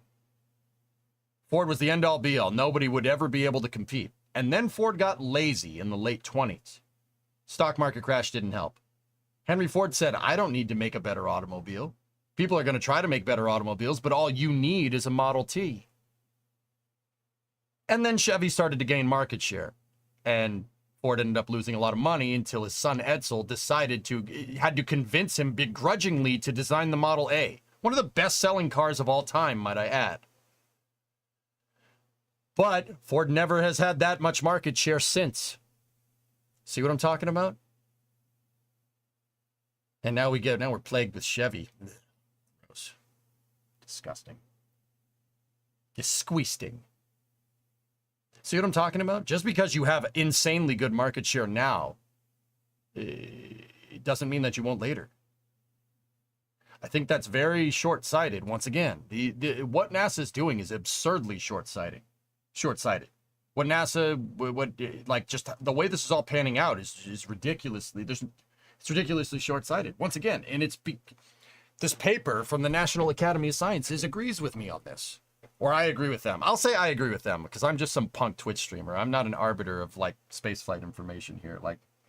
I can't even hold a candle to some of the names on this list. Look at IBM. They used to be the computer company. Exactly. Do you want the government relying on a satellite provider? In the future, SpaceX has humanity's best interest at heart. I think they're benevolent. Absolutely. They're a benevolent corporation, right? There's no ill will there. They just they're hell-bent on going to Mars. They're hell-bent on going out into the universe and exploring, right? What's to say we,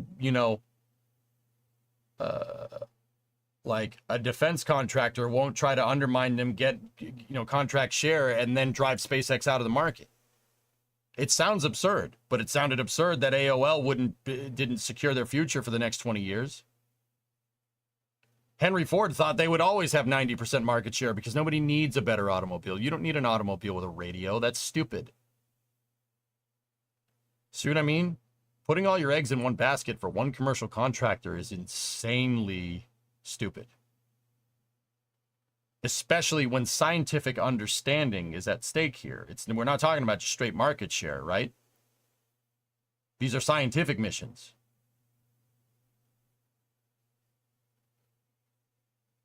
Sorry, Gav, that was a little bit of a longer answer, but I think it's important to understand. Yeah, Steve Ballmer said the iPhone was a fad. Oops. Whoops.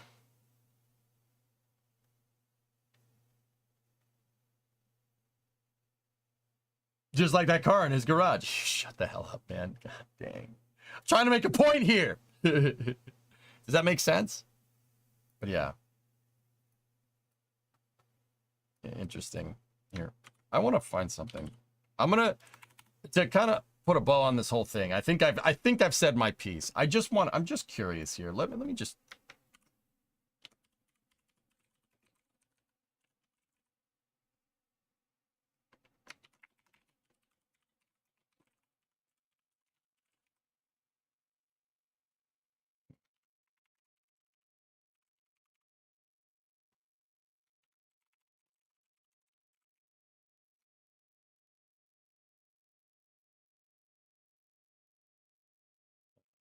Are we? This is what I'm looking for.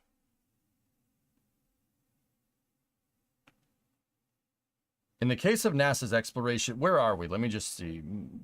Pre-publication policy subject to further editorial. Technical alignment. All right. I'm just curious. I want to see if this thing talks about the Constellation program and just to get a. This is more of a for the record thing. I'm pretty sure I know what this is going to say. In the case of NASA's Exploration Systems Development Mission Directorate, ESDMD, just say human spaceflight. The situation is less clear. In the aftermath of the cancellation of the Constellation program, technology development was largely continued by congressional direction on several elements. Hey, Shadow, what's going on, buddy?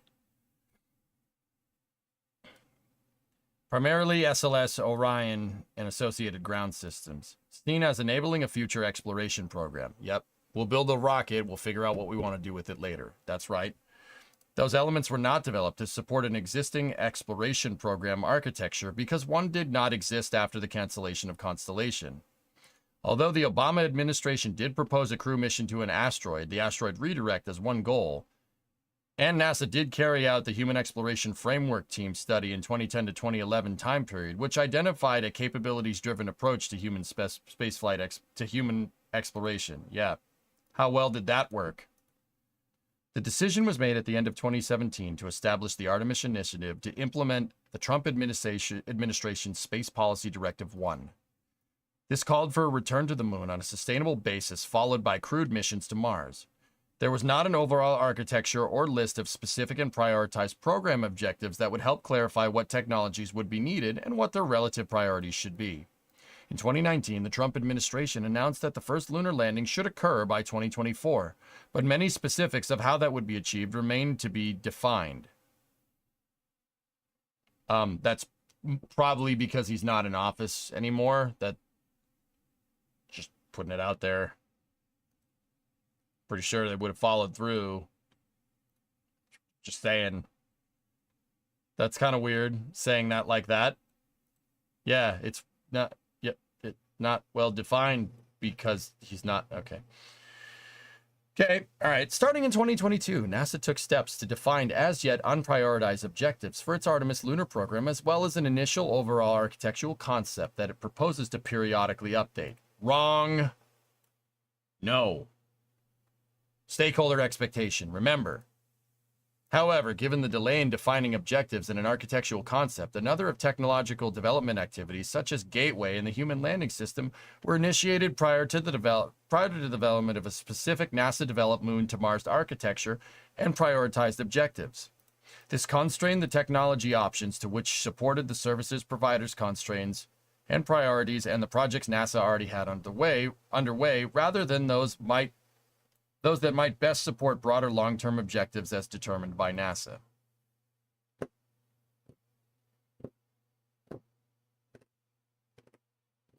Sidewinder, except this paper said the decision to find up there, it says the opposite of that there. I'm pretty sure that happened because he's not in office anymore. Just putting it out there.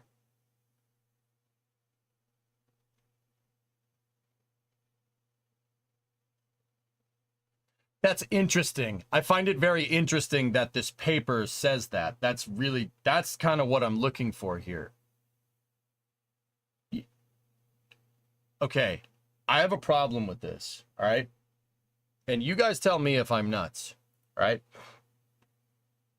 The whole idea, the whole premise from this is saying that, you know,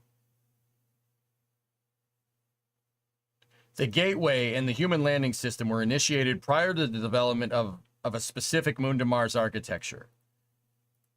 All right? There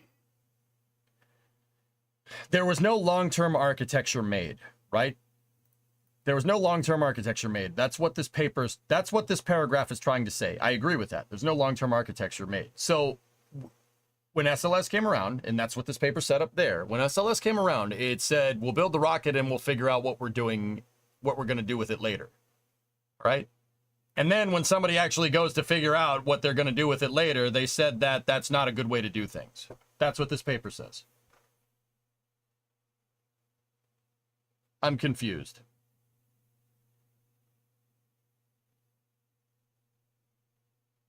We're not talking about buying more cars. That's right. All right, Cal. Good night.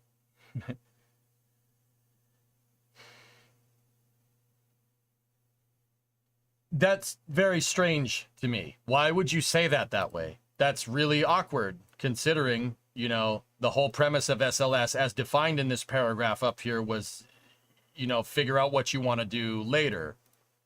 And obviously this Human Exploration Framework Team study was useless. And the asteroid redirect was a frigging pipe dream. If you can't get to the moon, what the hell makes you think you're going to get near an asteroid? Funny.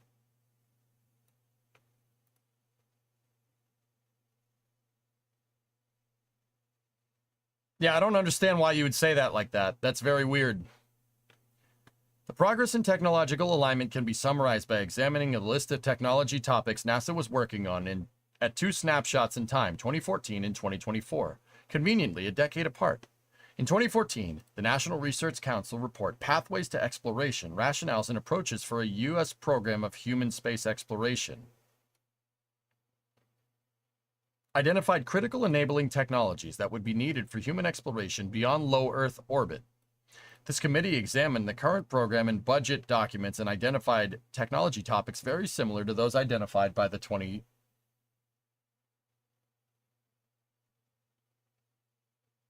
This committee examined the current program and budget documents and identified technology topics very similar to those identified by the 2014 report. Although there is some difference in nomenclature and level of detail, the underlying technology topics are quite similar over these 10 years.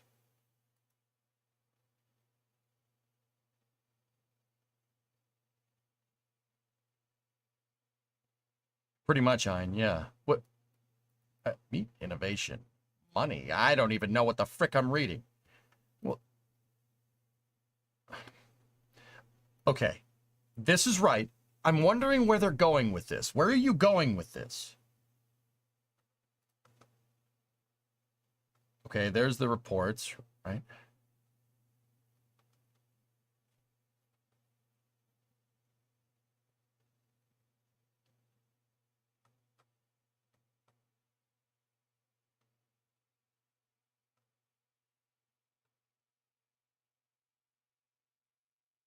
No, Sammy, I'll explain more what we're talking about in a second here.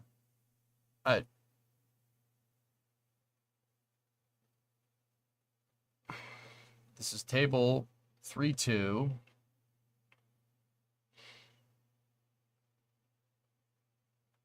I'm trying to see what's on the other side of the table here. Here, the 10 technology areas in the 2014 report were explicitly designated in the report as higher in priority than other areas needed for human exploration. Entry, descent, and landing at Earth, etc. Furthermore, 3 technology topics are highlighted in that report, reserving particular emphasis: Mars entry, descent, and landing, radiation safety, and in-space power and propulsion. Additional finding 4. There do not appear to be any compelling reasons to change the technology priorities set by the 2014 NRC report for NASA's Human Exploration Program. Therefore, the Mars EDL, radiation safety, and in-space propulsion and power are accepted as the highest priority technological capabilities needed going forward. For major projects, ensuring technology alignment requires making clear architectural decisions as soon as the time required for this technology maturation of potential architecture-enabling technologies is determined.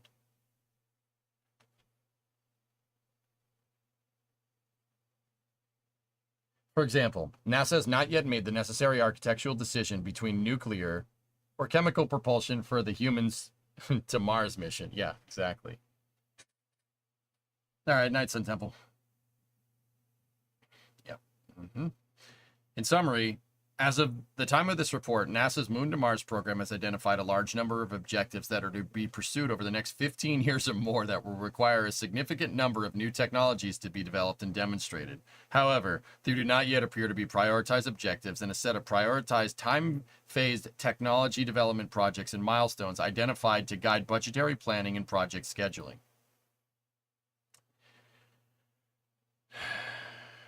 NASA has a continuing problem with overestimating technological readiness in its major development projects.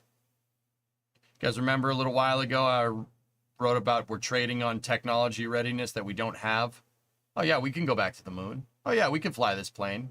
Interesting. That's weird.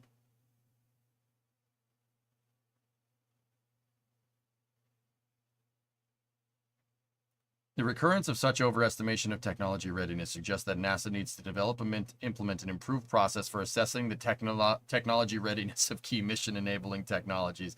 That's hilarious. Oh my, okay. Yeah. Yeah, they agree, Bob. Yeah, it's funny. Okay. All right, I want to see that other spot for Constellation. Where is this? Okay, here we go.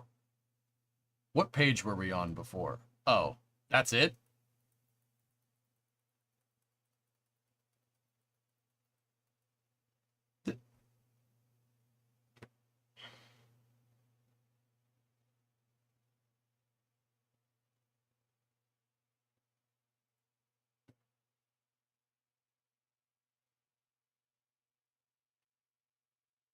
Starship will be there with people by that time frame. Yep.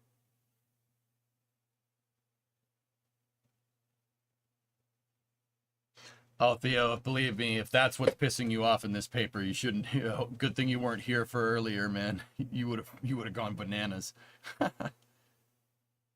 That's it. That's the only other mention of Constellation. Huh.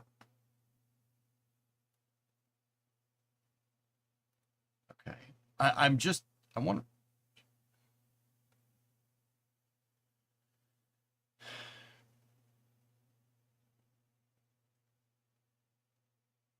Where's your conclusions? Hey, Ingenuity.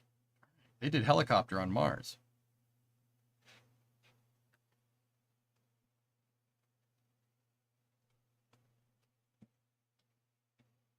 Mm-hmm. Lorgen.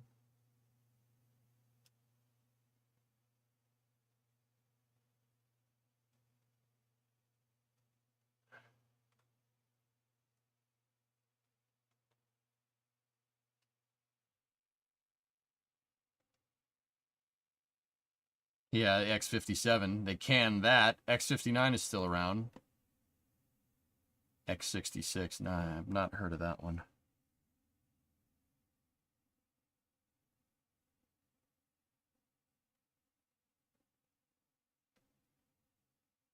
NASA has a lack of focus, clear objectives, priorities, and as you said, documented milestones with accountability. I think it may be due to the nature of their funding provider.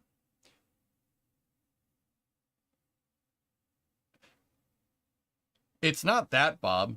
It's that if you go asking Congress for money for a program that has no plan and no long-term solution, they're going to tell you to piss off, which is what's happening right now. It starts at the top, man. I'm telling you, dude, it's very interesting to me. I'll tell you what I'm looking for, and I might be a hammer and searching for a nail here, right? But they talk about canceling Constellation, and they talk about how it's bad, how they talk about how not having a clear roadmap is not having a clear roadmap is part of the reason that NASA is having all these problems. It then goes on to identify that not having long-term goals makes it so it's really hard to justify the reason to get stuff done. Saying that the 2014 report about what SLS needs to be successful and the 2024 report about what SLS needs to be successful basically say the same thing. What I'm looking for here is basically an admission that getting rid of Constellation was a bad idea. That's what I'm looking for. And I don't seem to see it, which is very interesting. That's weird. That's funny. Oh, the transonic truss-based wing demonstrator. Yes. Okay, yeah, I knew about that. Cool. Thank you.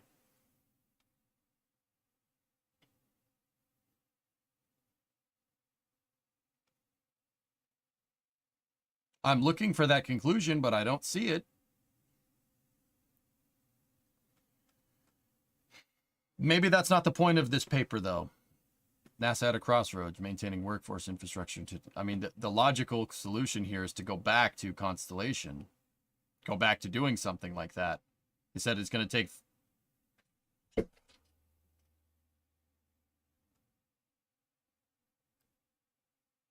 Hold on a second. Hold on. The cost of space travel, human or robotic, has been one of the main impediments to space exploration and science missions. While many technologies have reduced costs over time, Moore's law for semiconductors, the cost of space technology has been consistently high. And while high costs affect every space system element, launch costs are particularly limiting for missions beyond low Earth orbit, primarily due to the higher delta velocity requirements, change in velocity. You got to go faster to go further in spaceflight, just for the uninitiated. Often, simultaneously, high mass requirements. Reusability, in particular, rapid reusability, can be applied very effectively to reduce launch in space and other operational costs. You know he won't directly admit it. I'm just, once again, Aqualex, yeah, you're probably right. I'm looking for why. Why would you publish this report? if you've been the proponent of enabling all the things that have made NASA, all the things that this paper cites of real big glaring issues with NASA. You've been the proponent of the effects of this for years. Now all of a sudden you're saying the problems that you caused are problems?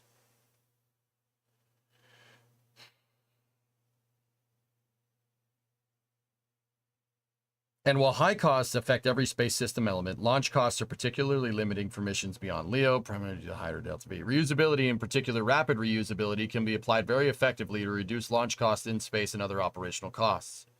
After the space race of the 1960s, the developers and users of the expendable Saturn V realized that to achieve sustainability, reusability must be adopted.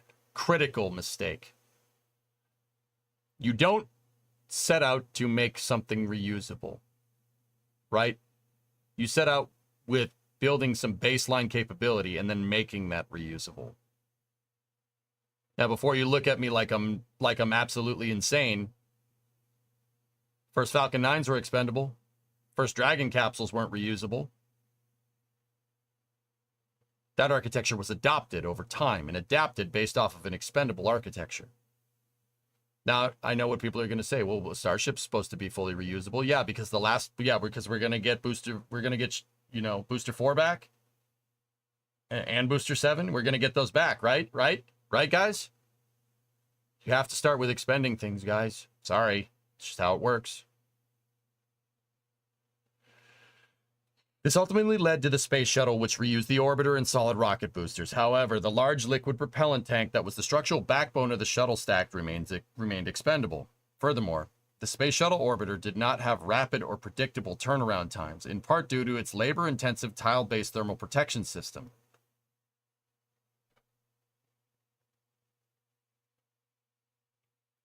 What am I reading here? This is a National Academy of Sciences paper that Level 1 that basically is about maintaining workforce infrastructure and technology preeminence in the coming decades. The overall gist of the paper is basically saying that NASA has no long-term goals, and those long-term goals are creating infighting, and it's basically making the NASA facilities fight each other for money. It's causing a technological brain drain. And eventually, because it's every kid wants to work for SpaceX now, or Blue Origin, or something else. Nobody wants to go work for NASA. They're not bringing in a younger crop, right? And because of that, you have an aging workforce, and that aging workforce is looking to retire soon. So unless NASA pulls their head completely out of their rectum in the next 5, 6, maybe 10 years, NASA is going to have a very serious problem. NASA's at a crossroads. Level 1, I don't know if you were here the other day for a Space News, I think it was last week, where I talked about this exact problem. I'm getting a lot of vindication right now, and I'm not going to lie, it's boosting the crap out of my ego. Probably shouldn't, but I knew I was right. Well researched in this stuff. Joe, you're sorry you're like 8 hours late. It was a super busy day. Hope you had a great stream so far. Stream has been pretty good, man. Yeah, pretty good. This paper is huge vindication for me. Was throwing away the empty tin can ET really a problem? That's what I'm wondering, Bill. This really doesn't make sense. It's hilarious to me because maybe bring back Jim? Yeah, that would be nice.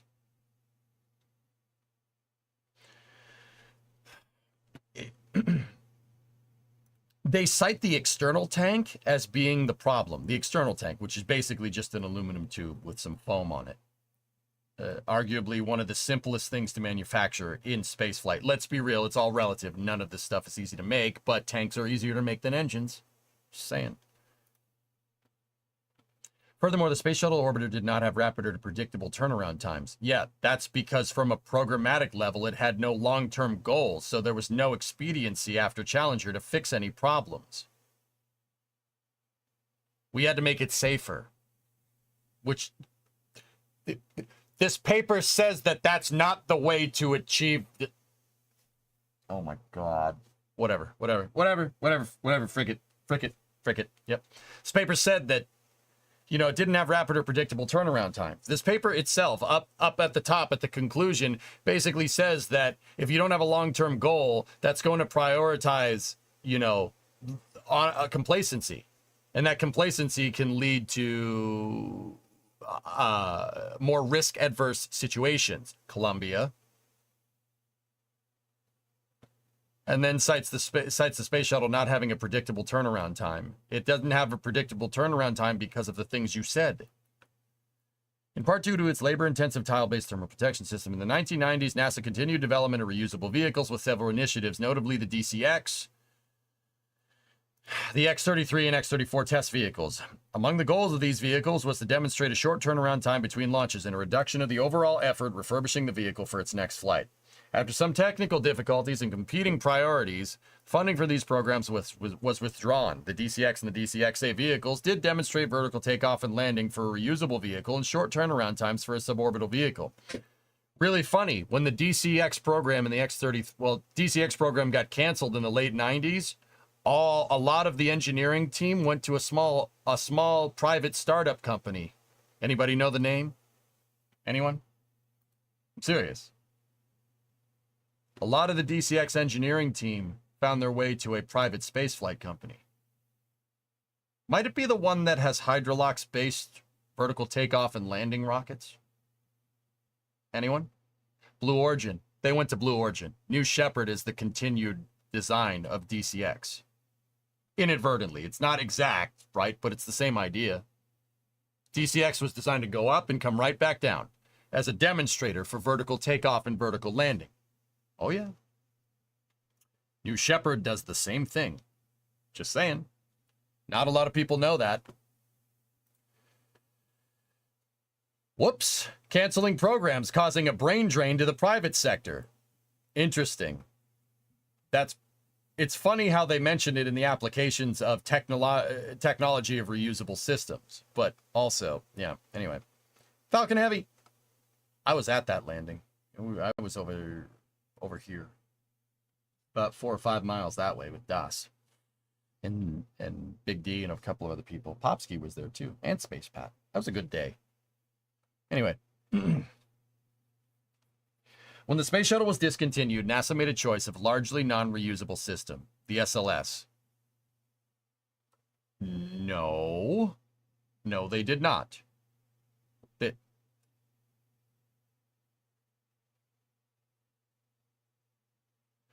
In order to retain components previously successfully demonstrated and to use existing supporting infrastructure, the SLS incorporates in an expendable manner the same, albeit upgraded, engines on its first stage that have been reused on the space shuttle, as well as the solid rocket booster and external tank technology used in the shuttle program.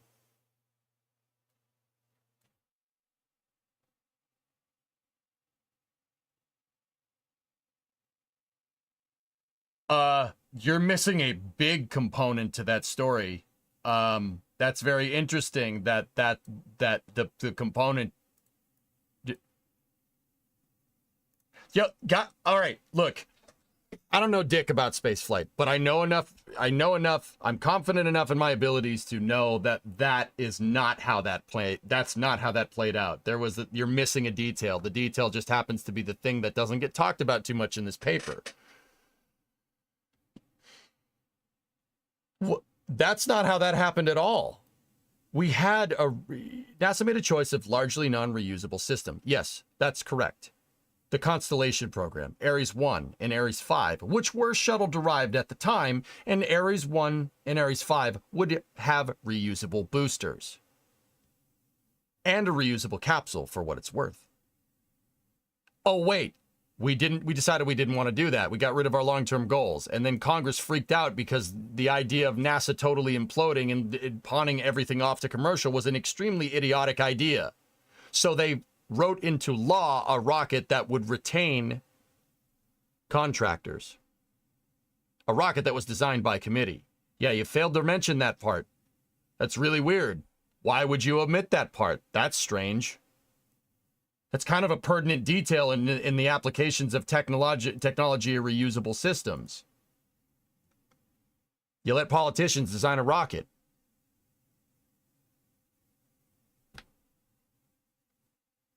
Yeah, and even then, yeah, that's another great point, Toothless. SLS was not NASA's decision. Why would you explain this like this? That's very disingenuous. Are you kidding? I would community note the shit out of this if I could. Well, I kind of am right now. What the hell? Why would you explain that like that? Once again, maybe I'm failing to understand context here. Let's keep reading. Meanwhile, commercial operators have successfully demonstrated at least partial reusability. Falcon 9 and Falcon Heavy from SpaceX have reflown the first stage in fairings. Also the Dragon. While Blue Origin has designed its planned next launch vehicle, New Glenn, to be completely reusable.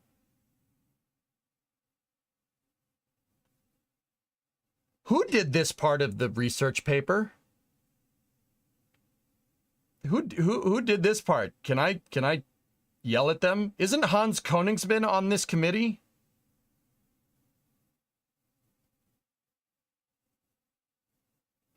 That New Glenn could be reusable someday, but its baseline architecture has an expendable upper stage.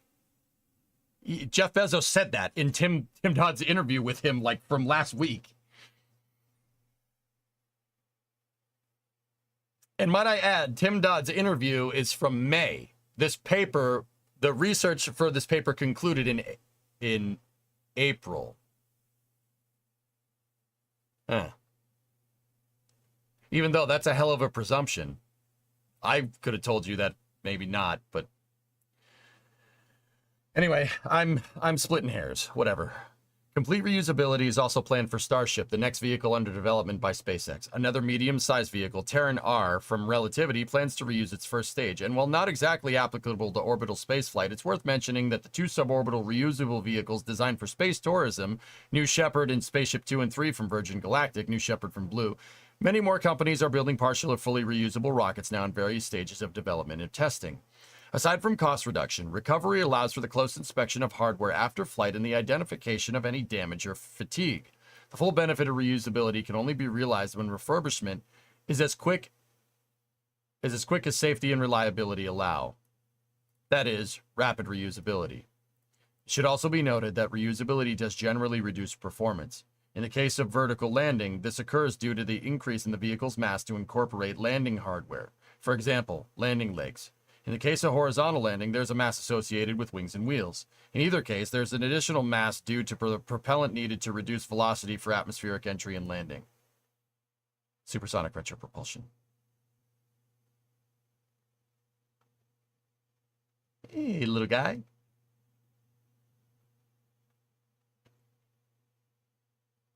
SLS has flown successfully during Artemis 1, and future evolutions of SLS components may benefit from reusability if it would reduce recurring hardware costs and provide increased schedule flexibility. But the cost to incorporate greater reusability would need to be assessed prior to any decision to proceed. The Orion capsule, transporting the astronauts to Gateway, has been designed for reusability.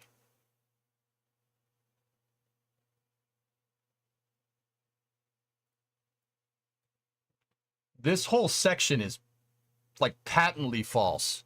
Like,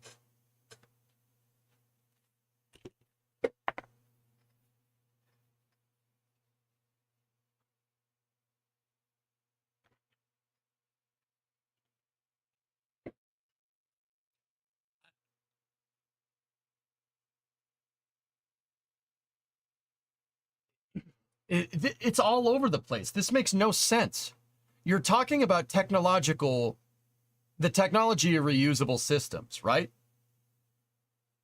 Okay, all right, yeah, there. Okay, I thought it was technological readiness. It's I screwed up. So okay, in the applications of technology reusable systems, it does make sense, right? But right here, that's wrong. That whole paragraph is wrong. They basically say SLS bad because not reusable, right? And while I do kind of agree, I do agree with it. That's not helping your argument here, because the SLS SRBs could be made to be reused. You could use the RSRBs from the shuttle in a 5-segment configuration. You absolutely could. The reason why we don't is because of the low frequency of costs. That's the only way recovering solid rocket boosters makes absolutely any sense. It's very similar to SpaceX recovering its fairings. The fairings don't make any sense to reuse. But fairings are a production bottleneck. They take a long time to make. And because of that, SpaceX can't support a higher launch cadence. That was the idea with the shuttle program. They would use SRBs because you could scale the solid rocket booster industrial base to meet that if you're reusing casings. You could do that with SLS, but SLS has no plan. And they maybe want to launch once a year, maybe. So it's very interesting to me that they say that SLS was a NASA choice in this. No, it was not. And you conveniently forgot to mention the part that was NASA's choice, which was Constellation, which had reusable architecture built into the design. Whatever. I'm not understanding.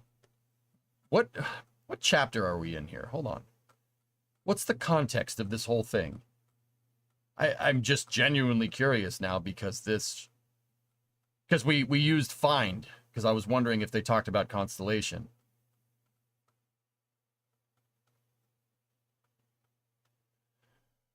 Technical alignment.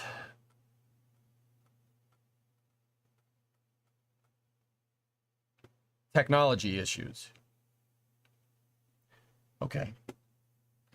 The context of this is NASA's technological readiness is not where commercial is. I understand the context of that statement. SLS is not reusable, which doesn't represent cutting-edge rocketry. There are other endeavors into reusability, and NASA has tried to do reusability in the past. I understand that. But still, saying SLS is a NASA choice is kind of funny. That's a weird way to put that. Okay, cool.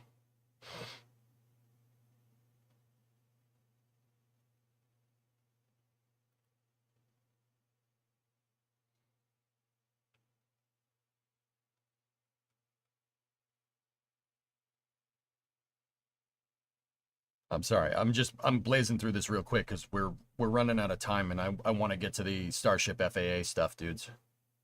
Another big crap sandwich that we have to eat. NASA also has been unable to provide the committee with a prioritization of its technological development projects, given that it is anticipated that NASA and the Science Technology Mission Directorate in particular will continue to face a constrained funding environment for the foreseeable future. The lack of an up-to-date inventory and clear prioritization of its technological development projects is concerning.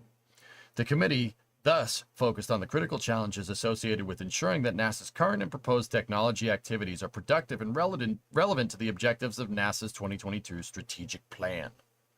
The rest of this chapter identifies a number of these challenges and provides recommendations for addressing them. The development of a mission architecture is a complex process, requiring trade-offs between mission requirements, technology options, and technology readiness, risk, cost, and schedule. The availability or lack thereof of particular technologies can have a significant impact on what architecture is selected for a particular mission. That's the reason why they're not using SLS as SRBs. It defined that exact thing right before it said SLS is a... Okay. All right. Anyway, moving on. In addition, there are usually one or more technologies that are enabling that is required if the proposed mission is to succeed. Well, it was not possible for the committee to review all the proposed missions contained in NASA's 2022 strategic plan. It appears that NASA has a reasonable process for determining what technologies will be needed for specific missions, although milestone dates are often missing. In this case of NASA's proposed science mission, NASA makes use of both the analysis contained in the relevant decadal surveys and NASA's in-house technical expertise, input from stakeholders in the industry combined with guidance from in-house technical expertise similarly informs NASA's choices of technologies for its aeronautics research missions. Aeronautics and science technology development issues will be discussed later in this chapter. In the case of the Exploration Systems Development Mission Directorate, the situation is less clear. In the aftermath of the cancellation of Constellation, technology development was largely continued by congressional direction on several elements. Then why did you...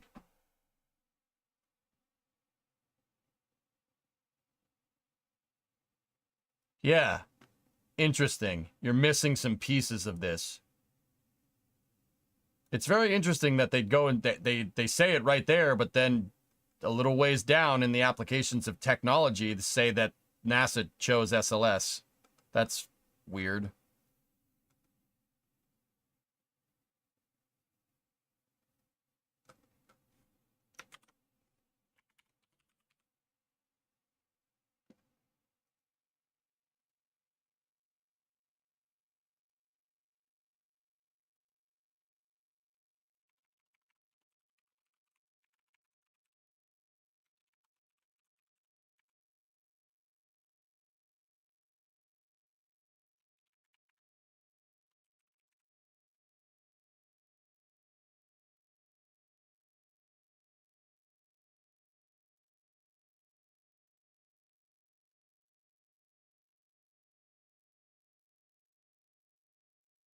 Interesting.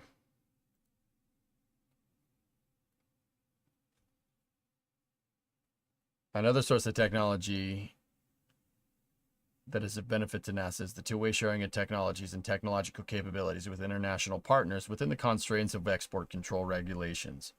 The sharing enriches NASA efforts and in some cases enables new activities. The list of such partnerships is long, especially in the provision of instruments on Earth and space science missions, such as the 1980s agreement between NASA, ESA, the JSDA, or the NSDAs, which is JAXA, to provide research modules for future ISS. More recently, in 2022, ESA and NASA announced a framework agreement for a strategic partnership in Earth system science. 2023, all three agencies contributed to the successful launch of the X-ray imaging and spectroscopy mission. In human exploration, a prominent current example is the ESA supply of the European service module for the Orion spacecraft.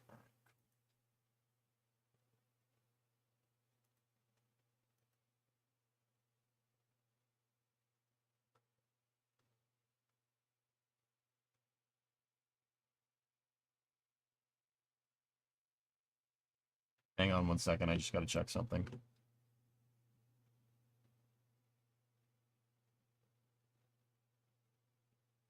Okay. There's nothing of substance there. Okay. It's interesting. All right, I think the conclusion with this whole paper, it's funny. I don't think that anything that this paper says is particularly wrong. No, it's all very much right. It just doesn't really seem to identify the problems as to what caused this. And I'm not 100% sure if this paper was supposed to do that in the first place. I'm not sure. It seems to very much imply it, for sure. But I mean, and it does say what needs to be fixed, but it does say what needs to be fixed, guys. It's very much talked about. They say what needs to be done, but it's super interesting to me that this paper just... Okay, I'm just going to go outright and say it, and this is very much my opinion. If people don't agree with me, that's fair. All right, whatever. It's very interesting that this thing only mentions Constellation once. Once.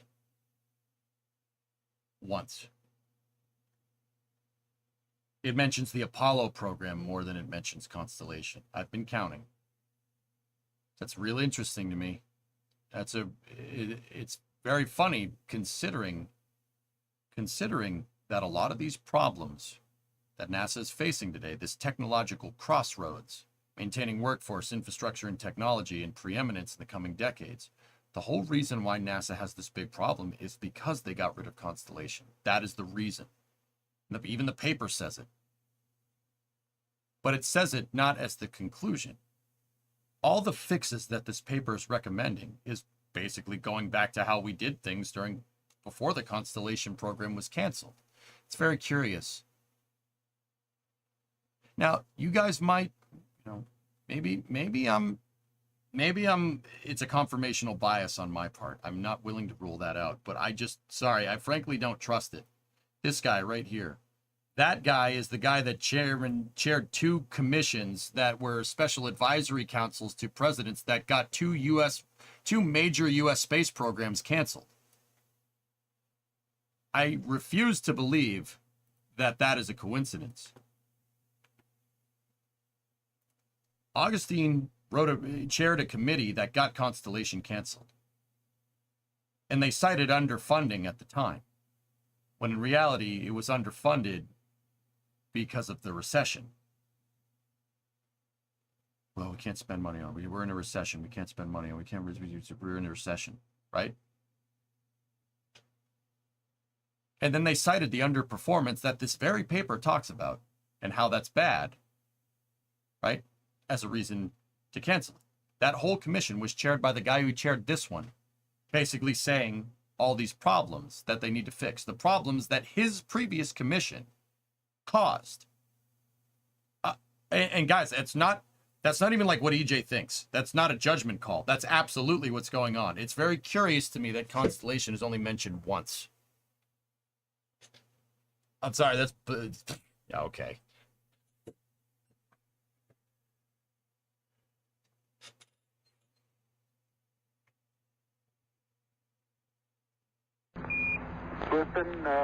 Tranquility Base here. Are you gonna cover Bluebird Block 1, or are you gonna Can go I fly offline yet, after the Polaris please? EVA?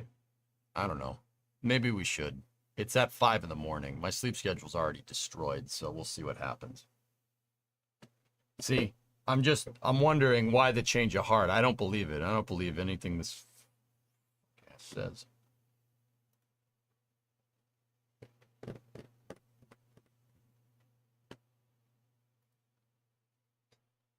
Why publish this paper now?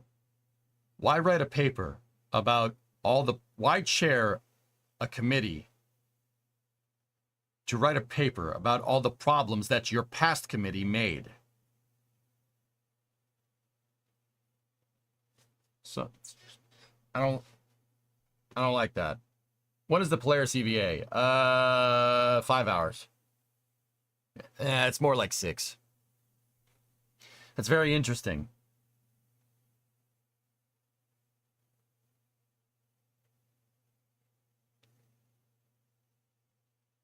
Why the change of heart? Well, this paper says the exact opposite of everything, Tessa. I've read the Augustine Commission, the first and the second one.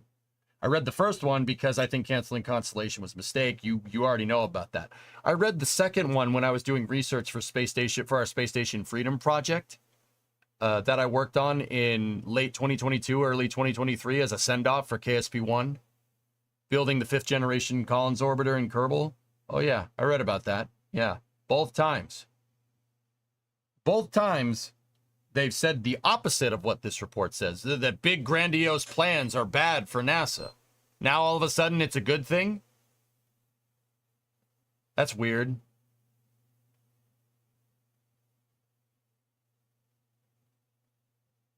Yeah, send off. Yeah. That's also weird, isn't it?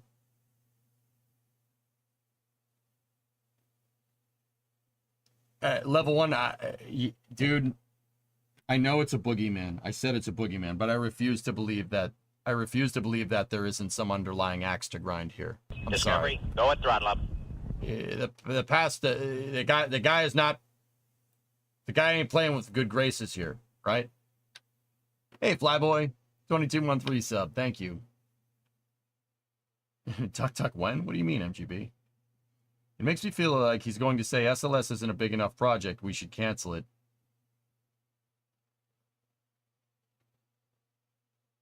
So, like the next story we have to cover. I chose to cover both of these here, Cirrus, for a very good reason. This wasn't an accident. I'm not going to lie to you. I did it on purpose. Thank you for realizing it. I was wondering if anyone was going to pick up on it. I do layer this stuff in, guys, just to see. I mention things in a certain way to see if people are going to draw the same conclusions as me. Just to see. I do that because if I told you exactly what I thought about something rather than just explained it and explained certain things at certain times, right? I basically just spoon feeding stuff to you. I don't like to do that. That's why I ask you guys questions when I'm reading this stuff. I pepper in a lot of stuff into my explanations. A lot of other stuff going on there. So, guy behind the $20 bill, on the left side of the $20 bill. I don't know, man. Red team go. Red team go. It's a jump to conclusions, Matt. Tinfoil hat guess. Congress commissioned the study in the CHIPS Act, so it was going to happen. Chairing this one lets him get rid of involvement in the cause, because whether or not he saw reversing his prior influence is positive. Yep.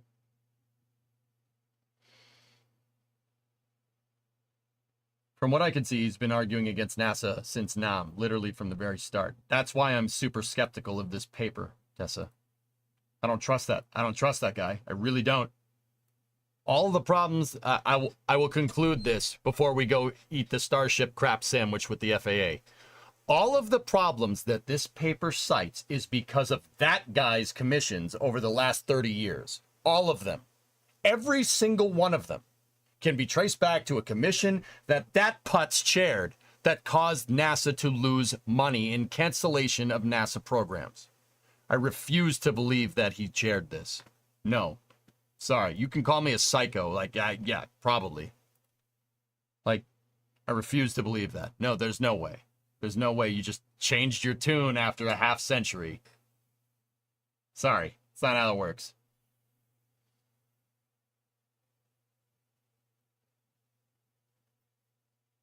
Principal, he's a former Lockheed CEO. Yeah, it just happened. It's funny, Caveman, because it just, you know, out of all the things out of the Constellation program, if you said you wanted to do something different, out of all the things you probably should have gotten rid of, you should have gotten rid of the Orion capsule and just went with a cargo heavy lifter for scientific missions, right? Because human rating a super heavy launch vehicle is very complicated, right? But somehow, the retired Lockheed Martin CEO proposed that keeping Orion was a good idea. That's what we need. That was his recommendation. Now it can launch on Delta IV. We'll just crew rate that instead.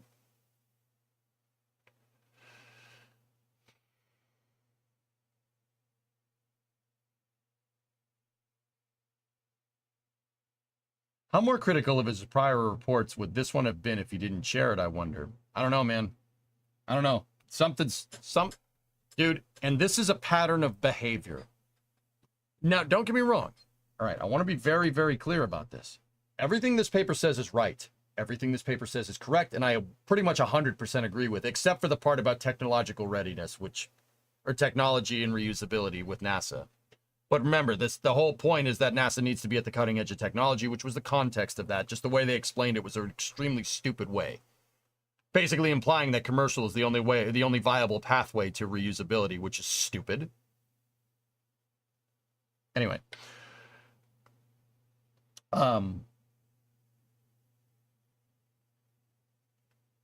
You stay for, yeah, Stupid Man, I'm going to be here. He's an engineer, level 1, if I'm remembering right. Yeah, he's been super critical in the past Augustine commissions. Yeah, I forgot. I lost my train of thought, dude. Sorry. But he worked for Lockheed. Would have thought, given the obvious use NASA would have a company like Lockheed, he would be all for it. Yeah, I don't know. Hey, Badger, have you been here for this space news? What did we talk about the other day? Crossroads.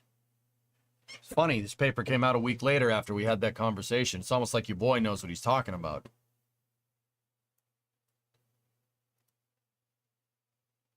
See what I'm saying?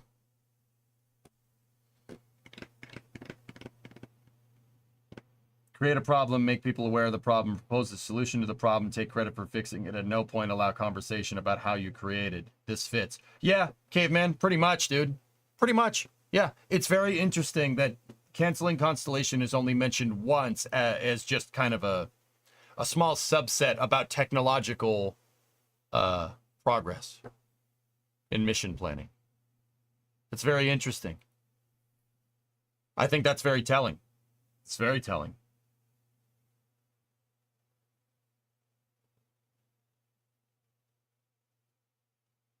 These are the same types of guys that killed Apollo in the 70s. Bingo, Cannon. Bingo.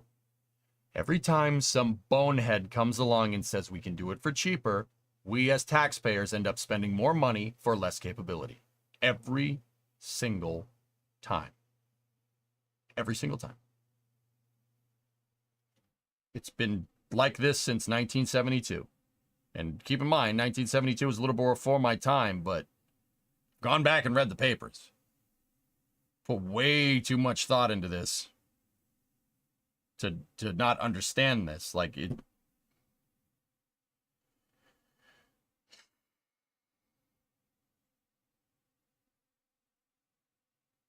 Okay, cool. I think I've successfully proved my point. Like once again, I'll say it one last time. Hopefully, I'm not trying to bum people out. I'm trying to say that, you know, even this paper that's pointing out all the problems. There's a pattern of behavior going on here at NASA that I've seen over the last 4 years. And I saw it previously before Jim got in, believe it or not. It's only like 2018, 2019, 2020 that we had a NASA that was functioning correctly. And even then, this paper says that NASA wasn't functioning correctly that time. Anyway, I digress. This pattern of behavior is... Yeah, I lost my train of thought again. That's why I'm getting tired. That's how I know I'm getting tired. Oh yeah, I'm trying to show you guys because this pattern of behavior needs to be called out. It needs to be called out. Everything this paper says is right. And I've been trying to say this for years. And whenever I do, I just get branded as some crazy SLS apologist that, you know, oh, you're just biased. You just like SLS. No, you idiot. That's, yeah. It is a much bigger problem that NASA is facing. NASA is shrinking because of our incessant drive for commercializing everything. NASA shrinking is going to come to a crossroads. When somebody else can do it for cheaper, the government will cut ties as quickly as possible. And remember, all this commercial industry was enabled by long-term goals at NASA. Long-term goals that originated in the Constellation program. This paper even says that. But then says that, you know, but then it falls over its own face, but not realizing that Constellation is the reason why all these problems are happening. The Constellation program is the reason why SpaceX exists. And that's because of NASA's long-term goals to move LEO over to commercialization because they were going further. That's the truth. So, once again, the reason why I bring all this up is because the next time you see you don't have to like SLS. You don't have to like the price tag. I understand. It's a lot. I get it. It is expensive. This paper says it. It's expensive. But if we got rid of it, and if we got rid of NASA's human exploration and just pawn that off to commercial, we are going to end up with less capability than we did before. It's happened every time, and there's no reason to think that it won't change. Now, I know what people are going to say. You're going to say, well, what about SpaceX? What about SpaceX? You'd be off your rocker to thinking a multi-billion-dollar contraction of workforce and payments in the aerospace sector is not going to affect private companies. SpaceX's biggest customer is NASA by a long shot. By, I don't know, maybe $5 billion, maybe? That's $5 billion of revenue that SpaceX does not have anymore if we decide that NASA doesn't need to exist. And we decide not to fly SLS or something. You know, we decide that the Artemis program is not needed. We could just use Starship. That is inadvertently the contractions of the industry because of that is billions of dollars less being spent on aerospace. How anybody can see that and say, yes, that's a good idea is beyond me. That's the point I'm trying to tell you. Okay? Is SLS the best rocket around? No. Was it designed by committee? Yes. Was it designed by committee because the good rocket design that we had, some politician decided that we didn't want to do that anymore? Yes. So we got Congress, basically, they tried to pull the rug out from the entire human spaceflight program in 2010, and Congress said, the hell you're going to do that? And we got SLS because of it. The root of the problem is not prioritizing space as a... The root of this problem is not prioritizing space as a long-term end goal for our country in the United States. That is the problem. It stems all from the top. All of these other problems are symptoms of not having long-term goals, not serving to come up with a project that's not coming up with a project that serves to organize and measure the best of our skills. That is the problem. That's the thing we need to point out. And getting rid of SLS isn't going to fix that. Even with all of its heavy price tags, it's not going to fix it. What does that do? That gives us less, that takes our already abstract long-term goals and even makes them even more abstract. What does a NASA mission look like with Starship right now? What does that look like? You can't tell, you don't know. You can't tell me the answer to that. What does a NASA mission to the moon look like with just Starship and no SLS? No one can answer that question, not even Elon. Think about that the next time somebody writes an article about SLS and its heavy price tag. Yeah, the price tag for SLS is super heavy, but the price tag for getting rid of it and getting rid of the Human Exploration Operations Mission Directorate by proxy is catastrophically bad for our long-term spaceflight goals and will have serious repercussions. I don't care what anybody says. It's the truth. There's your conclusion. Let's go read about Starship. Sorry, that ended up being a lot longer than I thought, but it's important to understand, guys. It's so important. Space is now a strategic issue. We cannot afford to not have a focus on it any longer, period. Yeah, people are changing their tune when not realizing that they're the reason why it's like that. China does not have an SLS. Yeah, James, that's true. China says they want to go to the moon. Yeah, great, good. With what rocket? You're going to need something big. You need something like Saturn V, like SLS, like Starship. Where's that at? I don't see anything. Right? So, yeah, okay, good. You're not going to get to the moon on hopes and dreams. However, you'd be absolutely off your rocker if you think that China doesn't have the chops 10 years down the road to make something that goes to the moon. Their space program was a bunch of guys waddling around in a freaking rice paddy like 10 years ago. Look at where they are now. They have their own space station. They have their own crew-rated capsule. They're working on landing boosters. You'd be out of your mind if you didn't think they were going to do a super heavy launch vehicle sooner rather than later. Just because they can't do it now doesn't mean they can't do it later. You know what I mean?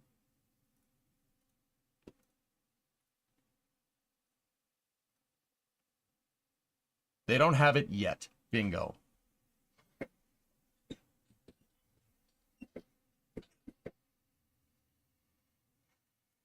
Well, I'll figure out something, Hellfish.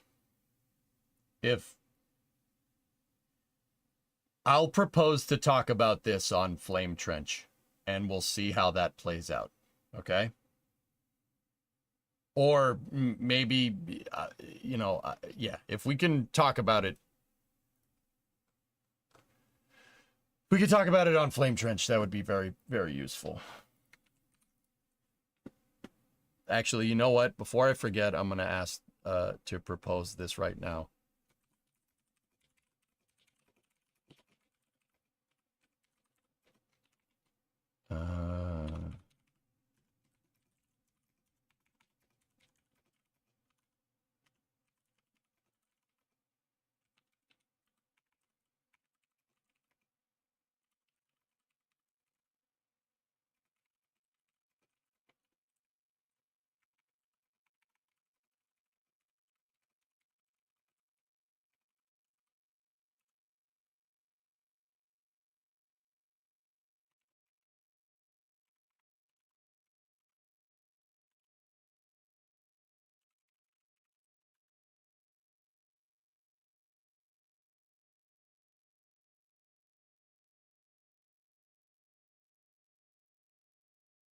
All right, cool.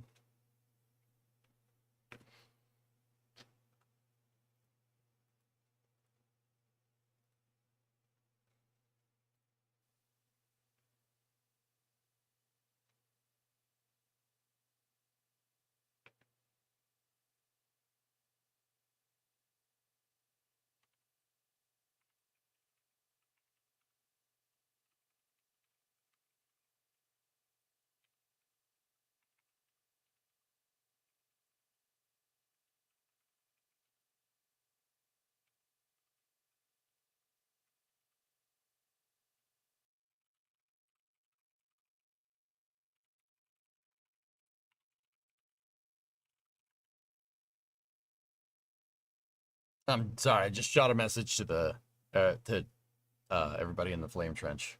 We'll see what they say. Before you move on, see last.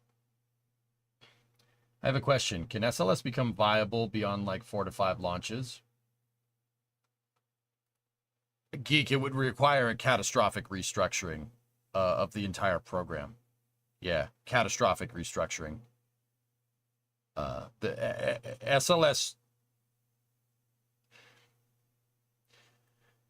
SLS contracts look like a shoots and ladders game. Let me put it to you like that. It's just everything is just all over the place. And, oh, you're here. Zoop, now you're down there. Zoop, now you're up there. It's ridiculous. The Government Accountability Office has cited the contract structure for the SLS program being one of the worst they've ever seen. Ever. Mismanagement, inexperience, no goals, no deadlines, no nothing. The reason why it's like that is, well, just what the GAO said. No goals. Exactly what that paper said. Said the same thing.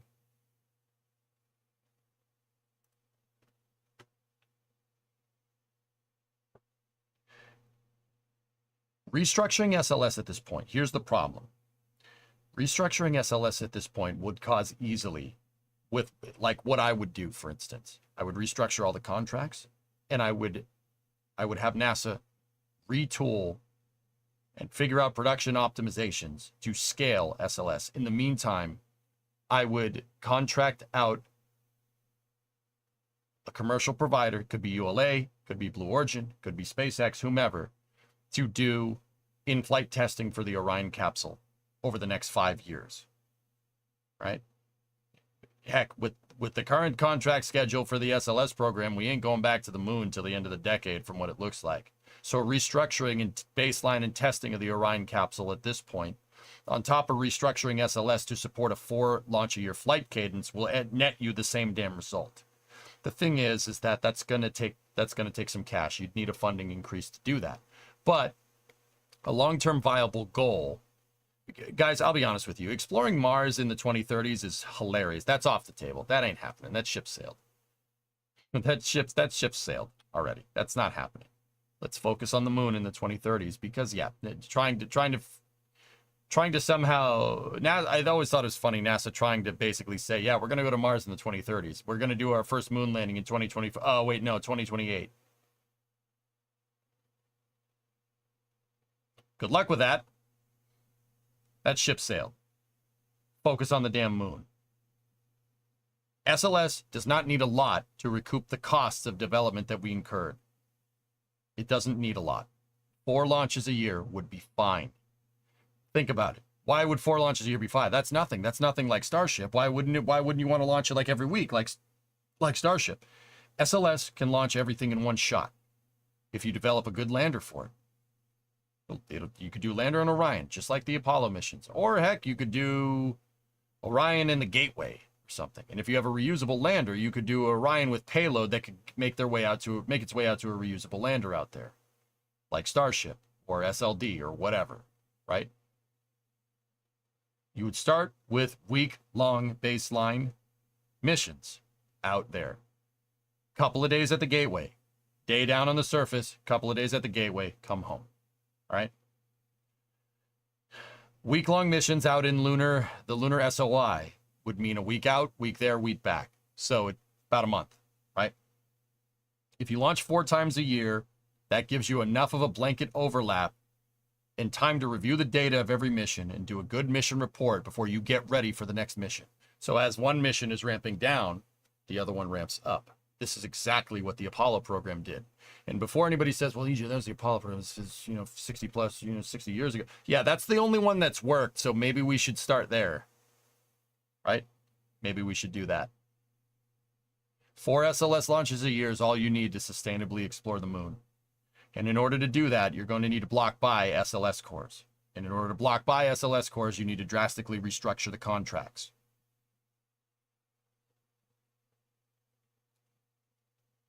Chances that Elon lands men on Mars before NASA. He won't if the FAA doesn't let him. Anyway, that's the next bit. SpaceX posted on X yesterday, and this is superbly spicy. You guys, this is good. You think what we just went through was nuts? Watch this. All right. So they are posting a lot about Polaris, and it's awesome. We got some sweet views, and we will cover the EVA a little bit later. Kisses in space.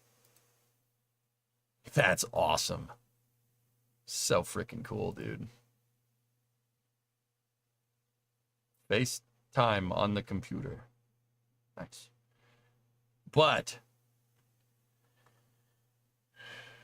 the hair is amazing. And his hair game's on point. Here. This post. Starship's Starship's fully and rapidly reusable design will exponentially increase humanity's ability to access and utilize outer space. To unlock its full potential and do it rapidly enough to meet commitments to national priorities like the Artemis program, starships need to fly. Here we go. We got another little bit of a long paper here about all this. Actually, it's not too incredibly long. Hold on. Let me just...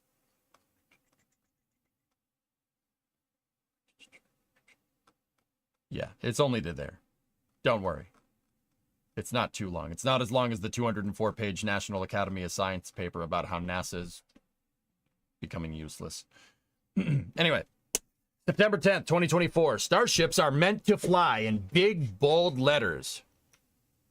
SpaceX was founded in 2002 to expand access to outer space, not just for government or traditional satellite operators, but for new participants around the globe. Today, we're flying at an unprecedented pace as the world's most active launch services provider. SpaceX is safely and reliably... SpaceX is safely and reliably launching astronauts, satellites, and other payloads on missions benefiting life on Earth and preparing humanity for our ultimate goal, to explore other planets in our solar system and beyond. Starship is paramount to making that sci-fi future, along with a growing number of U.S. national priorities, a reality. It is the largest and most powerful space transportation system ever developed. Subtle flex, but all right. And its fully and rapid reusable design will exponentially increase humanity's ability to access and utilize outer space.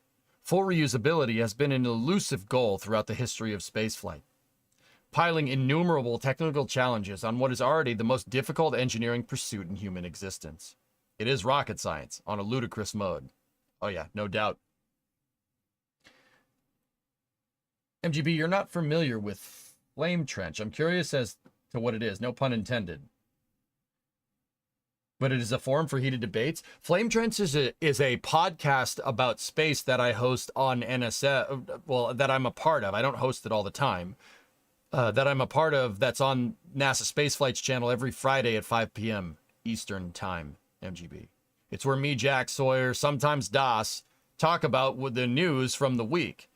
And it's a little more candid discussion. So when I say it gets spicy, I mean NASA Spaceflight is giving me the avenue to say the crazy stuff that I say here on stream on there.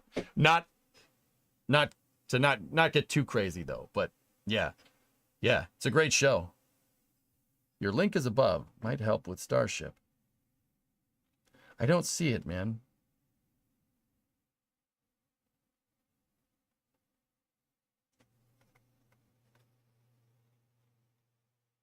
I don't see it, Ray. Maybe YouTube ate it. Hold on. It's spicier than their regular content. Yeah, it's a podcast. It's basically the op-ed section for NASA Spaceflight. Like how a newspaper would report objective news and then have an opinion section. Yeah, that's what Flame Trench is. Hence the name Flame Trench. It gets a little bit heated. Yeah, I came up with that name. Whoops. But yeah, that's what it is, man. Anyway, back to Starship. Every flight of Starship has made tremendous progress and accomplished increasingly difficult test objectives, making the entire system more capable and more reliable. Our approach of putting flight hardware in the flight environment as often as possible maximizes the pace at which we can learn recursively and operationalize the system. This is the same approach that unlocked reuse on our Falcon fleet of rockets and made SpaceX the leading launch provider in the world today. Oh, give me 1 second.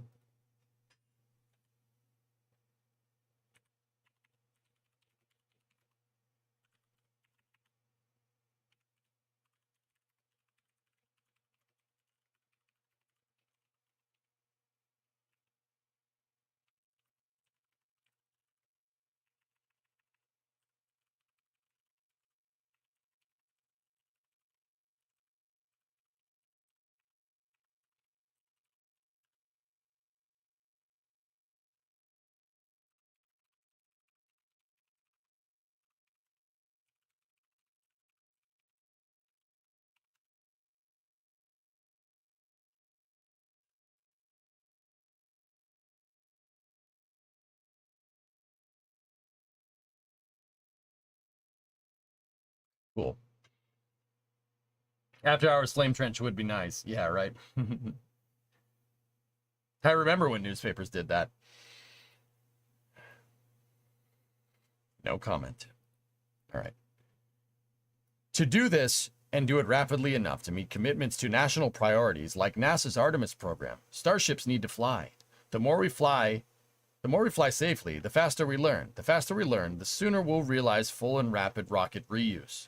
Unfortunately, we continue to be stuck in a reality where it takes longer to do the government paperwork to license the rocket launch than it does to design and build the actual hardware. Oh boy. This should never happen and directly threatens America's position as the leader in space. Wow. Speaking of getting spicy, Flight 5. Starship and Super Heavy vehicles for Flight 5 have been ready to launch since the first week of August. The flight test will include our most ambitious objective yet, attempting to return the Super Heavy booster to the launch site and catch it in midair. There's a render of that happening there. Returning the booster after the launch is a core capability to Starship becoming rapidly and reliably reusable. This will be a singularly novel operation in the history of rocketry. Yep. That's a nice way of saying that's a cool way of saying no one's ever done that before. SpaceX engineers have spent years preparing and months of testing for booster catch attempt, with technicians pouring tens of thousands of hours into building the infrastructure to maximize our chances for success. Every test comes with risk, especially those seeking to do something for the first time. SpaceX goes to the maximum extent possible on every flight to ensure that when we are accepting risk to our own hardware, we accept no compromises when it comes to ensuring public safety. It's understandable that such a unique operation would require additional time to analyze from a licensing perspective. Unfortunately, instead of focusing resources on critical safety analysis and collaborating on rational safeguards to protect both the public and the environment, the licensing process has been repeatedly derailed by issues ranging from the frivolous to the patently absurd. At times, these roadblocks have been driven by false and misleading reporting built on bad faith hysterics from online detractors or special interest groups who have presented poorly constructed science as fact. Whoa. Whoa. Yeah, Skeleton. Just get perms from the moderators, please. I'm going to keep reading.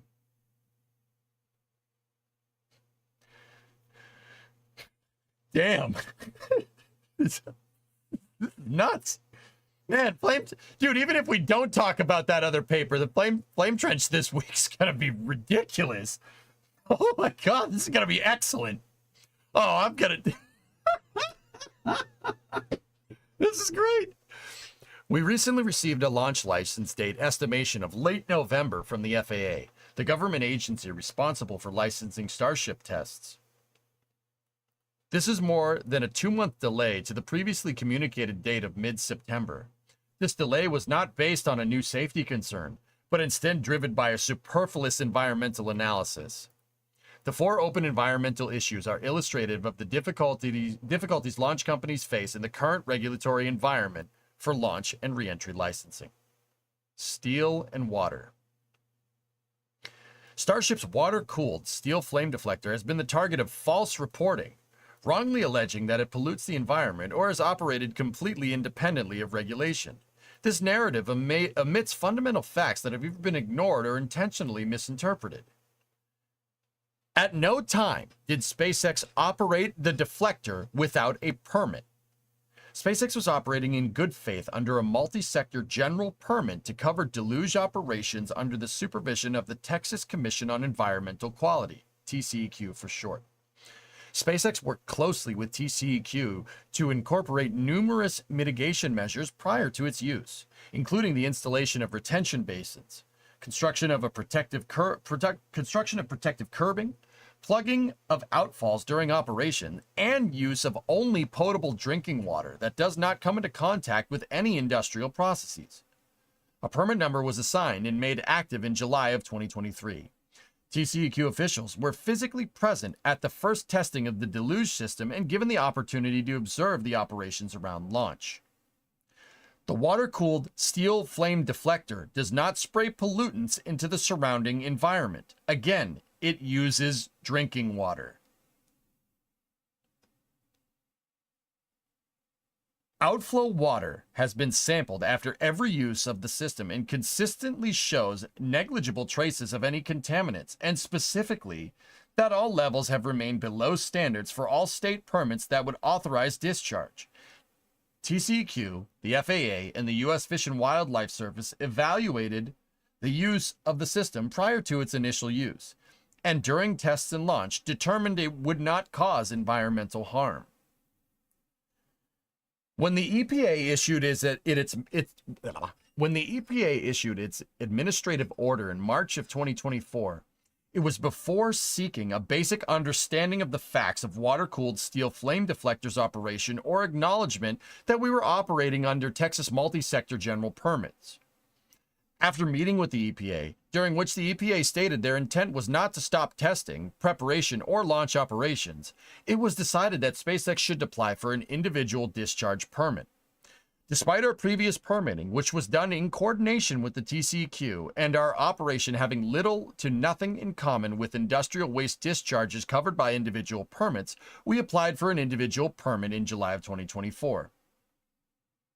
The subsequent fines levied on SpaceX by TCEQ and the EPA are entirely tied to the disagreements over paperwork. We chose to settle so that we can focus on our energy on completing the missions and commitments that we have made to the U.S. government, commercial customers, and ourselves. Paying fines is extremely disappointing when we fundamentally disagree with the allegations, and we are supported by the fact that the EPA has agreed that nothing about the operation of our flame deflector will need to change. Only the name of the permit has changed.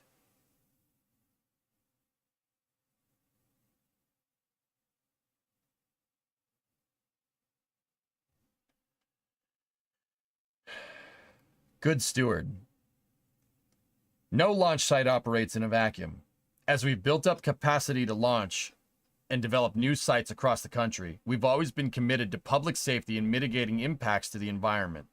At Starbase, we implement an extensive list of mitigations developed with federal and state agencies, many of which require year-round monitoring and frequent updates to regulators and consultation with independent biological experts. The list of measures we take just for operations in Texas is over 200 items long, including constant monitoring and sampling of the short and long-term health of the local flora and fauna. The narrative that we operate free or in defiance of environmental regulation is demonstrably false. Legitimately curious, why are they paying fines if nothing was violated? It's $3,700 nuclear. And the fine was about permitting, not applying for an individual permit. I'll explain the context of this a little bit more. I want to get through the whole thing. Environmental regulations and mitigations serve a noble purpose, stemming from common sense safeguards to enable progress while preventing undue impact to the environment. However, with the licensing process being drawn out for Flight 5, we find ourselves delayed for unreasonable and exasperating reasons. On Starship's fourth flight, the top of the Super Heavy booster, commonly known as the hot stage, was jettisoned to splash down on its own in the Gulf of Mexico. The hot stage plays an important part in protecting the booster during separation from Starship's upper stage, before detaching during the booster's return flight. This operation was analyzed thoroughly ahead of Starship's fourth flight, specifically focused on any potential impact to protected marine species. Given the distribution of marine animals in the specific landing area and the comparatively small size of the hot stage, the probability of a direct impact is essentially zero with a fish or wildlife. This is something previously determined as standard practice by the FAA and the National Marine Fisheries Service for the launch industry at large, which disposes of rocket stages and other hardware in the ocean on every single launch, except, of course, for our own Falcon rockets, which land and are reused. The only proposed modification for Starship's fifth flight is a marginal change in the splashdown location of the hot stage, which provides no increase in likelihood for impacting the marine life. Despite this, FAA leadership approved a 60-day consultation with the National Marine Fisheries Service. Furthermore, the mechanics of these types of consultations outline that any new questions raised during that time can reset the 60-day counter over and over again. This is a single issue, which was already exhaustively analyzed and could indefinitely delay launch without addressing any plausible impact to the environment.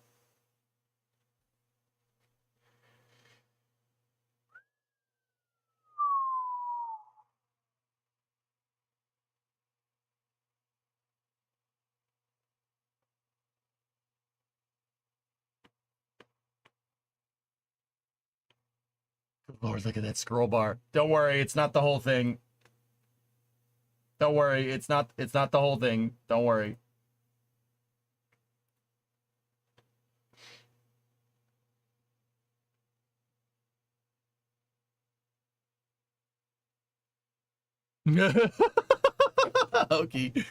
Okay. Another unique aspect to Starship's fifth flight and a future return and catch of the Super Heavy booster will be the audible sonic booms in the area around the return location. As we have previously noted... Sorry, felt the need to read like that. The general impact to those in the surrounding area of a sonic boom is the brief thunder-like noise. The FAA, in consultation with the U.S. Fish and Wildlife Service, evaluated sonic booms from the landing of Super Heavy and found no significant impacts due to the environment. Although animals exposed to sonic booms may be briefly startled, numerous prior studies have shown sonic booms of varying intensity have no detrimental effect on the wildlife. Despite this documented evidence, the FAA leadership approved of an additional 60-day consultation with the U.S. Fish and Wildlife, as a slightly larger area could experience a sonic boom.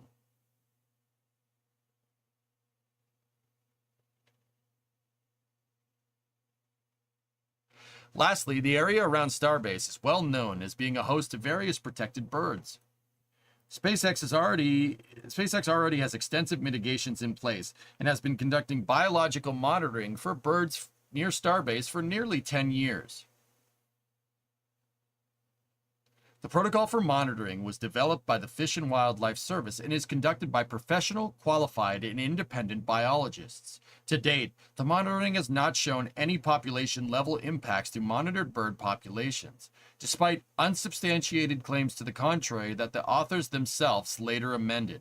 Woof. Woof.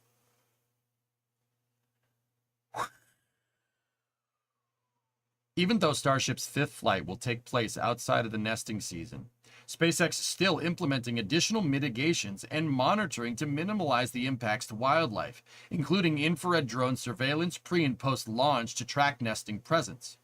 We are also working with the Fish and Wildlife Service experts to assess deploying special protection measures prior to launch during bird nesting season. Oh, turtle! Look at the turtle.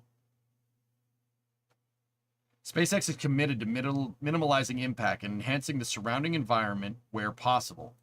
One of our proudest partnerships in South Texas is Sea Turtle Incorporated, a local nonprofit dedicated to sea turtle conservation.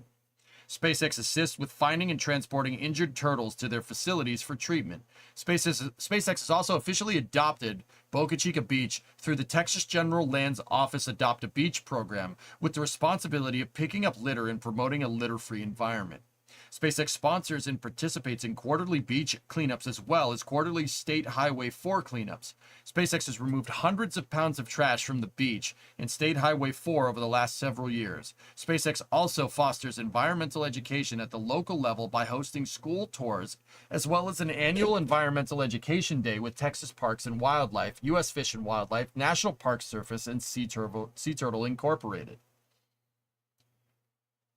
To fly. Despite a small but vocal minority of detractors trying to game the regulatory system to obstruct and delay the development of Starship, SpaceX remains committed to the mission at hand.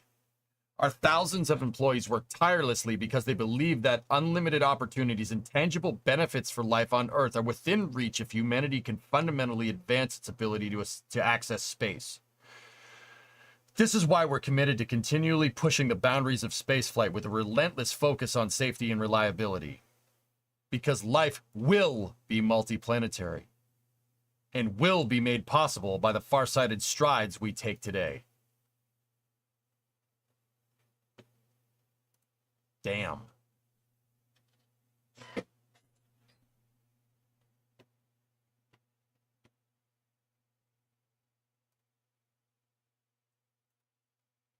Ray, what are you linking to over there?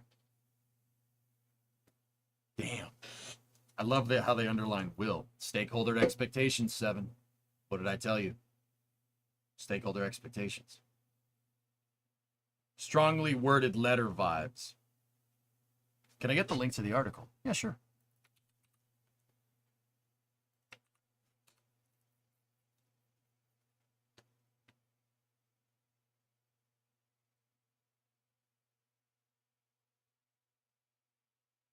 Also, those underlined sections are linked as well. I'm pretty sure we've read most of these. Yeah, that links to the article about CNBC.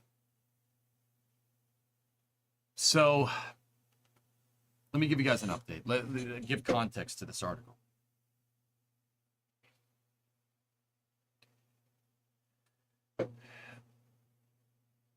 Yeah, Geek, well, let me explain. All right, so SpaceX made the pad deluge system. They applied for a general wastewater discharge permit from the TCEQ. That happened. What they said, that happened, right? And everything seemed okay, all right? The TCEQ looked at it. Fish and Wildlife looked at it. Everybody looked at it. Everybody was cool with it, apparently. Somewhere along the line, the EPA got wind of this, that SpaceX would probably need a more detailed, like a more individualized permit. The reason why is unknown. We don't know why the EPA said this. I think if well, we kind of do. Somebody complained. Somebody complained to the EPA. Somebody, don't know. I have my guesses who it is, but I don't know who it is. So the EPA then went over to SpaceX and said, wait, why are you operating under a general permit? This needs to be an individual permit for water discharge because the general permit is not specific enough for your application. And SpaceX said, all right, sure. And then TCEQ issued a fine to SpaceX because their permit wasn't individualized enough, and said that the wastewater discharge that was done before they ruled that they needed an individual permit would resulted in a fine.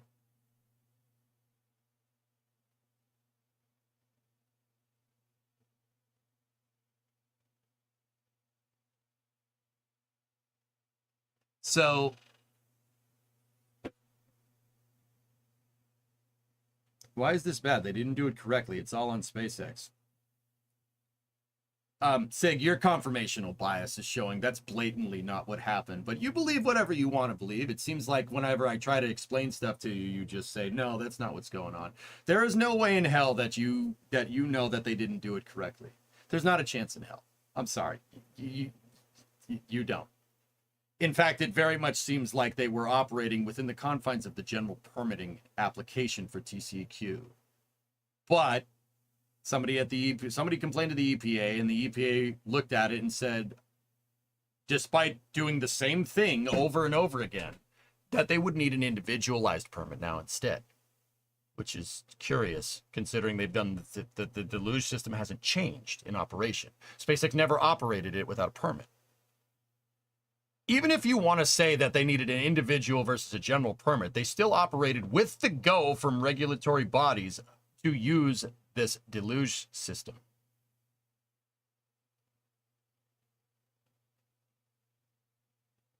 I'm sorry, the EPA is there for a reason. Okay, yeah, I'm ignoring you from now on. Yeah, no. Yeah, that's if they complain and the EPA didn't find any fault, would it still be an issue?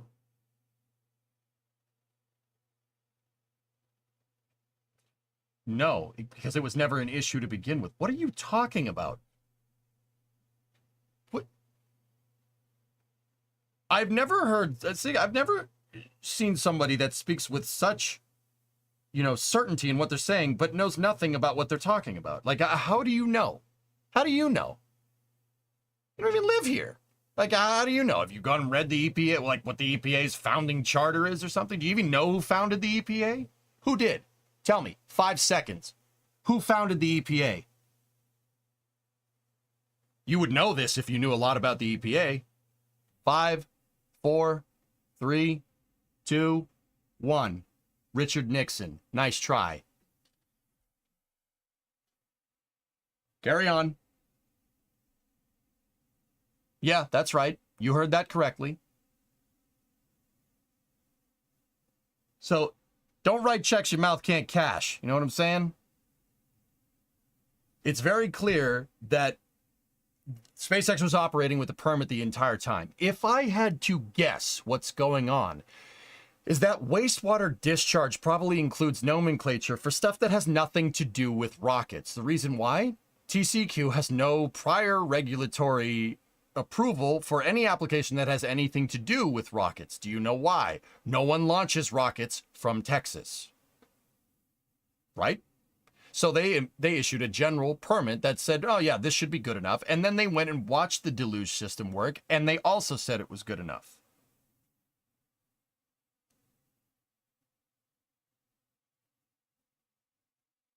Right? The EPA came in and saw that they need a more individualized permit because maybe the TCQ wasn't good enough in their due diligence. Who knows? But SpaceX never operated without a permit. They didn't break any laws here. It sounds like they used a broad brush for wastewater discharge because the TCQ had no other regulatory framework. That's what this sounds like. Now, does that mean SpaceX is in the wrong? Does that mean SpaceX is in the right? I don't know. They said they never operated without a permit. But the other thing is, how are you supposed to come up with a regulatory framework for a system you don't know what it's going to do, right? How do you know?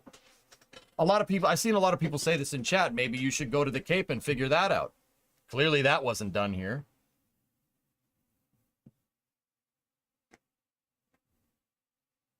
I heard Tesla in Texas might have some water issues. What are the chances this is less 100% about SpaceX? I don't know, Coherent. Guys, what I'm trying to do here, all right. I said before that I kind of lead you guys into thinking about this. Okay, look, here's the thing. All right, I'm going to be very candid here. Oh, I see a lot of you guys jumping to the government's going after Elon because they don't like what he's saying.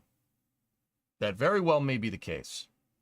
What I'm trying to do here is scientifically, with the facts presented, disprove that. Because you don't know that's what's happening for sure. And even if that was happening, it'd be really difficult to prove.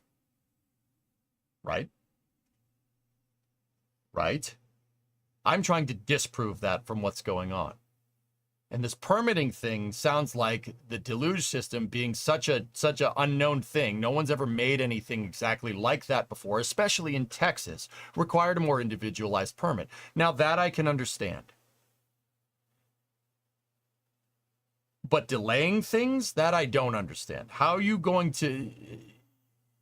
is utilizing the pad deluge system, how is stopping from launching to understand how the pad deluge system works going to make you understand how the pad deluge system works better? That's where I'm failing. That's what I'm failing to understand here. We don't know what this pad deluge system is doing. This is an industrial process now that's being, flooded into the local wildlife here. It's an industrial wastewater process, right? That's being flooded into the local wildlife. How is not using that? How is utilizing it less going to make you understand more about it? How does that work? That's where I'm getting confused.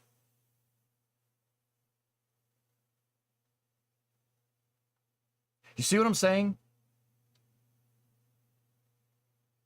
I posted yesterday, this should start bottling all the wastewater to drink. Then it's no longer considered wastewater, Repairy. Jeez. Occam's razor would suggest it's more like a tree-hugging group complaining, not a competitor, because a competitor probably has to deal with subsequent regulatory shenanigans too. Now, my theory for what's going on with this is just a theory. We would have to prove it.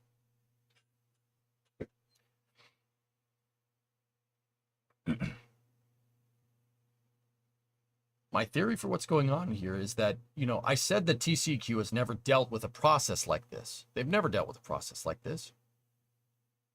Sure, they've discharged vast quantity. They've given permits for discharging vast quantities of wastewater under general permitting application, right?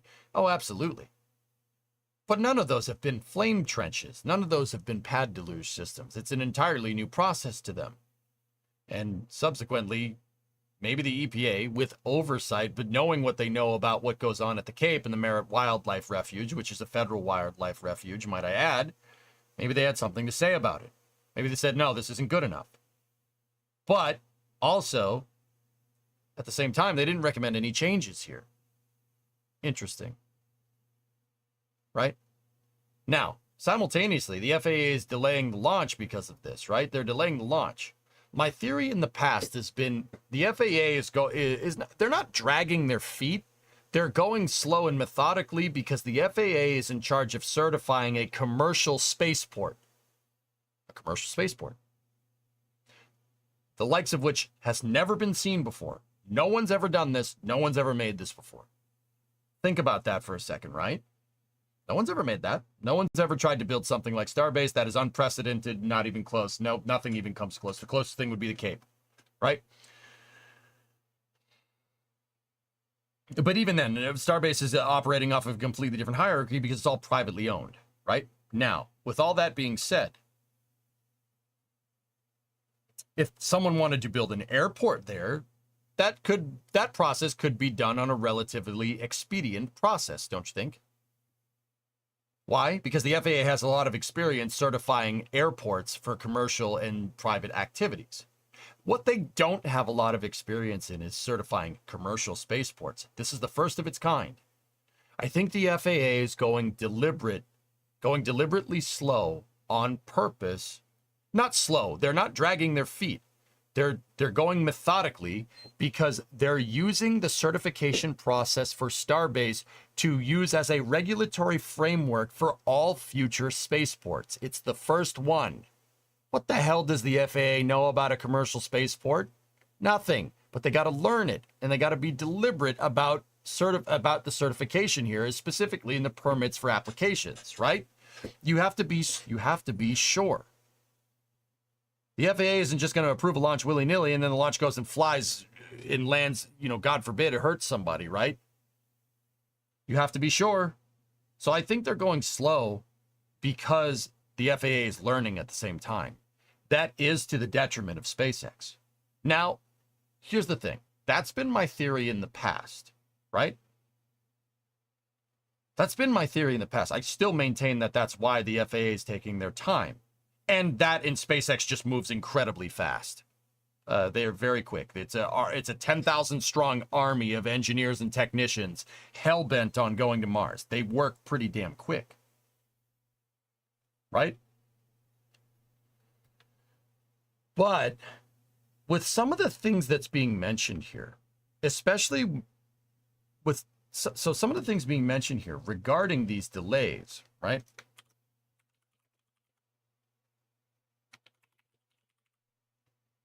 Hold on.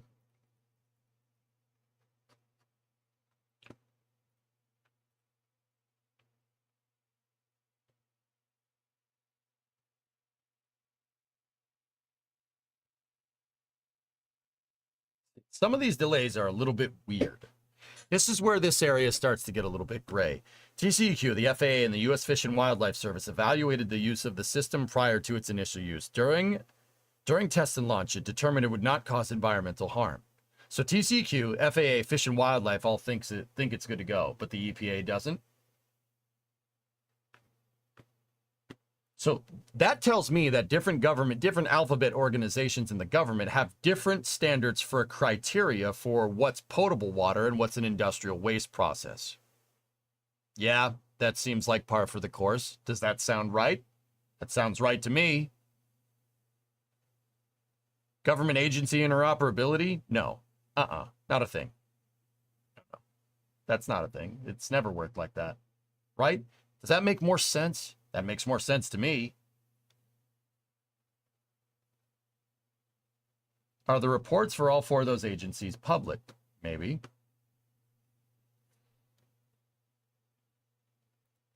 Do we have comments from the other's perspective?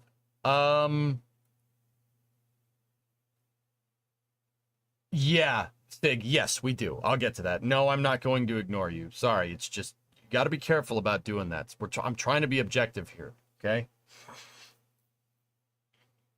All right. So that seems, I find that very easy to believe, that TCEQ, a state regulatory body, a federal regulatory body, another federal regulatory body, and then another federal regulatory body have different standards on what would cause and not cause environmental harm in terms of industrial wastewater discharge. I find that easy to believe. That makes a lot more sense. It also makes sense that the Environmental Protection Agency could have taken TCEQ's word for it, and then when they realized that the general application wasn't good enough, said something about it. But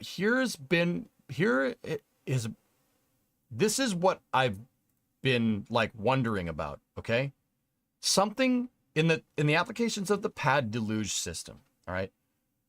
Something made the EPA go from, we'll take TCEQ's word for it, for no, we need to go look at this again, and they need an individualized water discharge permit specifically pertaining to their deluge system.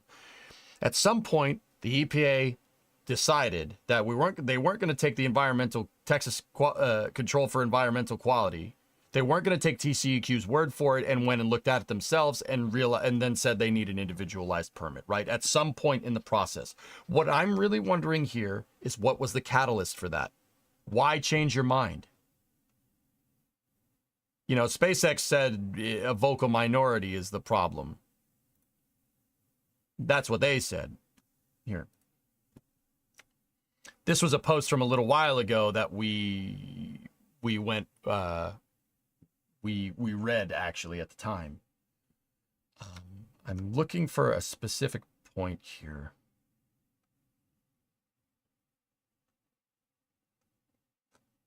This was regarding a CNBC story that reported that improperly cited a TCEQ report and reported it as news. The reason why was because the TCEQ made a typo. But yeah, for one reason over another.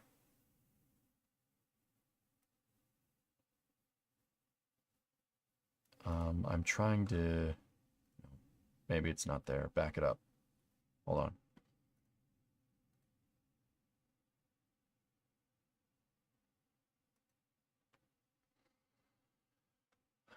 Where's that damn article?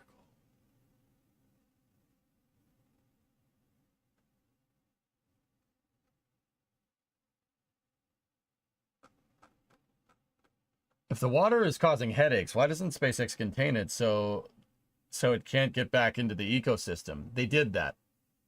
They did that, Badger. They have retention ponds. We saw them dig them. I guess that wasn't good enough.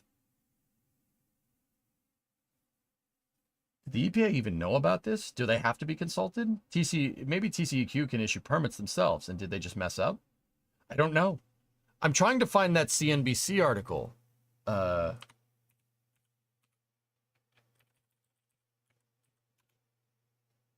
Give me 1 second.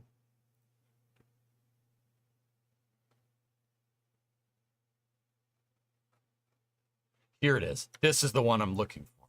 This is pertaining to the pad deluge system.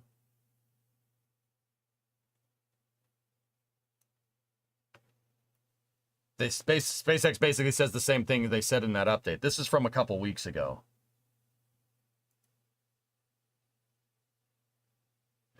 SpaceX worked with TCEQ throughout the build and test of the water deluge system at Starbase to identify a permanent approach. TCEQ personnel were on site to observe the initial test of the system in July 2023, and TCEQ's website shows that SpaceX is covered by the Texas Multi-Sector General Permit.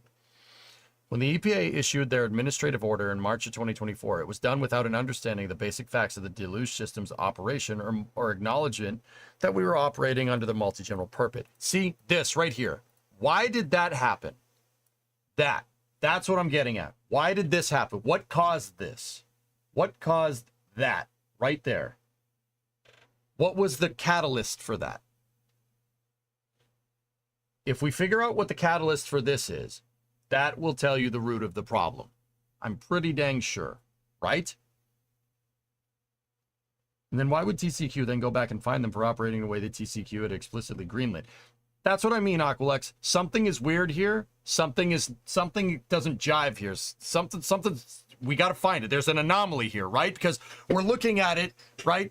And it's saying 2 + 2 = chair. All right? Like, something's wrong.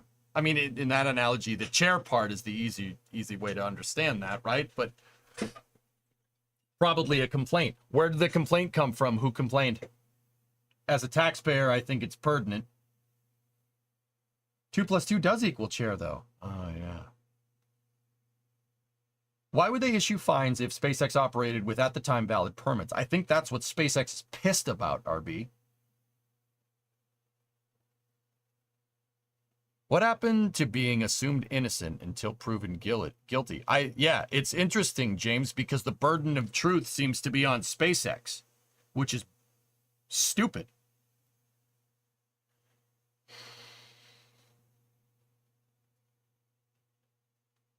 I want to find that CNBC article. I think the CNBC article mentions it.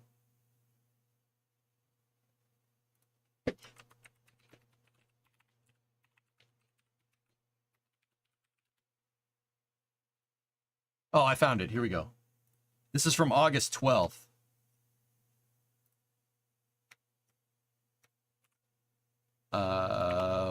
Let's do some digging here. The administrative order. All right, here, let's take a look. Let's just administrative order. Take that, right? Copy it. Go over here. Control F, administrative order. Nothing. Okay, how about March of 2020?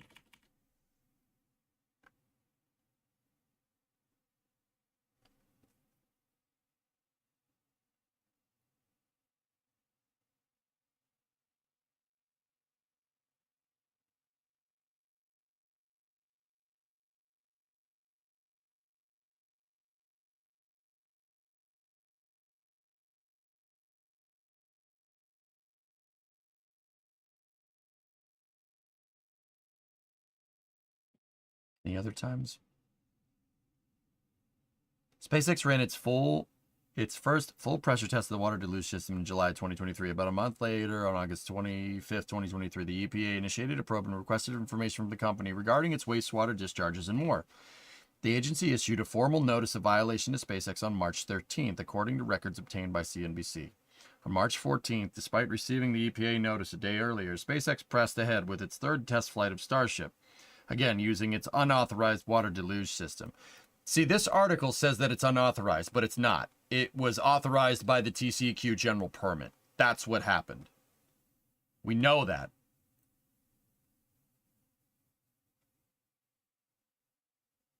TCEQ said its agency's office in South Texas city of Harlingen, near Starbase, received a complaint on August 6, 2023, alleging that SpaceX was discharging deluge water without TCEQ authorization.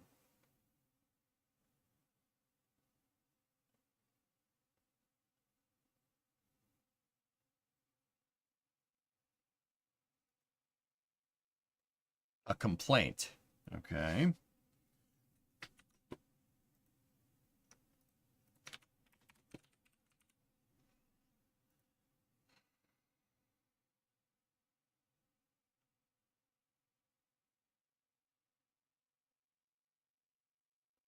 So there was a complaint.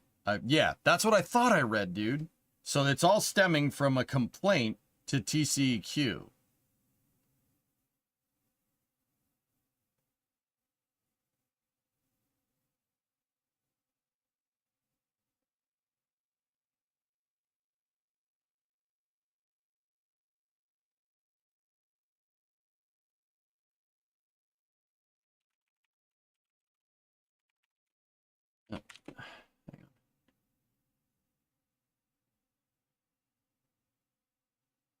Throughout our ongoing coordination with both CCQ and the EPA, we have explicitly asked if operation of the deluge system needed to stop, and we were informed that operations could continue. Okay. Neither regulator answered CNBC's question regarding SpaceX's statement. I wonder if these complaint record are public record. That's what I'm wondering, Aqualix. EPA initiated a probe and requested information from the company regarding its wastewater discharge. The agency issued a formal notice of violation to SpaceX on March 13th. On the 14th, they launched their third test flight. Company hit new milestones with the test flight and appeared triumphant. Bill Nelson congratulated SpaceX on a successful test flight, although the rocket was lost during its descent above the Indian Ocean.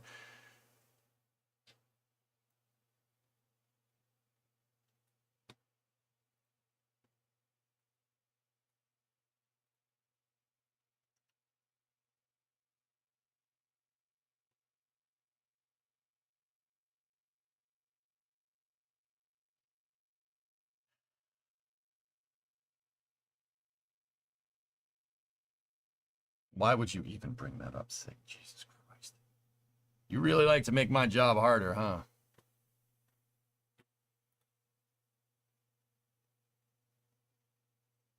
It says no permit. Clockwork, I can see that link. Hold on. You just got to get perms from the mods, that's all.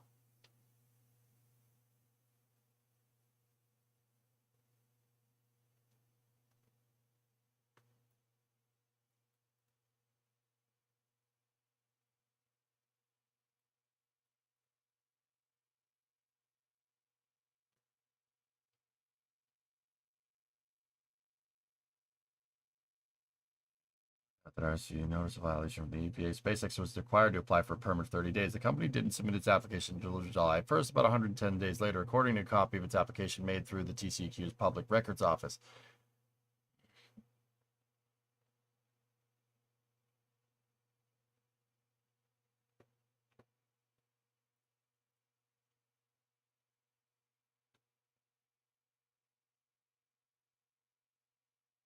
Yeah, I got you. I got you, Mother.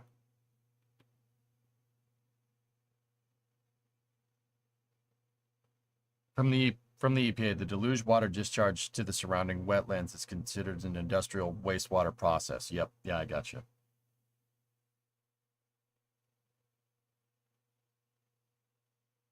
Use water, not process. Objection overruled.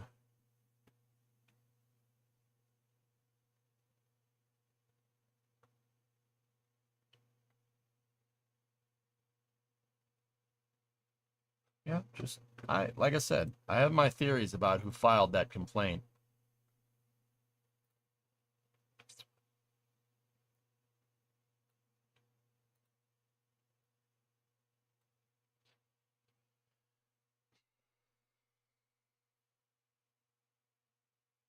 I have my theories. I'm not going to say it.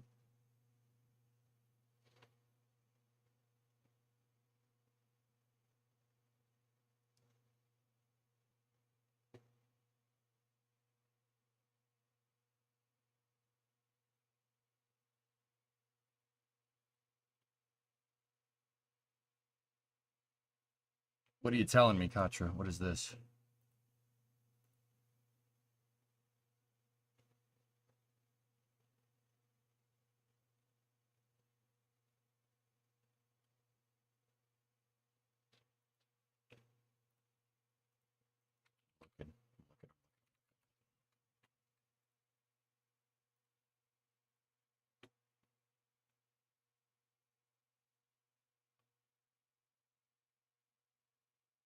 Got Blorgen written all over it. Wouldn't that be something, dude?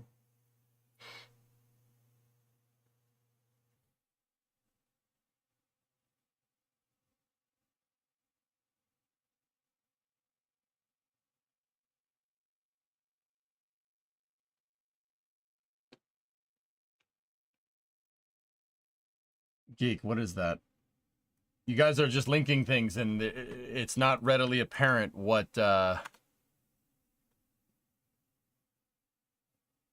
It's not readily apparent what's going on.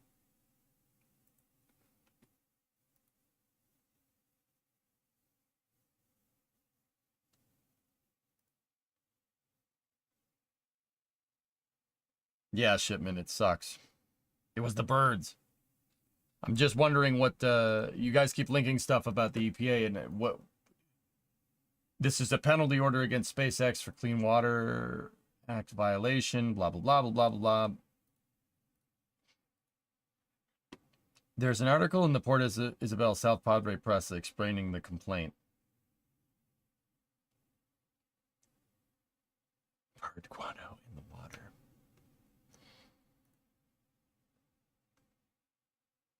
Yeah, I mean, you guys, if you guys are gonna keep digging for that complaint, that's fine.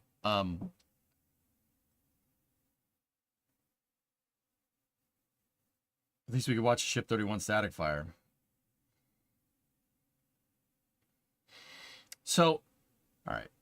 Yeah, once again, you find out who filed that complaint, it should probably give you the catalyst as to what's going on here, because it sounds like SpaceX was in a gray area, guys. They were in a gray area with their permitting, and I would contend to say that's not malevolent. That is probably because there's no framework for building a launch pad in Texas ever. That's probably what's going on.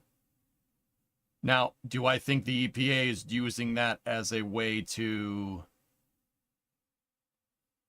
you know, hinder SpaceX? No, probably not. The hot staging ring one, I am much less familiar with, which is very interesting. See Geeks link above. It's the EPA notice about SpaceX water deluge, and there's a docket PDF at the bottom.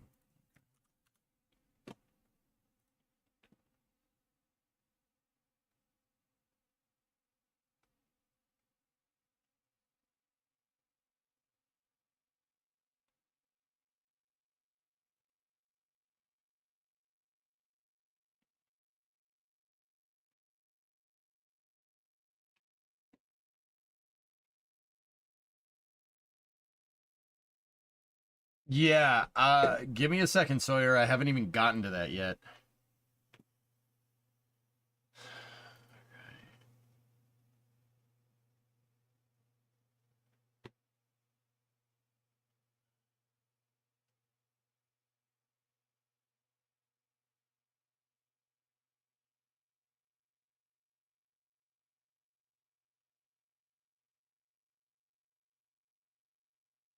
I don't see what you're asking me unless this is it right here.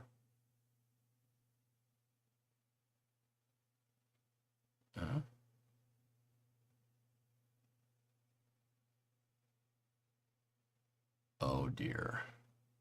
Okay. All right. Guys, I got to look into that more. All right. I'll go digging. Anyway, okay. So now I have some questions.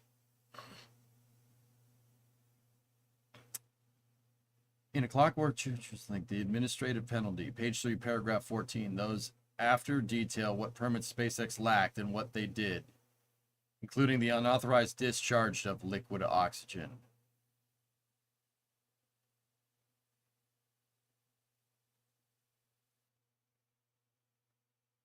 Yes, Doom.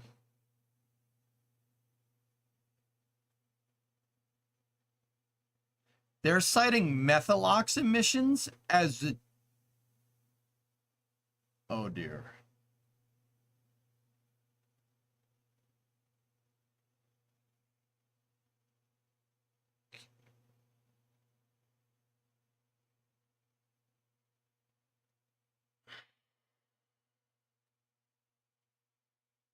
I just read over the doc PDF. It said SpaceX was contacted and told they needed a TPDS permit in August of 2023.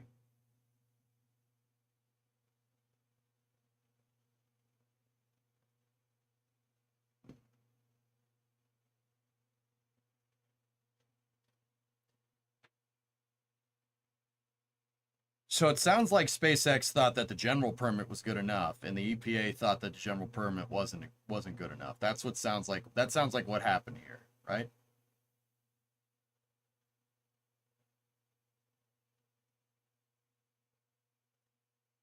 Is your sanity holding up through space news? Yeah, Rem, like, all right. I'm trying to prove it, right? I'm trying to disprove that this is just some government boogeyman, right? You know what? Here, let me show you guys something. You know what I think is going on here?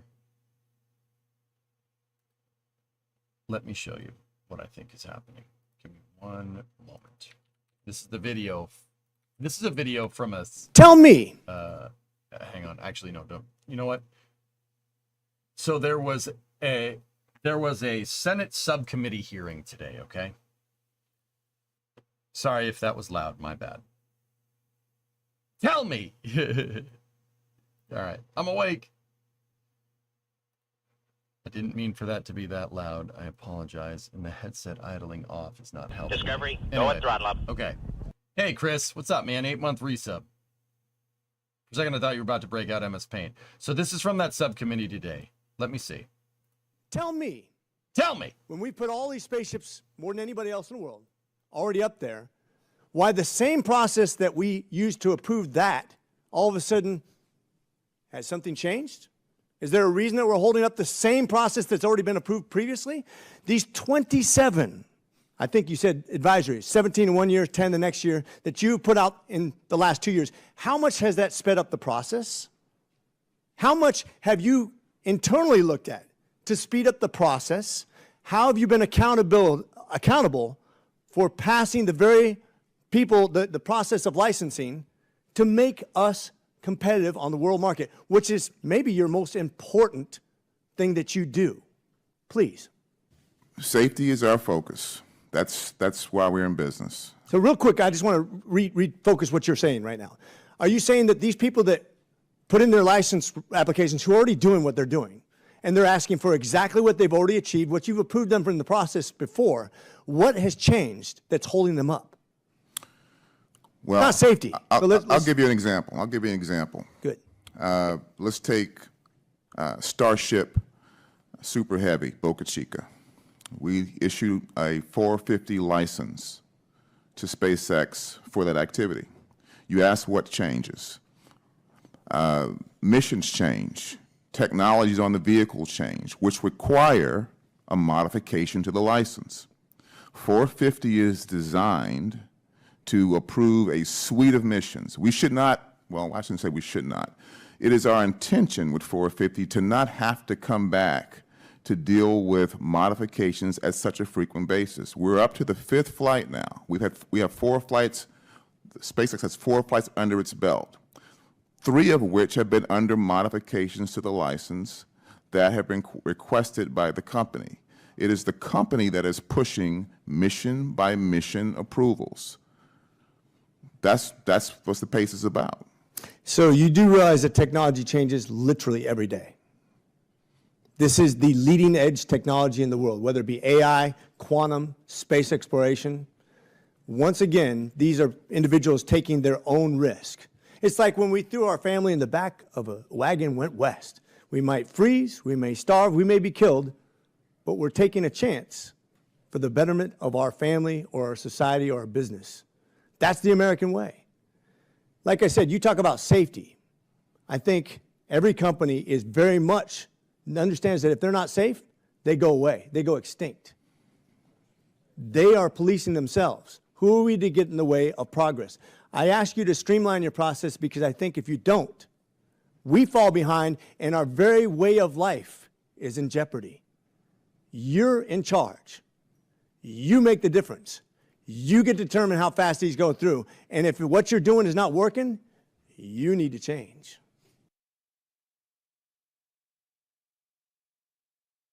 So, the reason why I showed this conversation, okay, you know, I don't really like showing politics at all, particularly a Senate subcommittee or something. Guys, the reason why I showed you that, all right, and the reason why I brought it up, what I think is going on is very much the embodiment of what's happening in that conversation. Is the guy on the subcommittee wrong? No, not necessarily. Is the guy from the FAA wrong? No, definitely not. They're dancing around each other. The guy brings up a great point, you know, and he said at the end, it's up to you to make sure that the processes are going right. And you, if you see that the processes aren't going right, you need to change it. But the guy is saying that the processes are right, and he's saying that they don't need to be changed. They're dancing around each other. See what I'm talking about? That very much seems to be what's going on between SpaceX and government entities in terms of regulatory approval. I think that they're dancing around each other. And I think that this is causing miscommunication, and it's causing inadvertent bureaucratic delays because of it. Does that make sense? Because if you watch that and you go watch that again, tell me, right? You go watch that again. The guy isn't wrong.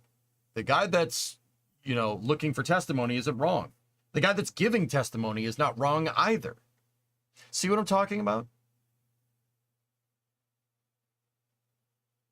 When is NSF going live for a spacewalk? Sometime before 2 o'clock.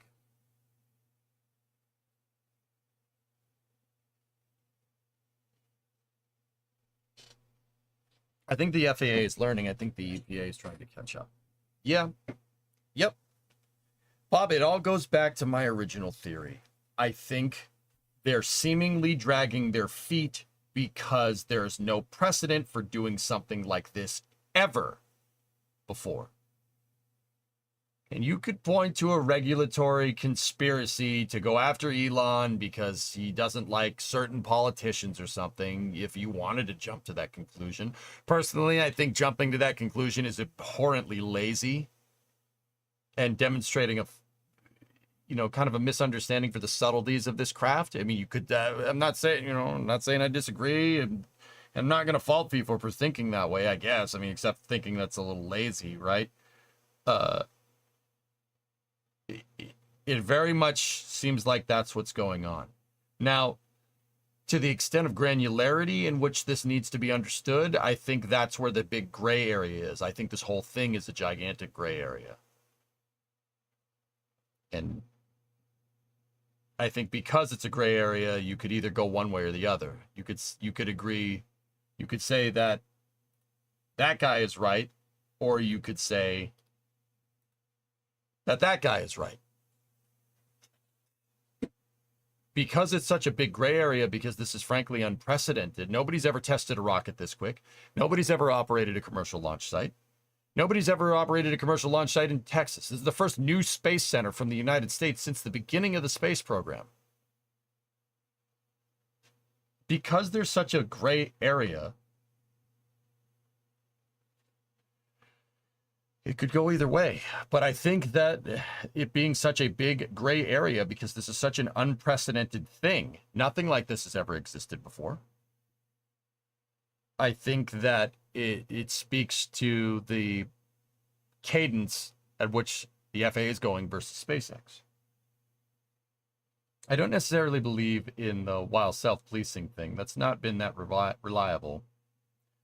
If you're going to enforce regulations, you need to keep in mind the goals and always ask. I mean, SpaceX applied for permits within the regulatory construct, Aqualex, and then they got bit for it. So the whole self-policing thing kind of, yeah. I mean, I think that's, yeah, maybe. I mean, you're right, but what happens when different government agencies have different concepts of like water contamination, right? Which blatantly that's what's going on. Fish and Wildlife, the FAA, and the EPA definitely don't see eye to eye on environmental quality because everything was fine until the EPA decided that it wasn't. See what I'm saying? And then went and fined SpaceX on top of that. Are there deluge systems at McGregor test stands?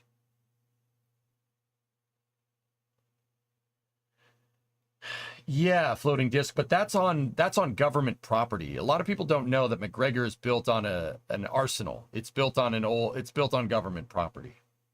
Yeah. Which is probably why they have their laissez-faire on testing. It's not built on a protected land.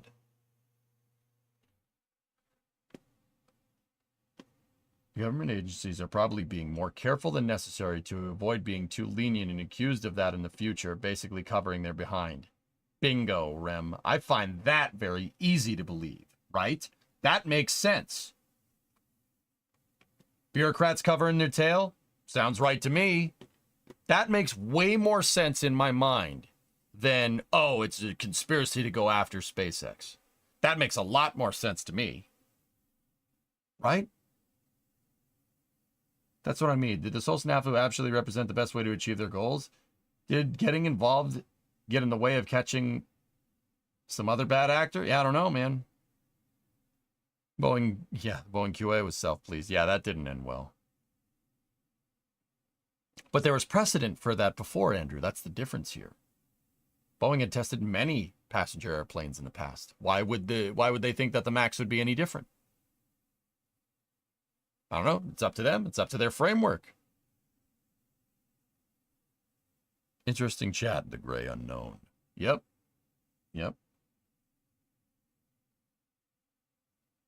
Which is the way we would want the agencies to lean. Better safe than sorry, no?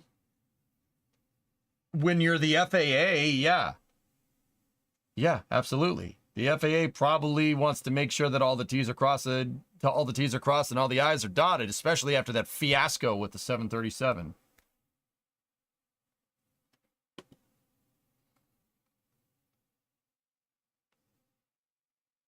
The regulatory nature cannot adapt fast enough to keep up with the advancements in technology. It takes a couple years to write and approve a regulation. By the time one is written, technology has already evolved several times beyond the scope of the regulation. Yeah, Tessa, I mean, that's a little bit of a different point, but yes, I agree with you on that one. So a blanket license would be needed. I made that point a little bit earlier. You know, you're thinking the pad deluge system is going to cause problems, so your solution is to not let SpaceX use their pad deluge system to figure out what the problems are. How are you going to know what the problems are if you can't use it? Right? That's a case in point for what you're talking about. Yeah, absolutely. Yeah, elected officials covering their butt, bureaucrats covering their butt. Yeah, short saga, that seems right to me. That seems like par for the course to me. From the FAA Programmatic Environmental Assessment for Flight 2, levels of chromium, aluminum, iron, zinc, and total suspended solids have since decreased dramatically, with the second test showing below the numeric effluent limitations found in TCEQ's Industrial Stormwater Multi-Sector General Permit. The FAA seems to be fine with it. Why did they not consult the EPA? That's what I'm saying, Phil. The whole thing goes back to whoever complained to the EPA. Somebody complained to the EPA, and if you figure out who did that, you'll probably get to the bottom of why this whole gray area misunderstanding is happening.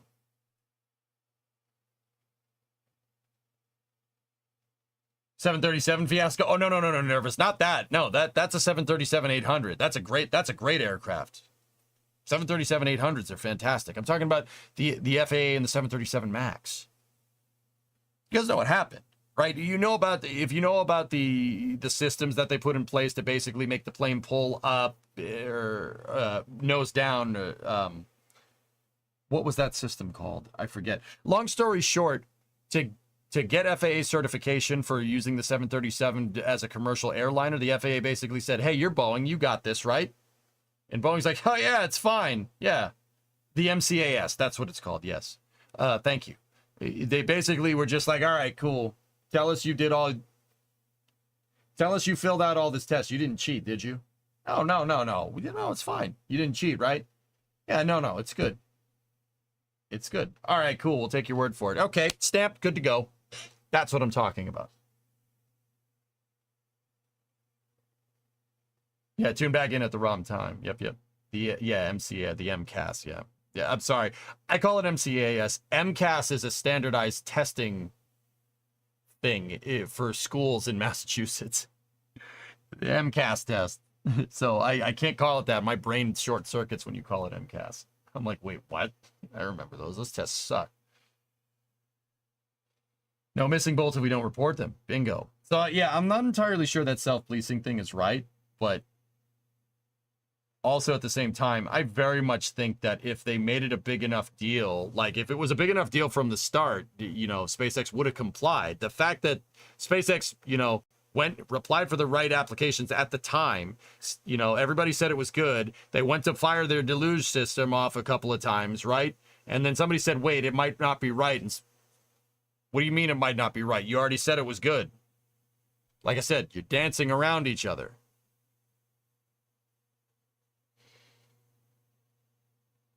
James is like, I did those. Yeah. It's like the SO Souls here in Virginia. Yep. Mm-hmm. You just unlocked a core memory in my brain. Do you remember those? Those tests sucked. You know what they're for? They're not... The MCAS tests aren't there to like make sure, you know, you're learning. The MCAS tests are there as accountability to make sure the school is teaching your kids what the state wants them to teach and getting funding because of it. That's what the MCAS tests are for. Oh man.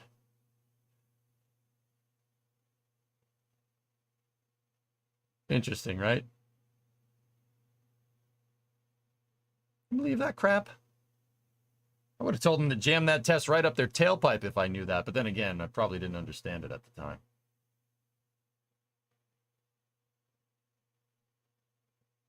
Many, many Scantron slips. Oh, God, the Scantrons. Dude, I remember that. Oh, but you unlocked... Dude, you just bounced right back. Oh, God. Those things, man. Anyway, MCAS sucked. The only good thing about it was that you got to go home early. Yeah, right? Not the Scantrons. Bro. I forgot about that. I forgot about that part. Damn. But anyway.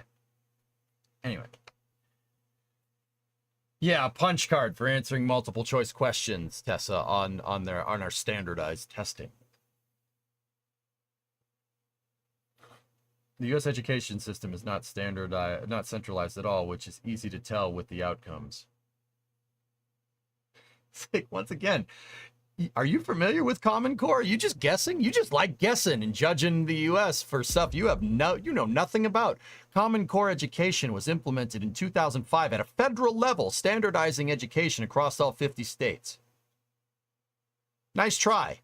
You're just gonna make up stuff to make the U.S. look bad? You can go frick off, dude. I really don't like that. You have no idea what you're talking about, but you speak with a lot of conviction. Don't do that in here.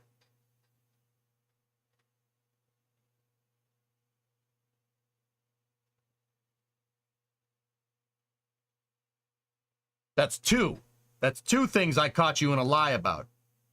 Don't let that happen again.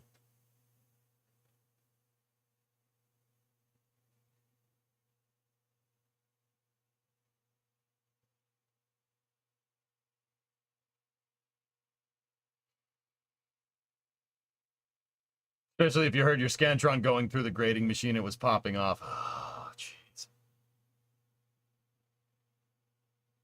Yeah, Ryan, that's interesting. Yeah, Gagan, exactly. Yeah, exactly. There's plenty of legit documented provable things that make the U.S. look bad. You don't need to make stuff up. Oh, God, why you gotta say it like that? Scantron sounds like a synthwave project. Yeah, right. Hell yeah. Yeah, get that new Scantron album? Yeah, it's fantastic. I was thinking more of the curriculum section of books in particular. No, you weren't. No, you weren't. Don't lie. That's 3. Don't lie. Just admit you were wrong. It's not hard. I'm wrong about things all the time. Did you do the desert map empty or with people and workers? I had people on it, Slackster. I think it's a little bit easier when you have people already there. Here in Maine, we had the MEA test and it blew chunks, especially the algebra part, right?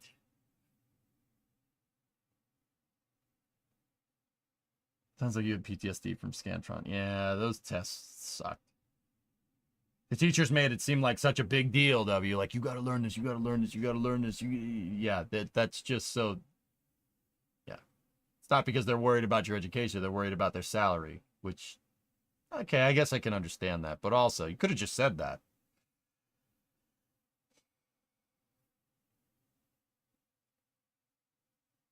Digression alert. Yeah, we're a little off the rails here, huh? Anyway.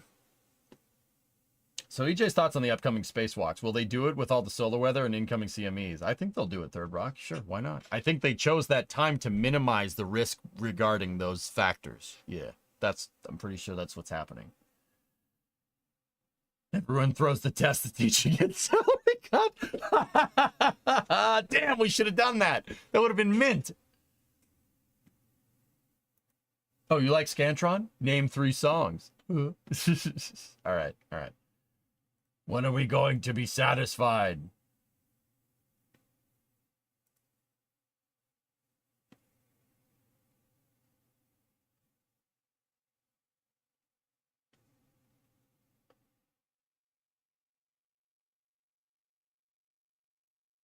Dude, I kind of want to watch that whole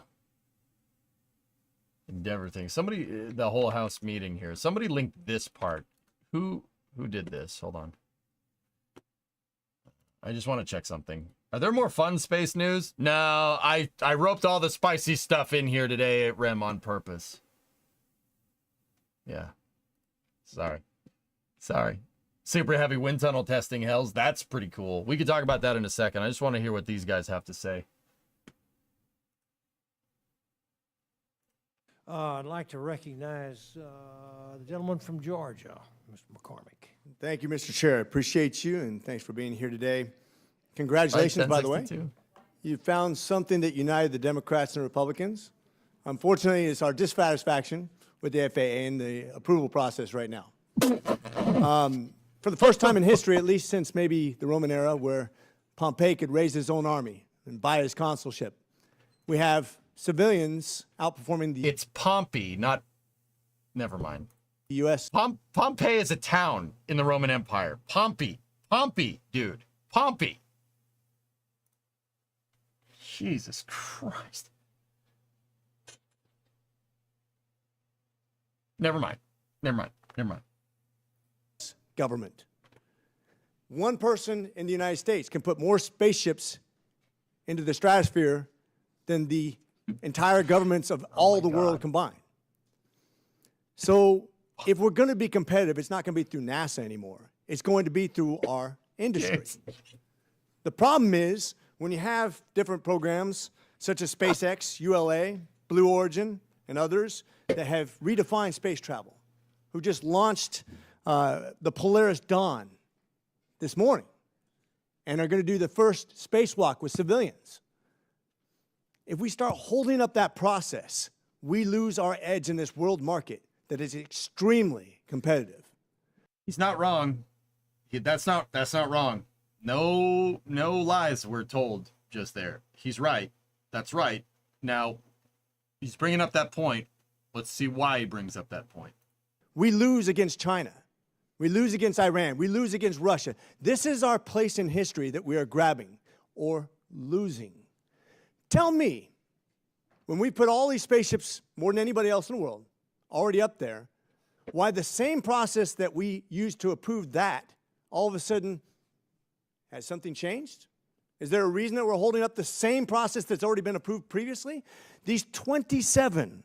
Falcon 9 is not Starship, man. It's not the same thing. You said advisories, 17 in 1 year, 10 the next year, that you put out in the last 2 years. How much has that sped up the process? How much have you internally looked at to speed up the process? How have you been accountable for passing the very people, the process of licensing to make us competitive on the world market, which is maybe your most important thing that you do? Please. Yes, Mr. Coleman. Thank you, sir. Thank you, Congressman. Safety is our focus. That's why we're in business. Okay, so real quick, I just want to... We listened to this part already. I'm just going to push us through a little bit more. Tension with 450 to not have to come back to deal with modifications at such a frequent basis. We're up to the 5th flight now. We have 4 flights. SpaceX has 4 flights under its belt, 3 of which have been under modifications to the license that have been requested by the company. It is the company that is pushing mission by mission approvals. That's what the pace is about. So you do realize that technology changes literally every day. This is the leading. Okay, I just want to point out that I hate it when people say literally. Him saying technology literally changes every day means someone writes a book about technology and that book changes every day. That's what literally means. It's derived from the word literature, books. Okay? Stop saying literally. That's what I'm trying to tell you. Edge technology in the world, whether it be AI, quantum, space exploration. 113. Once again, 40? these are individuals taking their own risk. It's like when we threw our family in the back of a wagon and went west. We might freeze, we may starve, we may be killed, but we're taking a chance for the betterment of our family or our society or our business. That's the American way. Like I said, you talk about safety. You guys suck. I think every company is very much understands that if they're not safe, they go away. They go extinct. They are. You're saying 113.40. All right, let's jump back a little bit. I want to hear this. What's going on here? Because we already heard what he said. Oh, Mr. Garcia. Okay. All right, let's see. Black hole. I'll look at Starship 5 license approval, which you had initially promised would be issued by September 17th. It then took about a week ago a shift of about 2 months to November 22nd, and then yesterday you shifted the overall readiness date to November 26th. And for this license modification, you're already just now 3 days away from violating the 180-day shot clock requirement.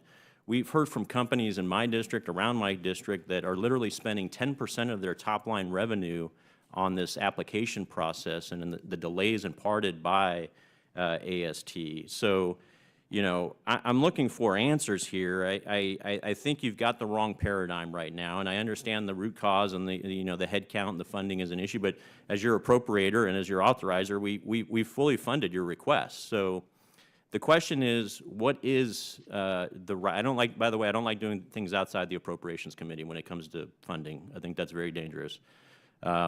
What is the appropriate amount? What is the head count needed to successfully adjudicate and approve Part 450 licenses by the time that is required, 180 days by the date of 2026, where all licenses will be needed under that construct? What is the right amount? Because if you can't execute it, I would submit it shouldn't be under FAA's domain. It shouldn't be under AST. We can find other places like AFRL, DARPA, other go-fast agencies to man this and do it correctly. But what is the right funding level that you need to do your job successfully, which we have not been doing? Damn. Damn. If I recall correctly, that Garcia's a Navy fighter pilot, if I'm remembering correctly.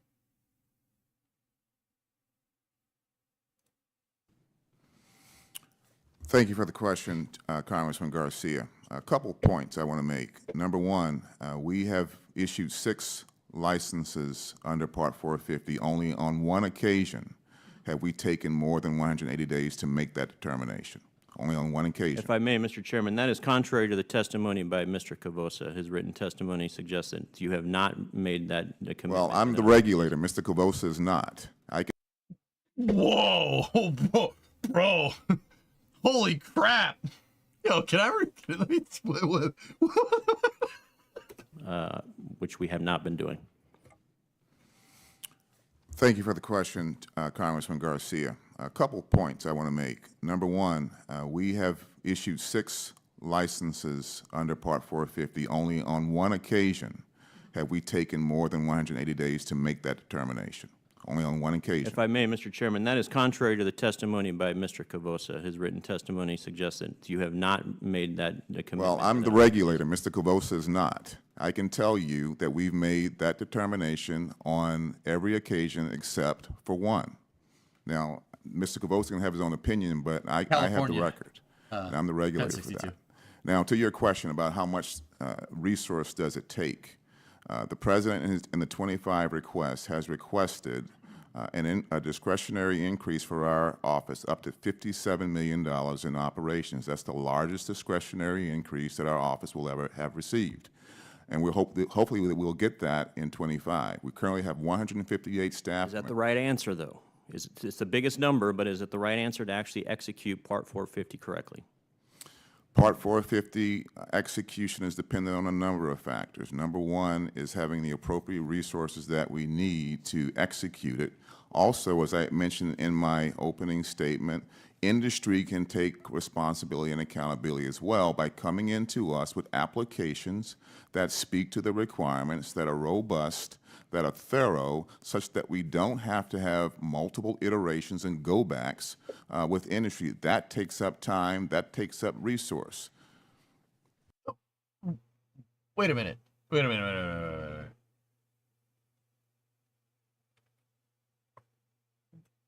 I'm confused, because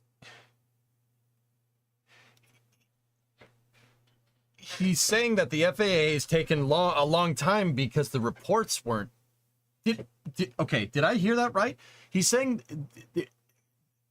the reports are taking a long time because they're not complete, right? They're not complete reports.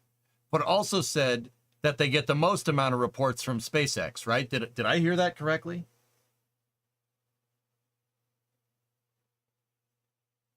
So are they complete, or do you get a lot of them? Do you get a lot of incomplete reports?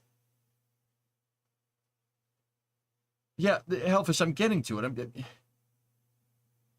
So you get a lot of incomplete reports about SpaceX, presumably referring to their design changes.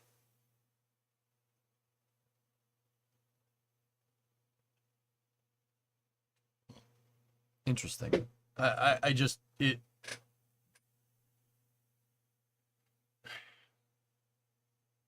Interesting. Anyway. Thank you, Mr. Chair. I'm out of time. Thank you, Mr. Garcia. Gavin, what are you saying over there? It's because SpaceX applies for single launches because of design changes, not multiple, so each application takes a while in the grand scheme of things. It's discussed more throughout the hearing. Interesting. Yeah, no, I got that. I got that, Gavin. All right. Let's keep going. I'm just curious now. And the gentlewoman from Virginia, Ms. McClellan. Thank you, Chairman Babbitt and Ranking Member Sorensen, for this important hearing. This is a particularly relevant issue for Virginia. As you know, we are home to the Mid-Atlantic Regional Spaceport at Wallops Island, which is one of only 4 spaceports in the United States that is licensed by the FAA for vertical launches to orbit.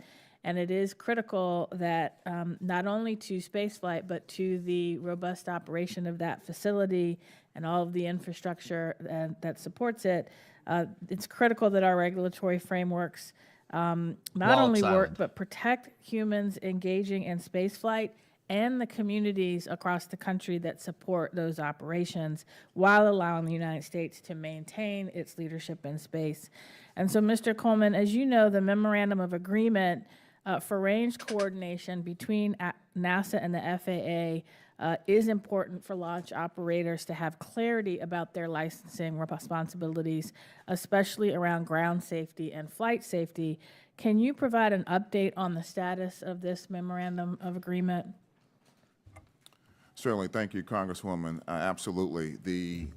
And first of all, these memorandums of agreement are very important. As was mentioned earlier, Space Policy Directive 2 directed federal agencies such as the Department of Transportation, the Space Force, as well as NASA to minimize duplication of effort and to streamline our concerted efforts to oversee and work with this industry. We are working on a memorandum of understanding or agreement with NASA right now. It is being drafted. We are pushing hard on that. We certainly want to see that such that we can have clear understanding and delineation of roles and responsibilities for launch service providers that are conducting operations at NASA ranges, such as the NASA Wallops in Virginia. We have responsibility for public safety, not only for public not involved, but for the public that's present on the facility itself, even NASA employees. Right. And so we're carving that agreement out. We're pushing forward. It is very important for the progress of operations that are being contemplated at the facility that you asked about. Thank you. I'm sorry, I don't think the Wallops conversation is necessarily pertinent to this, but once again, it seems like the FAA is covering their tail. The FAA doesn't have the resources to handle all of these design changes that SpaceX sends them. But simultaneously, the framework, that 450 framework that he was talking about, seems to make that a stipulation. I think a couple people in chat have already honed in on it on YouTube and on Twitch. It seems like SpaceX's iterative design within the regulatory framework doesn't work very well. He asked him, what does he need to get his job done? You know, and he talked about budget increases. So it sounds like the framework needs to be modified a little bit to take into account rapid prototyping. Once again, dancing around each other. Because, look, the FAA is issuing launch licenses, right, on an a la carte basis for rapid prototyping. But also at the same time, right, they're also trying to certify the spaceport. It sounds like they don't really have the resources to kind of keep track of all these design changes. And because of that, you're experiencing a bottleneck in the process. Simultaneously, it seems like the FAA is beholden to licensing applications. They have to be expedient. It seems like they can take no more than 180 days for launch licenses, which they have exceeded on 1 out of the 5 applications that SpaceX has submitted for Starship flights. I would be curious which one they did exceed. My guess, it would be probably Flight 2 to Flight 3, if I had to guess, but yeah.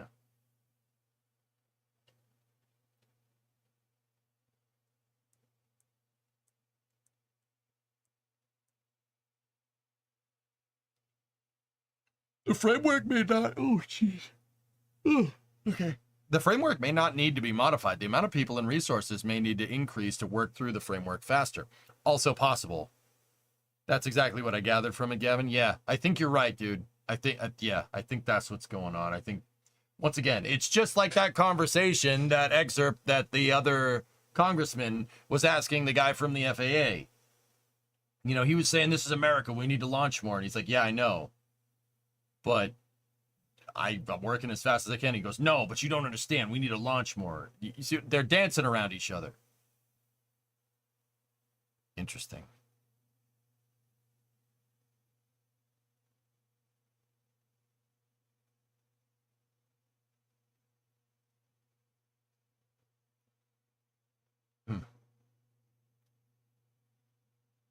So the framework allows only for quarterly flight, hence the 180 wind. The FAA guy did seem to handle the hardball hearing style pretty well. I mean, he didn't answer Garcia's question. Garcia asked him, what do you need to do to get this done? And he basically didn't answer him. Any chance of some late night workers before the EVA? If anything, it would be Satisfactory, King. Interesting. SpaceX doing rapid prototyping isn't new. They've done it from the very start. You would think the FAA and relative bodies would have adapted to match. The FAA didn't have jurisdiction over this before. The FAA didn't have jurisdiction over this before like 2021. I'm capping. I forget what the exact day was. But even then, regulatory agencies had stopped SpaceX in the past. SpaceX wasn't allowed to show a mission one time because the NOAA said they couldn't put cameras on their rocket. And that's kind of what prompted this whole, you know, the whole kind of... Actually, guys, if you really want to know, the whole idea behind the FAA kind of overseeing all of this was to normalize spaceflight in our air traffic control systems. Like to basically make spaceflight another flying vehicle, just like a plane. That was the whole idea. It was not supposed to...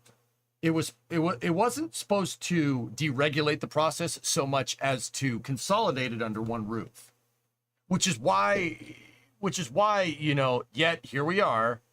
That policy kind of went into effect. It was either 2019, 2020, or 2021. I don't remember because COVID made it all blurry. That process was supposed to be there because because you had to shop to like 20 different 3-letter agencies to get anything done. Yet here we are in 2024, and SpaceX seems to be beholden to 23-letter agencies to get anything done.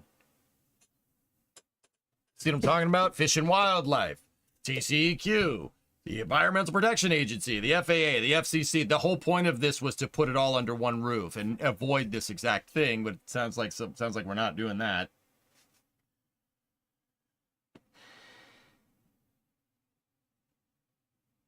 The FAA is saying they should have a bigger flight plan and then submit the changes as they go. The problem with doing every flight is that it has to be read and go through all the process. Yeah, the FAA can't handle the bandwidth at 187. Once again, they're dancing around each other.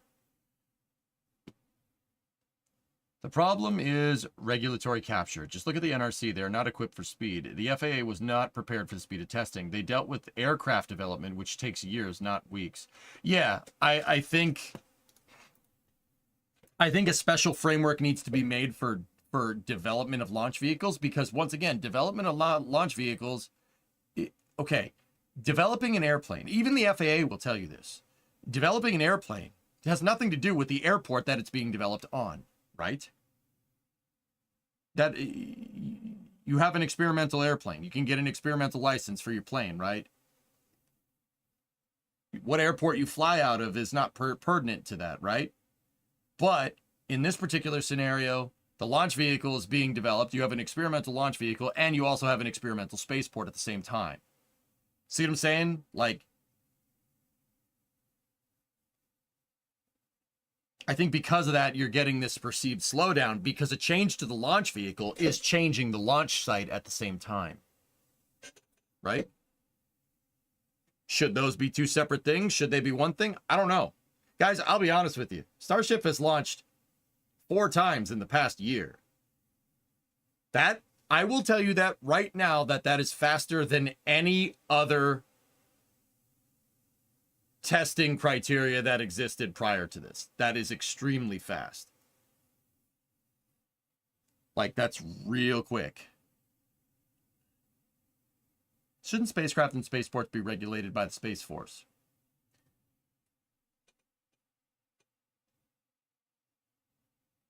What?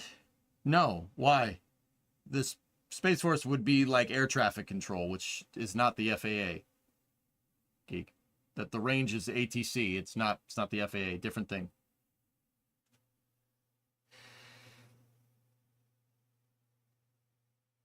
Still feels slow. Hopper was 5 years ago. I agree, Nervous. Any updates on the EVA? Nothing yet.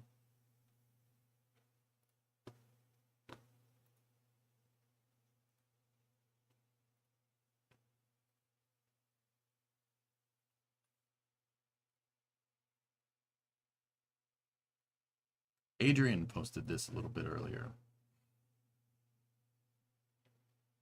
SpaceX's current license authorizing the Starship Flight 4 launch also allows for multiple flights of the same vehicle configuration and mission profile. SpaceX chose to modify both. Look, SpaceX's current license authorizing Starship Flight 4 launch also allows for multiple flights of the same vehicle configuration and mission profile. SpaceX chose to modify both for its proposed Starship Flight 5 launch, which triggered a more in-depth review. In addition, SpaceX submitted new information in mid-August detailing how the environmental impact of Flight 5 will cover a larger area than previously reviewed. This requires the FAA to consult with other agencies. Changing stuff that has to do with the launch site and the launch vehicle. See what I mean? SpaceX must meet all safety, environmental, and other licensing requirements prior to the FAA launch authorization. A final license determination for Starship Flight 5 is not understanding.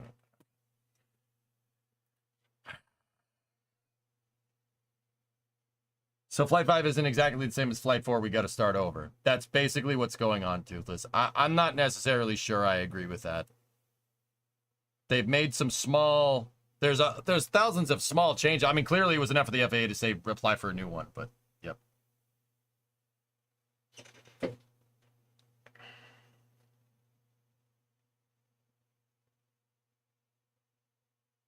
There should be a threshold. You can make design changes up to a certain point without it impacting your next launch window. That's what I mean. There's framework that there's a whatever threshold in framework 450, right? Badger it was exceeded.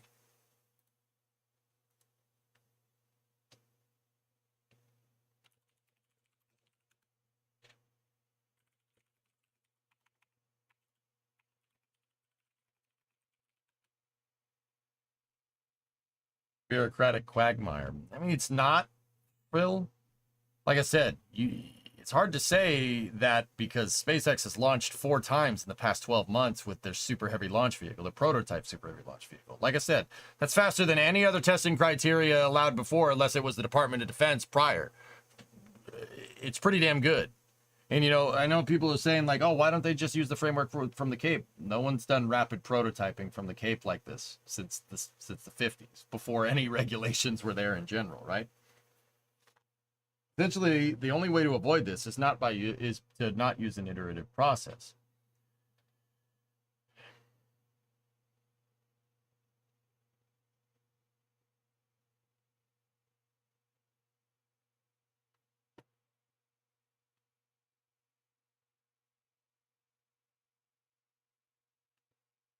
But see, here's the thing. It makes sense, but like, see, guys, I don't know where to fall on this one. The reason, okay, so let me be real for a second, dudes. This is what EJ thinks. This is not news. This is not what should happen. I say, frick it, launch it. Launch it. You're going to learn the most about the environmental impact from an actual rocket impacting the environment, but you don't want to risk the environment. I understand that, but it's very unlikely that anything different is going to happen between 4 and 5. Knowing SpaceX, they're going to want a good base. They're going to want to keep continuity at launch so they can, you know, work towards the reliability. It's kind of like that's what they mean by the self-policing thing, you know. But I don't think they mean it like that. In rocket testing, you don't want to change too much, right? In terms of like the actual flight profile. Like Starship isn't going to go up and do an IFT-1 and do a freaking loop and then fly up into space, all right? It's not going to do that. It's going to fly on a similar trajectory to 4. So, like, once again, EJ's opinion, launch the damn thing. Launch the damn thing and learn, right? However, like I said, that's what I want. I want to launch. I want to launch. I want to see it fly. Seeing it fly makes me happy. I don't care about the environment in that regard. Now, if the thing went and crashed into the Rio Grande Valley and killed a bunch of animals, yeah, I'd be a little annoyed. I'm not going to sit here and pretend, but how do you know that that's not going to happen? This is what I mean. I got to be kind of impartial about this, right? I want them to launch. I want them to tee up both pads and launch 2 at the same time. All right?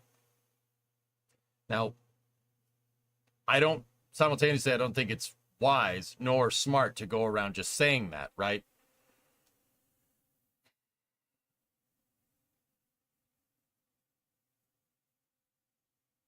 Heck yeah, SNA doesn't make it suck any less. They may as well stop the clock when the addendum was submitted. Yep. 2 pads at the same time. Now, once again, with that being said, guys, there has to be some regulatory framework. You don't want another SN11 happening. SN11 was bad. That was bad. That was really bad. Oh, that would make my day 1062. You don't want another SN11 happening. That actually did have an environmental impact. It strewed stainless steel and spaceship at like a 2-mile radius around the pad. That is bad. That, like, I'm not gonna sit here and say that that's good. And I'm not even that big of an environmentalist. You know, the environment tends to compensate. You know, it's a trade-off, right? You're gonna be invasive. The environment will find ways to be invasive another way. If you want to be invasive to the environment, Mother Nature's going to come and bite you for it. That's what I'm trying to say, right? It was cool to watch, though. We didn't even get to see it. It was behind a cloud, man. SN11 hard started a Raptor because SpaceX hadn't figured out how to get the fluid management right from that, you know, horizontal landing. It was an epic explosion, right? But also...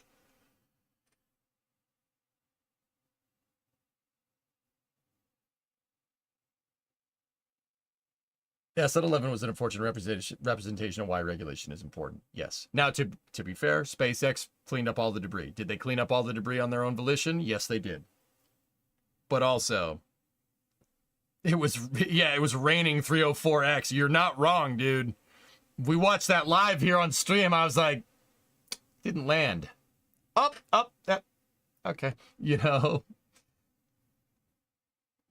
But see, that's what I mean. That's why there is a line here that you have to, like, you guys, you have to have some regulation. You can't just go willy-nilly, all right? But also at the same time, you can't have the regulation slow you down to a point. There's a sweet spot. I think what's going on here is we're still kind of bouncing back and forth, and we'll find the sweet spot eventually. I think we're honing in on it, right?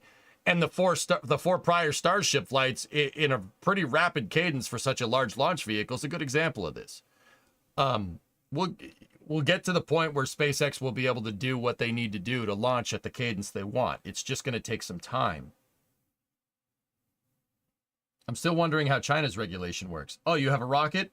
You want to launch it? Okay, go ahead. That's how it works.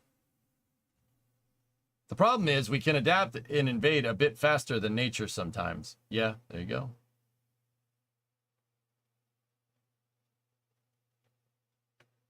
FAA needs to use Grok to find it. You're asking a government agency, Zeppelin, to embrace AI, a cutting-edge technology. Okay. That's just going to lead to psychosis.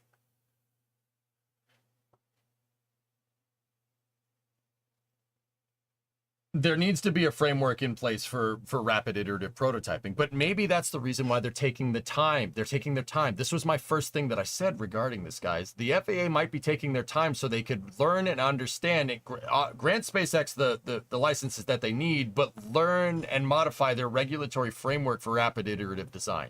The reason why the FAA is seemingly dragging their feet is because they're learning. They need to consult other agencies and stuff. It's going to take some time.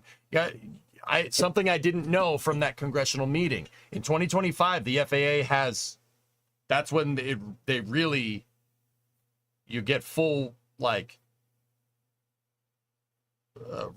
regulatory approval. If that was the case, if you had to oversee all these future rocket launch endeavors from commercial launch sites, I would be taking my time right now and figuring out every facet so you don't get caught with your pants down like you did with the 737 MAX. But with rockets could arguably be catastrophically more damaging to people and the environment. See what I'm talking about? Makes sense, right? Now that all makes a lot more sense, right? It just took some digging. Can I have, what is Skynet for 800? Yep. It's going to take some time. Does it suck? Yes. Is it annoying? Oh, absolutely. I want to see that damn thing fly. I'm not going to lie to you, but I understand why it is what it is. We're in a new industrial revolution and a new space race. It's going to take time for the red tape to sort itself out. Yeah, Third Rock, I think that's what's going on. I think that's why SpaceX is pissed that the FAA is going slow, and I think that's why the FAA is kind of being annoyed with SpaceX, saying, look, you submit so many changes, we can't fix this fast enough. Again, my argument is if we're going to put the FAA in charge of this, the other agencies need to be compelled by law to do their work with the FAA in 15 to 30 days, not 60. ICE, I think we're honing in on it. Look at how much faster it's gotten in the past 8 months than it had in like the couple of years that the FAA had this prior. And also, at the same time, the FAA has no problem blanket certifying Falcon 9 for Starlink missions. We'll get there. We'll get there. There's clearly a framework for block certification for a lot of launches. So we know that that's already a thing. What isn't there certification for? Certifying a commercial launch site and certifying and basically going through the development process of an experimental launch vehicle. It'll take some time. But in the future, SpaceX will, I've said this before, SpaceX is basically leading the way and pioneering, along with the FAA, at the same time. The FAA is pioneering the regulatory framework. SpaceX is pioneering the actual thing, the actual task of operating a commercial spaceport, a fully rapidly reusable commercial spaceport. I think that's what's going on. I think the FAA is being very due diligent so they can learn what it takes to certify a commercial spaceport, and that's to the detriment of SpaceX, but it could be to the benefit of every company in the future. And I think that's what SpaceX is pissed about. I think that's a pretty damn good conclusion there.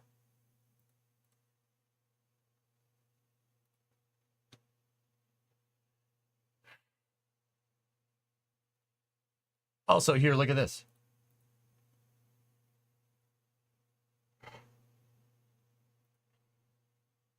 Pioneer, Satisfactory.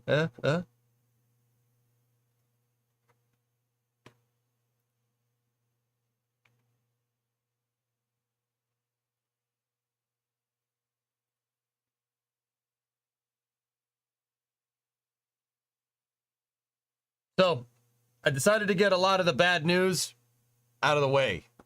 There's some good news. EVA should be happening early in the morning. And on top of that, guys, we have AST Mobile, Bluebird Block 1, 1-5 at 4:52 in the morning. Are we going for it? Are we going for it?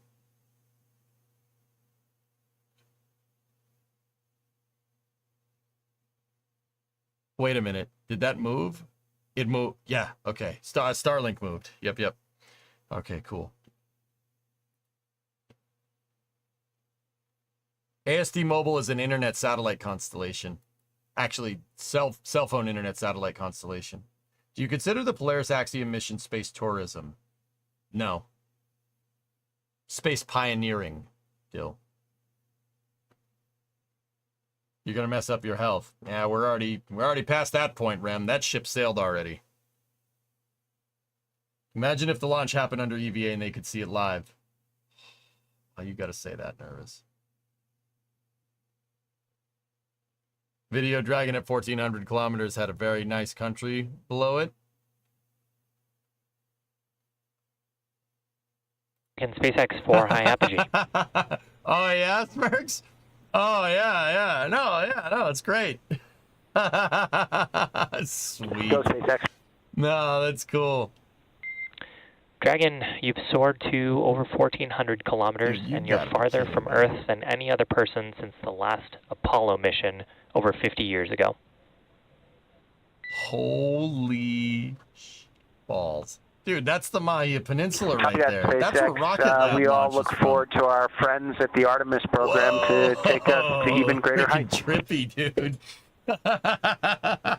That's cool, man.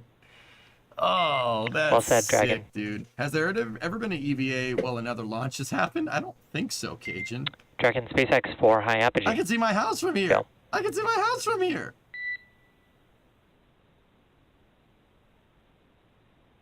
Copy that, SpaceX. We all look forward to our friends at the Artemis program to take us to even greater heights. What's their speed at AP at 1,400? Well said, Dragon. Probably 26,500 rem, if I had to guess. Somewhere around there. Dragon, SpaceX 4 high apogee. Polaris Dawn news has been reaching the masses. People who have no idea what's going on in space are talking about it. Great, good, great, grand, wonderful. I'm serious. That's fantastic. This was posted 5 hours ago from the Polaris Dawn crew. It's a 10-minute thing. Let's see what we got. Oh, I like it already. Good morning, good afternoon, good evening, Dan, Rachel, and Kensley. Discovery, We're so excited to bring you along our Dragon capsule. So we've been up here for just over 28 hours, flying around and around the globe. We're going about 8 kilometers per second. That's about 17,500 miles an hour, going around every 106 minutes. It's pretty wild to see Earth from this altitude. We're up at 1,400 kilometers.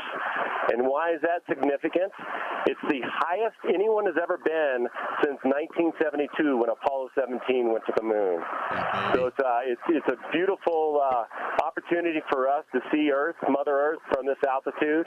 And it's also pretty special because 2 of my crew members have set an altitude record for the furthest any females ever traveled from the planet Earth. Let me take a moment and introduce my crew. I'm Kid Poteet. I'm the mission pilot for Polaris Dawn. To my right, you got Sarah Gillis. Her call sign is Cooper. She is a mission specialist. She's also an engineer with SpaceX. And then to my left, you got our illustrious commander, two-time astronaut, Jared Rook Isaacman. And then to his left is Anna Menon. Her call sign is Walker. She is a mission specialist, also a medical officer for this flight. We are so honored to have this opportunity to talk to you guys. You know, there's no greater than what you guys have done and what your spouses have sacrificed for our freedom and our nation, and we are forever grateful for that. And we just want to take a moment and honor those sacrifices and try to carry on the legacy of your spouses, because it's so important what Folds of Honor is doing for these families. So it's just an honor for us to be here, and I'm going to pass it off to my crew to say a couple words. Cool. Hi there. The Polaris Dawn crew talked with families of Folds of Honor, an organization providing educational scholarships to spouses and children of America's fallen and disabled military service members and first responders. Damn, that's cool. So just want to really highlight the opportunity of the STEM education here and what Folds of Honor is doing.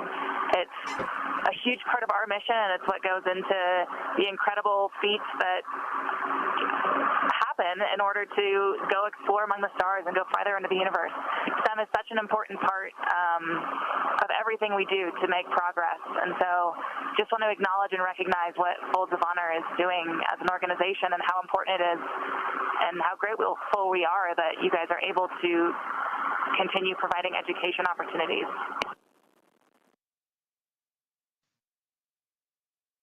Just want to say what a real honor it is to speak with all of you today. You know, a little background on the spaceship we're on right now. It's actually named Resilience, and that's what really comes to mind when I think about the sacrifices that you've all made, and what you've endured and persevered, and really in the name of freedom. And again, it's a real honor to really connect with you all today. I don't want to stand in front of these people. Hey there. I am so thrilled to get to talk to you guys today. I also have a loved one in the Air Force, my husband, and while we've made sacrifices, they're nothing in comparison to what you all have had to endure. So, you know, I just so admire what you do and your commitment to continuing their legacy and working with Folds of Honor, and I just so appreciate you. So thanks for everything you're doing, and we're so thrilled to be with you today. And with that, we'd be honored to hear from you guys, Dan and Rachel and Kinsley.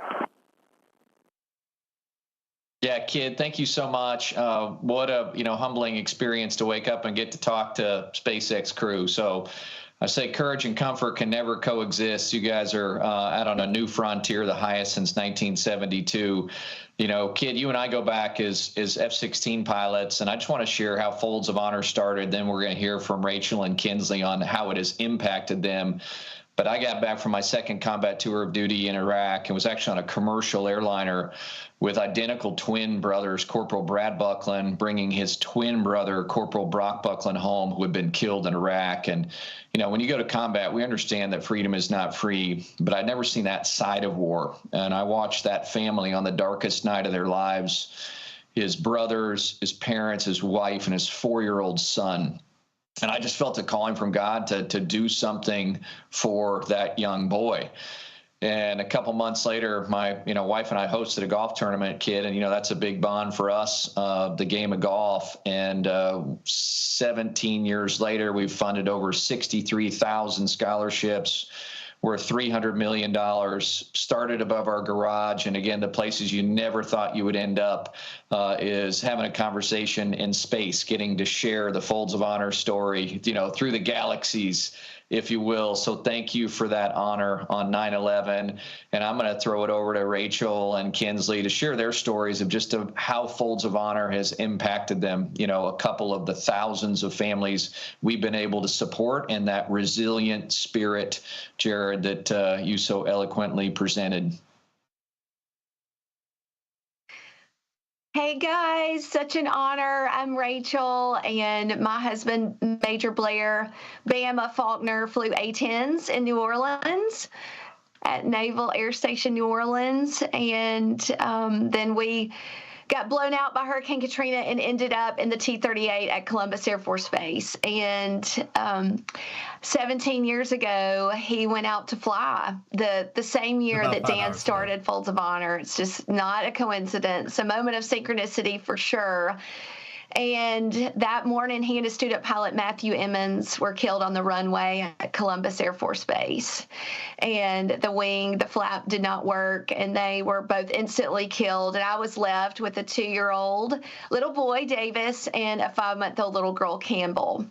And my life forever changed. But because of what Dan did, 17 years ago, we have continued to be a part of the military community. We have been recipients for 10 years of a Folds of Honor scholarship. My son just went to Auburn, and my daughter got the help that she needed at a special school. And we could not have done any of that. Davis wouldn't have been able to go out of state and go to Auburn without Folds of Honor. And, my favorite quote is a father's legacy is not what is left to their children, it's what's left in their children. And fortunately, that has been left to us. We have been left with an amazing gift of the connection because of Folds, plus an education that cannot be taken away from them. So, Kinsley, you want to tell us a little bit about your dad? Yeah, my name is Kinsley, and my dad is Jamie Reynolds. He was in law enforcement for 25 years. He was always really just go get him, like he was the guy. He just never stopped. Even when he was home, he was working. And in 2022, in July, a tree fell on the cab of his car on the way to work. And it was instant. There wasn't anything anyone could have done. But being able to get this scholarship has let me go to college for this year without debt. And that's been huge, because he was always the one saying, you need to get the best education you can. You need to go to college. Like, you need to make a life for yourself. And I think without him, it was a big change. It was extremely difficult, but having the support in your corner, it makes it so much easier. Good stuff, man. Good stuff. Well, Rachel and Kinsley, thank you for sharing your story. Those are very touching tributes to your spouses, and we shall never forget. You're spot on, Dan, with this being a world of synchronicity, it being September 11th. We can't forget about the fallen, and we got to take care of the families who are burdened with carrying on the legacy of these warriors. So thanks for this opportunity, guys, and hopefully we'll see you someday back on Earth. Yeah, baby. Absolutely. Godspeed on your heroic journey to all of you. Thank you so much.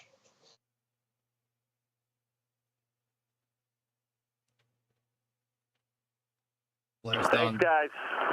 Polaris Dawn's doing some pretty good stuff, man. Pretty good stuff. That stuff kills me, dude. Freaking kills me, man. It really pisses me off. I really don't like that. Especially the first story, the story that the founder told. That I didn't like that. didn't like that. It made me a little upset. Anyway, so yeah, good stuff coming from the Polaris mission. That's cool, man. They're really using that visibility that this mission has to promote some pretty damn good causes. Then that makes me happy. That's good stuff. Good stuff.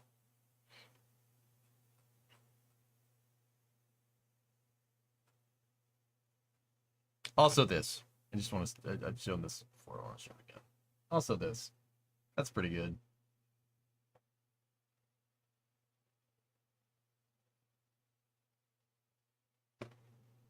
That's cool, Hawks. Good stuff.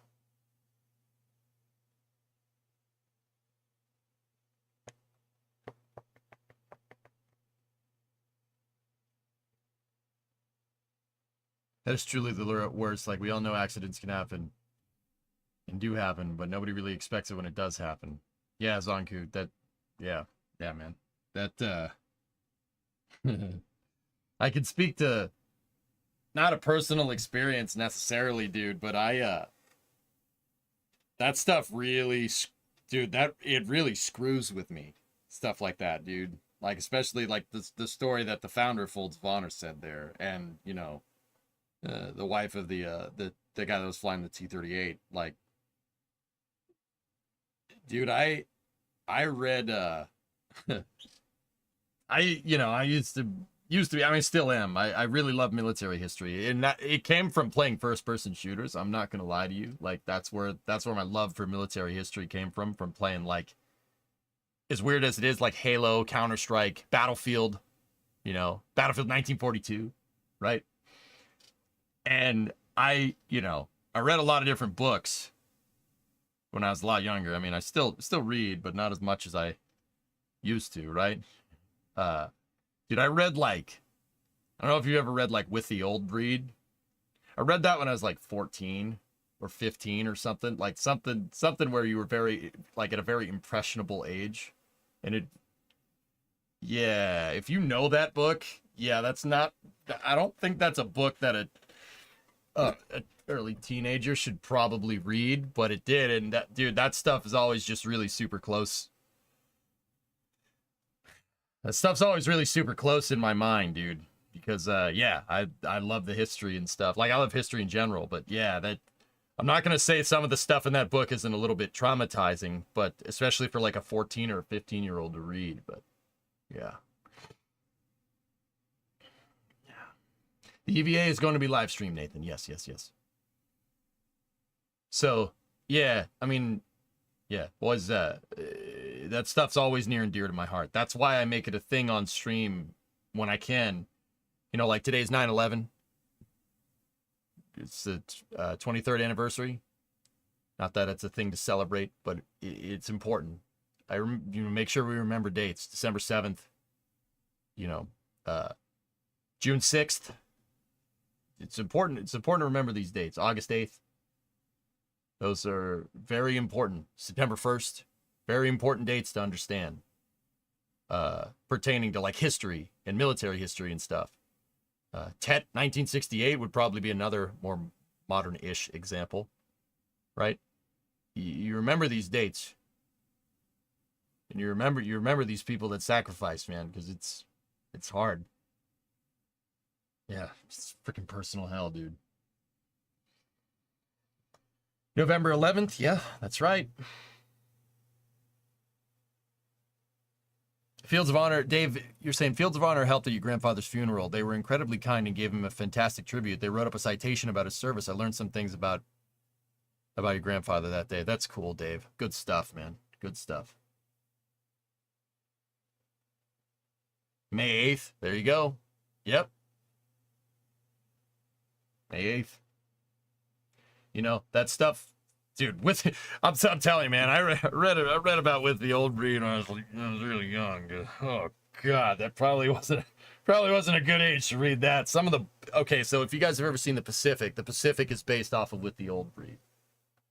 It's based off of Gene Sledge's book and Robert Leckie's book, Helmet for My Pillow. I didn't read that when I was younger, but yeah, I mean, do we know why two of them are going out and not all four? My guess is because there's pushing the edge, Jazos, and then there's just being nuts. I don't think even the Gemini program had both people outside of the capsule at once. Yeah, With the Old Breed's a great book. So yeah, Nader, I mean, that stuff's always super near and dear to me, dude. It tugs on my heartstrings a lot. You know, yeah, it's really makes me a little upset, but anyway. ETA is about 2.5 hours to the EVA. Yeah, something like that. But yeah, anyway, sorry. That's awesome that Fields of Honor does that stuff, and yeah, It's good. That really makes me happy that they're, you know, Polaris Dawn is using that to promote an organization like Fields of Honor. That's super cool. Just real good stuff, man. Standing in the quiet corner of Arlington will do that.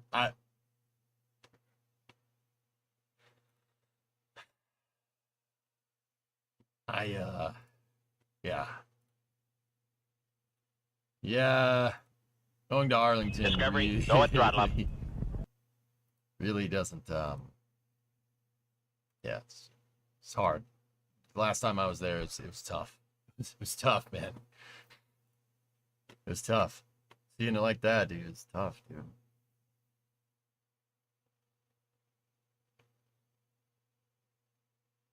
Yeah, there you go, Nader. Yep. Anyway, just curious, are you saying Fields of Honor? Yeah, I'm saying, sorry, Folds of Honor. I can't even get my words right because it's, ugh. Jeez, Perry, that's crazy.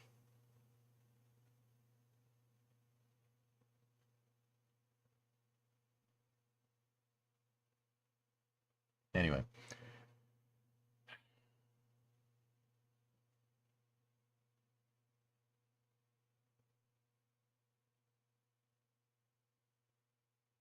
Yeah, geek. Yeah, no, it always bothers me a lot. But hey, you know, I still go and do it. Brandon, your grandfather has a place at Arlington, served 43 years in the Army, retired Sergeant Major. Nice, man. Good stuff. Good stuff.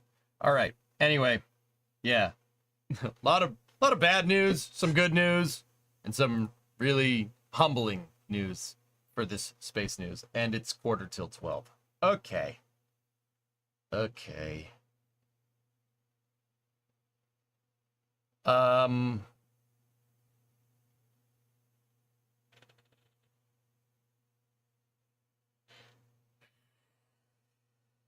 Let me just think about what's going on here. We've been at it for 12.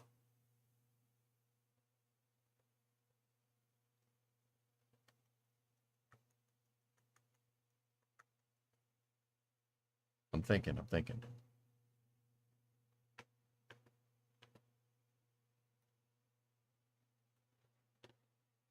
I'm not going to take a nap. No, I was thinking about just going and grabbing something to eat real quick.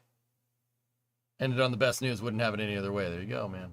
Last quick question about EVA. Sure. So yeah, we're going to be coming up on coverage here for Polaris Dawn. I just got to see heavy metal rain at a tier 255. Sorry. Have to rewatch the stream when I get home. Bugger. That sucks, man.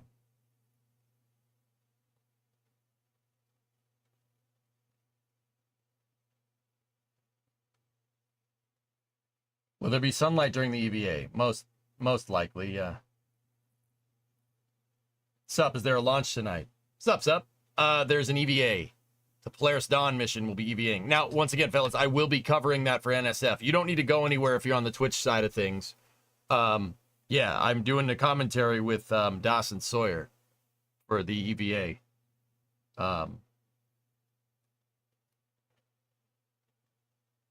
Yeah, Tigris, that's crazy. And then we also have a Falcon 9 launch. Yeah, we have Bluebird, which is AST Mobile's rockets. That's happening at 4:52 in the morning.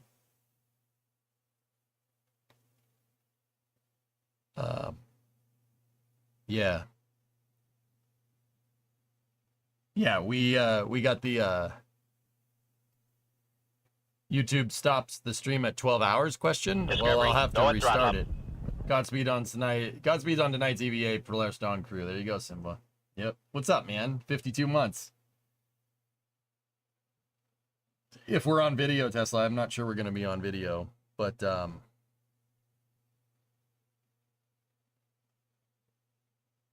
we'll see. So I'm wondering, let me check the NSF scheduling. Let me see.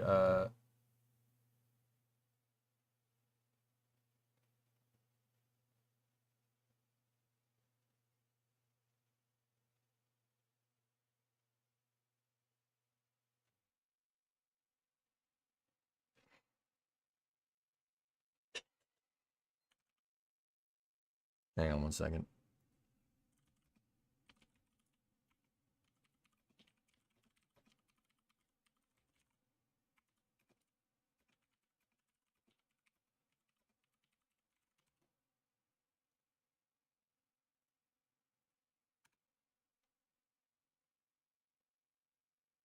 Sorry.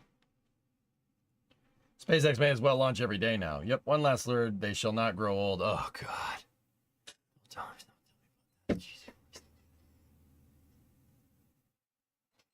That's right. Do you think the 450 license from the FAA needs changes? Snacky, I think as we go further through this new endeavor of regulatory processes that they'll find a way to optimize it. Yeah, that honest opinion. I want to, dude, don't get me wrong. I know I'm not ignorant to like government bloat, useless bureaucracies, you know, complete redundancy, just inefficient spending, et cetera, et cetera. I'm not ignorant to that. I do not think the FAA is one of those organizations.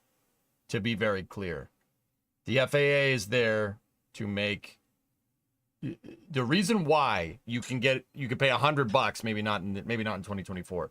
The reason why you can pay a relatively cheap price to get on an airplane and fly across this entire country is because of the FAA. That's the reason why they've made airline travel extremely safe. I don't think that the FAA is a useless agency. They're very much relevant. And I think that they work with SpaceX pretty dang well, and they'll find the happy medium. Now, as to why SpaceX went bananas and posted that diatribe on it, there has to be a reason. I'm not sure why exactly they would do that, considering SpaceX and the FAA both say that they work together really well, which is strange. There has to be a reason, but we'll see.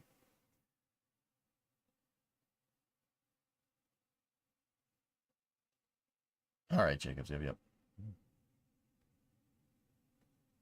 Was the message authored by Elon or Gwen? I don't know. Sounds to me like the 450 license is good in some instances, just not for prototypes like Starship. Well, we can change it, Snacky. And the whole thing is that 450, I mean, the 450 license is there because of this scenario, because of this new endeavor, right? This scenario didn't exist 5 years ago. You know why? Because there were no commercial spaceports 5 years ago, right? Boca Chica 5 years ago was just a single concrete slab with a couple of tents and Starhopper, and that's it. You know, and that's not an orbital flight. That's just, right? That's just hopping back and forth, just doing its hopping thing, right? You know, we've seen the regulatory framework change to allow for rapid iteration over the last 5 years, right? And I have no reason to believe that it will just somehow get slower. Right? I mean, SpaceX seems to. It depends. If we get to the point where SpaceX is trying to fly the same vehicle over and over again, right? Or this becomes a pattern, then I'd say then we have a problem, right? But then again, it might be becoming a pattern, and that maybe is what spurred that whole SpaceX diatribe about how they're going slow on purpose. I still can't get over the fact that SpaceX has said that there are bad actors that are reporting things. I'm really curious as to who filed that complaint. Who filed that complaint with the EPA? Who did that? NTCEQ. SpaceX said that somebody did, and they're acting in bad faith. Who? I'm curious. I want a name. Because yeah, they're purposefully being kind of they're obfuscating the name of whoever did this, which means it's not a wise idea to go and mention that. Interestingly enough, I don't know. It's an interesting thing to ponder. The Freedom of Information Act. Yep. You think we're gonna get a new mission control screen from the EVA? Yeah, maybe. Sure. Shmamaron, I think you're in the ballpark there. I really do. I think that the person that you and I are thinking of is so much of an arrogant dillhole that, yeah, I think, yep, I think you're right. So what about the Space Force, EJ? We have super duper secret space doohickeys out yonder or what? Got the X-37, 134. That thing's pretty sweet. The X-37's pretty baller.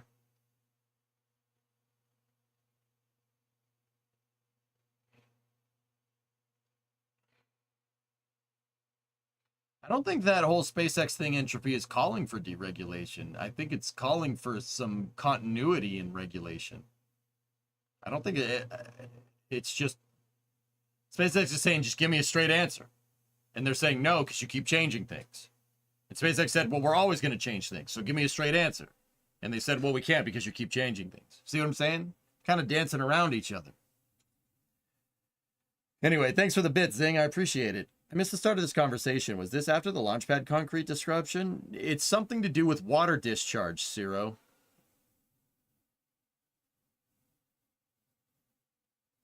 You think so, Levels? Yeah. Interesting. So, guys, I'm waiting on a word back from NSF about when they want to start doing the Polaris Dawn EVA coverage. So I'm kind of just in a holding pattern here. I mean, we could fire up Satisfactory, but I warn you that we could fire it up. We're probably going to fire it up for maybe like a half hour at best. Like, I don't know what time they want to... William Alexander. Yeah. Yeah. Exactly, dude. There's only one guy that was ranting about wastewater discharge processes. There's only one dude that was doing that well before any of this fiasco happened. So, like I said, SpaceX doesn't want to name names, so I guess I shouldn't either. Live stream is scheduled for 1:15. Oh, cool. Thanks, Barry. Go restart the stream before the 12-hour limit kicks in. All right, I'll be right back. 1 second. I'll be right back. 1 second. I got to restart the YouTube stream. They can only handle 12-hour VODs. I'll be right back. The Twitch limit is 48 hours. We good. All right. All right.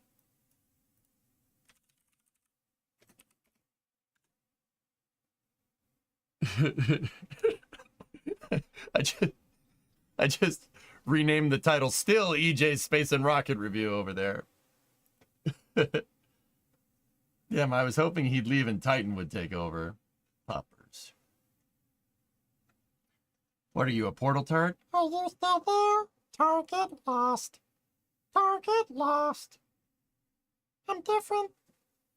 I think they all just want guardrails on the requirements and a more streamlined process. To me, it sounds like it doesn't really know what the requirements are for the 450 license. Possible, Snarky, yeah. Are you still there? Target lost.